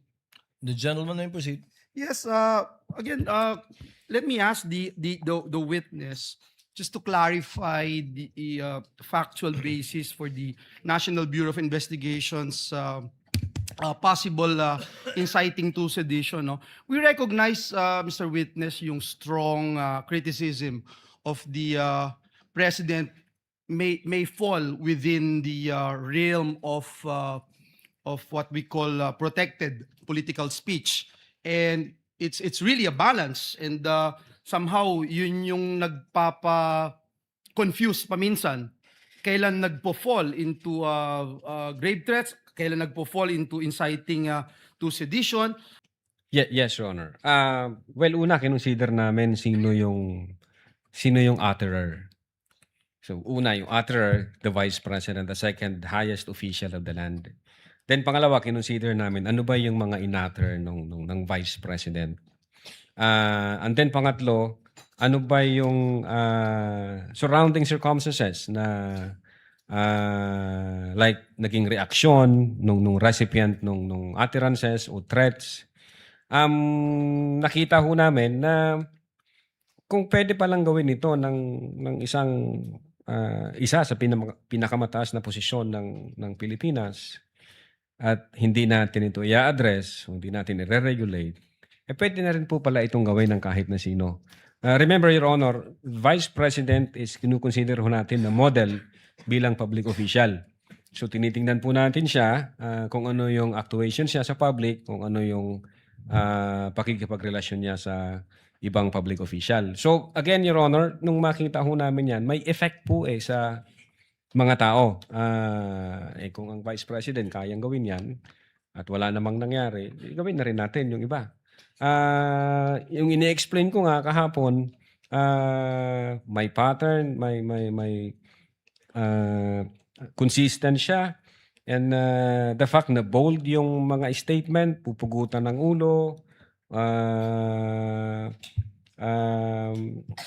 this country will go to hell because the person na nakaupo is hindi marunong maging presidente. Yung mga factor ho yun, finactor in namin.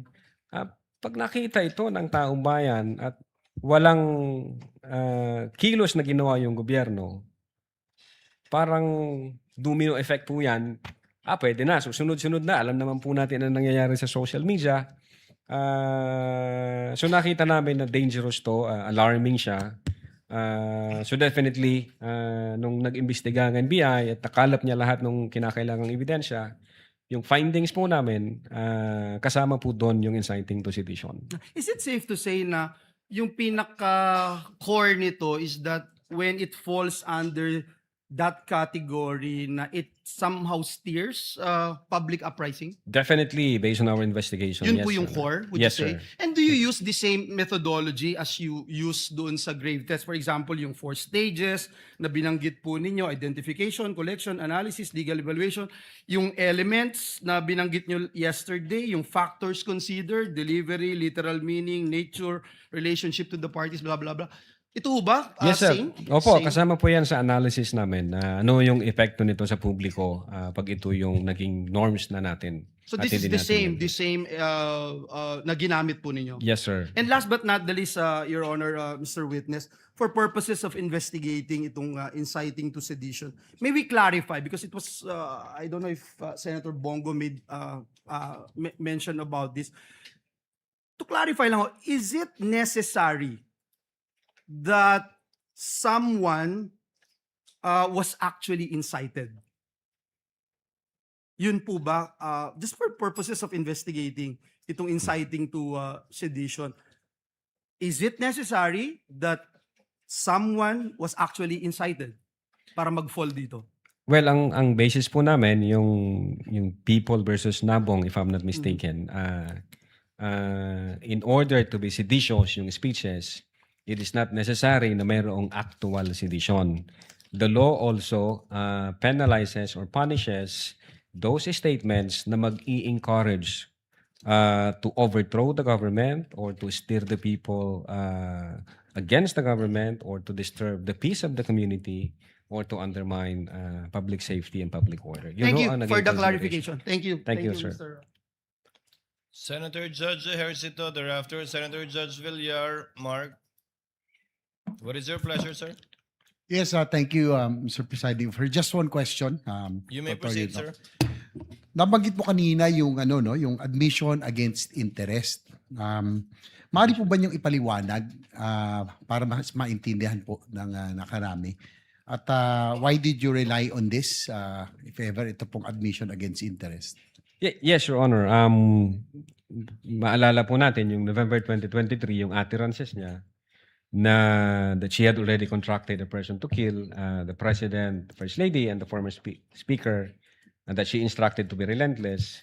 Itong utterance na to, instead na i-deny niya, which is definitely it should be denied kasi that's against her interest, instead na i-deny niya po yon, nung November 26, the video, nung tinanong siya openly and in public, kung sinabi niya yon, ni-reiterate pa po niya, Your Honor. In fact, inadmit po niya na, oo nga, may kinausap akong tao tungkol dyan. And in fact, sabi niya, may krimen ba? Ano ang nakikitang krimen doon sa may kinausap akong tao na pag namatay ako, patayin mo si BBM, patayin mo si Speaker, patayin mo si Lisa Marcos. Was this, ito pong sinasabi niyong admission against interest, was this considered in your investigation? Yes, Your Honor. Kasama po yun.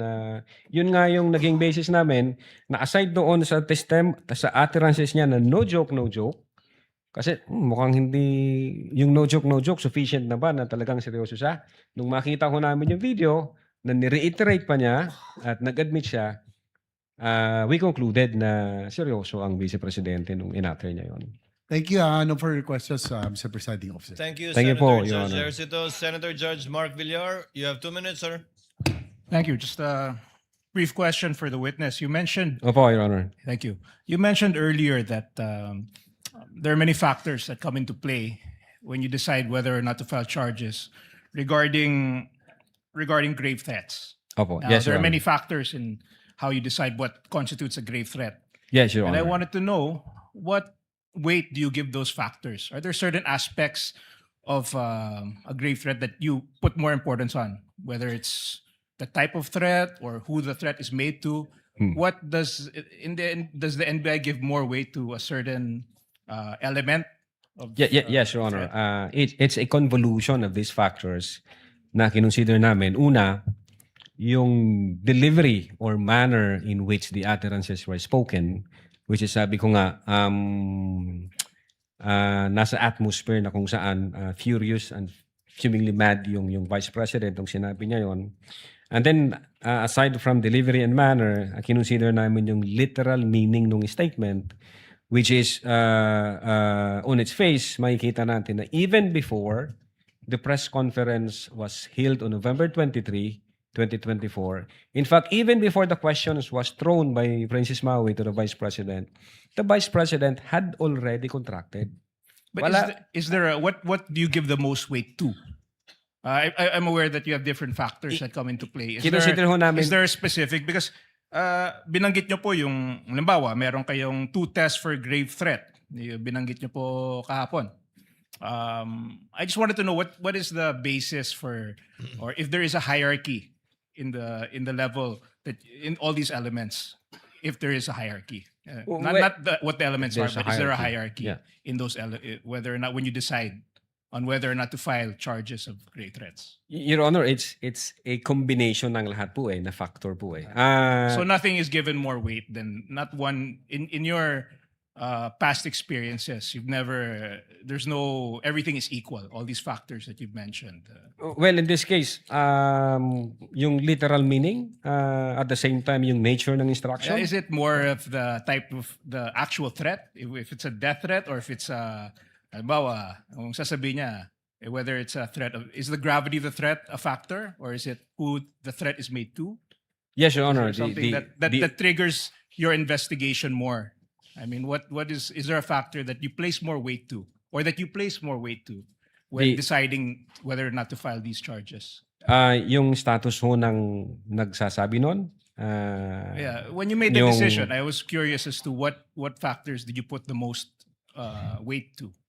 Yung nature of the instruction as well as yung the fact na may kinausap na siya bago pa man siya tanungin. Yun po yung dalawa na yun, sir. And these are defined, are these defined in any legal, or this is just purely the discretion of the NBI, or is there a particular definition in the law that would create a hierarchy of? I would say it satisfies the elements of grave threats, Your Honor. Okay, but it's not necessarily defined in the law. A lot of it is open to interpretation of the NBI. Yes, Your Honor. Based on facts, nakita ho namin papasok ba yung elementong ganito, elementong ganyan, elementong ganon.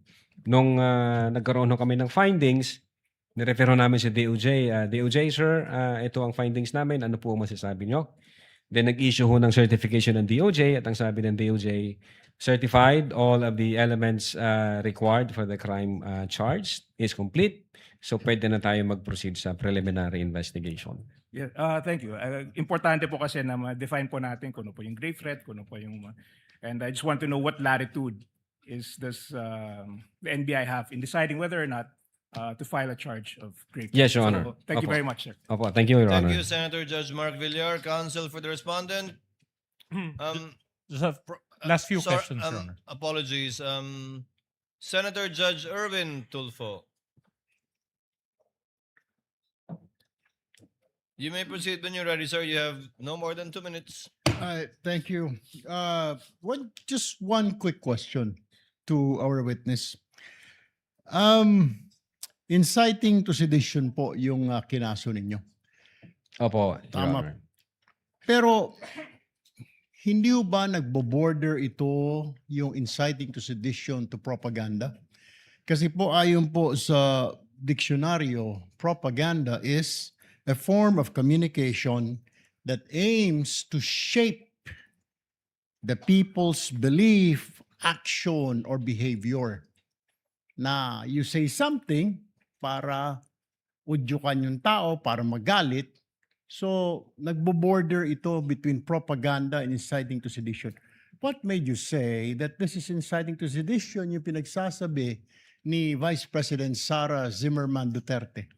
Again, Your Honor, we consider the elements ng inciting to sedition, one of which is yung whether the speeches disturbs the community. And then in-explain ko na po kanina yung mga comments.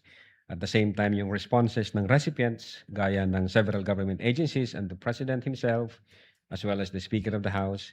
And then, Your Honor, whether it would undermine public safety and public order, which is malinaw ho dun sa comments at reaksyon ng ating government agencies like the PNP, like the National Security Council, at ganun din po yung Presidential Communications Office. So, pinapakita ho nila doon na alarming yung situation,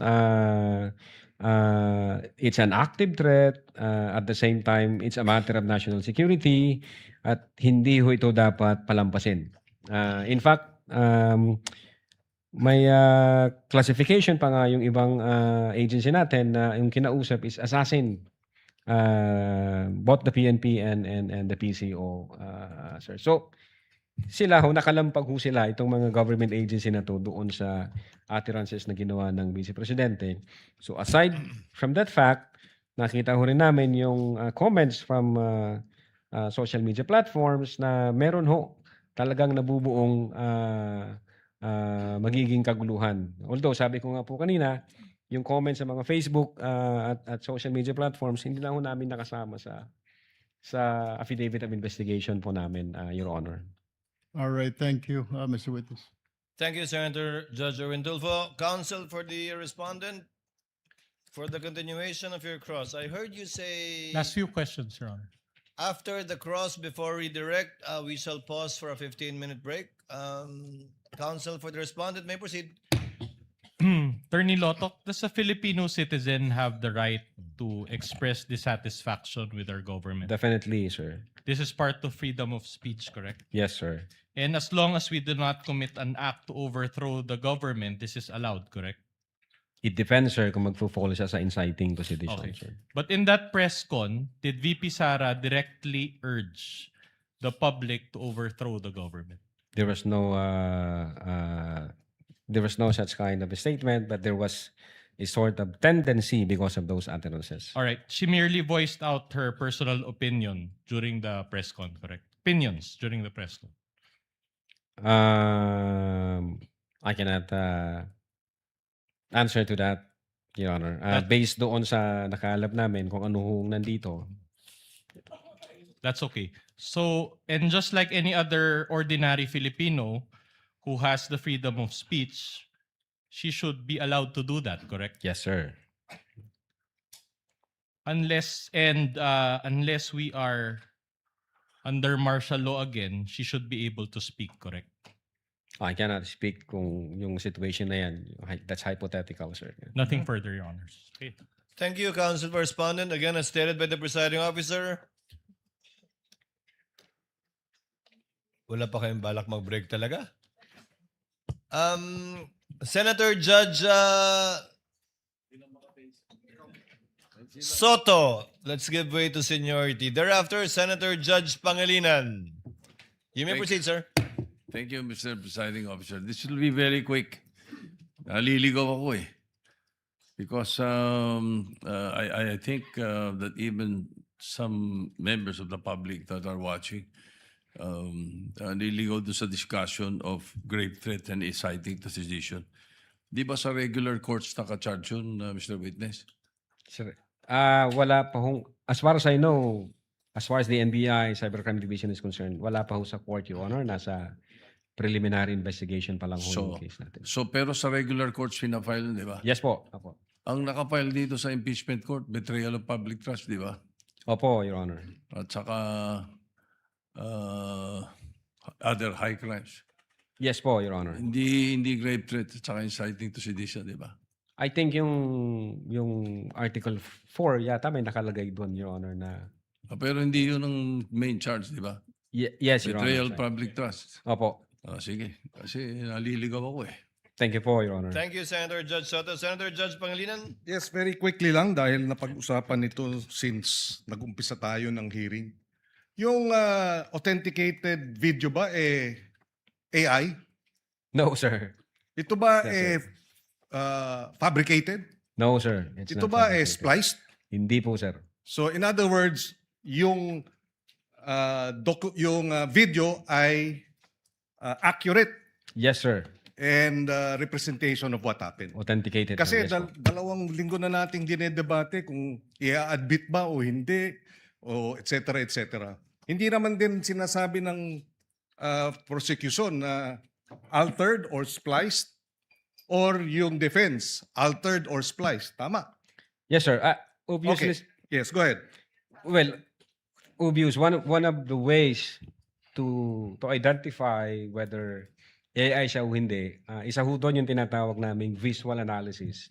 Number one, yung human anatomy anomalies.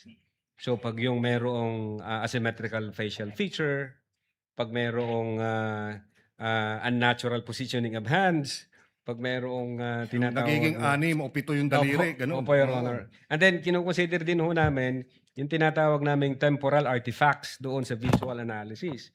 Meaning, kung sa one frame, ito ang condition, then pag tinuloy-tuloy mo nang i-play, minsan mawawala yung buhok, mawawala yung relo.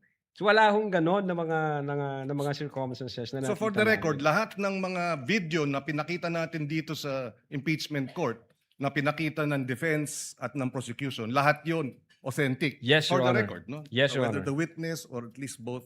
Okay. Just to put it also on record na dito sa mga sinulat, kasi nung nag-imbestiga kayo, sumagot yung lawyer, di ba? Ni Vice President Sara. Itong dated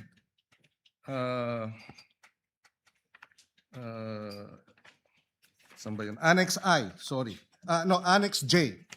Yung Annex J, sinasabi, sumagot yung Vice President, yung abogado ng Vice President, no, na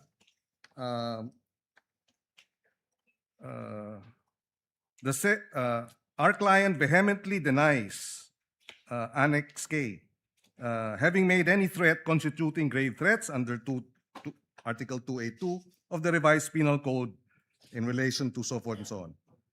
Since your office acknowledges, kayo yun, ano?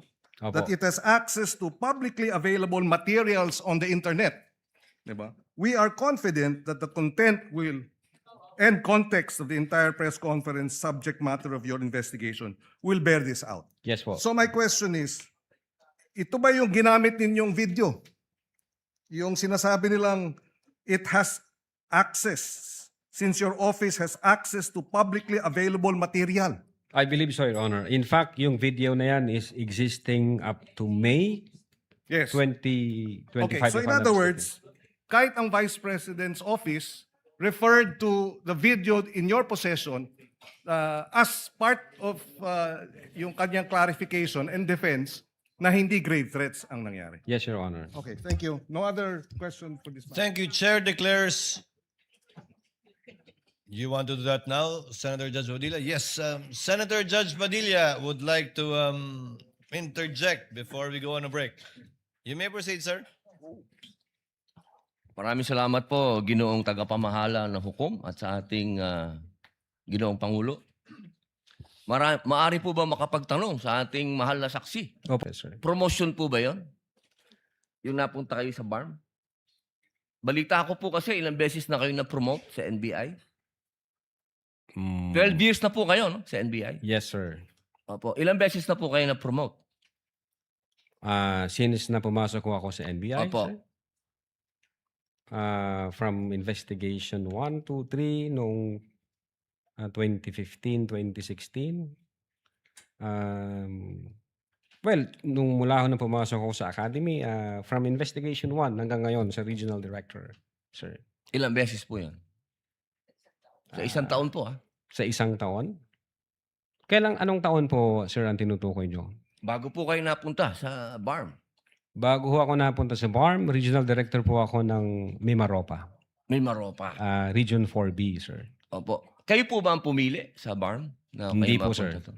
In the exigency of service, doon po kami nilalagay kung ano ang tingin ng direktor na makakatulong kami sa bureau. Bakit po kaya naisip ng direktor na sa BARM po kayo?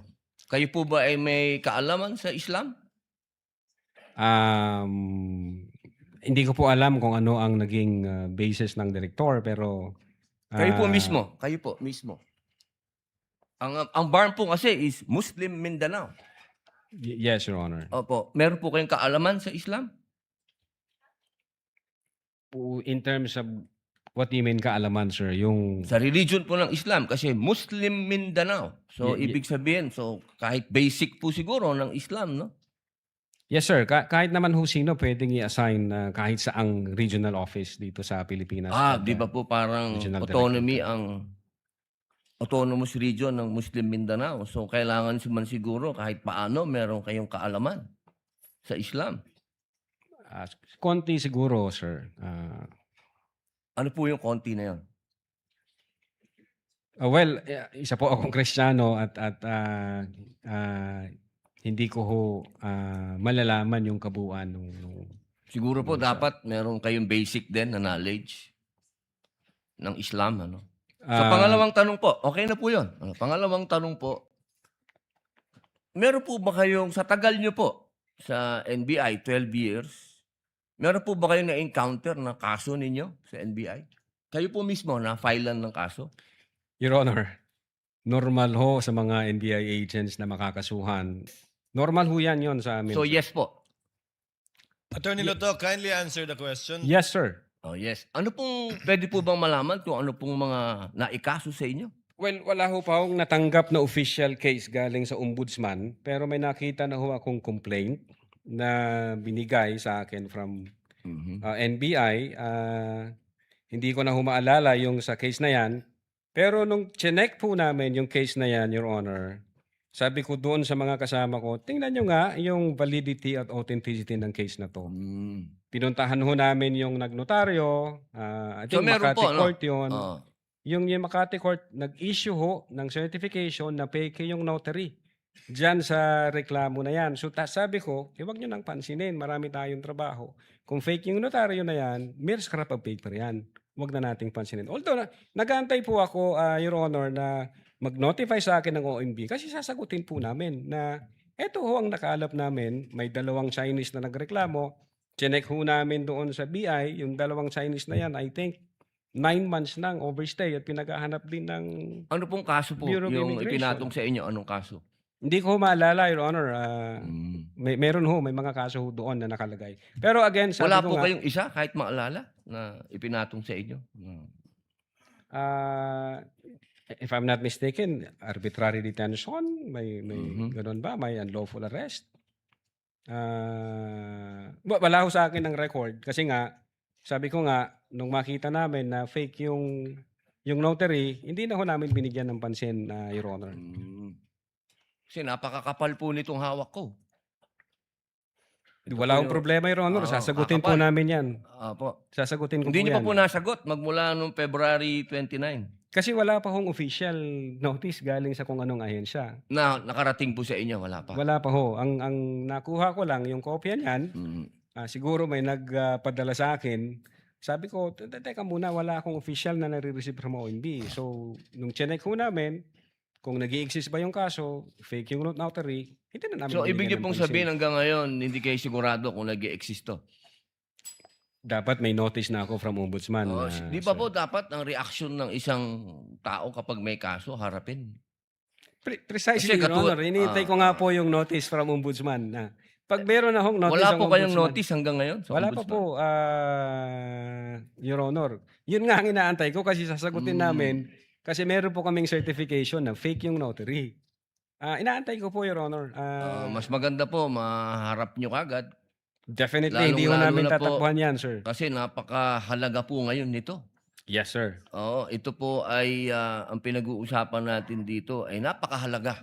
Yes, sir. Opo, at ito pong mga kasong ipinatong sa inyo, perjury, robbery, extortion, theft, mainam po ito. As I've said, Your Honor, in the NBI, we avoid the noise. We just finish the job, sir. Opo, opo. Meron po akong tanong, pangatlo. Opo. Kanina po na ang ganda ng talakayan nyo tungkol sa Romanov. Yes, sir. Opo. Alam niyo po ba yung istorya ng Romanov? At ang gaganda po ng mga sagutan ninyo, alam niyo po ba yung historical background ng Romanov? Ang alam ko lang po dyan, Your Honor, yun yung nangyari sa, I think, Tsar, kung hindi ako nagkakamali sa Russia. Sa Russia. Opo. Sino po ba yung nakakalaban ng Tsar? Again, hindi ko po maalala, hindi ko po nakita yung buong... Yun. Kasi napakahalaga pong malaman ng taong bayan kung sino po ang tinatawag natin na Romanov at Yes, sino yung nakalaban nila. Kasi po, katabi ko ang isa sa Marcos family. Yes, sir. Alam naman po natin lahat, batid natin lahat, na si Apo Lakay, Ferdinand Marcos Sr., ang number 1 na lumaban sa komunista dito sa Pilipinas. Batid naman din po natin na ang nag-execute sa Tsar kay Nikolai at sa kanyang mga anak, sa kanyang pamilya, ay ang komunista. Alam mo po ba niyo yun? Yes, sir. Opo. Ngayon, sino po ba ang pangalawang pangulo na lumaban sa komunista?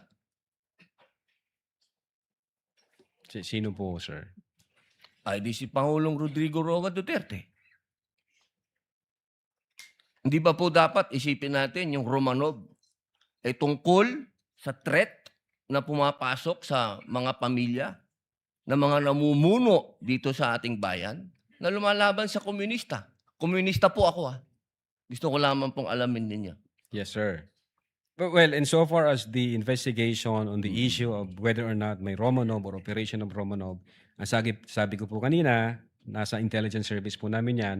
At I think ang makakasagot po niyan, Your Honor, yung director po namin. Opo, kasi nabanggit nyo kanina sa usapan po ninyo si Baste. Yun Na po yung... sinasabi nyo po kasi kanina sa usapan po ninyo, sa napakagandang usapan, na yung Romanov, hindi na ipapaliwanag kasi kung ano ba yung ugat nun. Napakahalaga po na alam natin yung ugat. Si Presidente Marcos Sr. ang lumaban sa komunista, kaya nagkaroon ng threat noong 1986. Yes, sir. Ngayon, sinasabi ni Baste na nagkakaroon ng threat sa kanila, pamilya, sapagkat alam naman nating lahat na ang nagpatuloy ng paglaban sa komunista pagkatapos ni Pangulong Rodrigo Roa Duterte ay si Inday Sara Duterte, ang ating Vice President. Sumasang-ayon po ba kayo doon? Wala po akong personal knowledge, sir. Ay, bakit po kayo walang personal knowledge? Eh, yun po ang sumunod na assignment ng ating Vice Presidente pagkaupo niya. Siya po ang nag-take over ng NTF-ELCAC. Hindi po alam ng NBI yun. Well, nag-NTF-ELCAC siya, pero yung factual circumstances doon, Factual, wala pa po akong... wala po kayong... Pero alam niyo po, sagutin na lang po ninyo na siya ang nag-take over ng NTF-ELCAC. Yes, Your Honor. Opo. Isa na lang po, ginoong tagapamahalang hukom. Sabi niyo po kanina, ulitin ko lang po, gusto ko lang pong malaman uli. Inamin niyo po na wala kayong personal knowledge tungkol dun sa threat ng Pangulo. Ng pangalaw, sabi niyo po kanina, wala kayong personal knowledge na kumuha na ng assassin o papatay sa Pangulo, ang pangalawang Pangulo.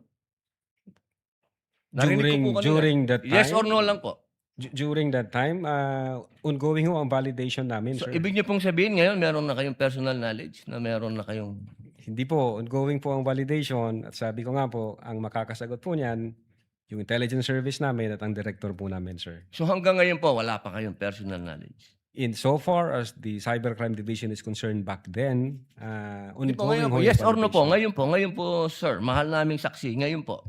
Kung ako tatanungin, wala pa po akong idea, pero baka meron ang intelligence service o ang director po namin. Attorney Loto, kindly answer the question directly. It's answerable by yes or no. And I think Yes, sir. you know the answer. Opo. Well, ako personally, wala pa po, sir. Okay. Yun lang po. Maraming salamat po, Thank mahal you. na saksi. Thank you, sir. Thank Your you, Senator Judge Padilla. Chair declares a 15-minute recess. We shall resume at 5:38. At exactly 5:38. Trial is on short recess.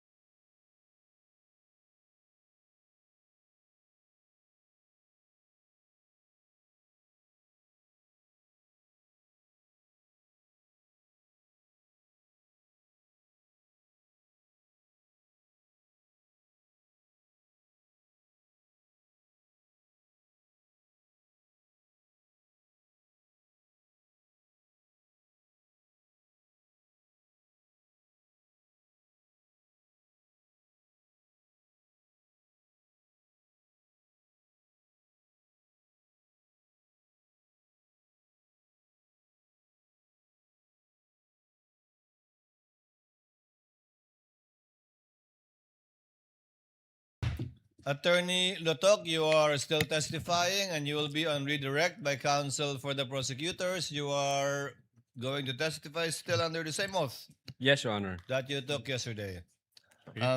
Chair notes that the witness understands that he is under the same oath. Counsel for the prosecutors, Attorney Ligutan, you may proceed with your redirect if you have any.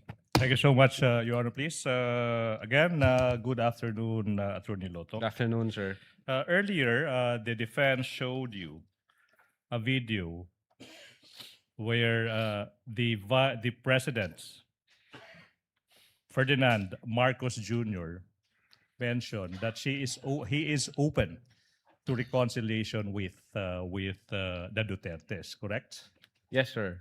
And if you know, when did that event, the interview happen, if you know? I think narinig ko po kanina, parang June, sir, this year? I June think- of this year. If I'm not mistaken, sir. No. June 2026.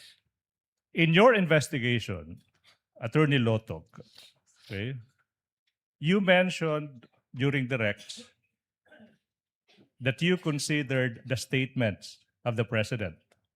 Do you remember that? Yes, sir. And do you also remember that you considered a video of the president giving his statement? Objection leading.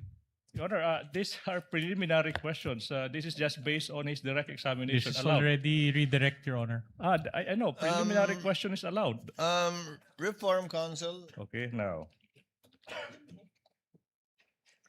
You mentioned in your direct examination of a video where the president gave his reaction to the threats of the president. Yes, sir. Now, if shown a copy of the video, will you be able to identify the same? Yes, sir.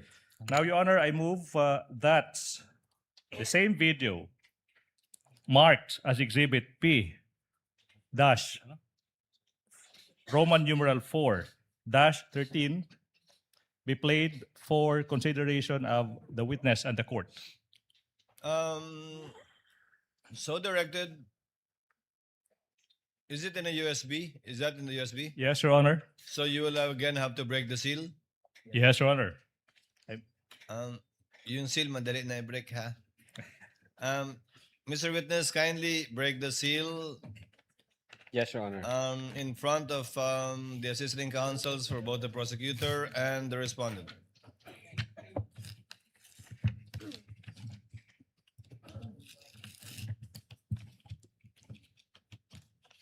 Counsel, do you know the timestamp? Your Honor, it's a we will be showing only the first half of the video, Okay. Your Honor. It's not too lengthy, Your Honor, please. Okay. Ha? Ano ba to?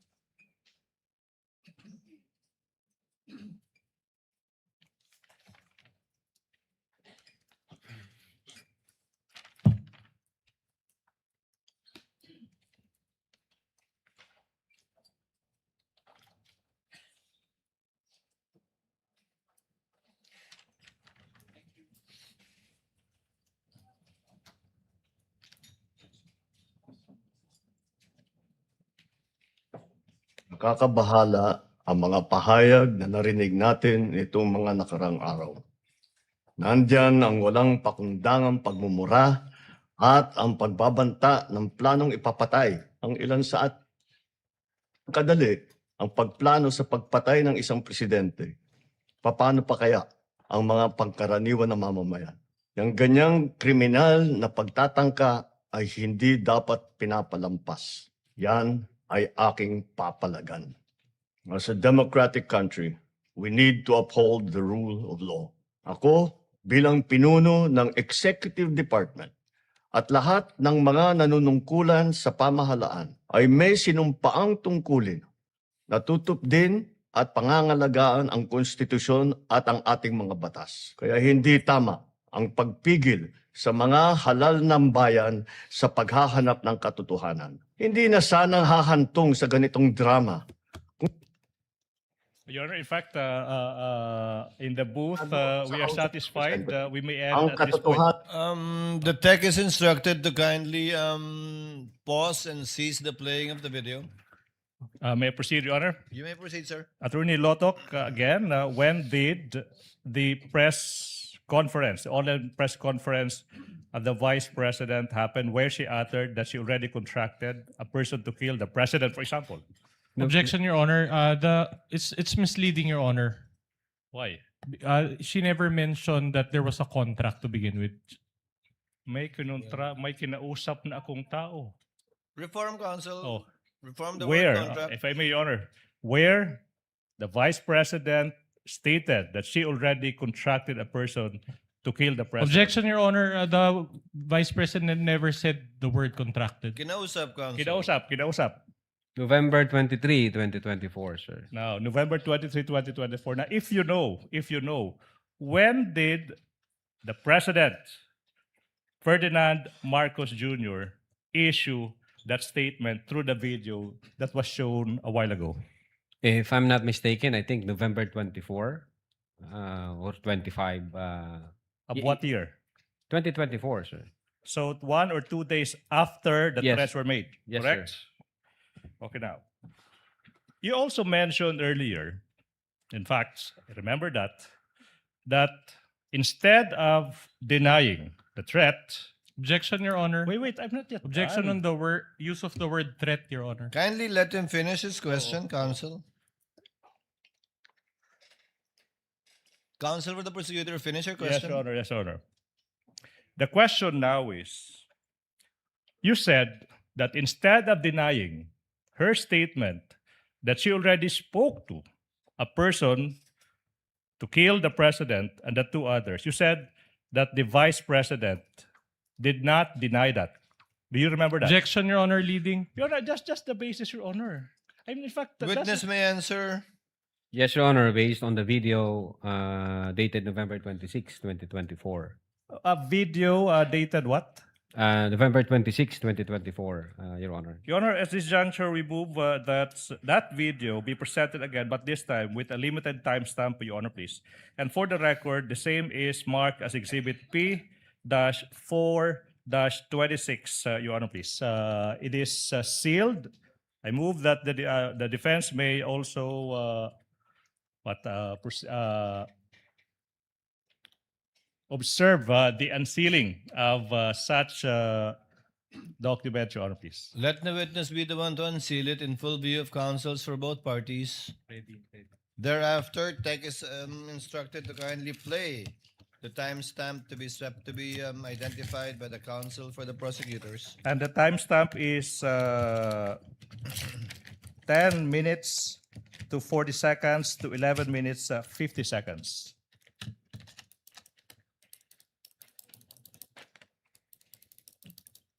For the record, assisting counsel for the prosecutor, accompanied by assisting counsel for the respondent, are bringing the USB to the tech booth to be played.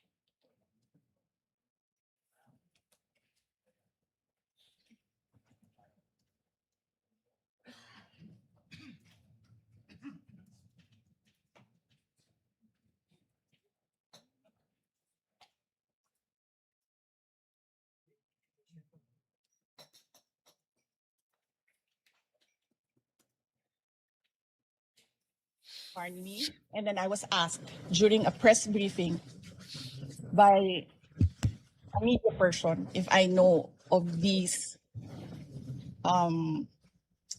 plans, if you can say the word, if that is the correct word to use here, plans.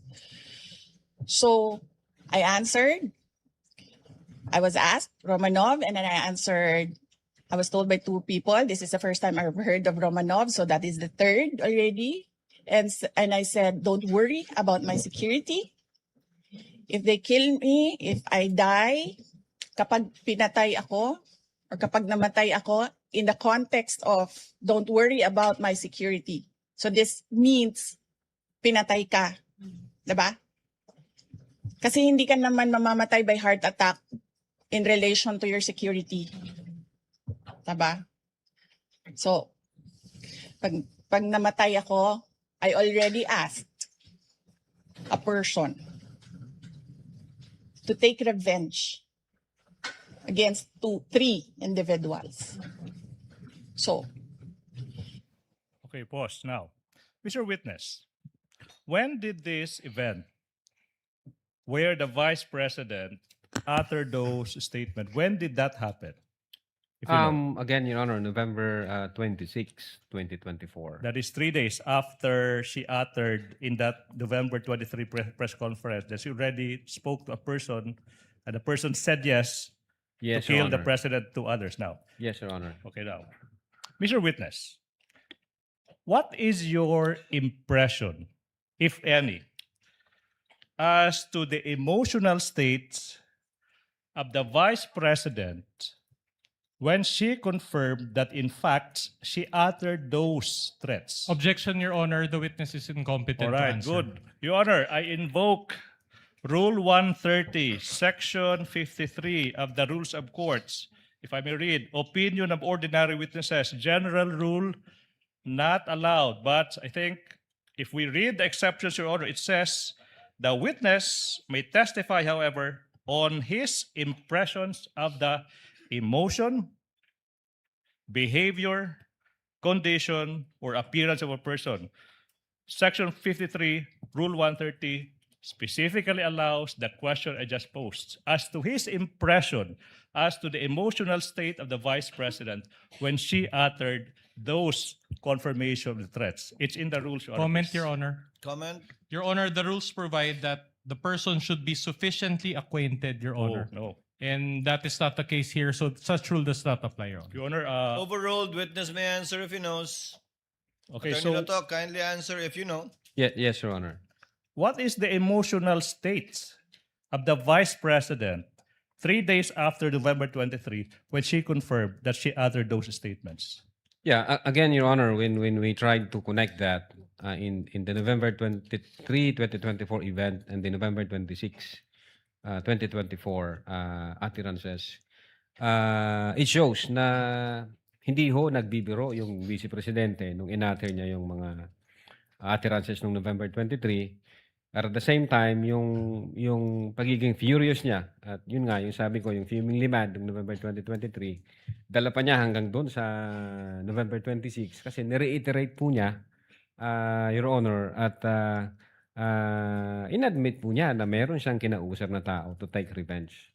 So she admitted it again 3 days after. Objection, on that Your day. Honor, as answered. All right, so let me proceed, Your Honor, please. Move Now, on, counsel. Mr. Witness, earlier it was pointed out by the defense that now that line where the Vice President said that she spoke to a person and the person said yes to kill the President and the 2 others, that was just in response to a question by a certain Princess Maui. Do you Objection, Your remember that? Honor, Yes, Your leading. Your Honor, these are just preliminary questions. Your Honor, this is the purpose of redirect. Let's move on. Let's move on, counsels. yeah. We all know what we're talking about here. Yes. Witness may answer. Did you consider that statement, that fact, that it was only in response to Princess Mau's statement? If any, if at all. Objection, leading.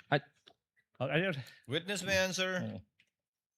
Well, I don't think so, Your Honor, kasi ang yung utterances, yung nature ng utterances, may kinausap na ako, ma'am, huwag kang mag-alala. So ibig sabihin, even before the questions was asked, may kinausap na ho ang Vice Presidente base doon sa utterances niya. Again, what is the significance, if any, and if you know, and if at all, that fact to your investigation? Well, it's very much significant because we were able to determine there is intent on the part of the Vice President. The Vice President is determined insofar as that statement is concerned. At the same time, the utterances were not product of a temporary fit of anger or spur of the moment. In other words, the utterances, the threat was real, was serious, Your Honor. No.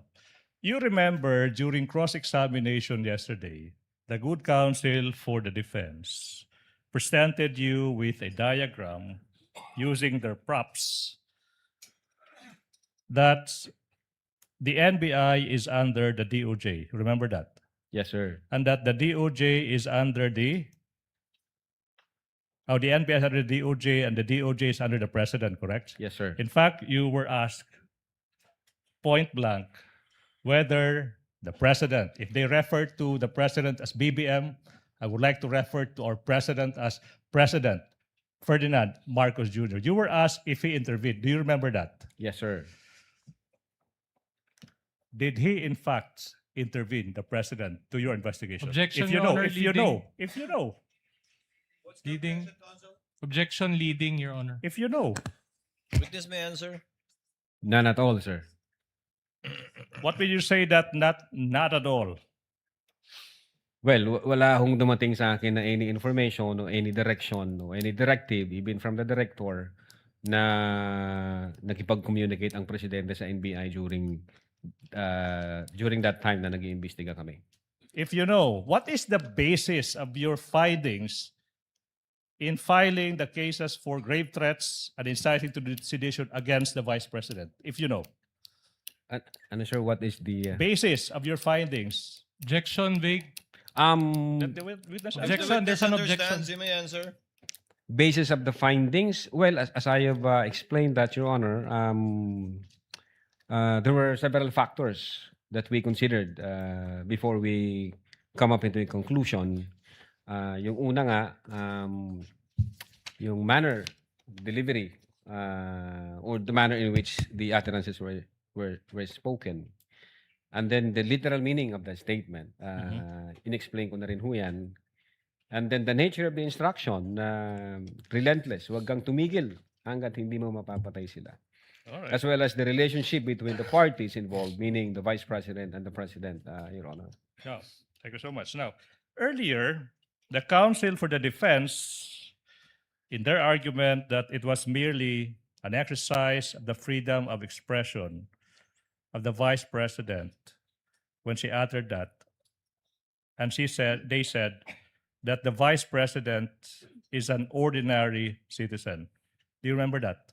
Objection I leading. think so, Your Honor. Your Honor, again, this is the purpose of Witness may redirect. answer. Yes, sir. Do you agree with that? That the Vice President is an ordinary individual? Definitely not, Your Honor. The Vice President is the second highest official of the land, sir. Okay, now, let's proceed.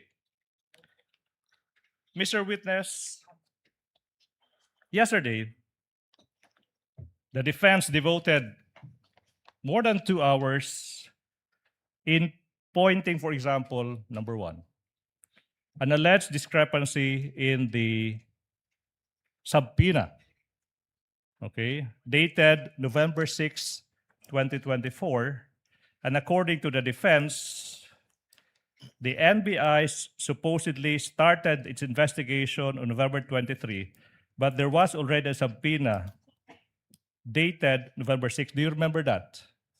Yes, sir. Mr. Witness, how do you characterize this error, if at all? Typo, sir. Typographical error, sir. Typographical. Para maintindihan ng ating mga kababayan, Attorney Lotok, ano ba ibig sabihin kung alam mo ng isang typographical error? Well, basically, hindi ito substantial insofar as the document is concerned. Ito yung may mga, for instance, maling spelling o nagkamali lang ng date sa surrounding circumstances. Ito naman ang tinutukoy na date. Ugaya ng mga case numbers. Case numbers. Now, what effect, if any, did this typographical error have on the statement of the Vice President threatening the President and the two others? What's the effect, if any, of these errors? They don't have any effect at all insofar as the findings of the NBI is concerned, sir. Why is that? Well, because those typographical errors does not alter the fact that the video exists. It does not alter the fact that the Vice President uttered those statements. And it does not alter the fact that the findings of the NBI is that the Vice President committed the crime of grave threats and inciting to sedition. Okay, Your Honor. now, the defense also mentioned that there is a lack of signature of Attorney Ria Asuncion on one of the several minutes of the interview, this time with a certain Jason Rubrico of SMNI. How do you characterize that error again, if you know? Typo, sir. Typo Typographical error. sir. What effect, if any, does that typo error have on the statements of the Vice President threatening the President and the two others? Again, sir, hindi ho nabago yung utterances ng Vice Presidente. Hindi rin ho nabago yung video. Hindi rin ho nabago yung findings namin na indeed kumpleto yung mga ebidensya at ang Presidente ay nag-commit ng crime of grave threats and inciting to sedition. Okay. Third point. What about the alleged discrepancy in docket numbers?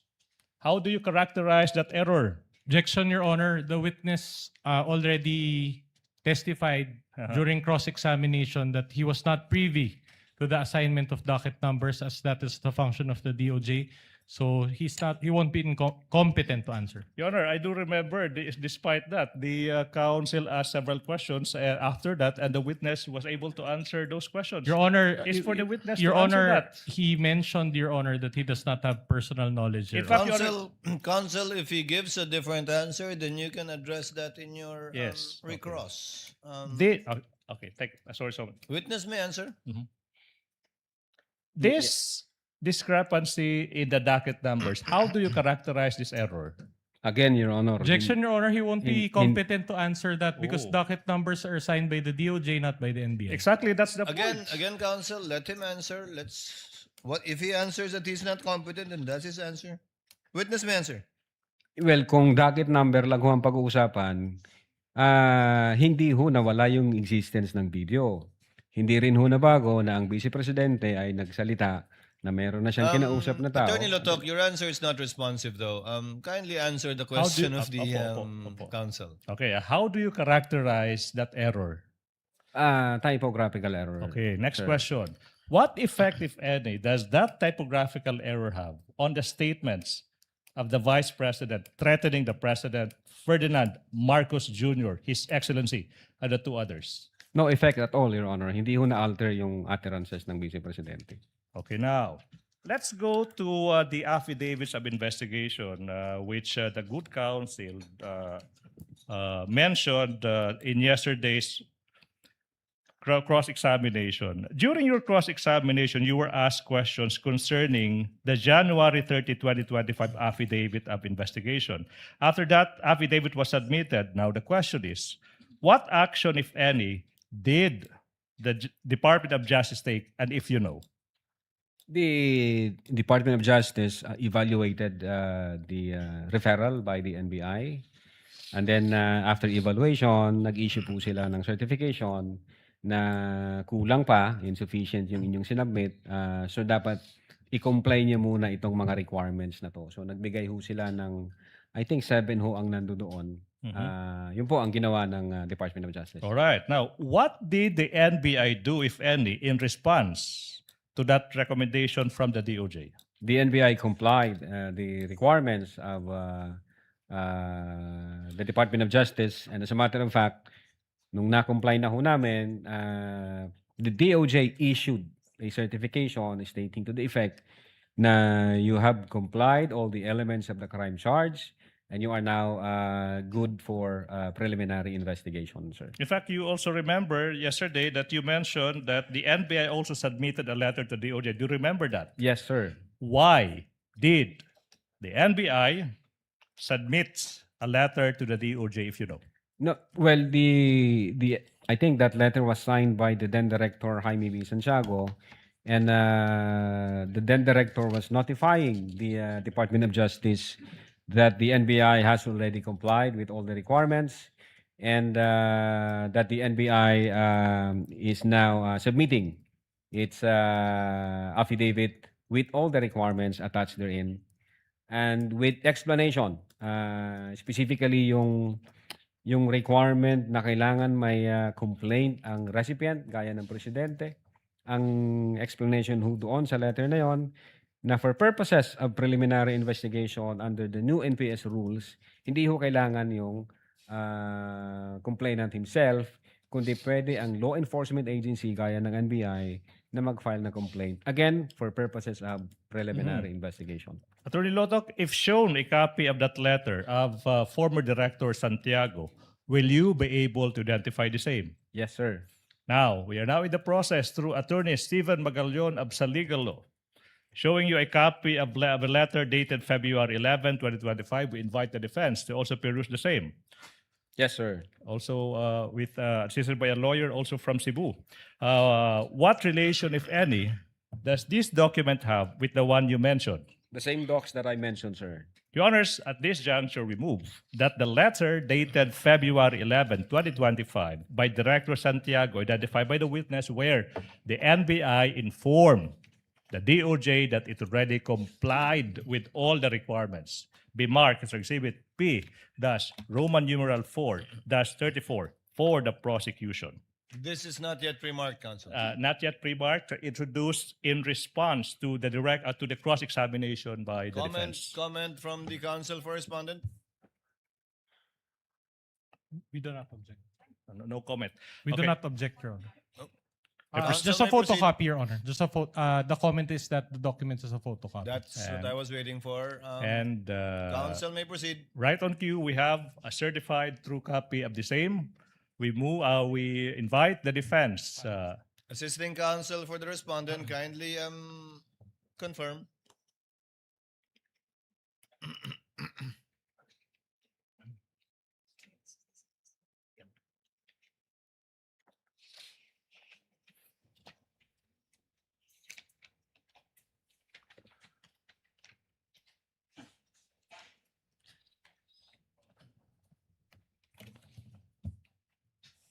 Ang gagawin.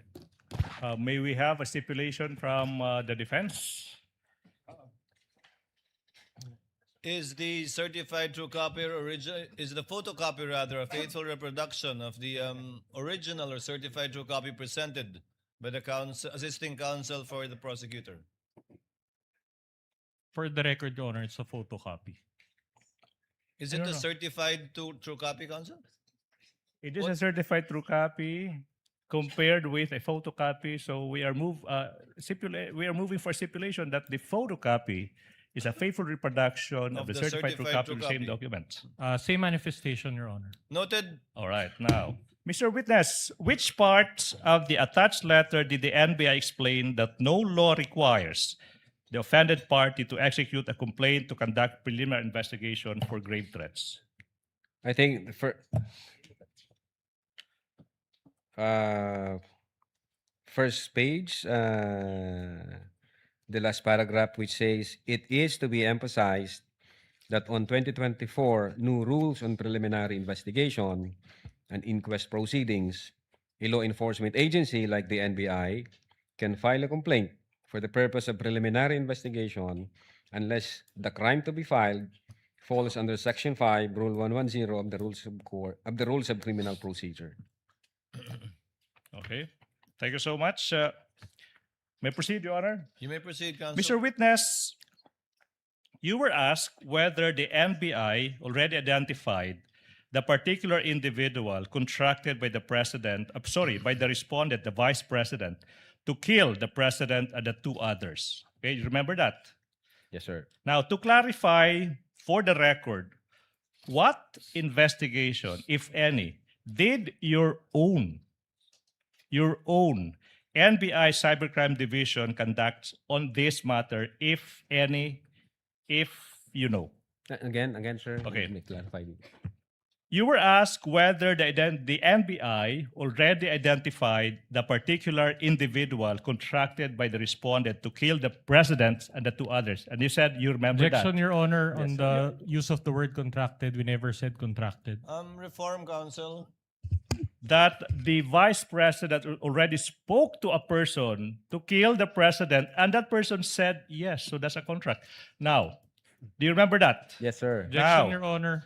It's a conclusion of law made by the counsel for the prosecution. Witness may answer. all right. Now, to clarify, sorry, Your Honor, this is now the question, Attorney Lotok. No, to clarify for the record, what investigation did your own NBI Cybercrime Division conduct on the identity of this person that said yes to the order of the vice president to kill the president and two others? Yes, Your Honor. Again, the reason why we sent a letter December 2, 2024 to the Vice President is for that purpose. We informed the Vice President that we are also investigating on that alleged threats against her life. Unfortunately, hindi ho siya nag-appear. So wala ho kaming makitang validated information. Then aside nun, we also issued subpoena to the media personalities who were present during those press conference and who have personal knowledge na nangyari yung event na yon. And in fact, tinanong po namin din sila isa-isa. Kilala nyo ba yung kinausap ng Vice Presidente? May idea ba kayo kung sino yung tao na yon? At bawat isa sa mga nasabina ho namin at nag-appear, sinabi ho na hindi ho namin kilala. Wala po kaming alam, Your Honor. And then, nung chinek namin yung open source, nung nagkanta kami ng open source investigation, kasi yun nga, sinasabi ko kanina, Your Honor, tinitrace namin yung sinabi ni Princess Maui na Romanov. Ang nakita lang ho namin doon, yung statement ni Mayor Baste noong January 2024. Tiningnan din ho namin kung relevant ba yung pag-aalis ng 75 PNP personnel from the BPSPG at inilipat sa Manila para doon sa peace and security, parang i-augment yata sila. Kinonsider din ho namin yon.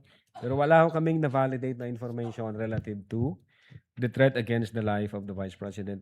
But, ganun pa man, Your Honor, I know for a fact na yung aming intelligence service ay continue hong nagmamonitor at naghahanap kung sino yung tao na yan. Baka ho sila ang pwedeng sumagot o yung aming director, Your Honor. Okay. Thank you, Attorney Lotok. Let's move to another point. Now, in your investigation, Attorney Lotok, what significance, if any,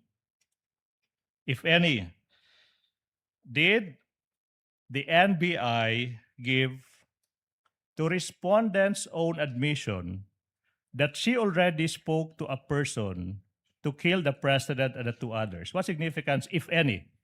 Well, mabigat ho yun kasi lumalabas na hindi lang ho siya nagjo-joke doon nung ni-reiterate niya yon, nung inadmit niya nung November 26. Ibig sabihin, may intention ho doon ang Vice Presidente base doon sa mga utterances na yon. Pinag-isipan ho niya yan. In fact, I can classify it as... Objection, Your Honor. The answer is already based on his own interpretation. May we move, Your Honor, that it be stricken off the Your Honor, record? whose interpretation should he be answering? Witness will please complete his answer and then Chair will consider the objection of the counsel for respondents. Yeah, Finish your answer, counsel. Finish your answer, Attorney Lotok. Yes po, Your Honor. Yun nga, sinasabi ko, it was contemplated, sir. Okay, now, Attorney Objection, Lotok. Your Honor. Move to strike it off the record, considering that he included conclusions of law in his Your Honor, he's answer. a lawyer. I mean, you have been asking questions on the basis of law, and we did not complain. Now I'm asking question to him as a lawyer. Then you Counsel, are moving. please, motion is denied. Let it remain in the record for whatever purpose it may serve. Let the senator judges give it its due weight according to their discretion. Witness, counsel may proceed. Thank you so much. Mr. Witness, you were also asked about the NBI's alleged lack of coordination with certain government agencies such as the PNP, the Armed Forces of the Philippines, and the National Security Council in its investigation on the threats to the President and the two others. Do you remember being asked that? Objection, Your Honor. It was Yes, not sir. covered by my cross-examination. It Your was Honor, please. a query from one of the senator was judges. raised- In the discretion of the court, the counsel can ask questions not covered by the cross-examination. We'll allow it. Now, could you explain to the court how is this so, if you can? Insofar as communication with other agencies, the Cybercrime Division back then, nakafocus ho kami sa investigation aspect. Now, pagdating doon sa security ng highest officials, again, for a fact, I know na may ginagawa yung aming intelligence service insofar as communicating with other relevant agencies gaya ng AFP, PNP, PCO, and even National Security Council. Yun nga lang, yun sa amin, Your Honor, nakafocus kami doon sa investigation. Ngayon, kung may binababaho ang direktor base sa mga impormasyong nakalap niya from different agency, mag-i-instruct po siya sa amin. All right, now let me proceed. Mr. Lotok, you were asked during cross-examination about the investigation that you conducted on the alleged threats to the life of the Vice President.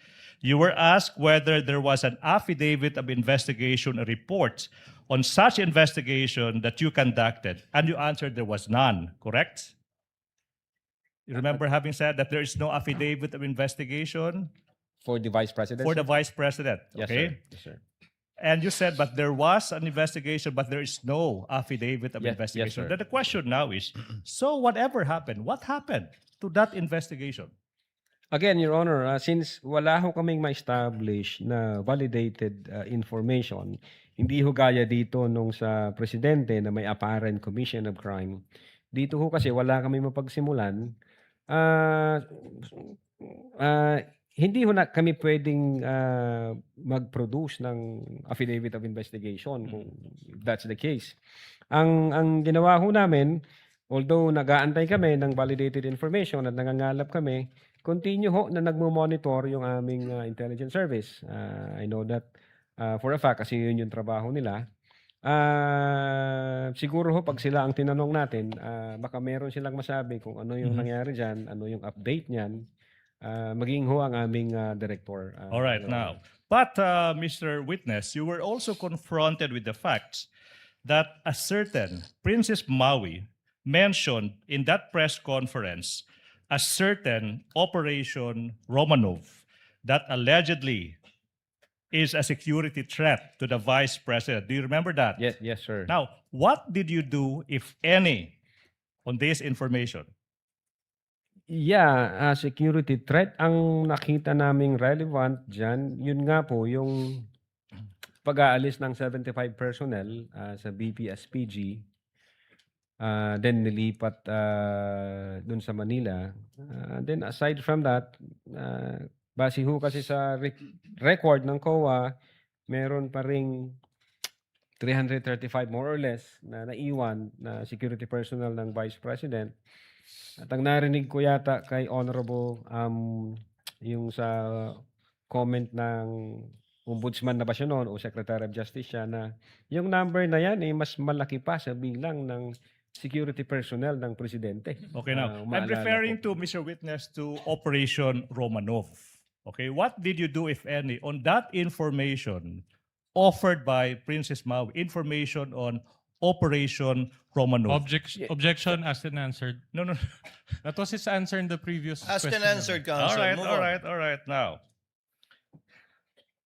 what else did you do, if any, in relation to the investigation, your investigation on the security threat to the Vice President? Yes, Your Honor. paulit-ulit kong sinasabi, yung open source, we trace, kung ano yung mga relasyon nung security threats, yung Romanov na yan, uulitin ko, narinig namin yan first time sa bibig ni Mayor Baste during Maisog Rally in January 2024. And so far, insofar as the NBI is concerned, during that time, nung ako yung hepe, wala ho kaming na-establish na validated information vis-a-vis yung threat to life against the Vice President, sir. Okay, now, you also mentioned that you issued a subpoena to the Vice President and a letter asking her to shed light on the threats she said she was facing. You remember having mentioned Yes, that? sir. Yes, sir. Okay, now, again, what was the response of the Vice President to the NBI's official investigation to her to appear before it to shed light on the threats she was complaining about? Based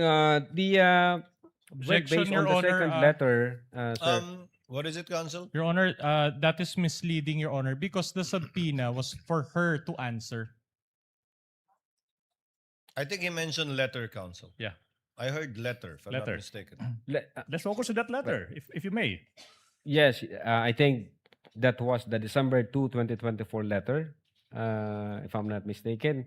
And then nag-reply ho sila ng letter at sinabi po doon ng lawyers na the Vice President is confident that the NBI will also investigate the alleged threat against her life. Yun po yung tenor nung letter na yun, Now, sir. Mr. Witness, you also mentioned that since the Vice President did not heed the letter you issued, you were not able to elicit information from her. You remember having said that, correct? Yes, sir. However, on the part of the threats to the life of the President and the two others, you did not need to interview them personally to proceed with the investigation. You remember having said that? Yes, sir. Now, the question now is for clarification before our honorable senator judges, what's the difference? Why the difference between the two? Again, ulitin ko po, Your Honor, insofar as the threat against the life of the Vice President, we have not established a validated information. That remains to be allegation. Insofar as the threat based on the utterances against the President, the First Lady, and the former Speaker of the House, that was apparent. Nasa video, narinig ho namin. Therefore, based sa aming jurisdiction, which is primary jurisdiction, kaya ho kami nag-imbestiga kaagad doon. Okay, 3 more points, Your Honor, before the prosecution winds up its Thank you. redirect. Now, it was also raised during the discussion, during cross-examination, that the Vice President was merely exercising her freedom of speech and she was not committing a crime of inciting to sedition. Do you remember being confronted with that issue? Yes, sir. Now, you tell the Honorable Court, what is your response to that issue, if any? Objection, Your Honor, it will call for his opinion. Exactly, he is We'll a call lawyer. for Opinion, Your Honor, he's not an expert on the matter. He's a lawyer. witness may answer if he knows. Well, again, I've already said, Your Honor, to reiterate, if the second highest official of the land uttered openly and in public that she had already contracted a person to kill the President, the First Lady, the former Speaker of the House, and she instructed that person to be relentless in killing them, and that person said yes, we failed to see any amount of freedom of speech in that utterances. Number 2, should we allow that kind of argument? Should we allow that to become the norms of our society? Then nobody would prevent from anyone from doing the same. Imagine the chaos, the disorder, and the anarchy, Your Honor. And number 3, as a lawyer and being in the law enforcement, freedom of speech protects lawful expression. But it does not protect utterances that satisfies the elements of a criminal offense like this one, Your Honor. A criminal offense like this one. Now, as a lawyer, Attorney Lotok, when the Vice President's utter in public that she already spoke to a person to kill the President, the First Lady, and the 2 others. As a lawyer, did the Vice President betray public trust? Objection, Your Honor. That will call for a conclusion of law already. And Honor, as a lawyer, it will call also for his Your Honor, personal opinion. If I do recall, the counsel were propounding questions on also Your Honor, issues may we of get law, a ruling on felony the motion and versus the objection, crime, what is the please? penalty? I'm also asking the same line of questions, Your Honor. What is sauce for the goose should also be sauce for the gander, Your Honor. A similar question was asked by the counsel for the respondent, and the witness may answer if he knows. If he knows, Yes, Your Honor, as a lawyer. She betrayed public trust. Yes, Your Honor. Last question. Listen, Attorney Loto.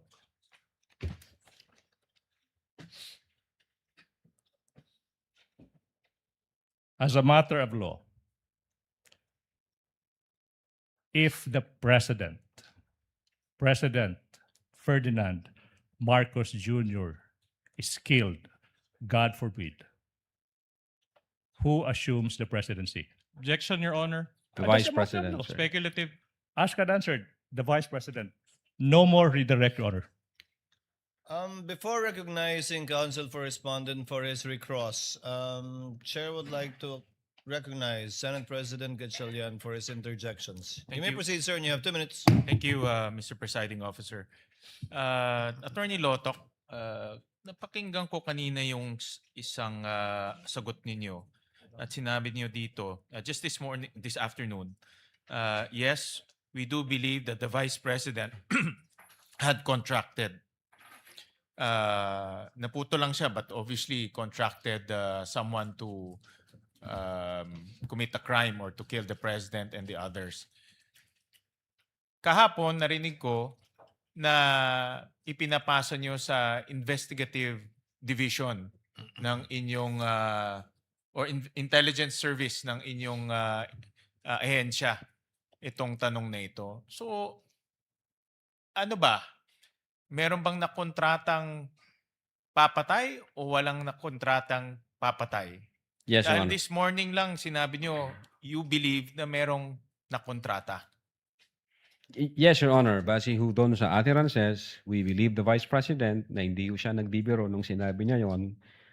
So, ang stand po namin, meron na ho siyang kinausap na tao. Anong ebidensya na meron kayo o meron ka o meron yung Cybercrime Division na made you believe na merong nakontrata?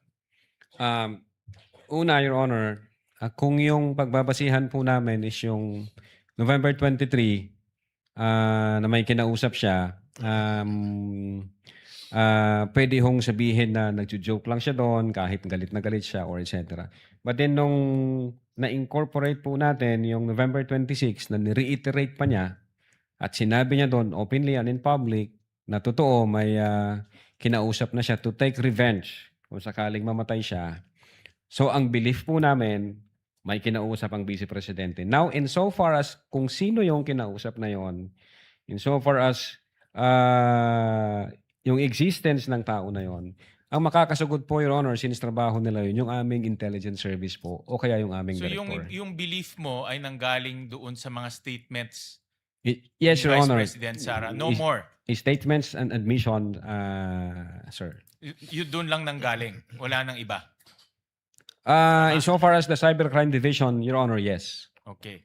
And then, meron din siyang reply. Na sinabi niyo nga kanina, nagpadala kayo ng letter dated December 2, Your Honor. December 2. And may reply rin si VP na dinideny niya na merong grave threat. No? So pag dineny niya na ginawa niya yung grave threat, obviously dineny niya na may kinontrata siya. Di ba? So bakit pa rin ninyo i-file o recommend na mag-file ng grave threat and inciting to sedition kung may denial na? Hindi ho, Your Honor. Ang na-establish po namin doon yung the elements of the crime of grave threat. So nung nakita namin na nasatisfy siya at na-comply siya, nung nirefer po namin ito sa Department of Justice, nag-concur sa amin ng Department of Justice na indeed na comply ninyo and therefore tuloy yung proseso. But ng what made preliminary. you not bakit hindi nyo tinanggap itong paliwanag ni VP Sara sa kanyang letter? Dahil kaagad dito sa letter niya may denial na ginawa niya yung grave threat and therefore wala rin na kontrata, no? Kasi magkadugtong yun. Well, Your Honor, mere denial would not discount the fact na na-utter niya yon at may kinausap na siyang mga tao. Yun nga ang problema doon. Kaya namin siya gustong makausap personally para makapag-tanong pa kami ng other questions para makita namin, totoo ba itong kinontrata ng Vice Presidente o kinausap o hindi. Kaya lang, Your Honor, wala ho dun, hindi ho siya nag-appear. Yung kanyang sagot is mere denial lang, walang mga basihan, even circumstantial na basihan. So hindi ho namin siya sinama sa factor in considering whether or not a crime of grave threat has been committed by the Vice President. With your permission, Mr. Presiding Officer, just one last question. Nakita nyo ba kung merong capability si Vice President Sara? Definitely po. Your Ano Honor. ang nakita nyong mga ebidensya kung meron siyang capability gawin yung kanyang sinabing pagbanta at yung kanyang gagawin? Well, for one, she is the Vice President of the Republic of the Philippines. And number two, Hindi naman porket Vice President ka, may capability ka gumawa nun. Di ba? yes, Your Honor, not necessarily. But alam naman po natin yung background, naging presidente ang... Hindi ka naman porket Senate President, may capability ka gumawa nun. Yes, Your Honor. Yun So, nga. anong ebidensya na meron kayong nakita na kaya niyang gawin yun? Alam naman po natin yung background na yung tatay niya na dating presidente ay hinaharap ngayon yung kaso sa ICC dahil sa mga extrajudicial killings, etc. So, tiningnan namin yon na indeed being in that situation, may capability ho, aside from the fact na vice presidente siya. Thank you, Mr. Presiding Officer. Senator Judge Ejercito, thereafter Senator Judge Ontiveros for their interjections. You may proceed, sir, when you're ready. Thank you, Mr. Presiding Officer. Attorney Lotok, given that the Vice President repeated her alleged threats as presented no kanina, sabi niyo twice or thrice sa mga Opo. videos. Yes, sir. Did you consider her persistent in making the threat or in going through with the threat, because these two are different? Yes, Your Honor. I think yung in-explain ko po yan yung nature of instruction. Kasi yung nature of instruction niya, sabi niya doon, pag namatay ako, huwag kang tumigil hanggat hindi mo mapapatay sila.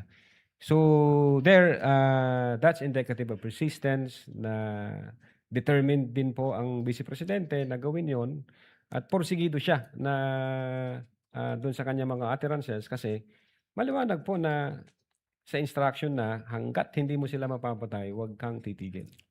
So hindi ba ito tinatawag na persistent lamang doon sa threat kung may mangyari sa kanya?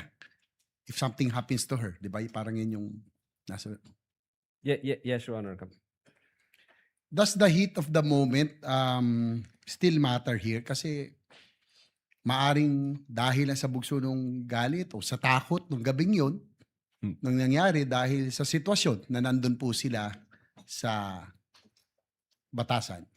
Again, Your Honor, pwede pong mag-matter yan kung yan lang ho ang pinagbasihan namin, yung November 23, 2024. Kaya lang, gaya nga ng explanation ko, kinonsider namin yung mga previous statements na may patterns, may consistencies, yung October 18, 2024, as well as after ng November 23, which is November 26, 2024. So marami ho ang mga factor na kinonsider namin bago kami nag-conclude na indeed may violation ang Vice Presidente. Dahil dun po sa Attorney Lotok, sa Israel versus People, GR number 265736, dated November 19, 2025, sinabi ng Korte Suprema na sa pagtukoy kung may mens rea o kriminal na intensyon, kinakailangan ding umiral ang pagpupursige or persistence na Yes, sir. nabanggit natin. Yes, sir. Kung walang ganitong pagpupursige, walang krimeng grave threats. Yes, sir. Gaya ng mga bantang binitiwan lamang sa tindi ng galit o bugso ng damdamin, no? Yung nabanggit natin kanina, Opo. o bilang biro at hindi naman sinundan ng anumang kilos o karagdagang pagbabanta. Yes, sir. Insofar as persistence is concerned, nakita po natin yan noong November 23 utterances. At the same time, persistence in the sense na aside doon sa November 23, inadmit po niya at reiterate niya yon in the November 26, 2024 statement. Dahil meron po sa sa Article 282, no, yung threats without persistence are not considered grave. Yes, sir. So, in conclusion, Mr. Presiding Officer, sa inyong palagay, ano-anong ginawa ng Vice Presidente ang may tuturing na pagpupursige o persistence sa kanyang mga banta?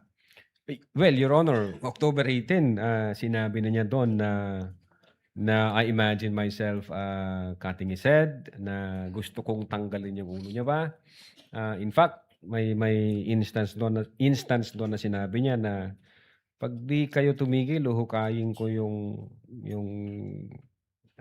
tatay nyo, itatapon ko sa West Philippine Sea. Merong ganun nung October 18. And then pagdating dito sa November 23, she was hurling profanities and invectives habang galit na galit siya. Sinasabi niya, this country will go to hell dahil yung tao na yan na nakaupo, hindi marunong maging presidente. Wala akong kinukonsider na mas mataas sa akin.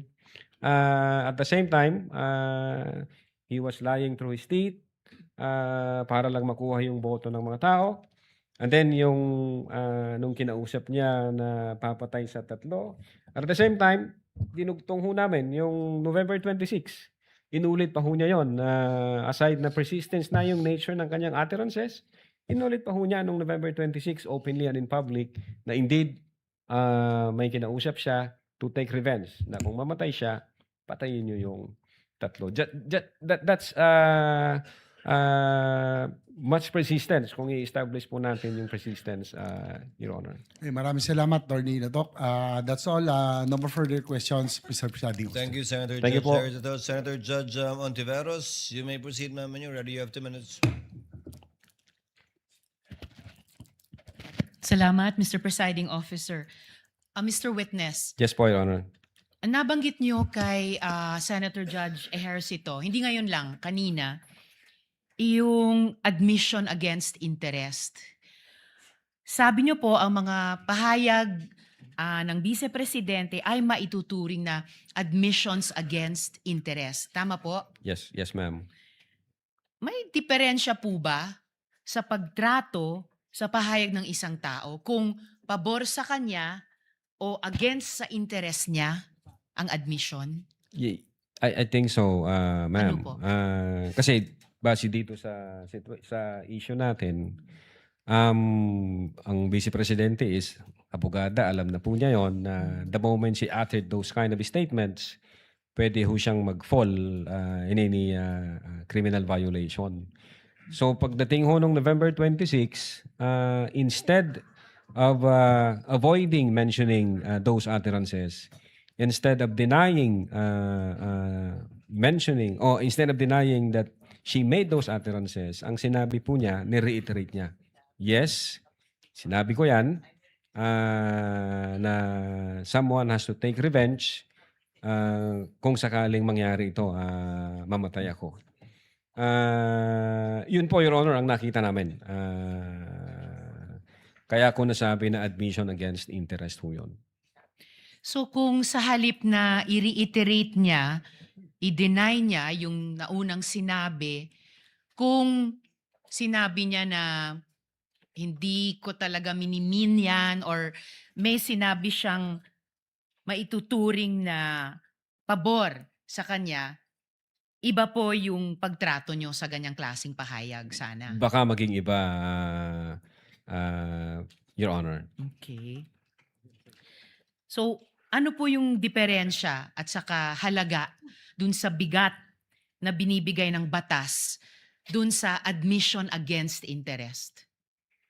Well, pinapakita ho rito in the natural order of things, hindi ho i-a-admit ng isang tao yung isang bagay na ikakasira niya o na ikakaharap niya sa isang paglilitis, something like that. Kapag ho inadmit ng isang tao yung isang bagay na ikakasira niya, maliwanag na ginawa niya yon, sinabi niya yon, at determinado siya sa mga pangyayaring yon o porsigido siya sa mga pangyayaring yon. So Your Honor. masasabi po bang mabigat o napakabigat ang diferensya, ang halaga na ibinibigay sa isang o sa ilalim ng batas ang isang admission against interest? Yes, Your Honor. Opo. Panghuli na lang po, Mr. Witness.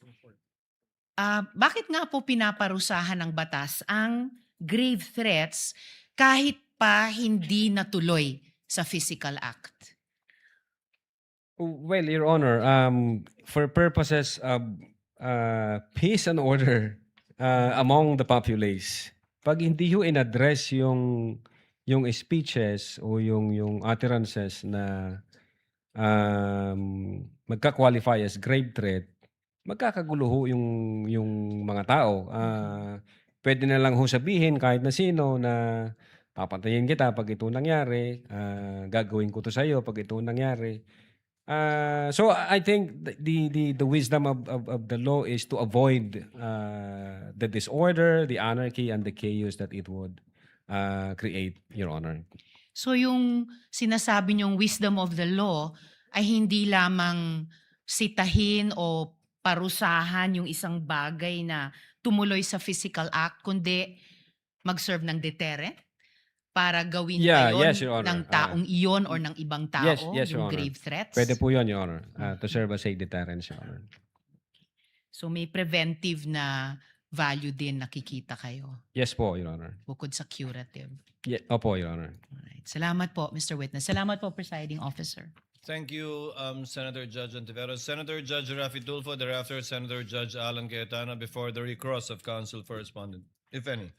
Senator Judge Tulfo, you may proceed and you have 2 minutes. Thank you, Mr. Presiding Officer. Mr. Witness, aware ba kayo at one point in time, I just don't remember what date was it, na pinulled out yung certain numbers of security personnel ni BP Sara? Yes, Your Honor. Based on the news, may nakita po kami noon. When was that? When did it happen? 2024 yata, yung 75 PNP personnel Correct. from BPSPG, sir. Was that before the utterance of BP Sara in sa press con or after? Before, sir.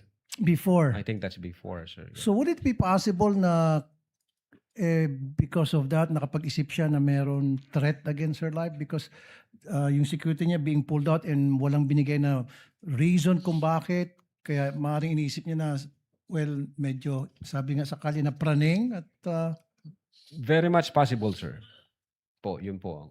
but hindi niyo ba inimbestigahan bakit na pinull out yung security details niya? May nakita ho kami, sir, doon sa November 26 na video, kung nalimutan ko lang yung timestamp niya, may sinasabi siyang issue sa security niya. Doon nga sa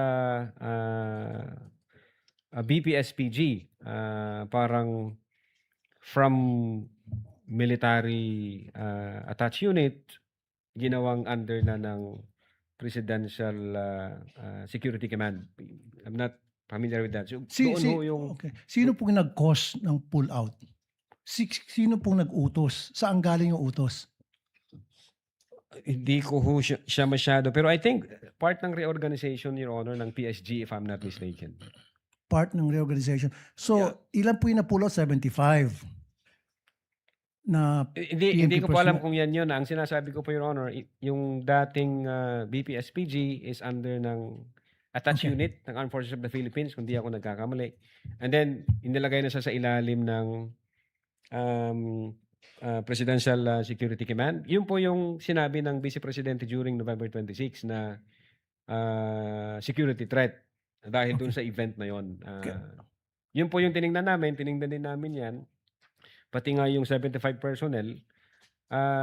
Kaya lang again, hindi po siya sufficient na mag-establish ng apparent violation of any criminal offense. Kasi nga, para siyang normal na function ng agencies and departments. Yeah, Mr. Witness, yung sa akin na kasi yung pag-pull out ba ng security, was it sudden?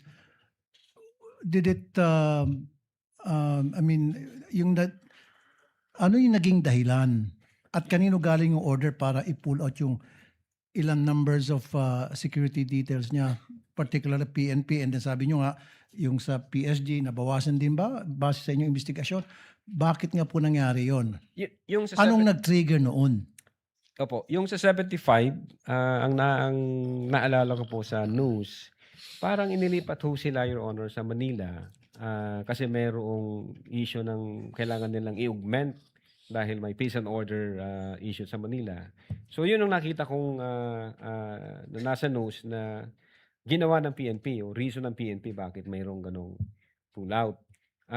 Then nung nakita ko namin, ilan na lang yung natira sa Vice Presidente. Nung chinek ko namin yung news, yung per record ng COA, if I'm not mistaken, meron pa siyang 335 na security personnel. So marami pang naiwan?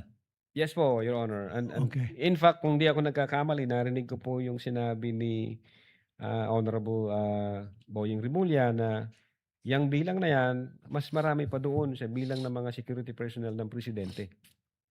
So nakita ko namin na hindi siya sufficient para maging valid basis ng investigation. Hindi ko katulad dito sa threat against the president na apparent po yung utterances na nangyari. Okay, dalawang katanungan na lamang, Mr. Witness. So base sa inyong investigasyon at karanasan, ilan ba dapat ang security detail ng isang Vice President? Sorry po, Your Honor, wala po akong idea kung ilan Okay. po dapat yung... Last na lamang. So nung na-pull out yung ilan sa mga security personnel niya, sabi niyo nga 75, right? Sa PNP and then meron pa ata yung sa PSG. Nagreklamo ba siya? Sa inyong pagkakaalam? Doon sa November 26, Your Honor, I think ang isa sa issue niya na may threat sa security is yung paglipat ng BBSPG from attached unit ng AFP na maging under siya ng Presidential Security Command. Yun po yung narinig namin. Pero yung dito sa 75 personnel, insofar as I'm concerned, wala akong nakita sa reports, sa news, sa social media na nagreklamo siya na nawala yung 75. Pero baka maliho ako, baka mayroon akong hindi nakita. Pero insofar as I'm concerned, wala akong nakita sa news na nagreklamo siya dun sa 75 transfer ng PNP personnel from BPSPG dinala dun sa Manila, Your Honor. At hindi na siya nag-request ng augmentation o dagdag dun sa mga nawala na security detail? Mukhang hindi na po, Your Honor. Wala ko kaming nalaman kung may ni-request ba siyang dagdag. So is it possible na dahil doon sa pag-pull out ng security details, nasabi ko na kanina, tinatanong ko na again one more time, na yun probably ang tinitingnan na reasons ng mga sumusuporta sa kanya, siya or anybody sa circle niya na eto na siguro yon. Tama po kayo, Your Honor. Thank you. Senator Judge Alan Cayetano, you have 2 minutes, sir. You may proceed when you're ready. Mr. Presiding Officer, dear colleagues, susundan ko lang po yung kay Senator Risa, Senator Judge Risa at Senator Judge JV at yung ibang nagtanong sa admission against interest. You stated this already, but just for the record, you viewed the whole video, right? The whole 2-hour video. The November 23, Yes. Sir. Yes. Yeah, that's isang beses, sir. Isang beses lang. Yes, sir. Okay. And how many times there has the Vice President made admissions against her interest? No, sir, ang tinutukoy ko po ang admissions against interest doon sa November 26, sir. No, sabi mo yung November 23 din na ayaw ng defense gamitin contracted. So yung kinausap is also an admission against her interest, di ba? Di, sir, ang sinasabi ko pong admissions against interest, yung November 26 video po, sir. Na sinasabi niyang totoo yon at hindi niya Yes, sinasabi. sir. Okay. Opo. So, doon sa November 23, may nakita ka doon na admissions against interest? Insofar as I'm concerned, na ni-reiterate niya. Hindi, not reiterate. Siguro para malinaw. in your mind, or as a lawyer or as an NBI agent, what is an admission against interest? Yun nga po yung ini-explain ko po kanina. Ito po yung isang bagay na ginawa ng isang tao na... Hindi ginawa, sinabi. Sinabi Kasi ng, it's admission eh. Apo, sinabi ng isang tao na ikakasira niya, but then instead of denying na sinabi niya yon, inadmit pa niya ito, ni-reiterate Okay, niya. very clear yon. And you and Agent John Mark Kalilong said that the basis of the investigation was the November 23 video, the basis sa inyong affidavit of investigation sa nag-file ng kaso is certain portions of the November 23 video. As well as So, the November, as well as the as well as October 8 other also. evidence. Okay. Apo. Sa November 23, ilan ang admission niya against interest?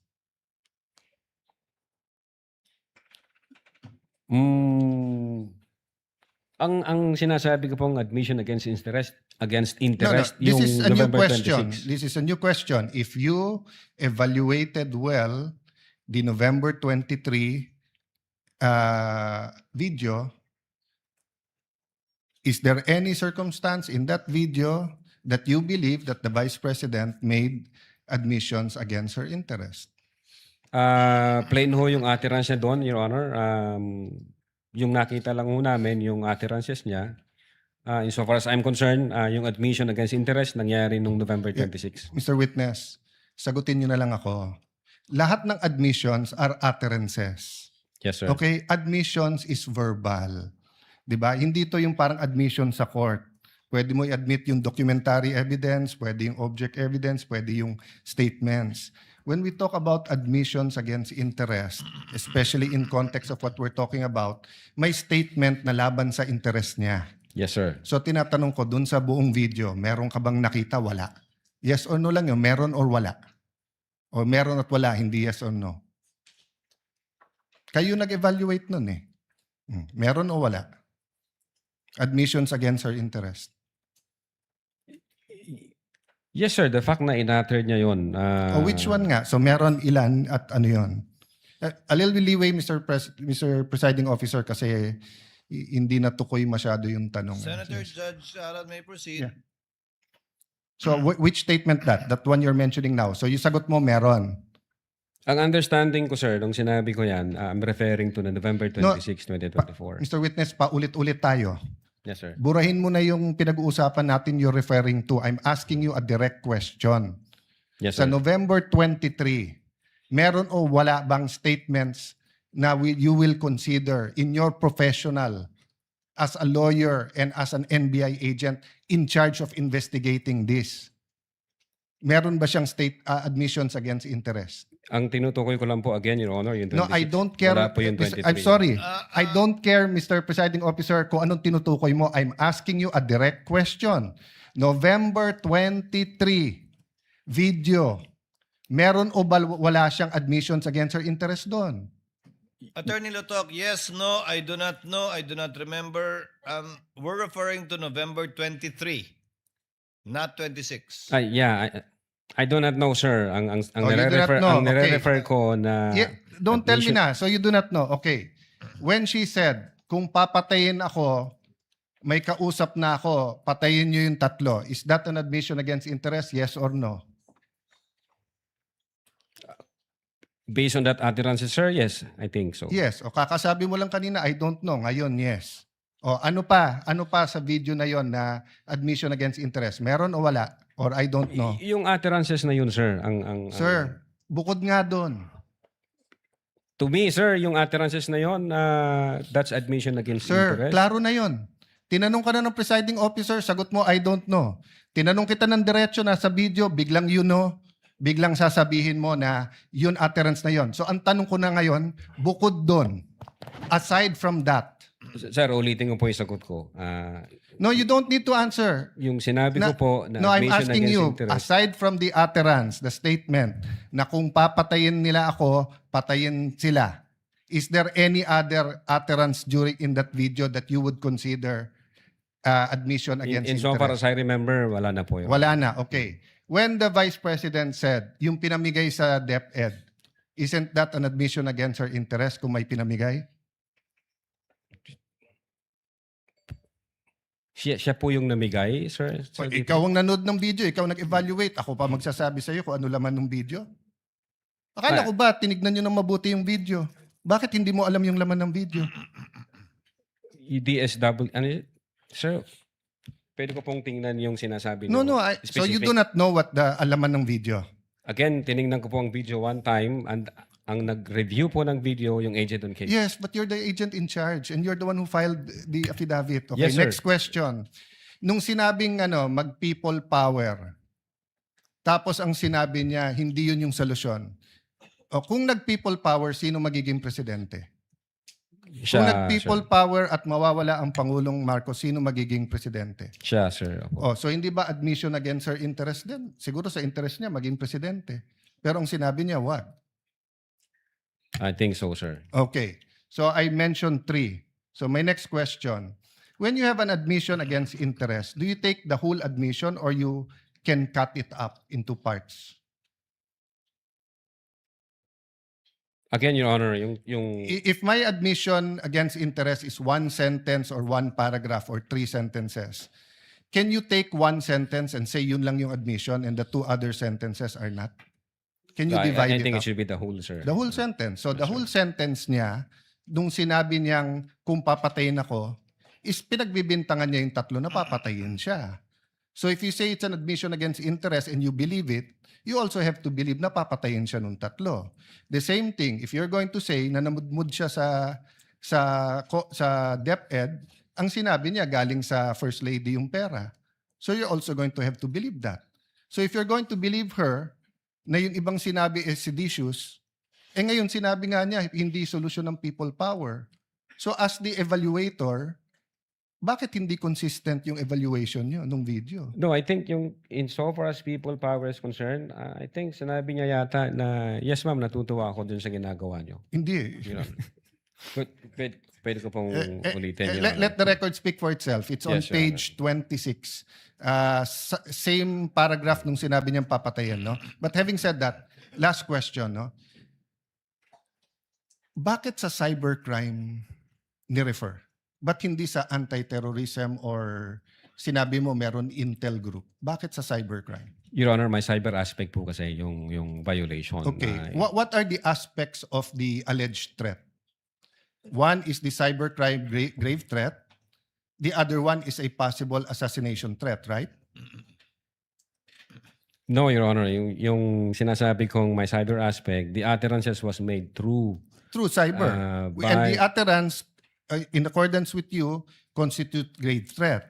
Yes, sir. But if she meant it, and if it is true, and if it is accurate, it's also an assassination plot, isn't it?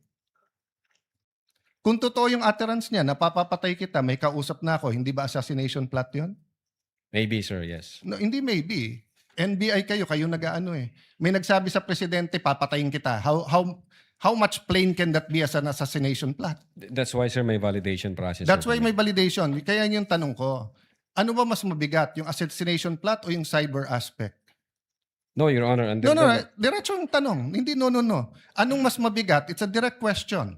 If you were NBI director now or whatever, you were PNP chief, dalawang iniimbestigahan mo, yung cyber aspect na pwedeng cyber libel, pwedeng grave threat, at yung assassination plot, ano mas mabigat sa dalawa? Ano yung prioritize mo? Your Honor, yung cyber aspect, based on the law, mag-a-add siya ng 1 degree higher doon sa... So, magdidebate tayo kung anong higher, papabayaan mong mapatay ang presidente. Kindly wind up, Senator Yes, Judge. I'm winding up. The point I want to make, Mr. President, is whether I was the PSC, the Executive Secretary, NBI, or an ordinary citizen, my first concern is wag mapatay ang presidente. Yes, sir. But instead of the NBI director taking it upon himself, giving it to the anti-terrorist or to the intelligence, sa cybercrime binigay. Your Honor, again, uulitin ko, yung utterances was made through information and communication technology. Kaya may I hope if jurisdiction any on one of my cybercrime colleagues here division. become president, magbago yung attitude ng NBI. Mas importante pala cyber kaso sa buhay ng presidente. Not necessarily, thank you, Your Mr. Honor. President. Noted. Council for Respondent is recognized for his recross, if any. Just a few points, Your Honor. You may proceed, sir, when you're ready. So during your testimony, you mentioned that an unsigned document is a mere scrap of paper. Yes, Your Honor. But you also said on redirect that the lack of signature is a typographical error. No, yung typographical error based sa tanong sa akin kanina ng abogado, yung misspelling, yung mali yung docket number, kung mali man yun, yun, Your Honor. Okay. Now, you mentioned on redirect also about the November 26, 2024 press con, correct? Yes, Your Honor. Yes, sir. So after that press con, did you interview VP Sara? No, sir. And despite not having interviewed her, you made findings on her mental state. No findings ng mental state, sir? What do you mean by So that? my question is, despite not having the chance to interview VP Sara, nevertheless, you included in your investigation or findings about her mental state. Based on the series of events, Your Honor, as I have said, state of mind can be shown through the overt acts, Your Honor. Okay. So you were also asked about persistence, correct? Yes, sir. All right. Now, the subject video was on November 23, 2024, correct? Yes, sir. But to demonstrate persistence, you referred to a press con on October 18, 2024. No, sir. To demonstrate persistence, yung nature ng utterances niya, ulitin ko, sir, in-explain ko muna, the nature of the instruction was persistent because of the fact na ang sabi niya, huwag kang tumigil hanggat hindi mo sila mapapatay. And then, i-reiterate niya to nung November 26. Now, as to consistency, patterns, at persistence, pagdating sa galit niya sa presidente, yung October 18 may kinalaman kasi ang unang sinabi niya doon, walang kinukonsidera kong number 1 hanggang number 2 lang yung Pilipinas na to. Then pangalawa, I imagine myself cutting his head. Then kinumpara namin siya noong November 23. Already satisfied with the answer? Consistent po yung... What was that, Council for respondent? We are already satisfied. No need to I elaborate. think already answered. Yes. All right. Last two questions. So you said that the February 14, 2025 DOJ certification found your findings or your investigation or the case that you filed sufficient. Based on the certification, the DOJ stated that you have complied all the elements of the crime charge, sir. All right. So this DOJ evaluation, does this amount to a final verdict of guilt or innocence by VP Sara? Your Honor, ang maliwanag ho doon, for purposes of preliminary investigation. Wala akong sinabing na final verdict, Your Honor. All right. So you also mentioned the concept of open source investigation. Yes, sir. Does this include internet browsing? Yes, sir. So you Google search, kasama ba yun? Yes, sir. So you Google search mga news articles, Yes, sir. websites, videos, correct? Yes, sir. Including mga YouTube videos. Yes, sir. All right. I'll show you a short video and I'll ask one final question. Kindly show the video, Tech.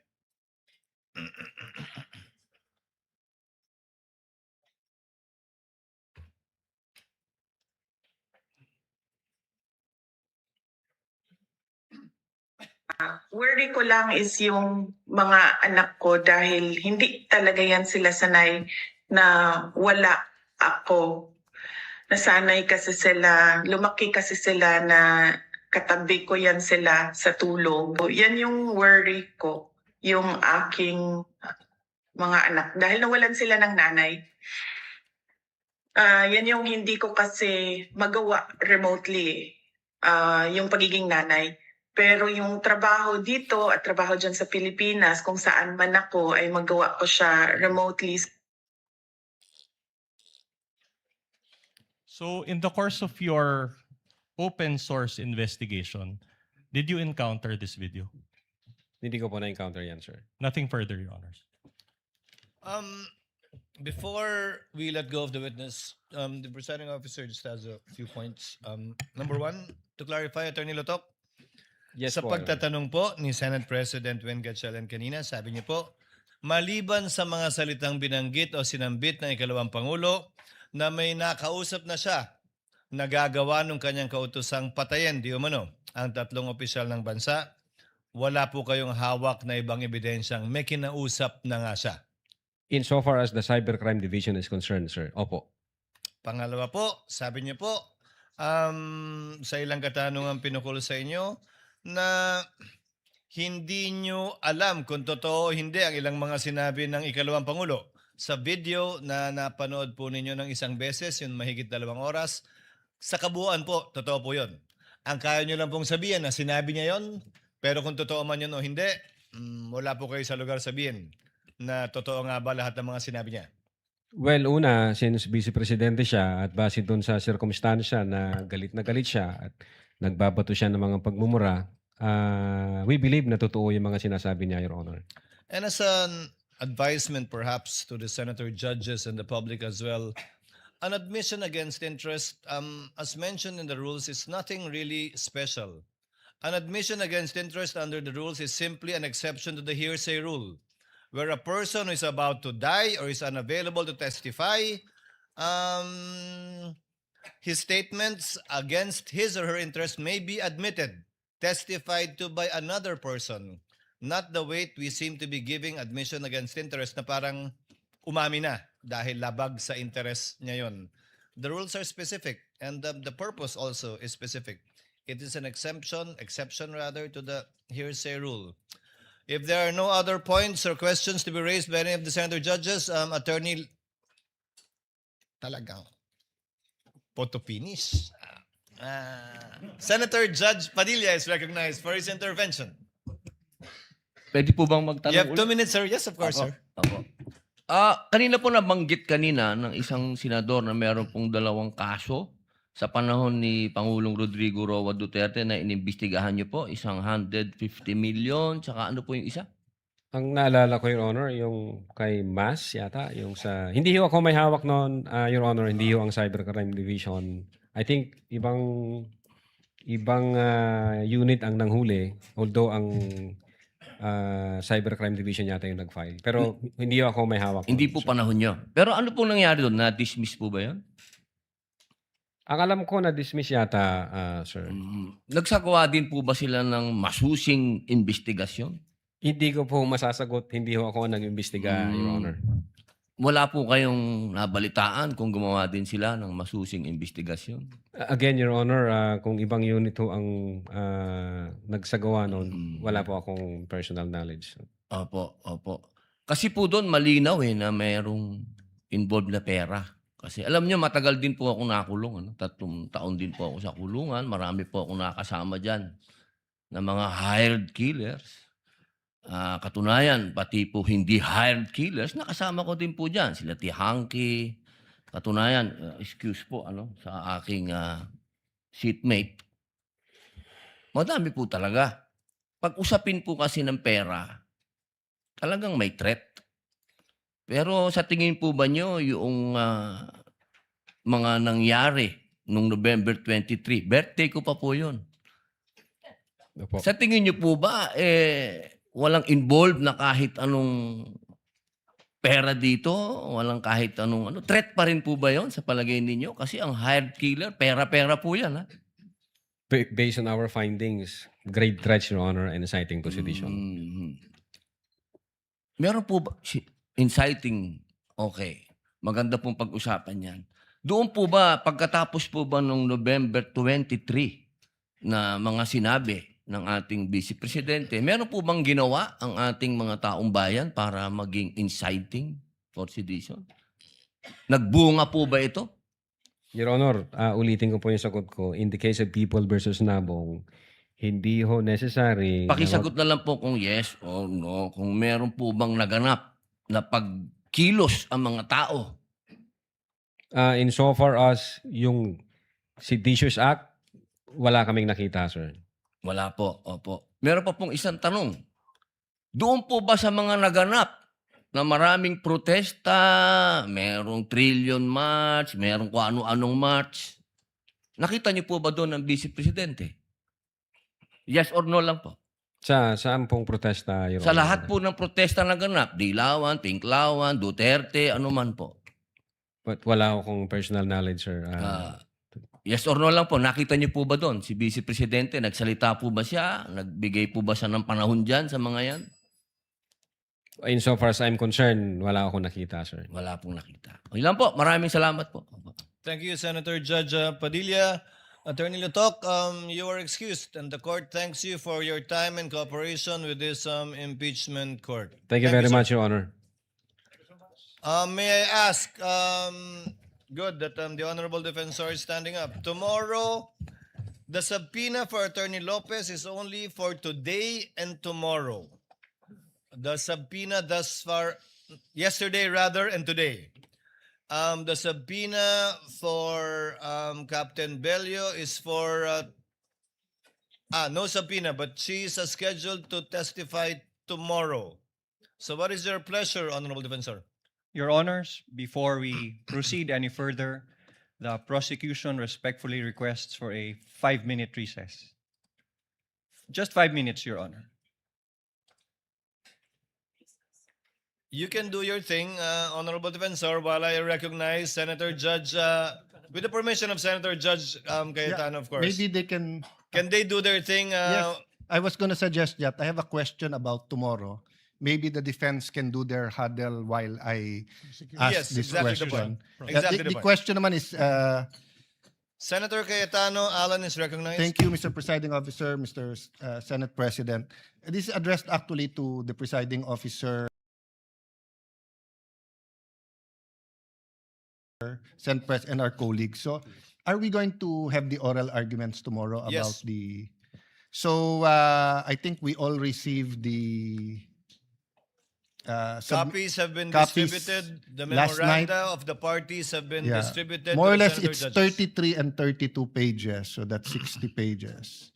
I'm beginning to study it today because I had to study about other matters tomorrow. So the second question is, while we will have the oral arguments tomorrow, will we decide as a body tomorrow, or we have a little bit more time to digest what was discussed tomorrow and then decide on We will Monday? decide as a body tomorrow, because my understanding is the parties will be needing time to analyze whatever data will be produced should the subpoenas be granted.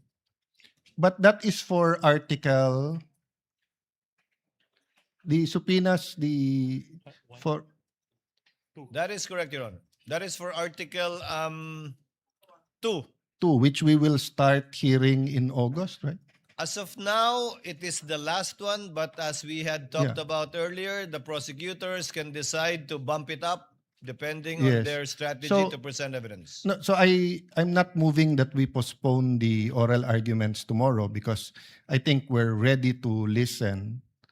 But I do want to make an intelligent decision, and there are many, many issues from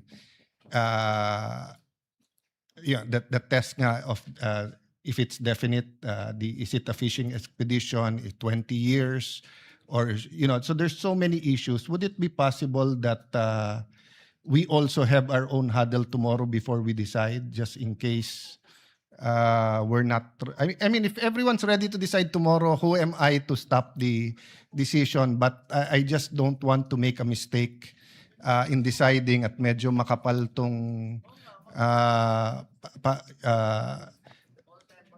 assuming we read it once tonight, maybe once tomorrow. The presiding officer yields to the Senate President with respect to the calling of a caucus tomorrow and what time. Para siya magpakain, hindi ako. Yeah. Well, let me leave it to the presiding officer and Senate President. My proposal is after the oral arguments and after all the senator judges have asked their questions, just so that we have one more night or one weekend to go through it and to, if we're not going to vote on it and we have a consensus, then no problem. And there's a precedent because we did this during the time of the late Senate President Enrile when it came to issues that were of utmost importance that could decide the impeachment trial results one way or the other, but that do have implications in terms of precedents, especially ito pinag-uusapan natin AMLA at saka BIR. The Mr. Senate President is recognized to respond.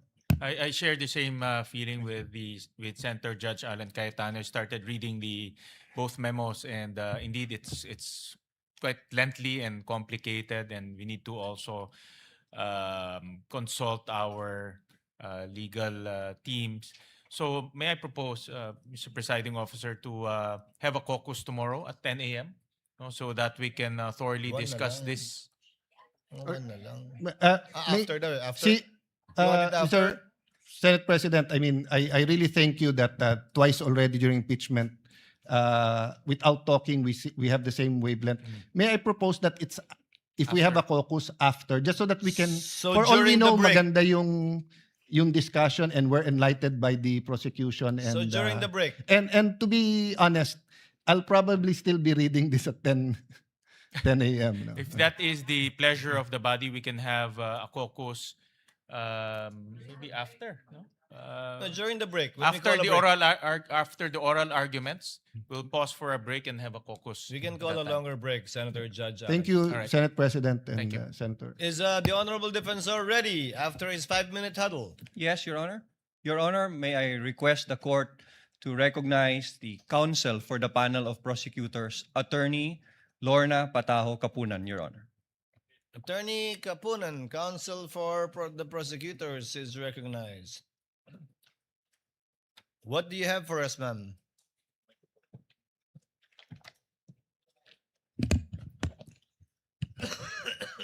Magandang gabi po sa inyong lahat. Attorney Lorna Pataho Kapunan, Counsel for the Prosecutors, under the control and supervision of the House Panel of Prosecutors.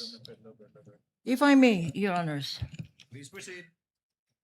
I can see Senator Panfilo Lacson coming in at narinig ko po yung kanyang interview nung sinabi po niya na baka magkaapo na tayo dito at magkaroon na ng national bird, hindi pa tapos ang impeachment trial na to. We have seen, this is, Ma'am, you said national bird? hindi po ba, Senator Lacson? Well, somebody who interviewed you said that you said that. It must be another senator judge or another person. Talking about birds, okay. Please proceed, ma'am. I never talked about birds. Then definitely my information was hearsay. In any event, in the last 4 trial days, we have had several hours of legal calisthenics, direct examination, cross-examination, and today we also had redirect and recross. A total of approximately 8 hours a day and 2 witnesses. Today we are supposed to hear a subpoenaed witness, Attorney Zulaika Lopez. And after her, another witness subpoenaed or called to appear here, Captain Belinda Bello. After hearing the 2 competent and credible witnesses, not expert witness, but through their credentials showed that they were competent to testify on the matters that they were asked to authenticate. After evaluating through these 2 witnesses, 19 documentary evidence from Agent Kalilong and 45 documentary evidence from our recent witness, Attorney Lotok. And after the very clarificatory and probing questions of our senator judges after evaluation, and not only during this 5-minute huddle,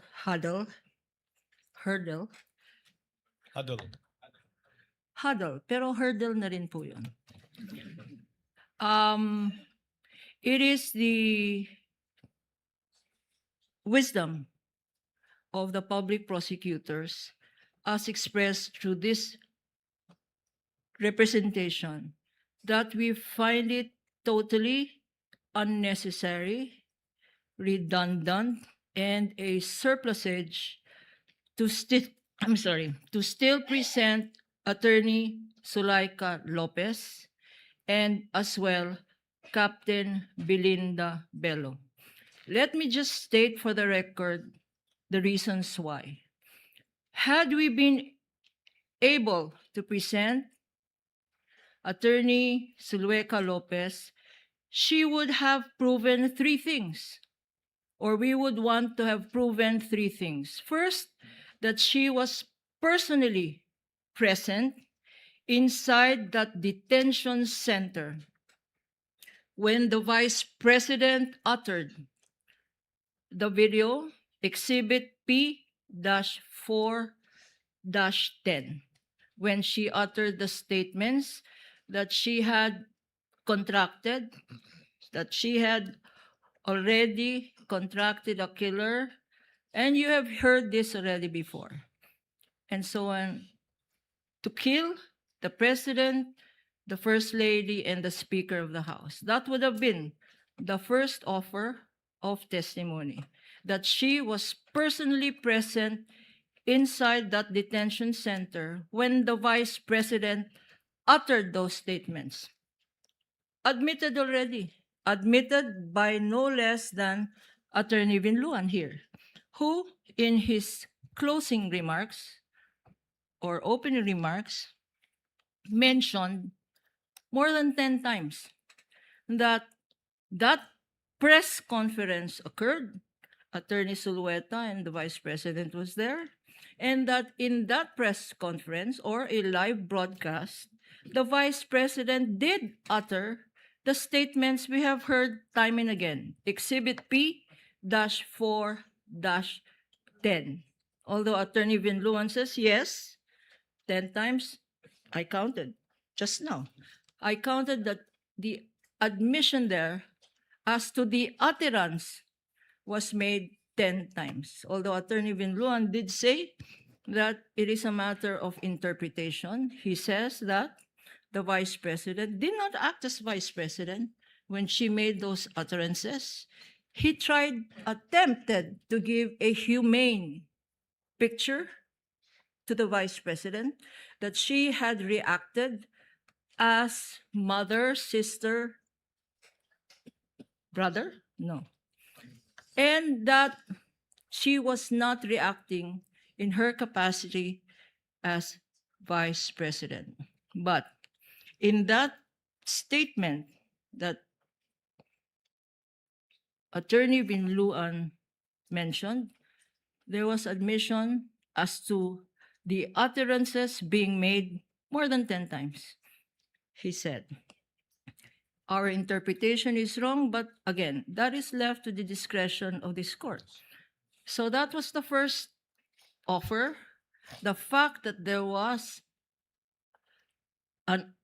were utterances made in a press conference and that Attorney Sulueca was president. No need to present Attorney Lopez for this purpose. Secondly, our second purpose was that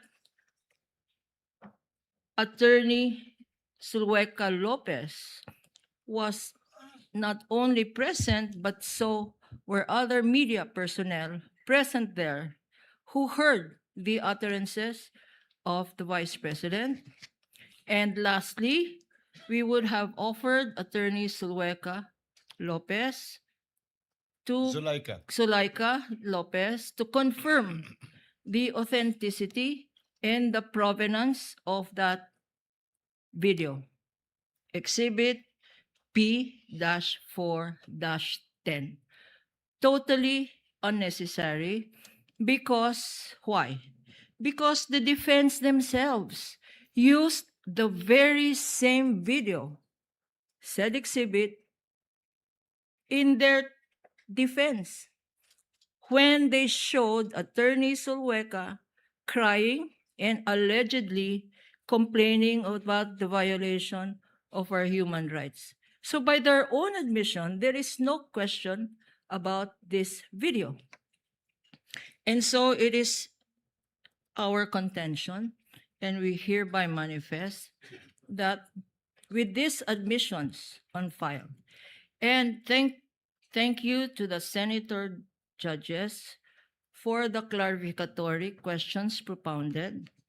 And I'd specifically like to say thank you to Senator Tito Sen, Vicente Soto, for, in his brief statement, by virtue of clarificatory, brought us back to what this trial is all about. We are not a criminal court, and much time has been spent. Is there grave threats? Is there inciting to sedition? All of this is relevant. But in the context of, is it by doing these grave threats and by inciting to sedition, does it make the Vice President a violator of the Constitution? Does it make her a violator of her solemn oath of office?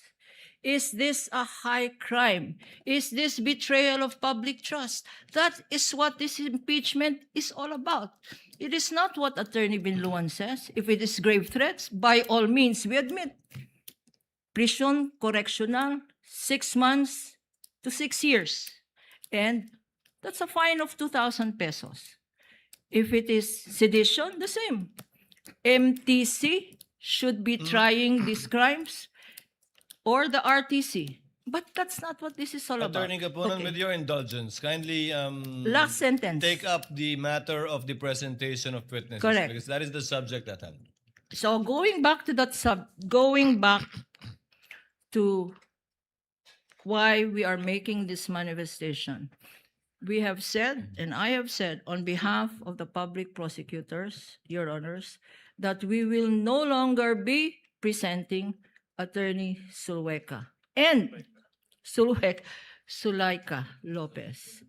And Your Honors, in addition, because the testimony of Captain Belinda Bello is merely corroborative. She would have been presented only to corroborate the fact that there was a transfer order made in the detention center and that that transfer order had been the subject of the video or press conference of November 23, 2024. And so, Your Honors, we are also no longer going to call as a witness Captain Belinda Bello. With that, Your Honor, I think the reminder of Senator Lacson that the accused, that the respondent is entitled to a speedy trial. Prosecution, the prosecutors would want this to be a reminder to all. We are doing our part.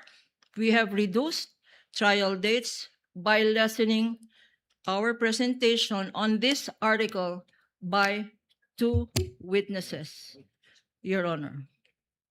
And therefore, we would also request that the same be also a reminder to the defense counsels or the counsels for the defense. Your Honor, please, in my 48 years of practice as a private lawyer, and I'm grateful for this chance, I have learned 2 things in litigation. The first thing I have learned is First, learn when to present and not to present a witness.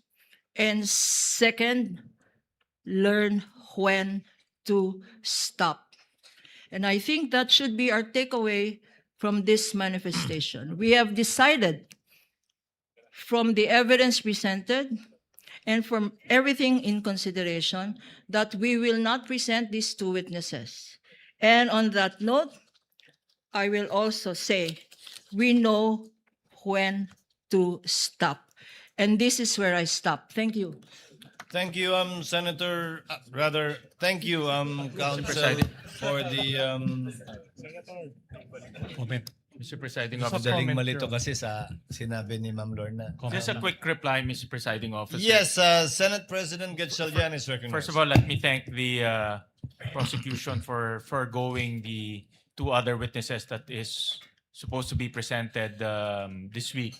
I was actually talking to our presiding officer earlier on, and I was just computing the number of witnesses. Based on our pre-trial order, the prosecution will present 57 witnesses. The respondent will present 45 witnesses. That's a total of 102 witnesses. At the rate we are going of 2 days per witness, we will finish in 17 months. That's a year and a half, or a year and 5 months to be exact. So any chance of shortening the proceedings will be highly appreciated. Thank you.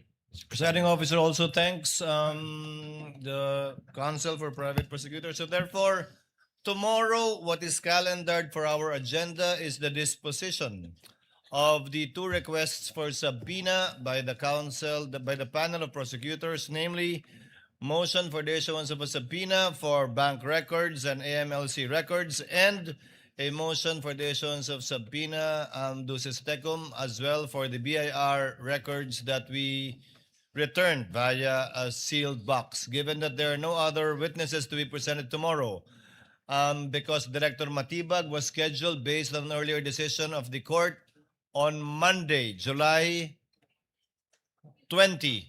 I hope we will have sufficient time to discuss these two subpoenas tomorrow in our trial.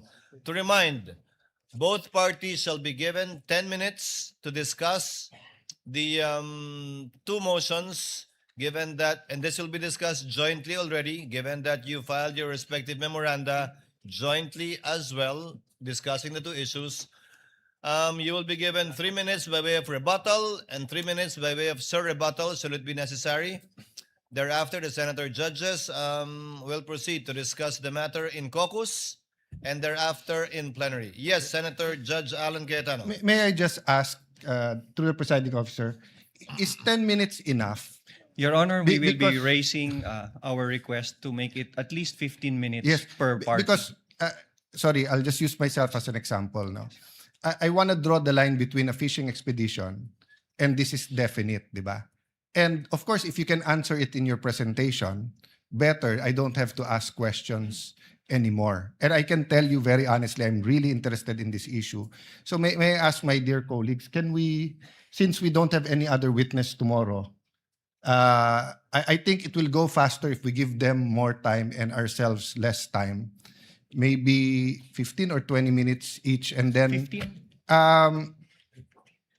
maybe, Mr. President, Mr. Presiding Officer, you said 3 minutes rebut. I mean, can we give them more time to rebut each other? I'd rather they be rebutting each other than rebutting us. But I think this will really be an issue that will educate all of us, and it'll really be good for the impeachment court and the Filipino people. So may I ask The Honorable Defensor, 15 minutes. Yes, Your Honor, 15 minutes per argument and 10 minutes per party on rebuttal, Your Honor. So 15 and 10? Yes, Your Honor, if How the about defense will counsel for agree. respondent? We will just submit, Your Honor, to the discretion of this honorable court. AMLA and BIR? Anyway, that's why we'll have a caucus. Yes, so may I suggest, Mr. Presiding Officer, and of course, my esteemed colleague, may I suggest that we decide on how long each senator would be given after we caucus? Yes. Instead of setting it now, let's set the prosecution and the defense and and then we'll go into caucus, and then we decide in caucus how long will we be giving each member if we so decide to still debate here instead of getting into a consensus in the caucus. Senator Judge Soto, I completely agree. However, the presiding officer was merely citing what's written in our rules right now. We can, of course, change it by agreeing amongst ourselves to lower it or increase it. Hopefully not in the direction of increasing it. Hopefully after the caucus, we will have a win-cheese solution. Thank you, Senator Judge Alan. Any other points? Senator Judge Pangilinan is recognized. Very, very quickly, Mr. President, this is pertains to an earlier manifestation. I beg the indulgence of our colleagues because it took me some time to retrieve the file. This is reference to my earlier interpellation with the witness on the matter of the case of People versus Mas. Earlier, it was manifested that this was an inciting to sedition case, which was dismissed by the regional trial court. Just for the record, it was dismissed by the regional trial court, not on the merits. It was dismissed by the Olongapo court because on June 24, by Judge Richard Paradesa of the Olongapo Regional Trial Court, because it was an unlawful arrest. In other words, Mr. Mas was arrested unlawfully, and therefore the regional trial court had no jurisdiction, and so the motion to quash was dismissed, was granted rather, and the case was dismissed. In other words, it was not dismissed on the merits. For the record, Mr. President.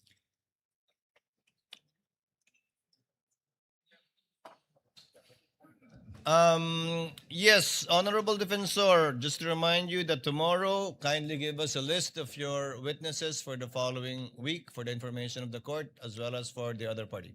We will, if necessary, Your Honors. And will you be needing a subpoena for Director Matibag for Monday? We won't need a subpoena anymore for Director Matibag for Monday's testimony, Your Honor. Okay, then no need to issue a subpoena.